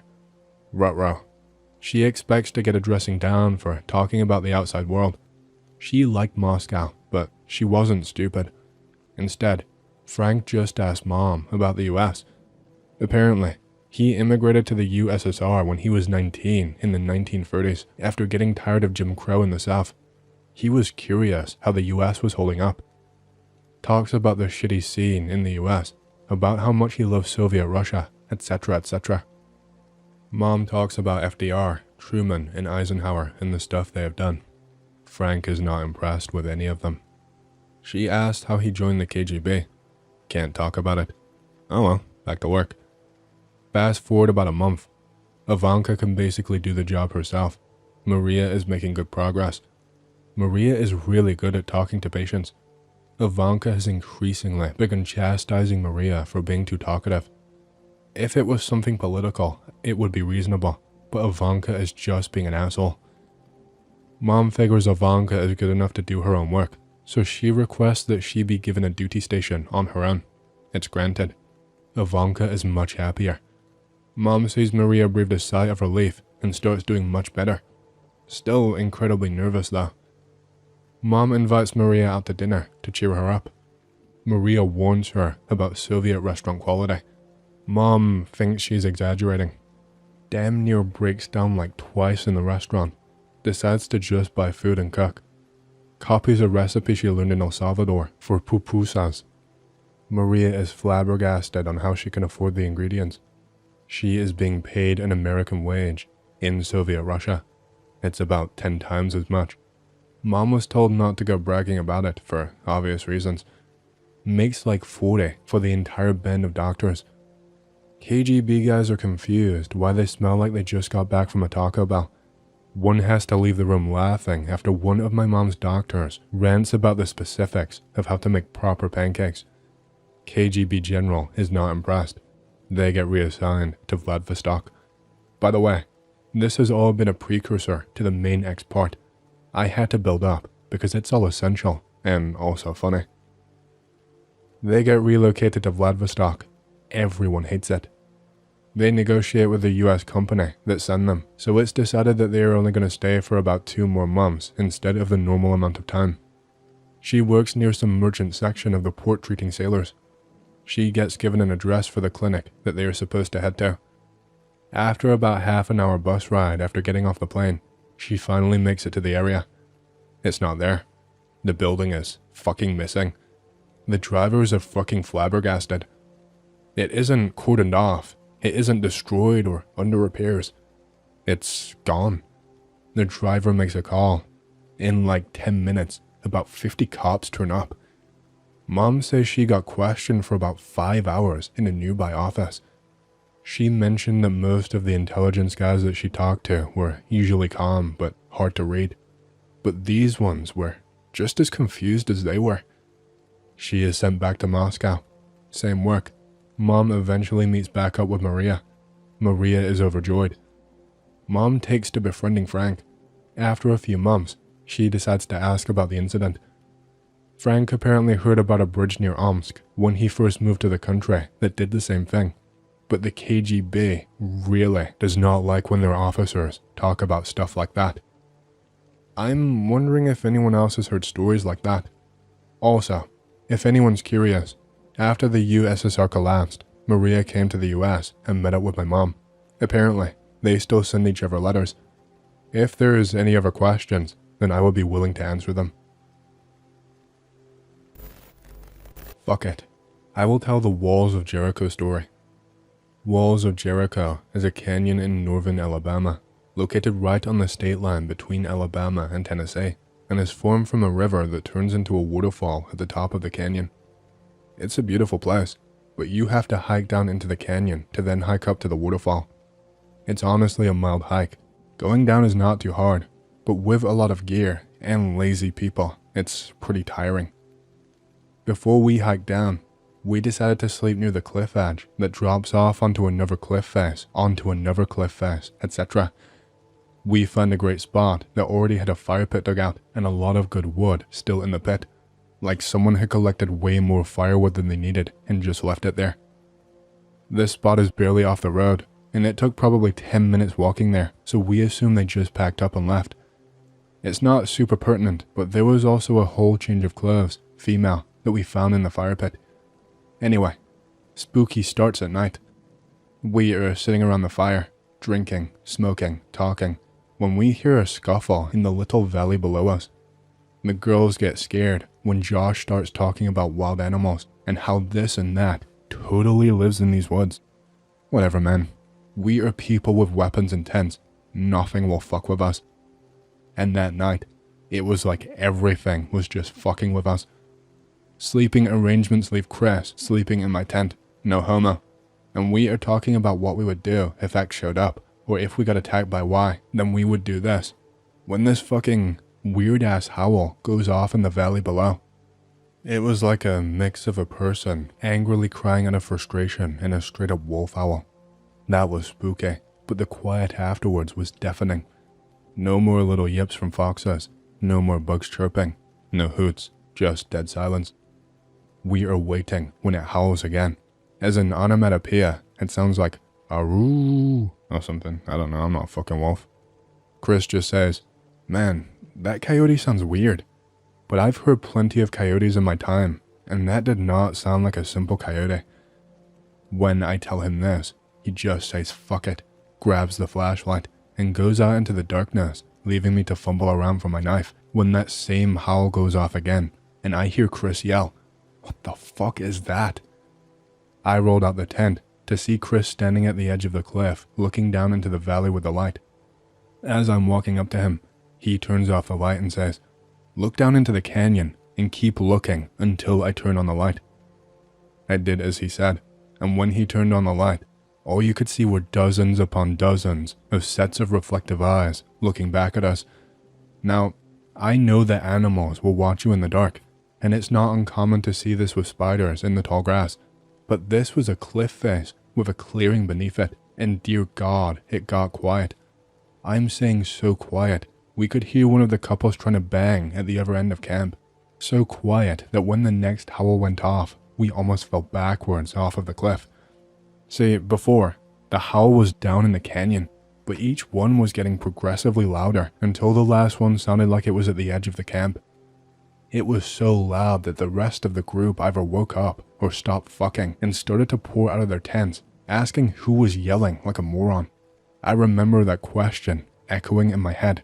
Who the fuck is yelling? Not, what the fuck is that? Everyone is gathered around the smoldering fire, asking what the fuck is going on. Josh's dumbass says, it's probably a coyote. Like, sure Josh. It's a coyote that sounds like a married man of 10 years found out his wife had been cheating on him for 11 years. Get the fuck out of here with that shit. I tell them about the progression. How the last one sounded like it was coming from right behind our camp, inside a field of chest-high grass. Everyone starts getting freaked out when Chris swings the flashlight over towards the grass. Just like before, the edge of the darkness is full of reflective eyes, much larger than down the cliff, except these are moving in and out of the light, as if they were fading back to pop out at another spot. Everyone collectively is like, what the fuck is that shit? When Josh gets the fantastic idea to throw a rock into the brush. All the eyes go back and the howls return, this time right on top of us, all around us, and we all instinctively got back to back, brandishing a variety of weapons, mainly machetes, but everything just stops and the normal sounds of nature return. We immediately rearranged our camp so all tents were next to each other and as close as they could possibly be, but it didn't seem like anyone wanted to sleep. Everyone was sorta wired from the noise, but we all went back to our tents and tried to sleep anyway. It wasn't until later that it got weird again. I had fallen asleep and had a dream about this creature attacking our camp, just fucking shit up in general, but I never saw the creature in my dream since it was always just barely out of sight. I get shaken awake by Chris, whose face was inches away from mine, but before I could say anything, he put his hand over my mouth and pointed outside the tent and cupped his ears. I really wish he had not woken me up. Outside, it sounded like something with heavy feet was dragging something else all around the perimeter of our tents, sighing and wheezing. It would stop at each tent and make a light scratching noise on each one. For those who don't know, light scratching on a tent door is directly the same as knocking on someone's door. It's a sign that says, hey, someone is out here, open up. And whatever was out there was doing it on each tent, circling around and around, still making those wheezing noises and knocking on everyone's tent. Chris motions towards me, pantomiming a slash across the back part of my tent, and I knew what he was trying to do. Cut through the tent instead of fumbling with the zipper to surprise whatever was out there. Being in a situation like that really makes you feel like drastic action is your best bet.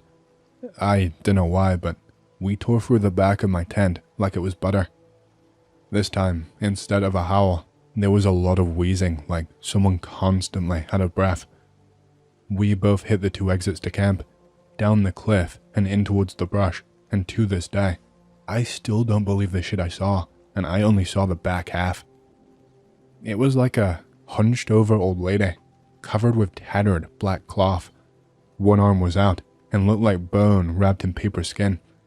Behind it appeared to be either really dirty trash bags or some kind of tail it just dragged along behind it. We both started screaming as loud as we could, and something seemed to match our voices as the howling started up again, this time in the direction of the brush, right where the hag had been. This shit was piercing and long this time, and it ended up forcing us to cover our ears. It was more like an extended human scream. Everyone woke up again, scared again, and the decision to go home at dawn was quickly reached. We left that morning, but returned the next day with more stronger weapons. Man, we thought the night had been scary, and they say hindsight is 20/20, but when we returned to the same campsite, we found the whole place destroyed. The fire pit had been dug out and thrown over the cliff, A solid slab of concrete, by the way. All of the firewood was splintered, and the burnt change of clothes was fucking gone. The weirdest part was that you could see where our tents had been. You could see all of our footprints, but there was a long ass groove in the dirt that went around the tent clearing and led directly into the bush. My computer died, so I had to switch to my phone. There's not much left of the story, but there was one last thing that felt very scary movie tier and legit creepy, so I will share that. When we were talking to other campers, there was one couple who was in the same horse pasture as us. They had been down in the valley when we were camping at the close edge, and they had heard the same shit that we did. But the super creepy thing was what they said about the one night in between when we left and came back. That night, they said they heard an animal limping around the edge of their camp, and while they said they didn't think much of it, there was one huge detail that stood out. They said it must have been really windy because branches kept bumping into the tent and scratching it. Hey there, Rex. So, I've been lurking here for a few years now, and I've read a bunch of those Goatman/Skinwalker stories, and always thought they were cool, but never paid any mind to them. I live in New York City, but go to the woods in the outer counties, as well as some trips upstate, so I would think that my chances of actually encountering one is slim to none. Boy, was I wrong. I've lived here my whole life, and I've seen some weird shit, have almost been mugged a few times, had my encounters with crack addicts and such, but this was the first time I was genuinely fearing for my life.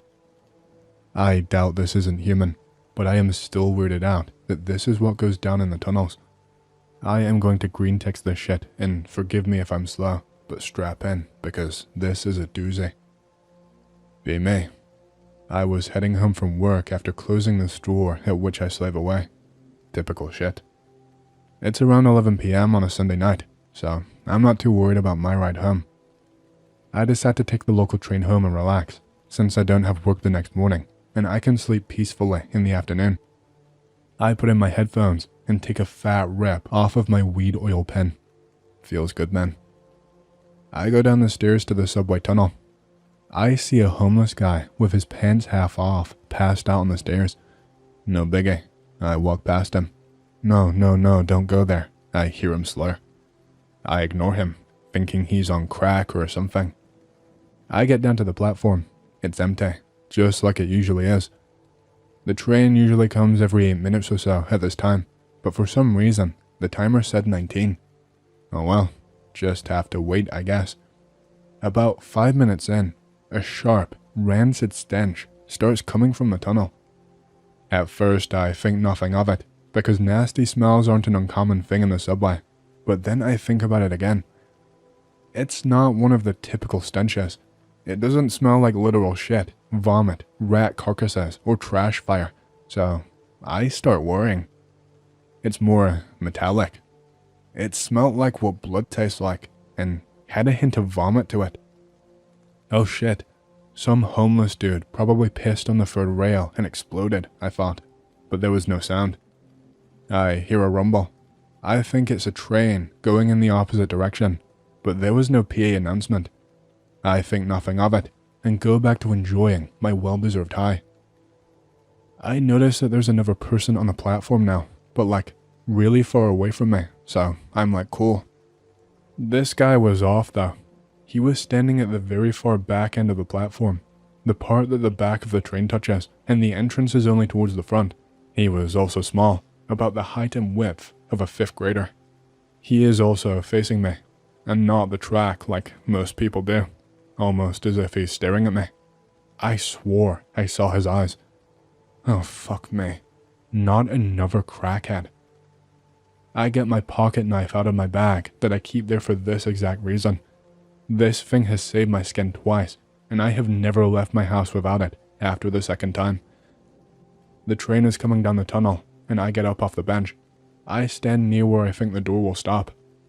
Right when I'm about to get in the car, I hear that homeless dude from before run up to the gate where the turnstiles are and bang his head into the metal bars, screaming, "No, no, no, no, no."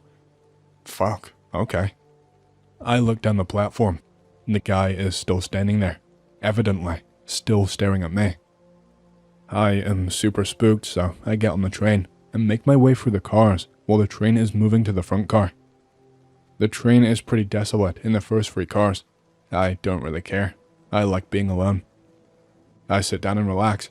I am next to the driver, so if something happens, I will just start banging on his door.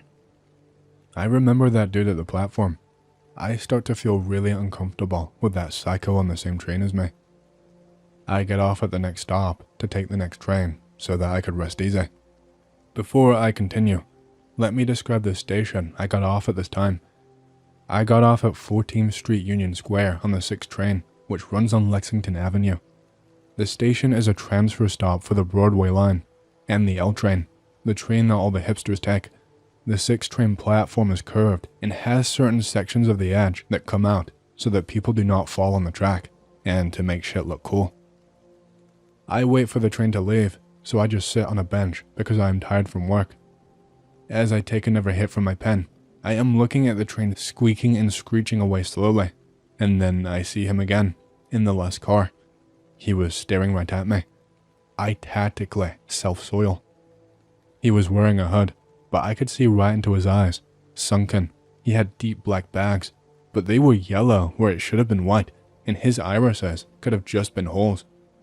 I did not see a nose, but that's because I was too busy looking at that grin. That fucking grin. No teeth, just his mouth stretched from ear to ear, literally from ear to fucking ear. Human mouths do not stretch that far, man. The trains depart really fucking slowly from the stop because the turn radius on the train's axles is barely small enough for the tracks in this old station, so we get a long, lustful look at each other, and I swear, I have never wanted to shit my pants so bad. Also, remember how I said he looked small? He somehow grew. His forehead was at the top of the door window, and you have to be easily 6'5" in order to have your forehead that high up. The smell isn't there anymore. I check when the next train is coming. 5 minutes. Not bad. I start to relax. 3 minutes later, the smell returns. I think it just moved down the tunnel. The train comes, and the conductor waits a few seconds for the extenders from the platform to come out. Right before this happens, I hear almost a roar from right under where I was standing, and I see a hand, that's right, a fucking hand, grab onto the part that's supposed to come out. Nope, getting the fuck out of here. I run to the Broadway line to take one of those trains because the Buey, yellow, and Lex, green lines intersect again further uptown. I get on the next uptown train that comes almost immediately and think about what the fuck just happened. The hand was not human colored. It had a bluish tint to it, and there were white hairs on the fingers with fingernails the length of the diameter of a nickel. The roar was not animal-like. Think of a really loud moan, but more primal. My current train gets to 34th Street, a few stops away from where I'm getting off. The train doors open. That fucking smell washes through the car. I am actually scared for my life. I have the knife in prime hand position, so I can flick it open in an instant. Battle station's ready. The doors start to close, and I hear someone running, accompanied by the sound of heavy breathing and a coat scuffling around. Here it comes, I think. The doors close last second, and that thing's face slams right into the door's window, eyes yellow and almost glowing, widest fucking mouth ever wide open, and its bluish skin pressed up, begging to get in. Its tongue is like 7 inches long and covered in a white, thick saliva. The conductor's dumbass thought it was a person trying to catch the train, so he fucking opens the door. God, is this how it ends, is what I am thinking. That thing lunges at me. I pull out my knife and jab it in the abdomen. Cold. This thing is cold. People who were on the train and saw the same shit that I saw are too afraid to move and just start screaming. Some random lady runs up and smacks that thing with her purse. It crumples up on the floor. It starts jittering, shaking, and then just stops and lays on the ground breathing. The old lady asks if I'm alright. I say I'm fine. I get off at the next stop with her and some other man and drag the body out. It's surprisingly not heavy. I walk up to a police officer who just so happened to be up the stairs. I bring him back to the spot where I left the lady, the man, and the passed out being. They are not there. What? The officer asks if I'm high, scoffs, and leaves. I am standing there. My feet are cold and my heart is sunken. How can 3 people just disappear in the Times Square subway stop? I decide not to pursue this. I take a cab home and smoke a fat blunt with my sister. I don't know how I can take the train from now on. I will post again if I see that fucker again. When this happened to me, I was at the beach at night with some of my friends. We are all just sitting there, chilling out, drinking some beer and stuff, just generally shooting the shit. I see something bobbing up and down in the water. Whatever, must be some kind of fish or whatever. This thing slowly gets closer and closer to us. It kinda looks like a head from where I'm sitting. I point this out to my friends just as a man pops up out of the water and starts walking towards us. Nope. My friends poker face it. We all try to act like nothing is happening. The man looks like a homeless guy. He has a long scraggly beard, matted hair. He is only wearing cargo shorts. He finally reaches us and asks us for a beer. Okay. He starts telling us this coked out story about how he's the second coming of Christ and shit. We play along. Oh, whoa, no way, really? So nice to meet you, sir, etc. He finishes the beer and thanks us. He reaches into his pocket. My bowels clench. No false moves. He pulls out a handful of figs and gives them to us. Well, that went better than expected. He tells us all to have a good night. This man just pulls a 180 and walks straight back into the water. I never see him resurface. He just went in the water and that was it. What the fuck just happened? No, we did not eat the figs, and yes, we left 10 minutes afterwards. Alright, X. I don't really trust therapists, and my dad won't talk to me about it.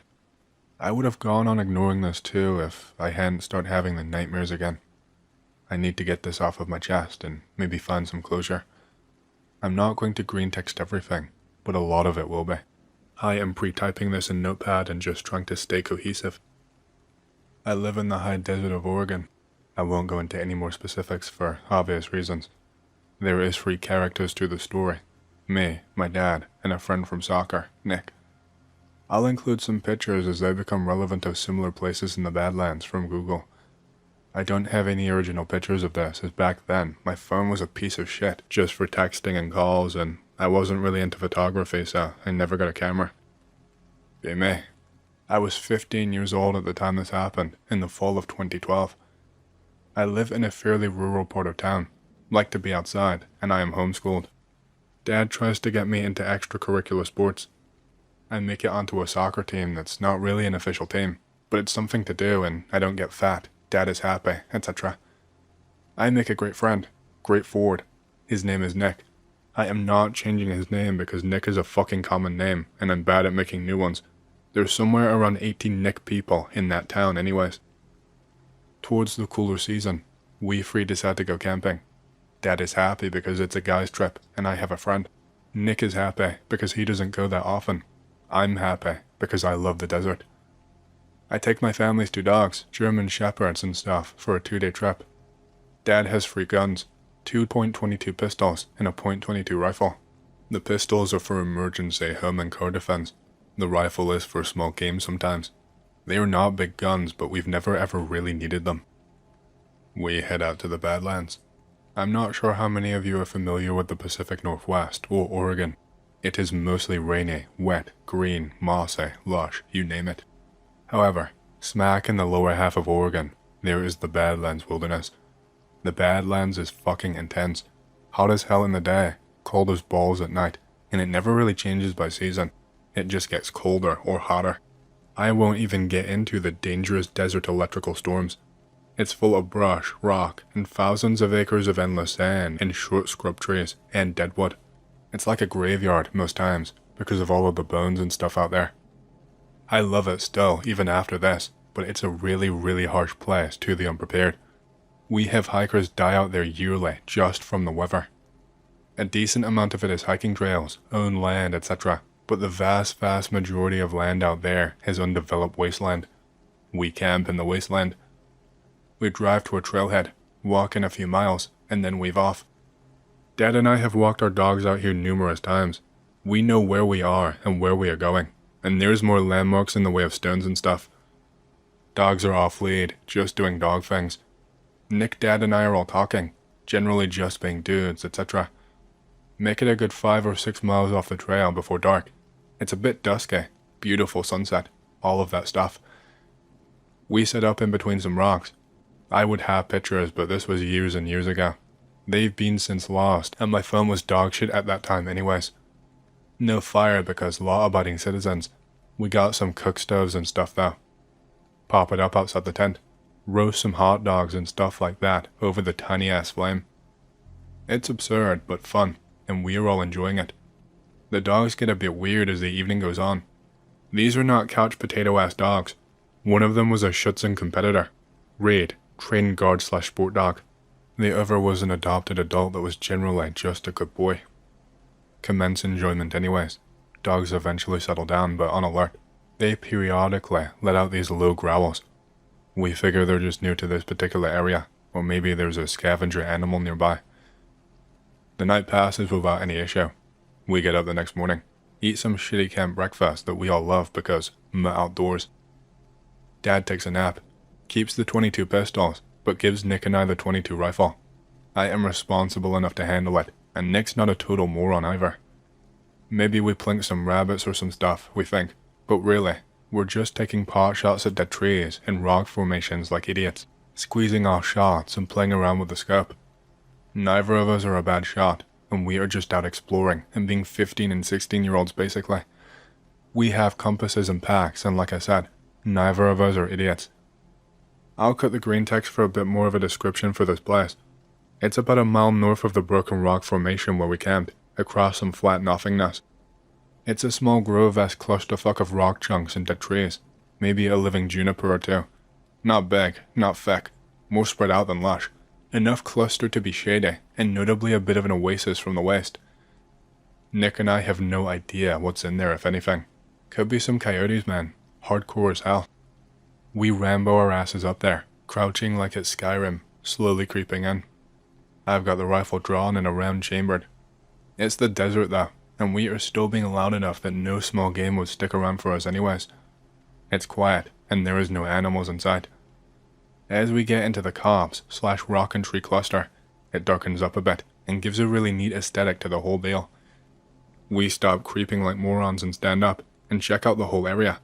Probably a solid 400 or 500 square feet of loosely collected rock spires/chunks, logs, dead trees, and a couple of living trees. Some of the logs and branches fell against a bent tree, and some stone like a little natural hut or thicket or whatever. There's a bunch of bones and collected detritus inside. Nothing artificial, but there's some stiff, long and dead dried animal hide scraps. The sand is dark, just general appearances of being a den of sorts. Nick is interested and I'm not too fazed, as this is not my first time outdoors, nor in the Badlands. You get piles of animal bones pretty often if you're looking several miles out. Coyotes just gnaw the fuck out of anything dead, and leave them in piles. Den smells like a fucking garbage heap, mixed with sulfur. It's absolutely atrocious. We get out of there from that noise after the smell hits us. Continue to inspect the grove, and from now on in the story, I'm calling it the grove. There is a climbable tree. Technically most of them are, but this one's the most sturdy looking. The problems with Badlands trees is that they are incredibly fragile and breakable, given that even when they're alive, they are very dry.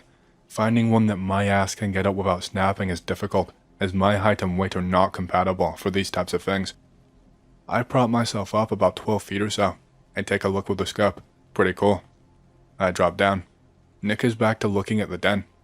We should come back later and see if its owner is home. Technically, even if the owner was home, it wouldn't have been legal to kill it unless this was Monty Python's Death Rabbit, as we did not have any tags or licenses for coyote or otherwise. Still think it would be cool to snag a look at something in its home. Nick has never seen this, and though I have seen and shot many coyotes, I've never seen one at home. We agreed to do so, but with the dogs just in case. Coyotes are cowards, but this might be a group hideout, and we don't want to get nipped before we gun them down for self-defense if necessary. Continue screwing around the rest of the day. Go back to find that Dad has walked the dogs and come back. Small cookstove fire is going. The minute that we walk into the camp though, the dogs get very, very upset with us. They sniff us gingerly, and then back away, growling, doing that leaning head tilt like they do not understand. They don't let us near them for a while. They always keep a few feet away, and then return to being alert. We tell Dad what we found about a mile up, and he tells us about his walk. He agrees to come with us and bring the dogs, if only because he wants to see it too. Evening again, not quite dusk. I am watching a rabbit screw around in the distance with the scope, before I get bored and look around in the distance with it. It's absolutely beautiful. The dark stone and brown sand contrasting with the bleached grey trees, the purple sunset, the white thing.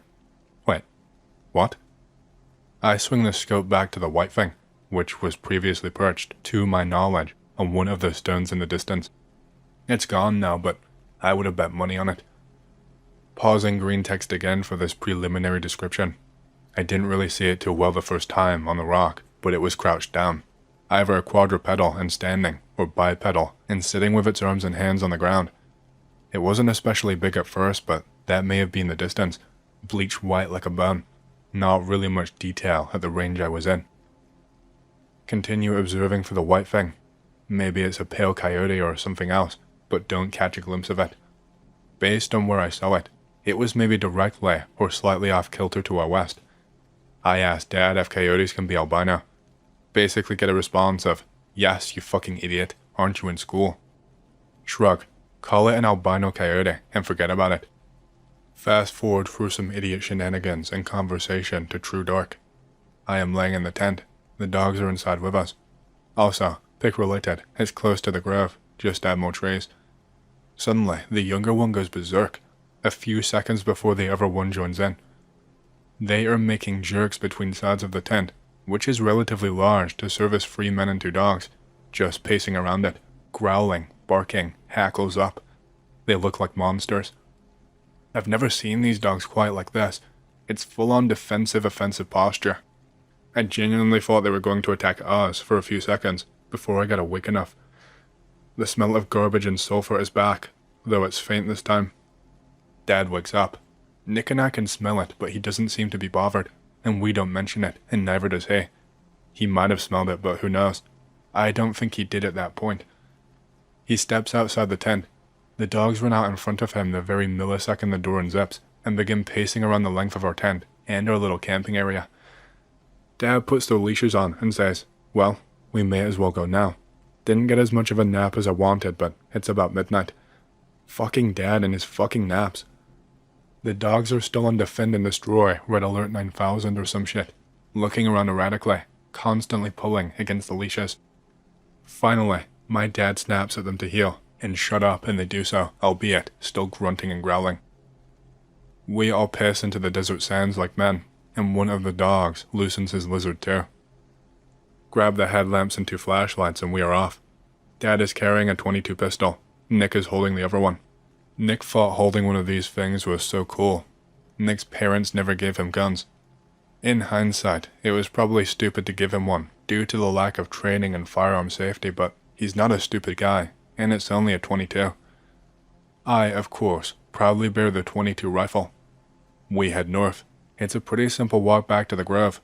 Dogs are still not pleased by this venture. Breaking green text again to talk about my dogs a bit more, and my dad, myself, and Nick, physically. Max was slightly smaller of the two, and a few years older. He wasn't as quick on the draw, ever, but was still a very sturdy and reliable animal.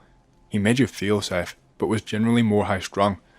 Beaver was the larger and younger of the two, laid back, but was trained from puppyhood to be a god among animals. I'm about 5'9", was back then too. Nick was around 6 foot. We both fit from soccer. Dad's about 5'11" and didn't age the best, but was still muscular. Everyone gets a potbelly. Max seems the most irritated, constantly breaking focus to bark once or twice before hushing on his own, and Beaver is a silent asshole, minding the leash but on tenterhooks of aggravation. We get to the grove and the garbage/burn smell is about 3 times as bad as when we were there the first time. The dogs straight up refuse to go inside. Like, they actually refuse. They dig their heels in, and Max begins growling and staring, before lurching back and forth as if unsure if he wants to bum rush the grove or stay put. Dad sighs and looks around. We can't leave them on their own because it's the desert in the middle of the night, but Dad does not want us out here alone. Oh, we can run in on our own and check. You're only a few 100 feet away anyways. Okay, son, don't be long. I'm gonna sit down and look for constellations. Not sure if worst dad ever or best dad ever, but he's my dad, so it counts for something. Those few 100 feet become very long when you are behind gnarled wood and rock formations in a shadowy black world, and you turn around and all you see is a lone light from a headlamp. Nick and I, however, emboldened by our guns and teenage idiocy, pressed on through and towards the smell. This time, we really did make an effort to be quiet, almost crawling in the dark, our lights all off except for one flashlight, which he held, having only a one-handed gun. Behind the beginnings of the grove, however, that teenage strength began to fail me just a little. The putrid smell, the eerie darkness, and the lack of Dad made me somewhat unnerved. By our low light, we estimated we were maybe 20 feet away from the rest of the den. We were correct. However, we had to creep around to the front, having approached it from the back. Breaking green text here. As we cleared the back side of the den and were in the front, we heard a crack from nearby, as a very odd white creature fucking sprinted, almost too fast to notice in the low light, about 10 feet in front of us and into the den. If it wasn't for it being so white, the light might not even have caught it, and we might have played the crack off as an owl or other bird, and been unaware that the den had become occupied in front of our eyes. We did, however, both notice, and I kindly thank my dad for always preparing us with flashlights and other gear on journeys. The thing was rather tall, and not especially broad as it was long, but then, at first, we only caught the side view in low light. We froze, and here comes the part that haunted me for 2 years, almost every night, before it passed, and what has recently resurfaced. It all happened very quickly from here, and I will try not to exaggerate details. Nick and I continued to get close, but this time, both of us had a round chambered and were pointing guns at the den. We made our way until we were about 5 or 6 feet away from the entrance, and then flipped on our headlights. I don't know why we did that. I think it was our intent to startle it and be able to see it and then run. It was very startled and let out a very disgusting, screeching growl bark, like a short boof that most canines do, but very ugly sounding. It was also higher pitched and sounded like there was spit and snot behind it. It was very apparent to us at that moment that this was not a coyote. We bounced back a few feet and the creature did not emerge. We could still see it, but it was moving around inside the den in a bit of a frenzy. It made the scream growls a few more times, and Nick and I unanimously began to yell to each other to fucking run, dude. That was probably the biggest mistake of the night, but thankfully, neither of us suffered for it. What we should have done was open fire the minute that we realized it was not a coyote. The second that we turned and ran, I could hear sand and bone rattling and being tossed around as it ran out after us. Nick squeezed off a few random shots, I think out of fear, and I managed to get up into a tree, about 5 or 6 feet in the air. Nick was right behind me but instead chose a rock formation about 10 feet away. He played forward, after all, so his sprints were harder than mine, and I think he just wanted to run at that moment. The white creature pursued Nick, backing off whenever he turned, and then leaping along after he looked away. It was a dangerous game that only took a few seconds to play, but it unfolded in slow motion for me. Nick popped off the rest of the .22 clip, and then the white creature began to scale the rock. I wasted only a second more before leveling the rifle and firing blindly. I could have hit Nick. I'm glad I didn't. I did, however, scare the white thing, or at least attract it to me. It left Nick, and then Buck screamed at me, leaping off the rock. I began shimmying up the tree, and in the darkness, I cracked my head against a branch sticking out directly over me. The mongrel began to climb the tree below me. In a daze, my vision blurring a bit, I popped another 2 or 3 shots. The clip of the rifle only has 6 rounds, and I kept that in mind. I figured I only had 2 left, as I was not counting very well, and did not want to be overconfident. Nick is yelling at something, maybe the white creature, but then I hear a different pitch of scream. Nick just fucking threw the gun at the white creature and hit it. Not hard, but those metal bastards weigh a couple pounds, and later on, I realized why it hurt. Again, this whole sequence took maybe 30 seconds, but it felt so much longer. Then, as the thing is looking to climb again, I see it go flying off of the tree trunk. Beaver, Max, and my dad came to the gunshots and yelling, my dad several seconds behind. Beaver just ripped the mongrel off of the tree by slamming into it and grabbing it. I'm unsure how many of you are dog people, but German Shepherds have very boxy, broad chests and shoulders. If they leap at you and their teeth miss, they will still knock you flying a few feet if they intend to. In this moment, time seems to totally slow down. Even in the nightmares, this particular sequence plays out very, very slowly. Nick and Dad are yelling, Max and Beaver are snarling and yelping, and my conked head vision is starting to clear. The headlamp clearly illuminates this thing as it tries to deal with the dogs. It stands up. It's not quadrupedal, it's bipedal, and for 2 or 3 seconds, I got a very clear image that is burned forever into my head. It's tall, maybe 7 feet tall, and skinny as hell. I mean, scrawny. Long forearms, long hind legs, all of it built like a dog. Somehow, even though it's so thin, I can't make out bones, but maybe it's the flashlighting and the white fur that's obscuring it. It's blisteringly white, stained now with red, either my dog's or its own blood. The neck is rather long, and it has a very long, pointed muzzle and face. No discernible ears or facial features. There's a gangly little tail, and its eyes and nose appear to be black, but I could be wrong on the eyes and the circumstances. It had teeth, but I could not tell you what kind. The forearm, paws, hands, whatever, had fairly long digits, and there were short claws at the end. I less saw them, and more heard them make contact with the dogs. Overall, the thing most resembled a whippet or a greyhound, in how skinny and long it was.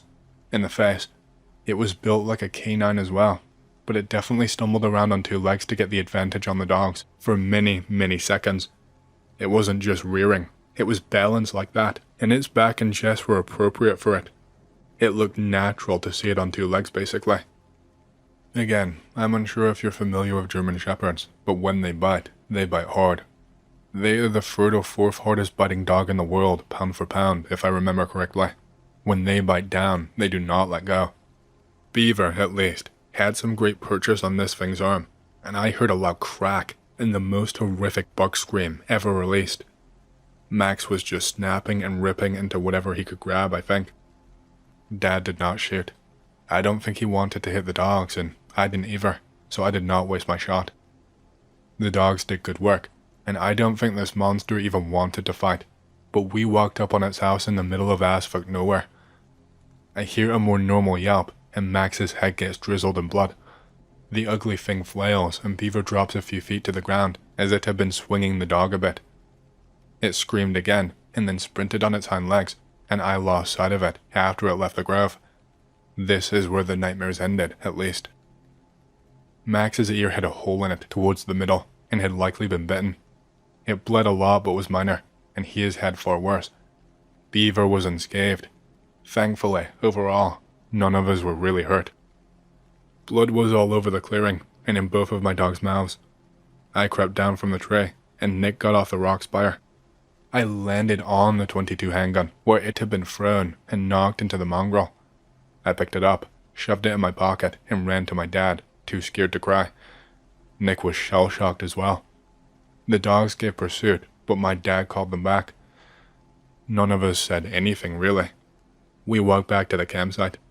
I don't remember ever even putting the rifle down, and Dad still had a fully loaded handgun. The dogs were still aggravated, but seemed quieter, as if they believed the fight was over. We all stayed awake, sitting outside of the tent, my dad and I clutching guns, Nick just staring. Come dawn, we packed up and marched out, still not talking about it. When we got back into town, my dad looked at us in the back seat and said it was some kind of diseased coyote and to not worry about it.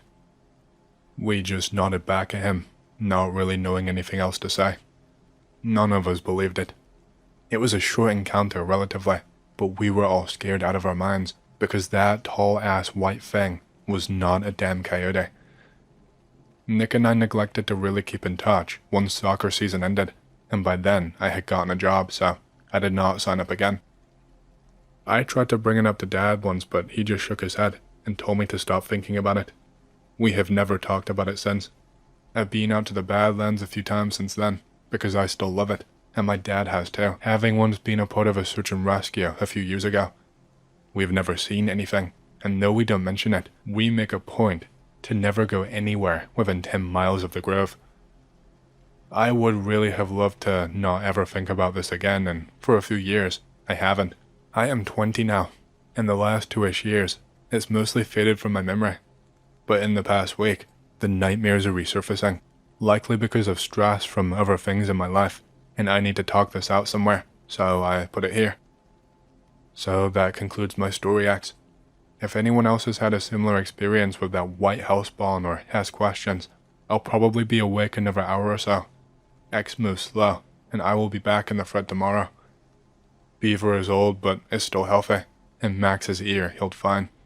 He's past elderly now, and missing most of his teeth, but both dogs made it out okay, for those concerned. I posted a story about a year ago about how my friends and I found a weird man-made structure in the woods. I doubt if anyone remembers, but some shit happened recently, and on Sunday, I had a pretty messed up experience, so I will give you the full story and what has transpired since. There is a small university in my town. About a mile behind the dorms, there's a lake, and behind that, some woods. Students are always going to the lake, grilling, drinking, smoking pot, the usual college kid stuff. The campus security does not bother with it, since it is so minor, and it's not on campus proper anyway. I don't go there myself, but I have friends who do. One day, he and a bunch of people go and have a campfire. Everyone there gets ridiculously drunk, including my friend. He decides it's a good idea to go in the woods and find a place to take a shit. It was still light outside, so he was not scared. He drunkenly stumbles into the woods, going about a half-mile in. That's when he came across some sort of a man-made structure, almost a mini fort or a wigwam. It certainly stood out. He thinks it's weird and heads back to the fire. A few days later, he told me about it. Naturally, I was curious, and I asked him to show it to me. He ended up taking me out there. I found the whole thing fascinating. This fort was made very meticulously and carefully, the sticks being about the same length. Why would someone build this? How long did this take? And how did someone do it without being noticed? We have our look around and go, but I could not help but go back. I find the whole thing fascinating. I went back a few times. Things took a turn for the weird one of the times I came back. An animal skull, placed at eye level, stared back at me. Understandably, I was kind of freaked out. I left. I did not go back into the woods after that, but I did drive by, park my car, and listen. I heard things, like the faint sound of drums. I did not go back into the woods until last Sunday. Months passed, and eventually my curiosity went out. It was just too weird. The fort, the skulls, the eerie noises coming from the woods. I had to know what was happening in those woods. The school year was ending soon, so I decided that my chances were slipping. Sunday seemed ideal. I dressed in dark blue, better than black at night. The human eye can detect the outline of black. Filled my pack with water, an energy bar or two, my camera, a flashlight, and my knife. I did not ask any of my friends to go with me. I'd asked them before, and they refused each time. I also didn't want them coming out and pranking me for shits and giggles. I took my bike and rode it to campus, and parked it, and walked the mile to the woods. It was around 8 o'clock, and the last vestiges of light were disappearing. I don't know if you guys have ever experienced darkness before, but this was real darkness. The lights of campus were a mile away, and the woods were thick. Without my flashlight, I was completely blind. To make matters worse, the forest was filled with fallen trees. We've had several nasty storms and even a tornado out that way, so entire trees had fallen down. I had to be careful not to fall and break my neck. It took me 20 minutes, but I eventually found the wigwam. I had noticed this previously and observed it once again, but curiously, there were no cigarette butts, alcohol bottles, soda cans, or condom wrappers, like you would find if students were coming out here. The dirt had markings in it, but they were scratched over, like someone kicked dirt over them to hide them. I walked about 20 yards past the fort, hunkered down, and waited. Hours passed and nothing happened. I sat there, swatting bugs, fighting boredom, and asking myself what the fuck I was doing over and over again. 5 hours passed in this way. Around 1 o'clock things changed. The sounds of the forest in front of me quieted. I saw the lights in front of me, flashlights, 3 of them. I immediately got down on my stomach. As they got closer I could hear voices, 2 guys and 1 girl. I watched as they made their way to the wigwam. They were talking, but I could not hear what they were saying. They got underneath the fort and started busying themselves with something. Moments later I saw a fire spring up. I did not know any of these people, although they looked to be around my age, early 20s. One of the guys was carrying a bag, and they kept getting stuff out of it. When they pulled out animal bones, a chill ran up my spine. Things went downhill from there. The guys arranged the bones, while the girl scratched something into the dirt. Their voices were still low, but it sounded like they were chanting in tandem. I don't believe in energies and auras and all that, but at that moment, it felt like the entire forest was a giant cold spot. Their voices rose, their chanting continued, and I shot a brick. Then the fire went out. They didn't kick it out or pour water on it. This was instantaneous, like someone snuffing at a candle. The temperature seemed to drop even more. I started shivering and could not stop. It felt like my bones were freezing. I covered my mouth with my hand because I was afraid they would hear my teeth chattering. The last thing I wanted was for these people to know someone was watching them. I listened, and in the pitch blackness I could hear the girl talking. It didn't seem like she was talking to one of the guys, but someone new, as if a new person had just dropped out of the sky. That's when I heard the sound that I will never forget, the sound that's already wormed its way into my nightmare. It was like someone trying to breathe, but their throat was damaged or slit. It was ragged, loud, and into my ears. It was inhuman. It was a sound that echoed through the forest and nearly made me piss myself. If I was scared before, I was nearly catatonic with terror at this point. Never before had I heard of such a horrifying noise. At that point, my brain and body was screaming at me, flight, flight, flight, and I thought it best to comply. Slowly, I turned myself, got into crouching position, and walked as carefully as I could. It was pitch black in these woods, and in my mind, if I could not see them, they could not see me. The chanting had started again, and to my horror, those gasping, dying breaths punctuated those chants. I got about 10 yards when I had my cliché moment. I snapped a twig underneath my foot. Immediately, the chant stopped. The breathing noises stopped. I could hear one of the guys say, "What the fuck?" Then the breathing, the gasping, the awful cries started. And then, even worse, they got louder. They were moving toward me. It was at this point I went into maximum nope mode. I could not run because I could not go 5 feet or so without tripping over a tree or a root. I got out of crouching position and fast walked as fast as my body allowed, feeling ahead of me like a blind guy. I don't think you can imagine just how terrifying it is to not be able to run away from something when every fiber of your being tells you to do just that. I kept going, ducking or crawling under fallen trees as fast as I possibly could. To me, it sounded like the breathing was gaining, but in my terrified state, I could not be sure. It was at this point that the cultish trio finally came to their senses. I looked back and could see them switch on flashlights. My first thought was, that's it for me. I did the only thing I could. The next fallen tree I came to, I wedged myself under it, threw some fallen leaves on me, and wedged myself as far into the dirt as I possibly could. I don't think the trio knew which general direction I had gone, because they never really came close to where I was laying, but the breathing persisted. That disgusting, guttural breathing sound seemed to be all around me. I felt like vomiting and crying. Once again, I had to hold my hand over my mouth so I would not give away my location. I thought for sure whatever the fuck that horrible voice belonged to would eventually find me. Again, hours passed. The breathing persisted. I wanted to see if the flashlights were near me, but I was way too scared to sit up. Eventually, the breathing stopped.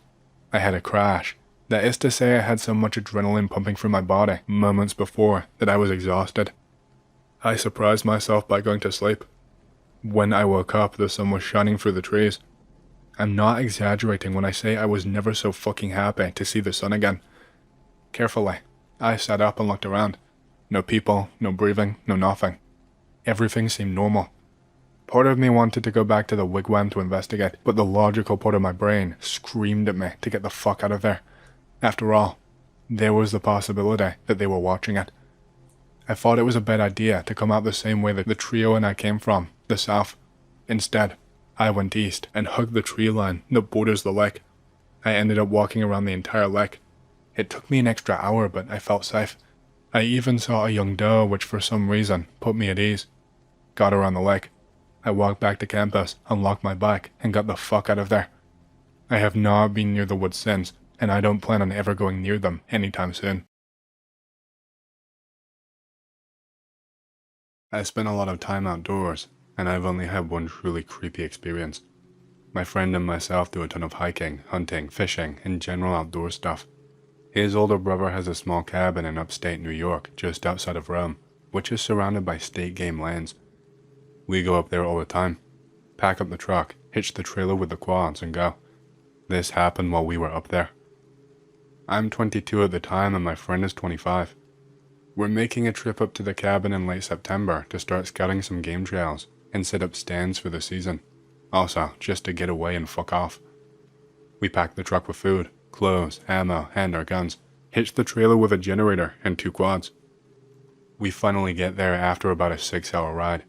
It's about 8 p.m. so it's getting dark out fast, so we get a fire going, crack some beer, and get to unpacking. The cabin is located in the only clearing on the property. The clearing is about 100 yards by 80 yards.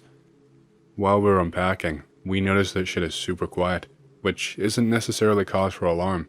It's just strange that it's so quiet that it causes me to take notice. We finish unpacking at around 10 p.m. and hit the sack around 11 p.m. Now, when I say a small cabin, I mean it's a small cabin. About 350 square feet in total, with a loft at both ends in the rafters where the bunks are located. Mine is located directly over the only door to the cabin. I wake up around 4 a.m. and hear something moving around outside. I just lay there and listen for a while, figuring it's either a raccoon or a possum looking for some scraps. But it clearly sounds like it's walking on 2 legs. Typically, raccoons make more of a shuffling and rummaging sound. I say fuck it and go back to sleep. Wake up the next morning. Don't even recall waking up. Go outside and get a fire going for breakfast. Shit just ain't right. Certain things are moved. Definitely not in the same place we left them last night. My memory is jogged and I remember waking up last night. I asked my friend if he heard anything. Says he remembers waking up, but he doesn't recall hearing anything. He asked me why I moved all that shit around this morning. I tell him I didn't, and about how I heard something moving around outside last night. He says if it wasn't a raccoon, it was probably a coyote or a bear. This makes sense. We decide to go for a hike to start scouting some trails. We grab our packs and head out. We walk for a few miles when we come to this lake that we always go to as a starting point.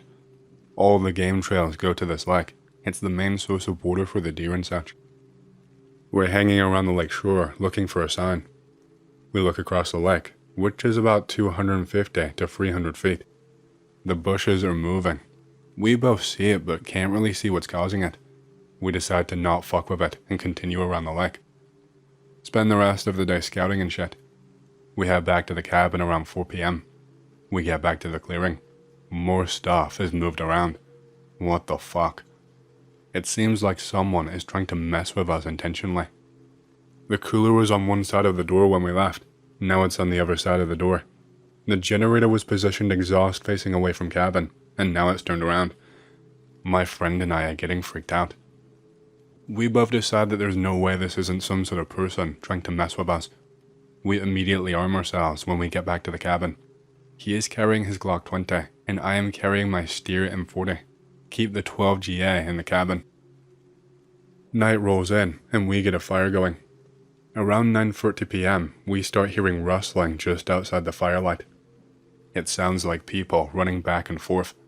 There is at least 2 of them. I hear running to the north, then it stops.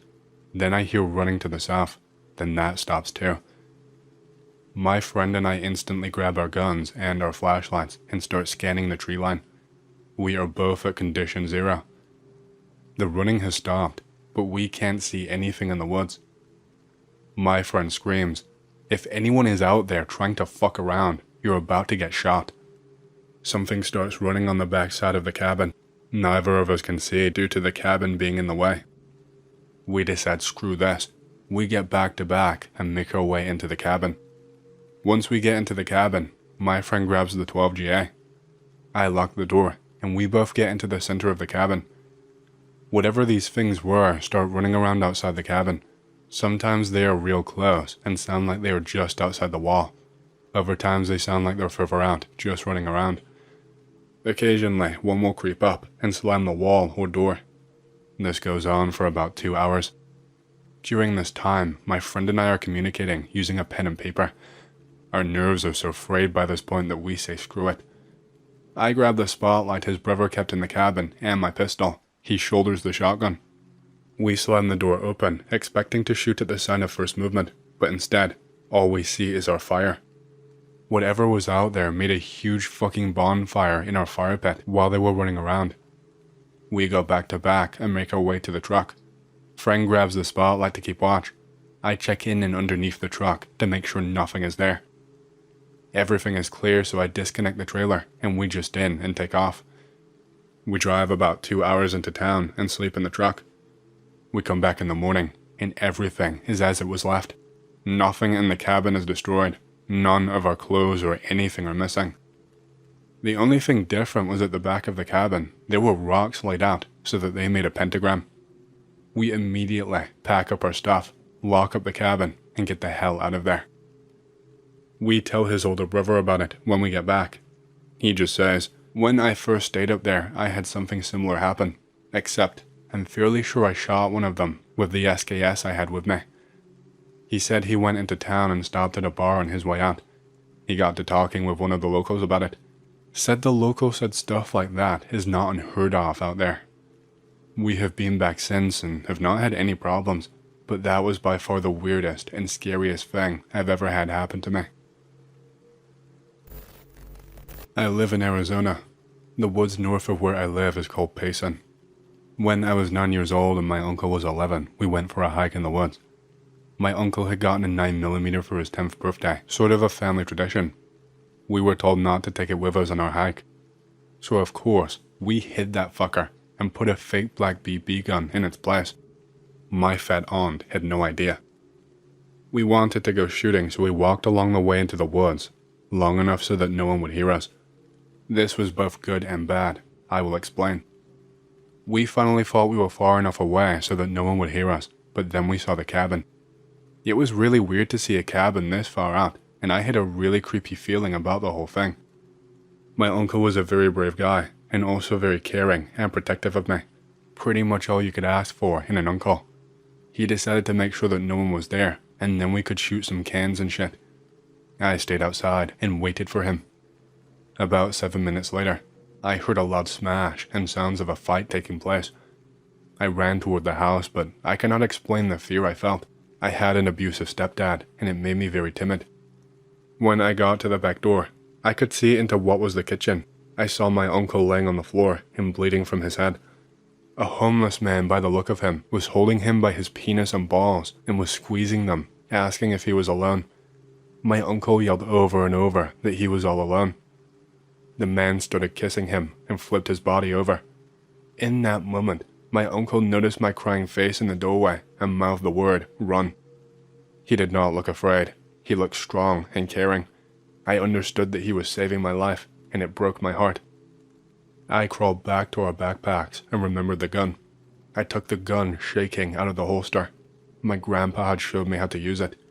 I went through the front of the house, trying to be as quiet as I could. I could hear the sounds my uncle and the man were making, and they were awful. I pointed the gun at the back of the man and shot twice. I was expecting the sound, but not the smell. All at once, I could smell the most awful thing I had ever smelled before. It was blood and sweat and fear, and I get sick just thinking about it. The man was trying to duct tape my uncle's hands and was about halfway done. The man fell forward, blood coming out of him faster than I thought possible. My uncle looked at me from over his shoulder and gave me a wide smile. His eyes stayed on me as he got up, pulled up his pants, and took the gun from my hand. He said I did a good thing and that I had saved him. The man was making an awful sound and sorta snake crawling around on the floor. My uncle shot him in the back of the head and he stopped. The walk back was very hard for my uncle and I could see he was in a lot of pain. He had blood running down his leg and I hate to think where it was coming from. We told my grandfather the whole story and he drove my uncle to the hospital. He had to get 11 stitches in his anus and the recovery was awful. The police did not find the cabin or the man. They looked for like 2 weeks, even used a helicopter. They took her statement and that was it.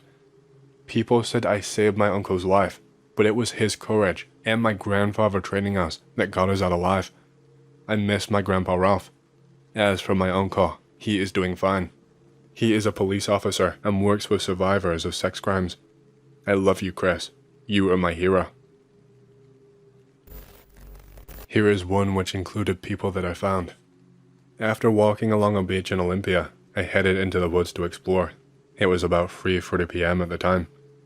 I found this very odd camp with 2 people. I think they were a couple. The guy looked like he was about 50 years old. The girl was like 30 probably. They looked like castaways because their clothes were just totally messed up and they were all dirty. I said what's up and they started talking to me, mostly ranting on these strange tangents about the forest. Anyway, their camp was basically blankets all over and cans and blankets stretched across the trees for cover. Obviously it rains a lot. They had liberty caps, magic mushrooms, laid out drying on one side of the camp. There was probably like 2 pounds of them. One thing that was really weird was these like handmade clay urns laying in a row on a blanket. There was like 15 or so of them, and when I asked the guy about them, he got really pissed and started telling me that if I start fucking with people's shit, I should expect trouble. And the girl like curled into a ball for a bit. Way too weird. I said sorry and whatever, and then the girl asked me if I wanted some beer. I was pretty interested, so I decided to stay. While we were drinking though, they did not talk or respond to any questions. Then I looked at the urns, and the guy just yelled really loudly at me, and then took the girl to the side and whispered to her. Anyway, they came back and started drinking again.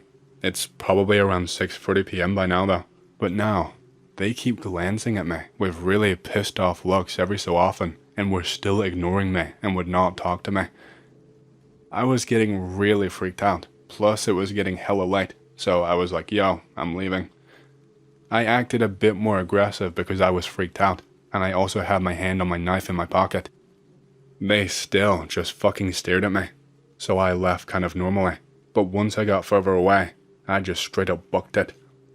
So that was pretty tripped out, but when I thought I was seriously going to die is when I got back by the camp area and the ranger post. It was pretty far, like an hour walk away, and it was fairly dark and no one was there. As I am passing the post, all of a sudden, I hear this guy just start yelling again, all crazy like, and I look over, and he is just standing over at the edge of the woods, breathing really hard and staring at me. I flipped my shit and started yelling, and I pulled out my knife, telling him to fuck off. Then he yelled at me, "You are such a stupid fuck, you fuck, you fuck." And then he pulled out a gun from his pocket. It was like a tiny revolver or something. At that point, I just flipped, telling him to calm down.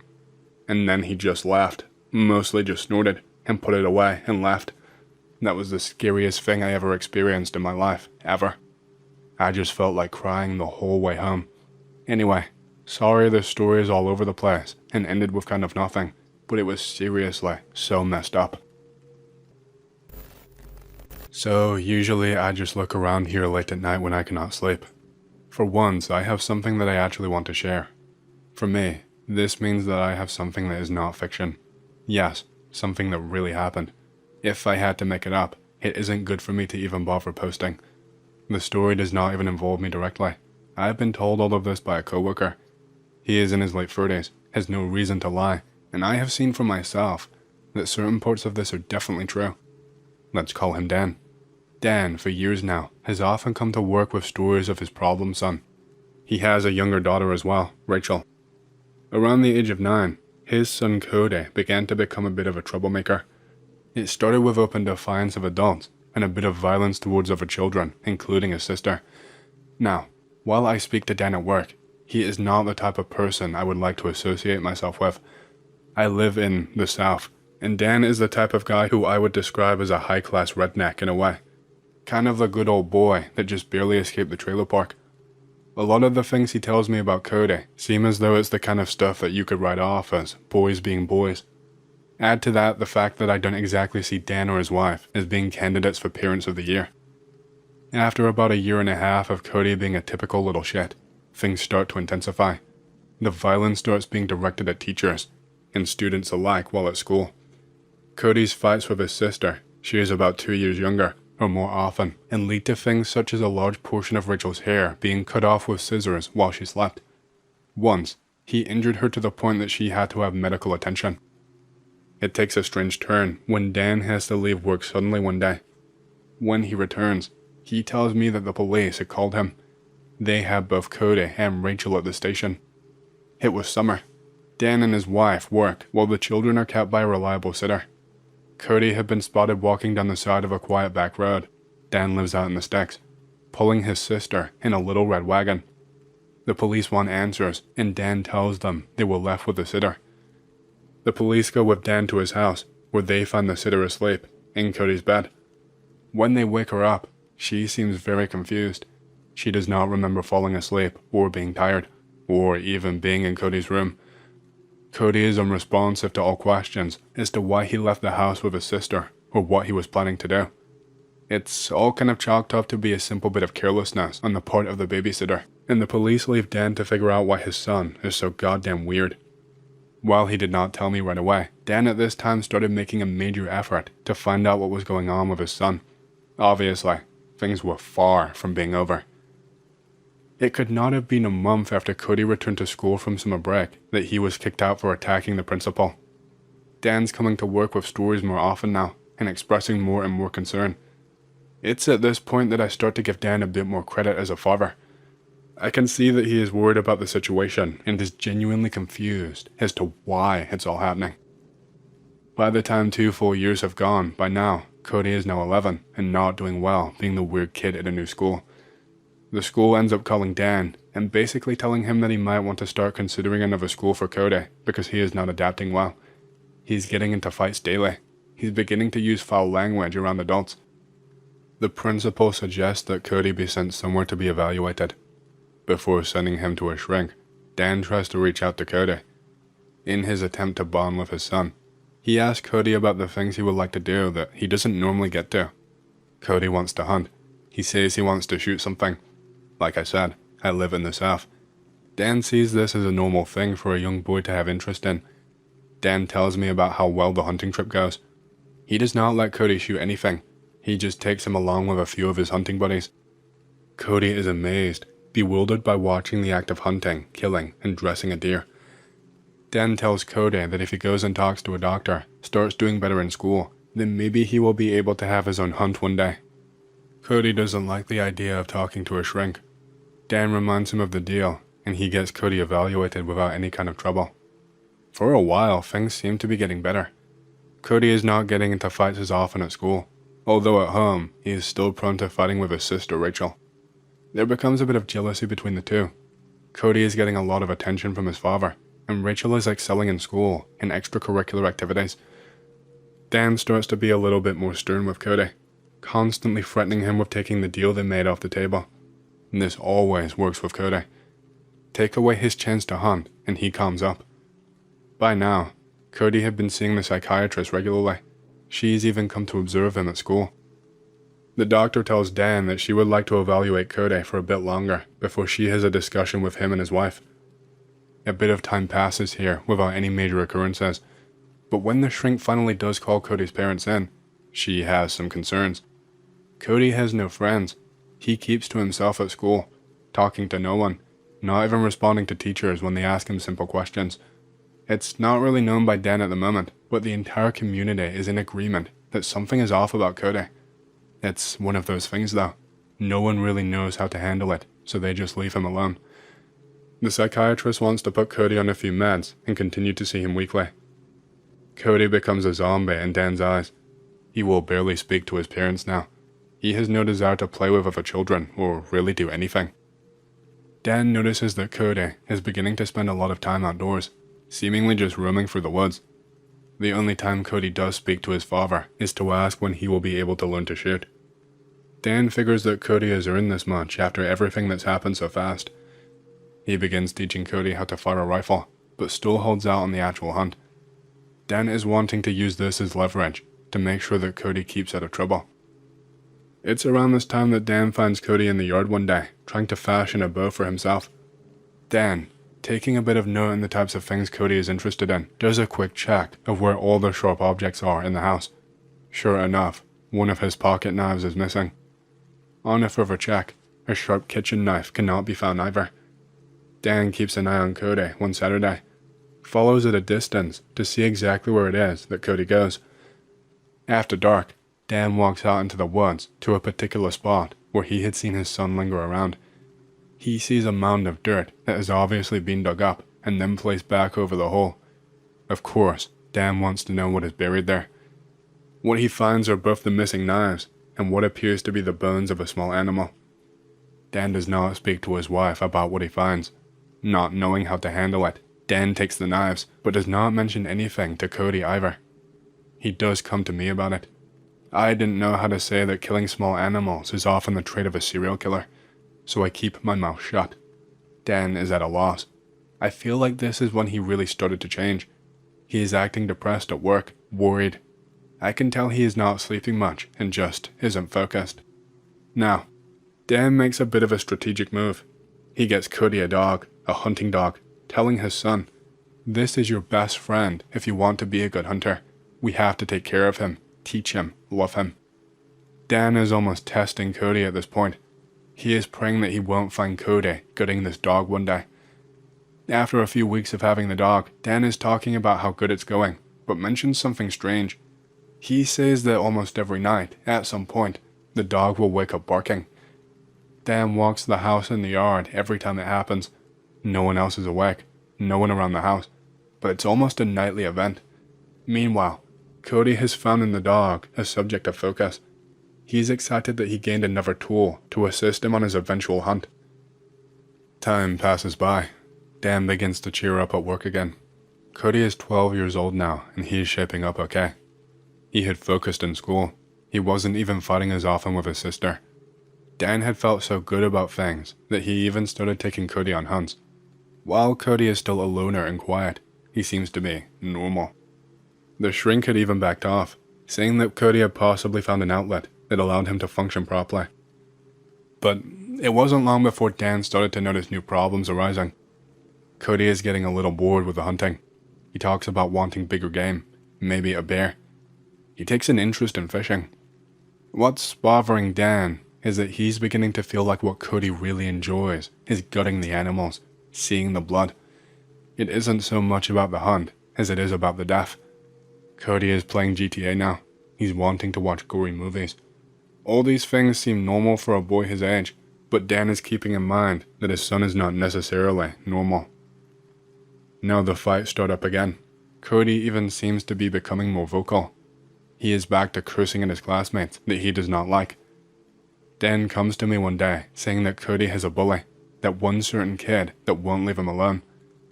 When he talks to Cody about this boy, Cody makes the comment that he should have cut his heart out. Obviously, Dan is concerned. Before he can decide what to do, Cody has been kicked out of school again. For good. When Dan shows up and asks the principal why, he's told that Cody had randomly told his buddy that he was going to take care of him once and for all today. After calling Cody to the office and searching his belongings, a hunting knife is found in his book bag. Dan and his wife can't find a school that will even take Cody at this point. They decide that maybe the best thing at the moment is for Dan's wife to homeschool Cody anyway. Now Cody's violence has no other outlet but his family. When Rachel is home, her and Cody aren't even allowed to be around one another. Cody is spending the evenings doing nothing but starting campfires and staring into them. Dan has lost all hope. He seems to live each day wondering what Cody will do next. Cody threatens to stab his mother one day. That is the last straw for Dan. Feeling like he had maybe been too soft on Cody, Dan starts to give Cody severe physical punishment. Spankings become more like beatings with a belt. Things come to a bit of a climax one day when Cody kicks his mother in the stomach because her and Dan were about to take him to see the psychiatrist again. Dan basically tells me that he fights Cody as if he was a grown man and locks him into his room. Cody goes into some sort of shutdown mode. He comes out of his room only to eat and to start his campfires at night. His guns and knives have all been taken away, and there is no hunting or killing for Cody. Not much left of this at all, really. Like I said, this story is not resolved, it's still ongoing. But what happened today is what made me bring it here. Cody seemed to be a lost cause. Dan does nothing but try to fix the situation for a while. The way he explained it to me was that he thought Cody was going to have to be taken away, so he just wanted to let him have some time at home before that had to happen. In the next few weeks, Cody continues to not speak to anyone. Now, remember how the dogs bark at some point every night? Dan explained later that it had become a thing that just happened. He figured it was some car or a sound that the dog could hear that they could not. Dan just tells the dog to be quiet and goes back to sleep. One night, the dog starts barking, and this time he won't stop. Dan gets out of his bed and starts his search of the house. Cody isn't inside of his bed. When Dan makes his way out of the back door, he sees a fire at the edge of the woods behind his house. It's a bit of a walk, but as Dan gets closer, he sees that on the other side of the fire, looking either at him or just staring blankly in the direction of the house, is Cody, just standing there. Dan gets close enough to see that Cody is looking at him over the flames of the fire. The way Dan described it to me, I don't know. We just stared at each other. I didn't know what to say. I was almost waiting, hoping he'd say something to me. And just like that, something told me to leave him alone. I turned around, I went back inside, and fell asleep. It happened so fast that I barely even remember going back to bed. I woke up, trying to convince myself that I dreamed it. Those stories of Dan's were something I always kind of wrote off as, that kid is fucked in the head. That was until today. Today, Dan walked into work as pale as a ghost. What he told me sounds absolutely insane, unbelievable. I'm sure everyone is going to scream lies, but I'm just telling you it, how it was told to me. So, Dan goes home like it's any other day. His wife wants to go have dinner with her sister, so Dan is there with both Cody and Rachel. They eat the meal like any other night. Afterwards, Cody actually speaks to Dan. He tells him he wants ice cream. Dan is taken by surprise, of course. He had not heard a word out of the boy in weeks. He tells Cody that he thinks ice cream is a great idea, trying to do the whole dad thing. Seeing it as an opportunity to possibly have a moment with Cody, Dan tells Rachel to stay at the house while they go and get some ice cream for everyone from the store. The ride ended up being uneventful. Dan tries to question Cody, but the only thing he'll say is, "I just wanted some ice cream." As Dan is driving up to his house, he notices something in the distance, something by his mailbox that isn't usually there. He is in a panic by the time he reaches his home. Curled up by the mailbox, waiting by the road is Rachel. She is shaking. Dan said he could see her shaking before he got out of the car. As he runs to her, all she is saying is, "Daddy, Daddy, Daddy." Dan is asking what is wrong, and all he can eventually get out of her is, "He hurt me." Dan calls out for Cody, then looks up to see him calmly walking back towards the house. Dan tries to calm Rachel down, but she will not stop shaking. She is totally hysterical. He eventually puts her in the car and runs into the house. The dog is running in circles and barking in the kitchen. Cody is nowhere to be found. Nothing looks out of place. Nothing looks like anyone has broken in. Dan calls his wife and tells her what happened and to meet him at the hospital. When he gets back to the car, Rachel is saying, we have to leave.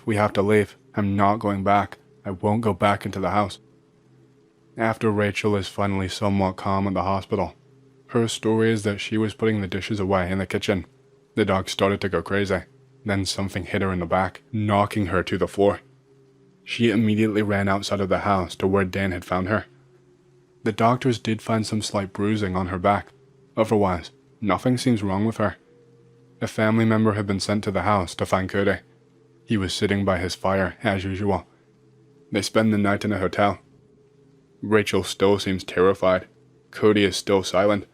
Dan left work early today, looking like he had not slept at all. nothing was taken from the house.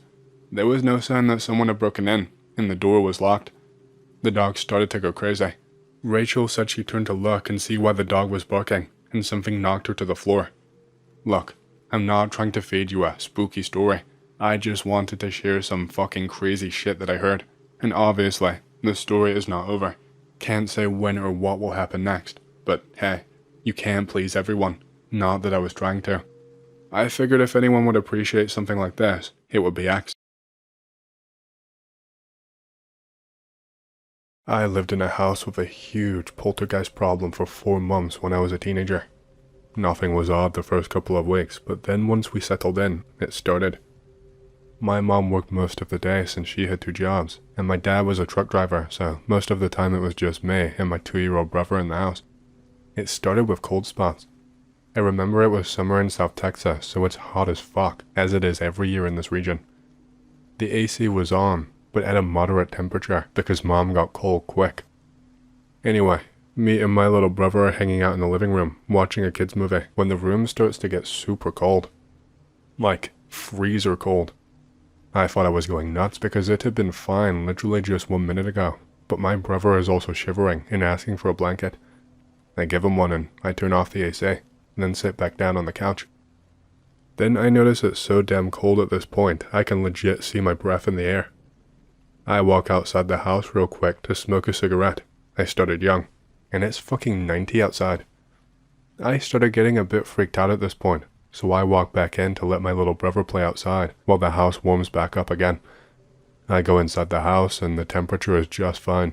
Nothing cold at all.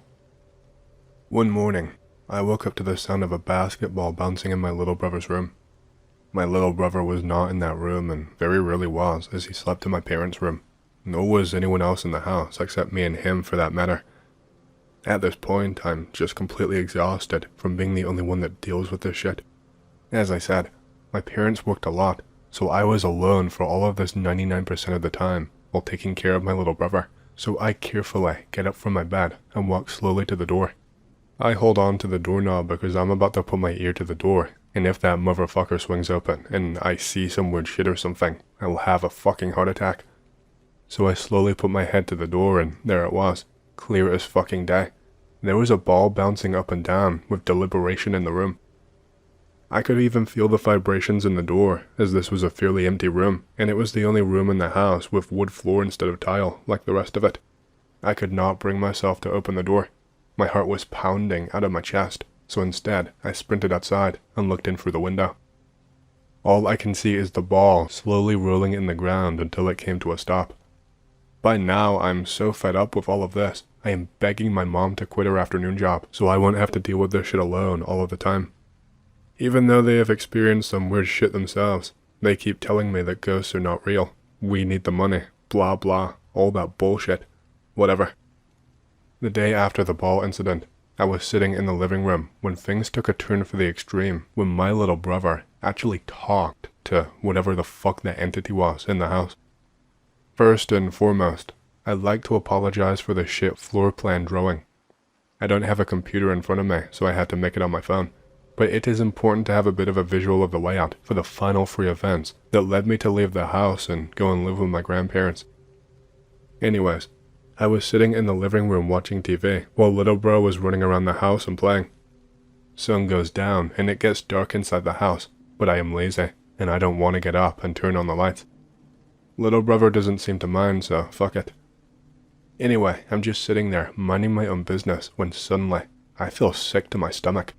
Not like nausea, but just a really bad gut feeling. Hard to explain, just extremely uncomfortable.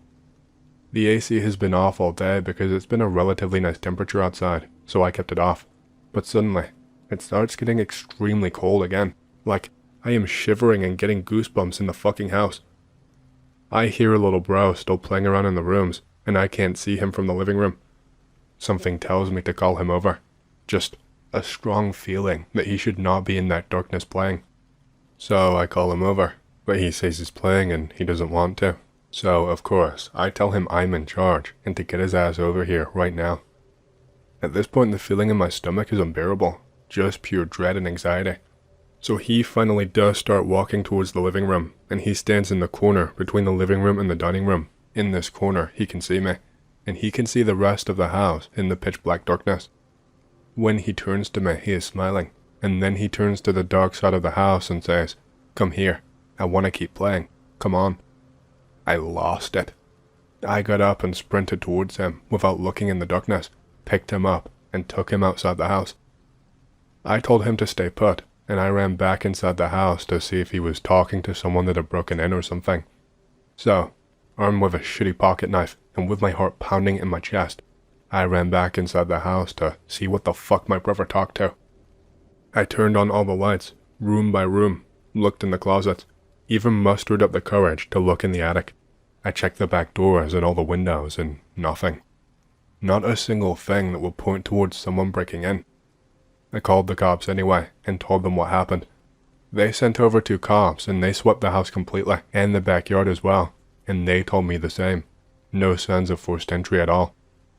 They gave me the usual speech of, "Kids have wild imaginations, blah blah." I really wanted to believe them, but I know it isn't what happened. They asked my little brother what he saw, and he just keeps saying "my friend" over and over again. The cops leave and my mom gets there. I tell her what happened and she just tells me the same. Just his imagination. I know that nobody will believe me, so I just call it a night. A couple of days went by with no activity at all, and I am finally having some semblance of normalcy in the house. No noises, no cold spots, no doors opening, nothing at all. Even my little brother never mentions his friend again. I'm a bit relieved, and take comfort in the thought that the whole ordeal may be over. That night I put him down to bed, and he knocks out right away. The dog jumps up on my parents' bed right next to my brother, as if saying, "Don't worry, I'll keep an eye on him." I go to my room to read some magazines and listen to some music while I get sleepy. The mags get boring and I put them down, and I just sit there staring at the ceiling. I zone out for a second when I realize the door to my room is wide open and I can see straight into the darkness, which I hate because, like I mentioned earlier, I do not like open doors. So I decide to get up and close it, except I didn't. For some reason, I just did not feel like getting up to close it, so I just changed the song on my MP3 player and laid there, which was, as I was gonna find out in about 10 seconds, a big mistake. I was laying there and for some reason, my gaze switched from the ceiling to the wide open door and into the darkness, and that is when it happened. A lady, a very old looking lady in a grey dress with grey hair, in a bun, legitimately and deliberately, floated right past my door, clear as day, headed for my parents' room. I was not sleeping. I was not high. I know what I saw that night, and if I was more artistic, I could draw her up in a second, because I will never forget her and every detail about her. In retrospect, the closest thing I can tell you she looked like for reference was the bad lady from the movie, Dead Silence, but more human and less demonic, if that makes sense. I was frozen in place in my bed. I could not move. I never understood what people experienced when they go into shock until that night. There is simply nothing you can do. Your brain is trying to process the impossibility of the situation so hard it cannot do anything else. When she passed by my door, the dog started barking again, so viciously and fiercely you would think he was fighting for his life. Then he yelped and sprinted out of that room so fast that he was basically a blur running past my door. I got up and out of bed and fucking ran to my parents' room filled with panic and with my heart about to explode in my chest. My brother was standing up in his crib and beginning to cry. He reached up for me. I picked him up, and I went to the neighbor's house and never set foot in that house again. My mom pleaded I come back, but I really, simply could not. I asked my grandparents to let me stay, and they were more than happy to accommodate me. My mom got daycare for my bro, and she quit her afternoon job to take care of him at night, since I refused, because I did not want to go back there ever. She stayed at the house by herself a couple of weeks until one night she suddenly pulled up to my grandparents' driveway and asked if she could stay over. She was clearly distressed, but she would not, and to this day, does not, talk about what happened that made her change her mind and leave the house herself. The next day she called into work, and told them that she was taking her week of vacation and told me we were getting all of our stuff and putting it in a storage unit until we found a new apartment to live at. We would pack throughout the day and leave the house before sundown. Every day for a week, even though I would tell her we could get some more stuff done with the lights on, she would refuse to stay a second past sundown. We were done in about 4 days. She called the landlord. She paid him the last couple of months of the lease, left over in advance, and told him that we were not coming back. The dude looked visibly disappointed, but understood, shook her hand, and we left for good. The next week we went to a family party at my uncle's house, and my stepdad was telling my uncle about what happened and why we left early. Some lady that was my aunt's friend was overhearing the conversation closely and asked if the house was the red house in Como Street, to which immediately replied with a resounding yes. She went on to tell us that she had lived there as well, except they only lasted 2 months and paid the 4 months left on the lease in advance to get the fuck out. She did not go into much detail because she was visibly upset just reminiscing about living there, but she told me, "I believe every single word of what you just described." I was at a loss for words. I knew in my heart that everything I had experienced was real, but ever since I left, I had tried to rationalize every single thing that I had experienced. I guess I just didn't want to believe it was all real, that this is real, and that it could happen again if I moved to the wrong house. But with third-party confirmation, it was very hard to deny or explain everything that had happened there, and she was not the only person that was going to confirm all of that activity in the house. About a month went by when another family moved in right away. The house was priced for a steal, so it never stayed in the market that long, and with only 6 months as a lease, it was a no-brainer. We went by about every month or so to collect random mail that was still getting delivered there. My mom got off the car and introduced herself to the lady and the guy unpacking their U-Haul. She did not stay long, got the mail, and we left. We did the same thing next month. I knocked on the door, she answered and gave me a smile, handed me the mail, and we took off. The next month we came by, and the U-Haul was packed up in the driveway, and they were packing in a hurry. I could not believe it. I walked up the driveway and asked her what happened. She was not, unlike the lady that had lived there before us, any shy about talking about the experience. She said that the chairs in the dining room would fly against the walls by themselves. The plates in the cupboards would fall down and shatter in the floor in the middle of the night. The phone would ring and they could hear themselves talking on the other side, as if someone was calling from the same house. Same thing that happened to us. She said her kids had seen something in the kitchen a couple of days ago, and that finally made them leave. She would not say what, but the little guys were so upset, they were just waiting for the grown-ups outside and would not go inside the house. I asked them what they saw, and they would just shake their heads. None of them would say. We moved to another place after a month or so. Then we moved out of the town, and I have not been back there for the better part of a decade or so.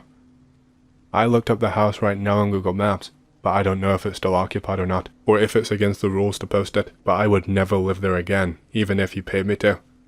There's a lot of things out there that I simply cannot explain or understand, but that house made my skeptic ass a believer. I looked up the house on Google Street View right now, and seeing those 2 kids outside made me feel very sorry for them.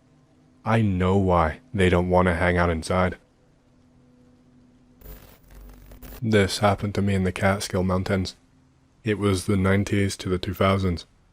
My grandfather owned a piece of property that was fairly isolated. Not so much that you couldn't drive somewhere, but walking was impossible.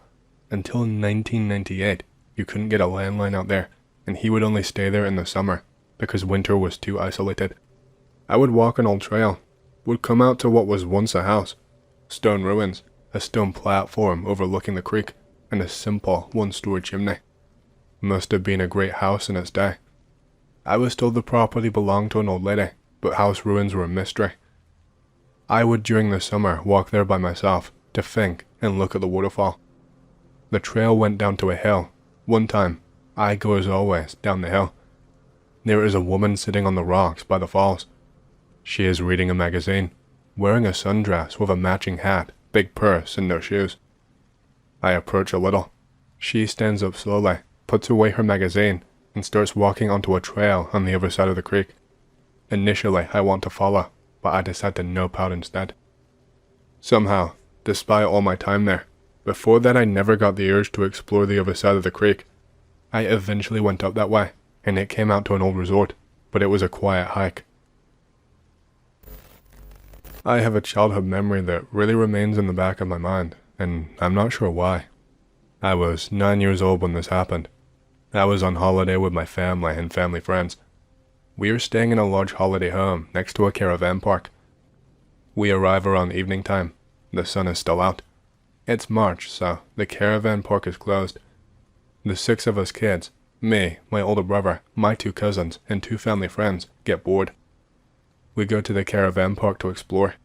Literal ghost town. We chat and duck and dive between caravans to hide from a security guard. Obviously, there was no one around, but we were just being imaginative.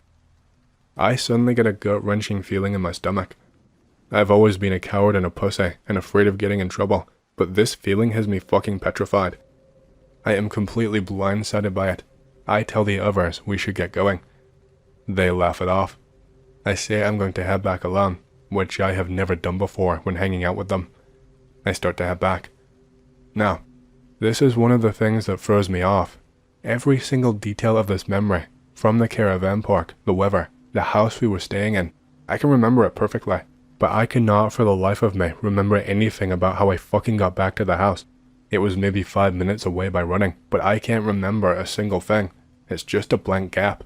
The memory only restarts with, I am sat in the downstairs bathroom in the house. My parents see I have returned. They ask where the others are. I say they're still out. They all head out to go shopping for food since we packed light. I am the only one home besides the pets. I stay in the bathroom. I suddenly hear a fucking pounding at the door. Other kids are shouting to be let in. They sound extremely panicked. They say they got chased by a security guard.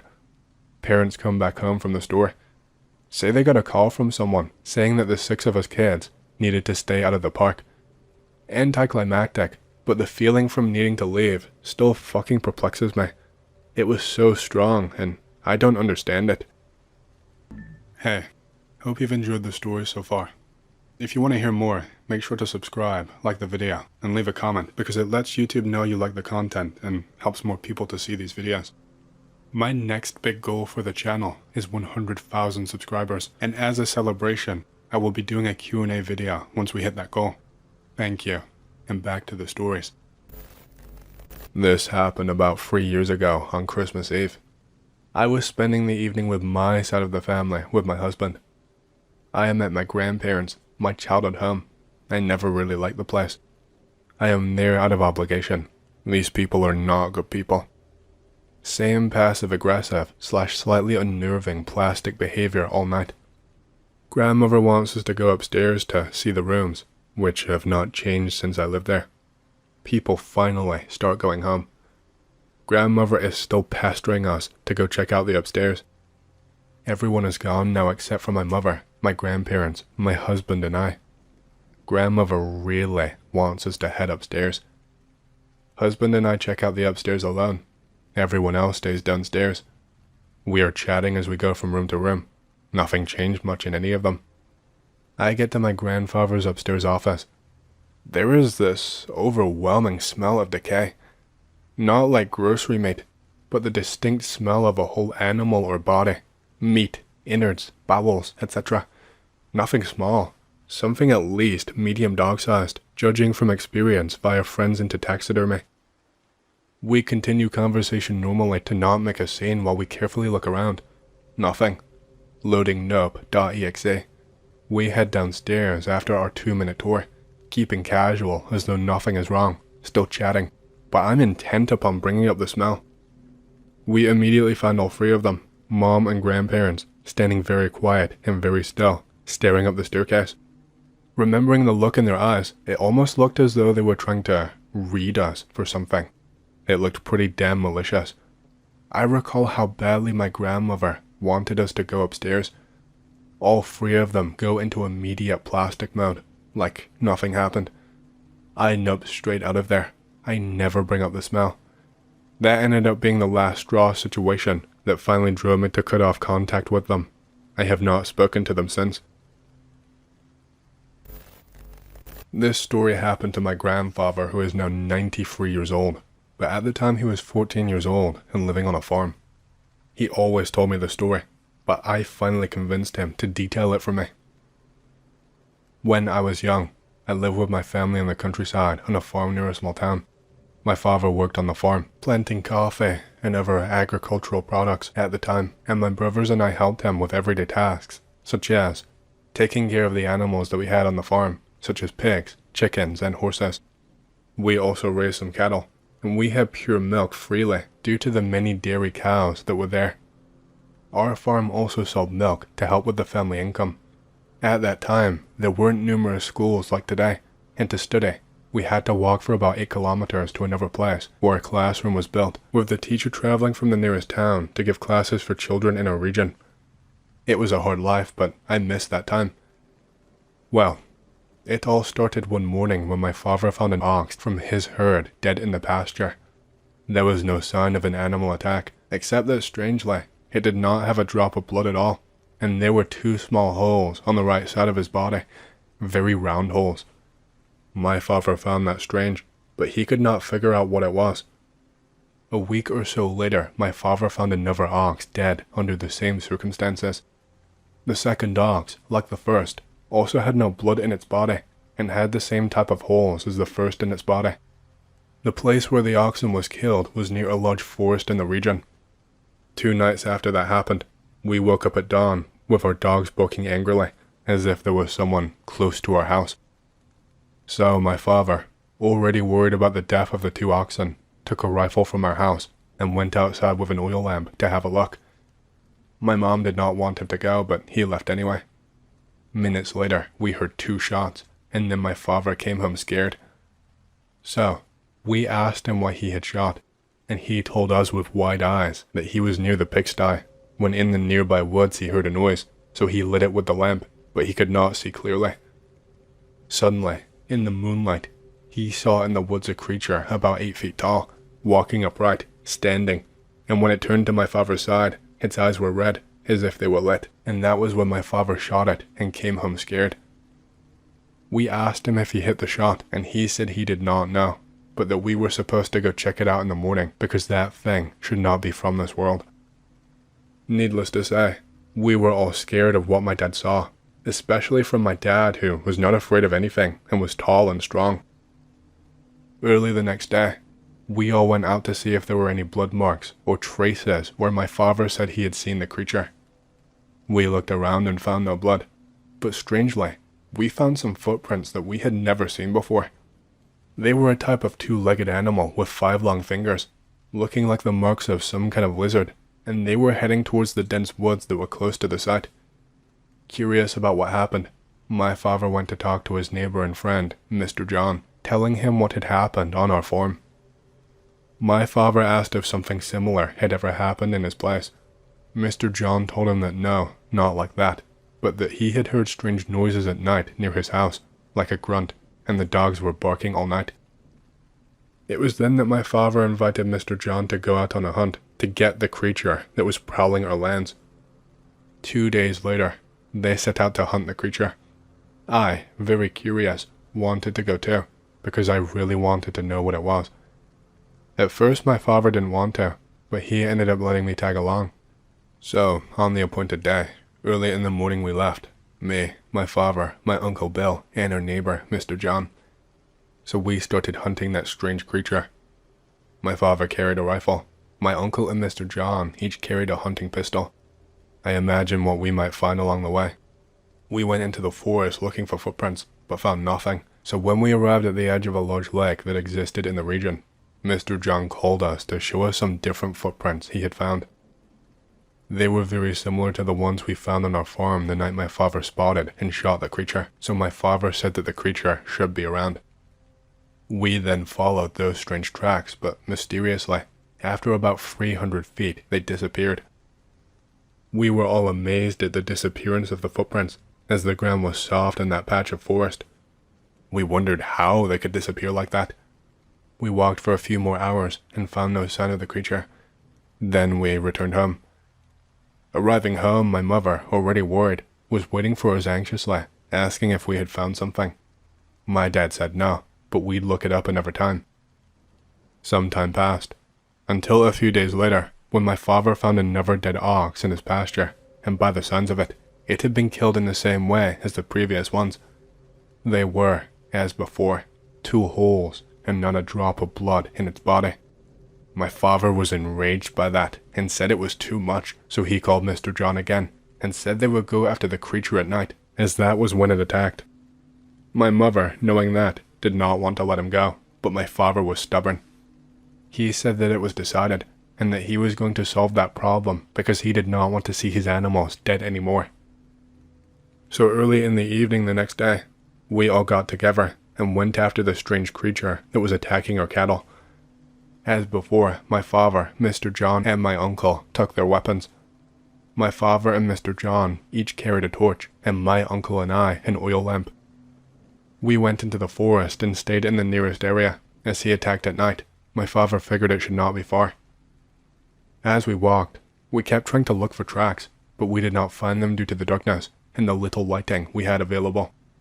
Arriving in a clearing at a certain point in the forest, my father decided to take a break and build a fire. It must have been about 10 o'clock at night or so. So we stayed there talking for a while and always looking around. It was a night with a full moon, but with some clouds, with the moonlight illuminating the darkness of the night a little. I believe we stayed there for about an hour and a half, talking. After resting, we went back to walking and headed towards a small river that crossed that part of the forest. There we began to look for more traces, until in a certain part of the bank, my father called us to show us something. They were the same footprints we had seen before, and they were recent, so the creature should be around. We followed the footprints, which entered the forest, but as before, they mysteriously disappeared. My father was angry about that, as it was the second time we lost track of it, so he decided that we should go in the direction the footprints were going. We continued through the woods for a long time, until in a certain place we began to hear the sounds of the bushes moving and sticks breaking, as if someone or something was moving. It wasn't that close, but it indicated something. We headed in that direction where we had heard the noises. As we approached, the noise ceased, so we were looking around, looking for clues or something, but we did not see anything except Mr. John and my uncle, who found broken tree branches and crushed weeds, indicating that something had been there. My father then prepared his rifle, and the others drew their pistols. We stayed for a few minutes in that place in silence, looking for something or some sound that would draw our attention. Then a few minutes later, we heard a noise coming from the woods just ahead. We went there carefully. I was already in a cold sweat from all that dread that I felt at that moment. We went through the forest, along a very precarious type of trail that existed there. Ahead, there were many more trees than where we were, and the darkness was increasing due to the poor light from the moon. At that point in the woods, on the right side of the trail, we heard a noise of twigs breaking, and then a kind of grunt. I got goosebumps all over. We then slowly took a few more steps, very slowly and carefully, towards the sounds. It was when looking into the darkness of the forest with the help of torches and lamps, just a few feet ahead, that we saw it. His eyes were red, looking like lit fires. It looked like a type of 2-legged lizard and was approximately 8 feet tall. His body looked like an alligator, only smoother, looking damp. Its hands or paws had huge claws, and its teeth looked like one of those dinosaurs from the movies, pointy and sharp.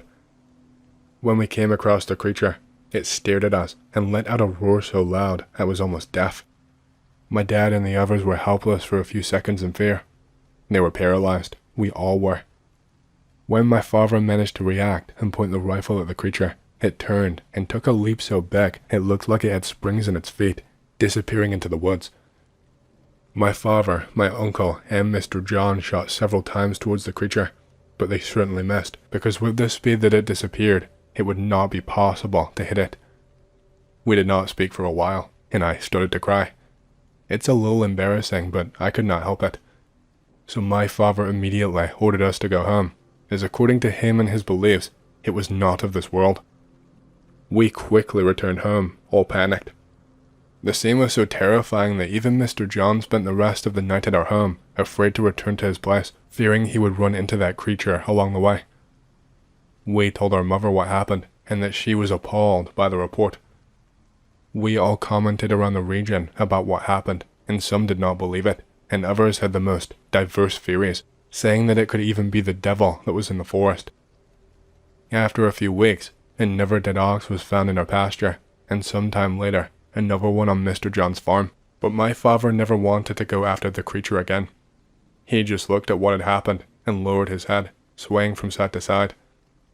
On other nights in the distance, we heard that same roar coming from the forest, and we wondered that it must be the strange creature that was there. A few months later, we did not hear anything else. No more dead animals and strange noises at night, so we figured the creature must have left, looking perhaps for another place to inhabit. My father and Mr. John avoided talking about what had happened. My uncle did the same. I believe I was the most affected by it all. I had nightmares for several months, and I panicked when I even got close to the forest.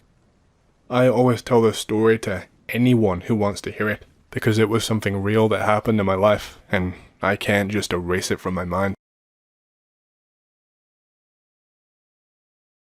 My son, who was a junior in high school at the time, was visiting his buddy on the outskirts of town. They own a farm in a quasi-rural part of Utah. It was about 9:30 to 10 p.m. Something was making noise outside, and the dad was afraid a skunk or something was messing with his chickens. He grabs a flashlight and a shotgun and heads out. After the dad exited the house, my son and his buddy decided to follow him. A barn was about 200 feet away, and the dad was beelining through a field towards it. Son and his friend were trailing about 100 feet behind. The dad enters the cabin. Son and friend are trudging through the field to get closer. Next thing my son hears is a scream escape the barn in the shotgun blast. The dad comes barreling out of the barn, sees my son and his kid, and just screams for them to run back to the house.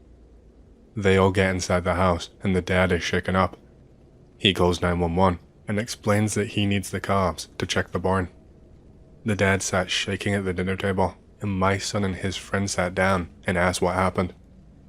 The dad said that when he got inside the barn, something was just off, and then a smell hit him, but he kept moving toward the back. The barn had rafters and holding pens for animals on either side.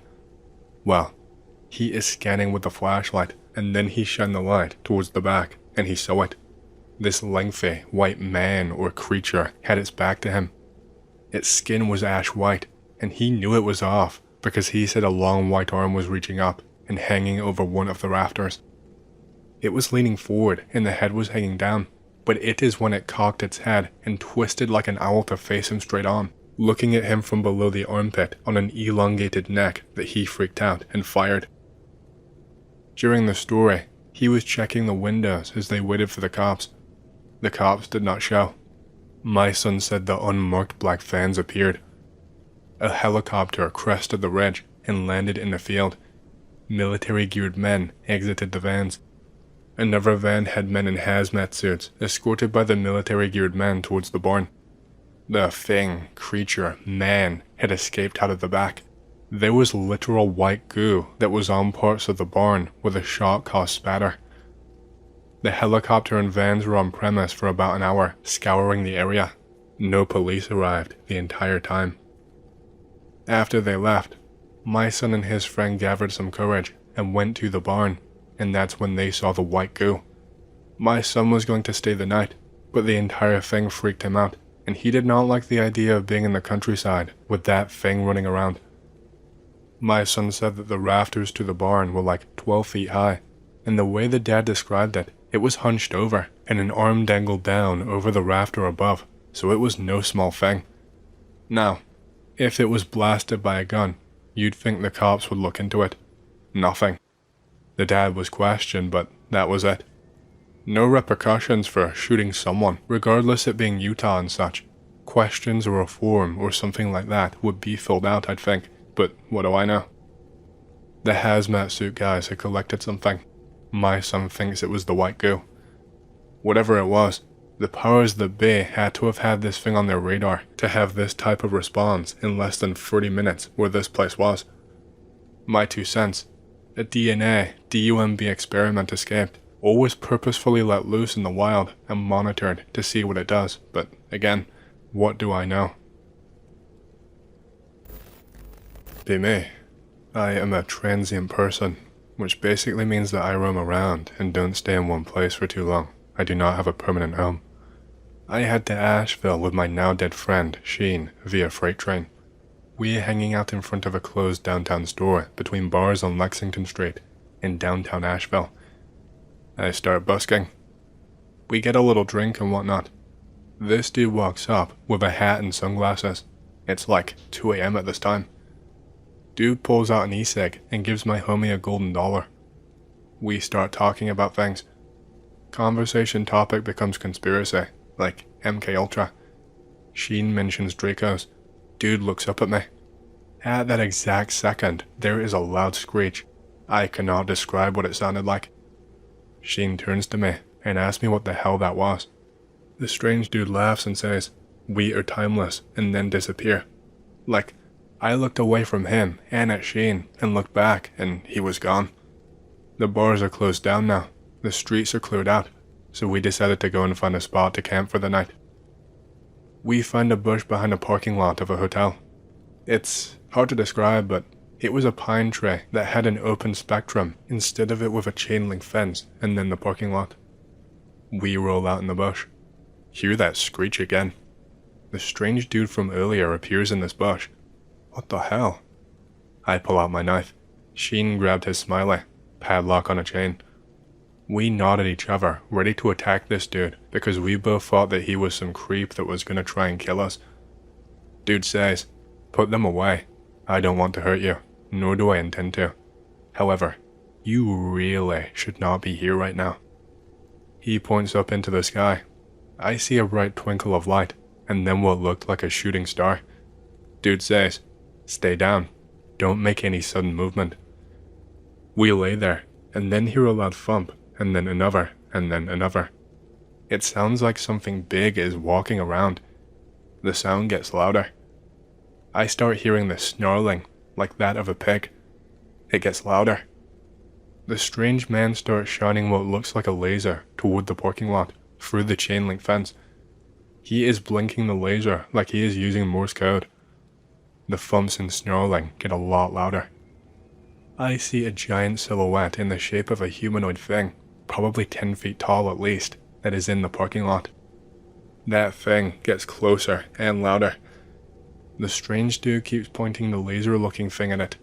I look back at the strange man, and his skin starts changing. It's hard to explain. Like, scales become visible on his skin, and it got darker. His eyes started turning black. He looks like, a lizard. The thing gets right up to the fence. We are both too freaked out to look over, so we just stay there, laying flat on the ground. Next, we hear a loud screech, just like we did earlier, and that's when I did look. This thing, whatever it was right next to us. It had greenish, blackish scale skin, a small head and long legs. Barely could make out its profile due to the only light being a small street lamp on the other side of the parking lot.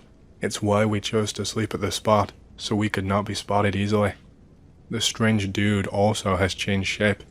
I did not even recognize his face in the shadows. I close my eyes for a second and hear a loud scream, like that of a little girl. I open my eyes back up. Silence.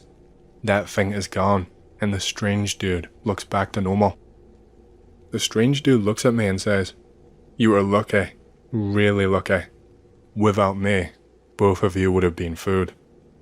The strange man looks at Sheen and says, "I will see you soon." The strange man gets up and leaves. Sheen and me are so freaked out. We packed up and went to the hop out at the River Arts District to sleep. We talked about what the hell we saw. Little did we know that was the last time I would see Sheen. I got on an eastbound to Enola, PA, and Sheen wanted to go west to New Orleans. 3 months later, Sheen dies in an abandoned building in NOLA under bizarre circumstances. They just assumed he was on some random designer drug that could not be tested. I have dreams and nightmares about this to this very day, and the only person that witnessed this besides me is dead. Nobody believes me. The British Army had a base in Germany a stone's throw away from Belsen. Lots of stories were going around of spooky stuff from there. I spent 5 years there. I can post all day if anyone is interested. We had artillery, engineers, and medics in the barracks, plus smaller support units, houses for the married guys and families, schools, you name it. Stories were legion and covered numerous locations. Heard a few things when I was there about old stuff, but most of what I can tell happened when I was there. There was also another large British barracks about 30 kilometers away, which had its own share of stories. There was an officer's mess at the rear of the barracks, outside the perimeter. One night, the guard said someone approached the gate, then run off. They called the MPs who drove around, looking for the person. They spotted them and called after them, whereupon they ran off. The MPs gave chase, but backed off when they realized they were going at 30 miles per hour and still not gaining on the person running off. Talking of the MPs, none of them would go upstairs in their building at night after one of them got shoved out of a doorway by some sort of invisible entity one evening. Opposite the MP's building, you had the main medical center. This was haunted by a little boy, who was referred to as Jack. No one knew what his origin was, and those who saw him were completely unaware of what they had seen until the full circumstances of the sighting were analyzed. For example, the medical center was closed at weekends and secured, with a couple of paramedics inside on standby. One Saturday, one guy was tidying up and saw Jack standing in the doorway of a waiting room. He figured it was a boy who was there because one of his parents had come in for help and was being treated by the other paramedic. Having finished what he was doing, he went to make a cup of coffee and found the other medic watching TV, which they had been doing all afternoon. Another time, when the place was fully manned, Jack was seen running along the corridor of the upper floor by one of the officers who wanted to know why a child had run past his office door in what was an off-limits area. From personal experience, I was in the medical center one afternoon when a woman soldier standing nearby completely freaked out. She said that something or someone had pulled on the bottom of her jacket. I kept my mouth shut. One time, I was going back to my accommodation late at night and noticed that in one block, all the lights were on the top floor. I mentioned it to someone the next day and was told that the top floor of the block was female accommodation and that many of them slept with the lights on as they were scared stiff of whatever. In one of the unit bars, I think it was the medics, they'd seen some sort of glowing light ball/orb moving around the room. Meanwhile, in another bar, people kept seeing movement out of the corner of their eye when seated at the bar itself. Most of the time, it was someone entering the room, but on quite a few occasions, people would look around and nothing was there. Married guys were mostly accommodated in converted barracks blocks at one end of the camp. One guy, a friend of mine, lived in one of them and had a small son. One evening, having put his son to bed a while back, the boy could be heard chattering away. My friend went to his son's room and asked him what he was doing out so late. The boy pointed to the far side of the room and told his father that he had been talking to the soldier. There was also housing outside the perimeter, occupied by officers. One was occupied by a couple who were both serving, and their house had glass panels in some of the doors, so you could see people on the other side of the door. One afternoon, both were working around the house. The wife called out to what she thought was her husband in another room, whose outline she could see through the glass, only to get a reply from behind her. She turned around, saw her husband, and then looked back, and whatever it was had gone. One night, the MPs received a call regarding a prowler from one of the married guys. It seemed like someone was running around outside his ground floor flat, banging on the windows one after another, although no one could be seen outside. The MPs turned out, had a look around, found nothing, then went inside to get a few details from the guy that had called the incident in. The soldier, his family, and the two MPs all went and sat in the kitchen. With everyone in the same room, someone/something was seen to walk past the kitchen door. Now for the scary one. I lived in more than one block while I was there and, at one point, moved into one of the old barracks blocks. It was late summer and still quite warm, so at night I left the window open and pushed the quilt down to my thigh so that if I woke up in the middle of the night and it was cold, I could reach down and pull the quilt up over me. This went on for a few days. Then one night, having been in bed literally a couple of minutes, the quilt came right back up to the bed and completely covered me. Cue spooky shiver running down my spine when watching scary movies, ramped up to epic proportions.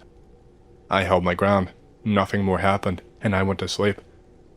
At work on Monday, I mentioned this to everyone.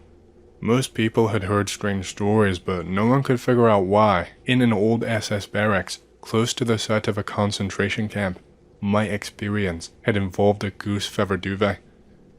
Then one of the women said that, in fact, it made perfect sense. She explained that after the liberation of Belsen, there were a lot of people in a bad way, and, apparently, some of the barrack blocks were used as hospital blocks. Now, imagine that you were a nurse in a ward, working nights, and one of the sleeping patients has thrown his sheets off. There was another barracks complex not too far away that housed a couple of tank regiments, an infantry battalion, and all of the usual support elements. The overall layout was similar to the place that I lived in. I can't remember much about the things that I heard regarding it, but the one that sticks in my mind was not actually to do with the barracks, but about London. The guy I heard it from was a civilian interpreter, a steady, well-educated, middle-aged guy. He told me how he had once been walking in one of the main parks in London, sadly, I can't remember which one, with his wife. He turned to speak to her, and she had just vanished. He then began to look around, and noticed that everyone was wearing old-fashioned clothing. Just as he was wondering what the hell was happening, he looked back to where his wife had been. She was now there again, and everything was back to normal. From his wife's perspective, one moment he was there, then he wasn't, and then he was back again. I live in Brazil. My family has a cabin deep in the countryside woods, right by an enormous lake. The biggest family tradition is, of course, fishing. This happened to my dad in his younger years. He is fishing at night at said lake. He caught some fine-sized fish. He feels good and prepares to head out. He starts the motor on the boat. It's already way past midnight. The only light source beyond his flashlight is the full moon.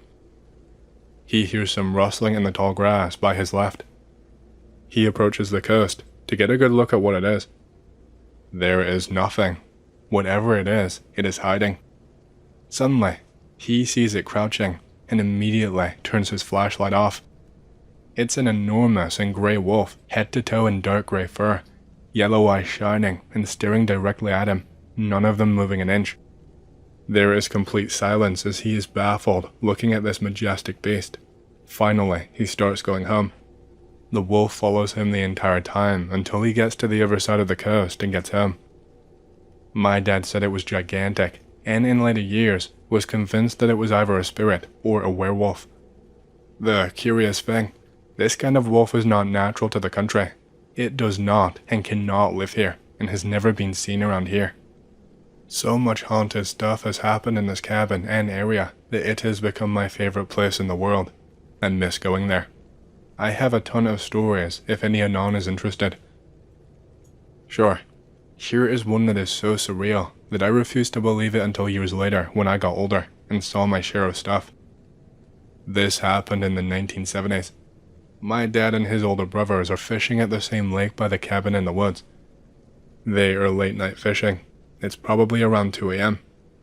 They get some fish, but nothing really exciting. They tried different lures, but they can't get anything else. Eventually, the fishing dies down. No bites whatsoever. They all get tired and start planning to head home. Finally, they realize they can hear this very low humming noise. Everything is completely silent besides the low humming noise.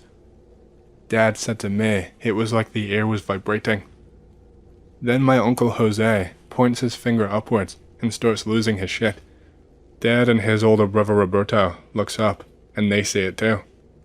Dad said to me that it looked like a star descending directly to them. It gets closer, and finally, it is hovering right above them. Dad said it looked exactly like a flying saucer. It's completely black, round, and with some dim lights running around it. The humming sound gets way louder, and Dad said he could feel his entire body vibrate. Uncle Roberto has a panic attack and starts throwing stuff around, and then passes out. This thing hovers above them for around 10 seconds more, and then shoots up the sky in a split second, and the shockwave almost capsized their boat. The humming sound stops, and they head home, covered in piss. I never believed the story. He told it to me only twice, and I was skeptical as hell. I only started believing in the story when I asked my Uncle Jose about it, and he said, "You should ask your Uncle Roberto about it." And when I did, he got pale as milk and immediately changed the subject. Then, later in private, he warned me never to mention it again in his presence. A few weeks ago, I moved up near the Canadian border of Maine with my GF and her mother, out in the sticks. They own and live on about a mile of largely undeveloped land, mostly used for logging, but oddly, very spare work had been done before it was sold to them for a song. We live in a couple of small one-room cabins, and it's much rougher than the average standard of modern living. I will just say that I shit in the woods now, and a mosquito bit me on the nutsack the other day, if that gives you an idea. The closest town is around 30 minutes away, and I have not had the opportunity to pick the brains of the locals on legends and folklore just yet. Thinking today or tomorrow, I will go find where people drink in this town and start spreading a few beers and report back any hits. For now, this thread will serve for some feedback and a place for other anons' input. Already have a couple of stories personally though, so I will start. The first isn't very exciting, but a little spooky. The second happened just last night and was fairly pants-shitting. Be me. My GF is at work. My GF's mom, I call her Mama, asked me to come with her to replace the trail cameras. There are lots of poachers and some gang activity, so they are absolutely necessary. Also, mischievous hillbilly neighbors. We set off through the woods. I'm listening closely to Mama cause she knows this place well and I don't yet. Also, she intends to leave this year and wants me to know the woods inside and out to take care of GF. I digress. Mama asks if I want to see the ghost hole. My ears perk up. Hell yeah, spooky stuff, and I have a shotgun. Based. Oh crap, I live here now, and there is a place called Ghost Hole on it. Mama is a pragmatic and tough woman, not a person prone to calling a place something with a paranormal connotation. Suddenly not as based. We take a fork in the trail that leads to a path of all fern and grass, leading to a clearing with a small swamp. Mama tells me that some of the more schizo neighbors have asked permission to perform rituals and seances here.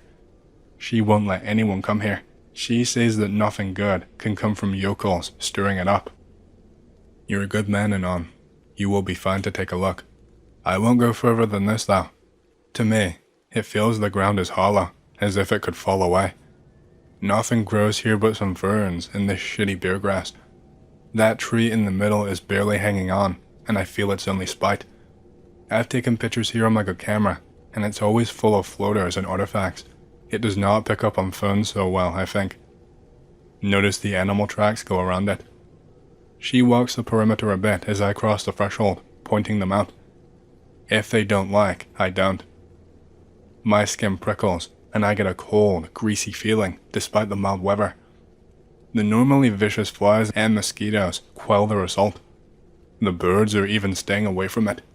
Sure enough, there is not even a moose print or a pile of dung inside of it. Come on, Anon. I don't like it here. We are wasting daylight.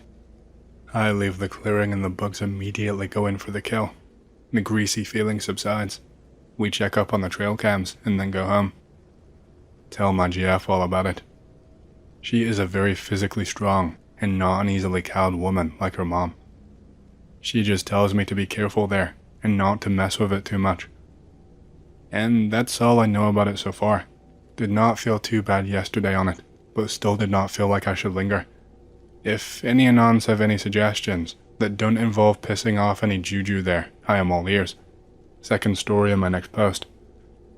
Last night, after poking around the ghost hole, I am feeding the pet rats their snacks.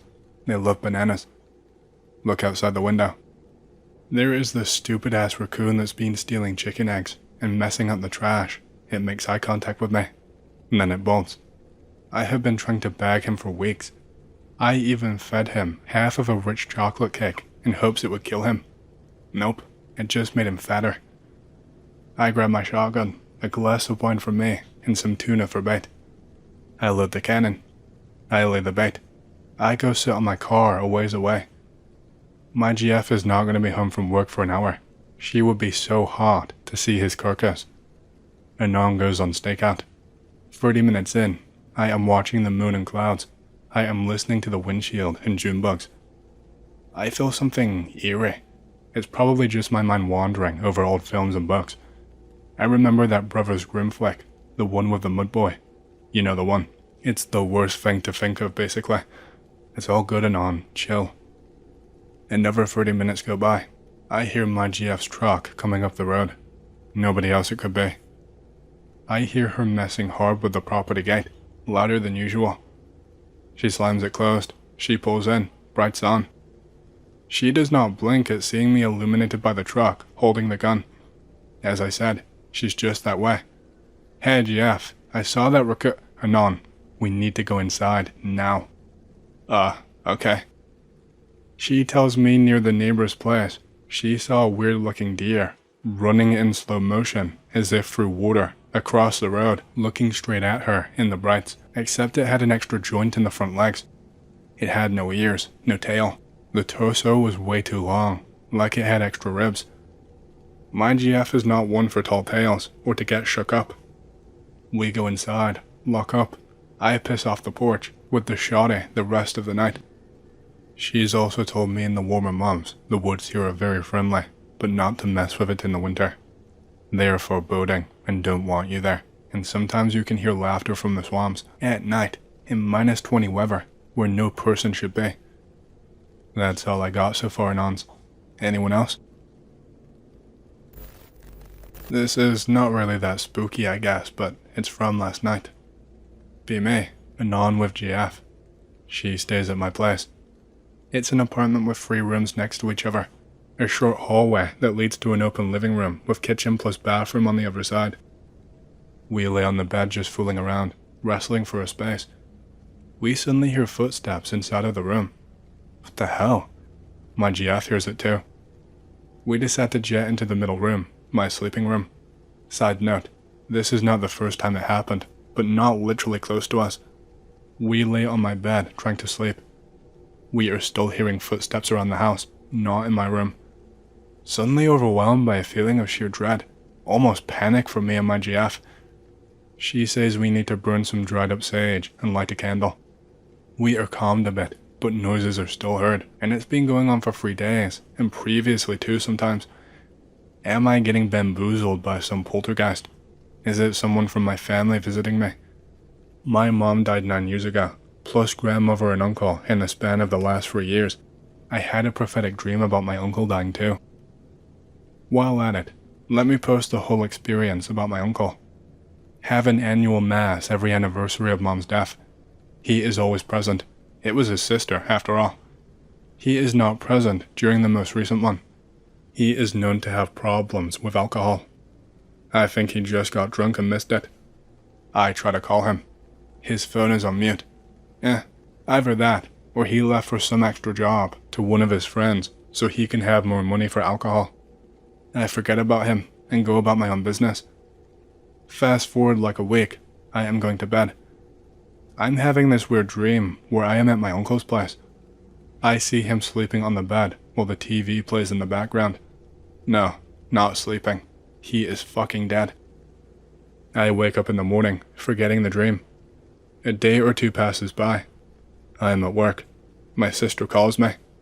Anon, Uncle is dead.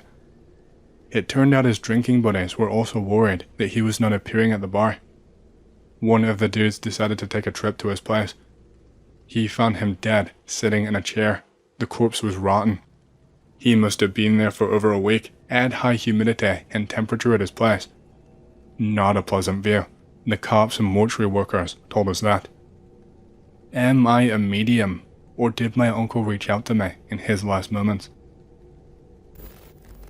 I used to work at a Joanne Fabrics. Guy here, what are you gonna do? A job is a job. The place used to be situated in an older type building, and everyone said it was haunted. For instance, there were several stairs leading to the upper level where management was. The stairs had beepers, so every time someone went up there, a bell would ring. Heard stories like somebody working late at night would be all alone and would hear 2 beepers go off at the same time, one for each set of staircases at opposite sides of the store.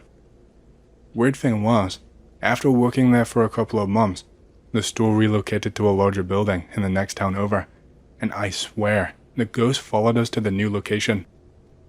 I remember seeing displays and signs getting knocked over when no one was around, and not just falling over, it looked and sounded like someone pushed them with force.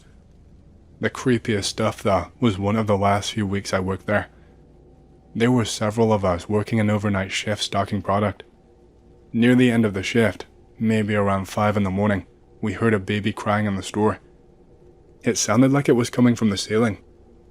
All of the doors were locked since it was not opening time. There was no way there could be anyone in the store with a baby, and definitely no employees would bring a baby. Wouldn't that be weird? I can still hear that baby crying. So goddamn weird.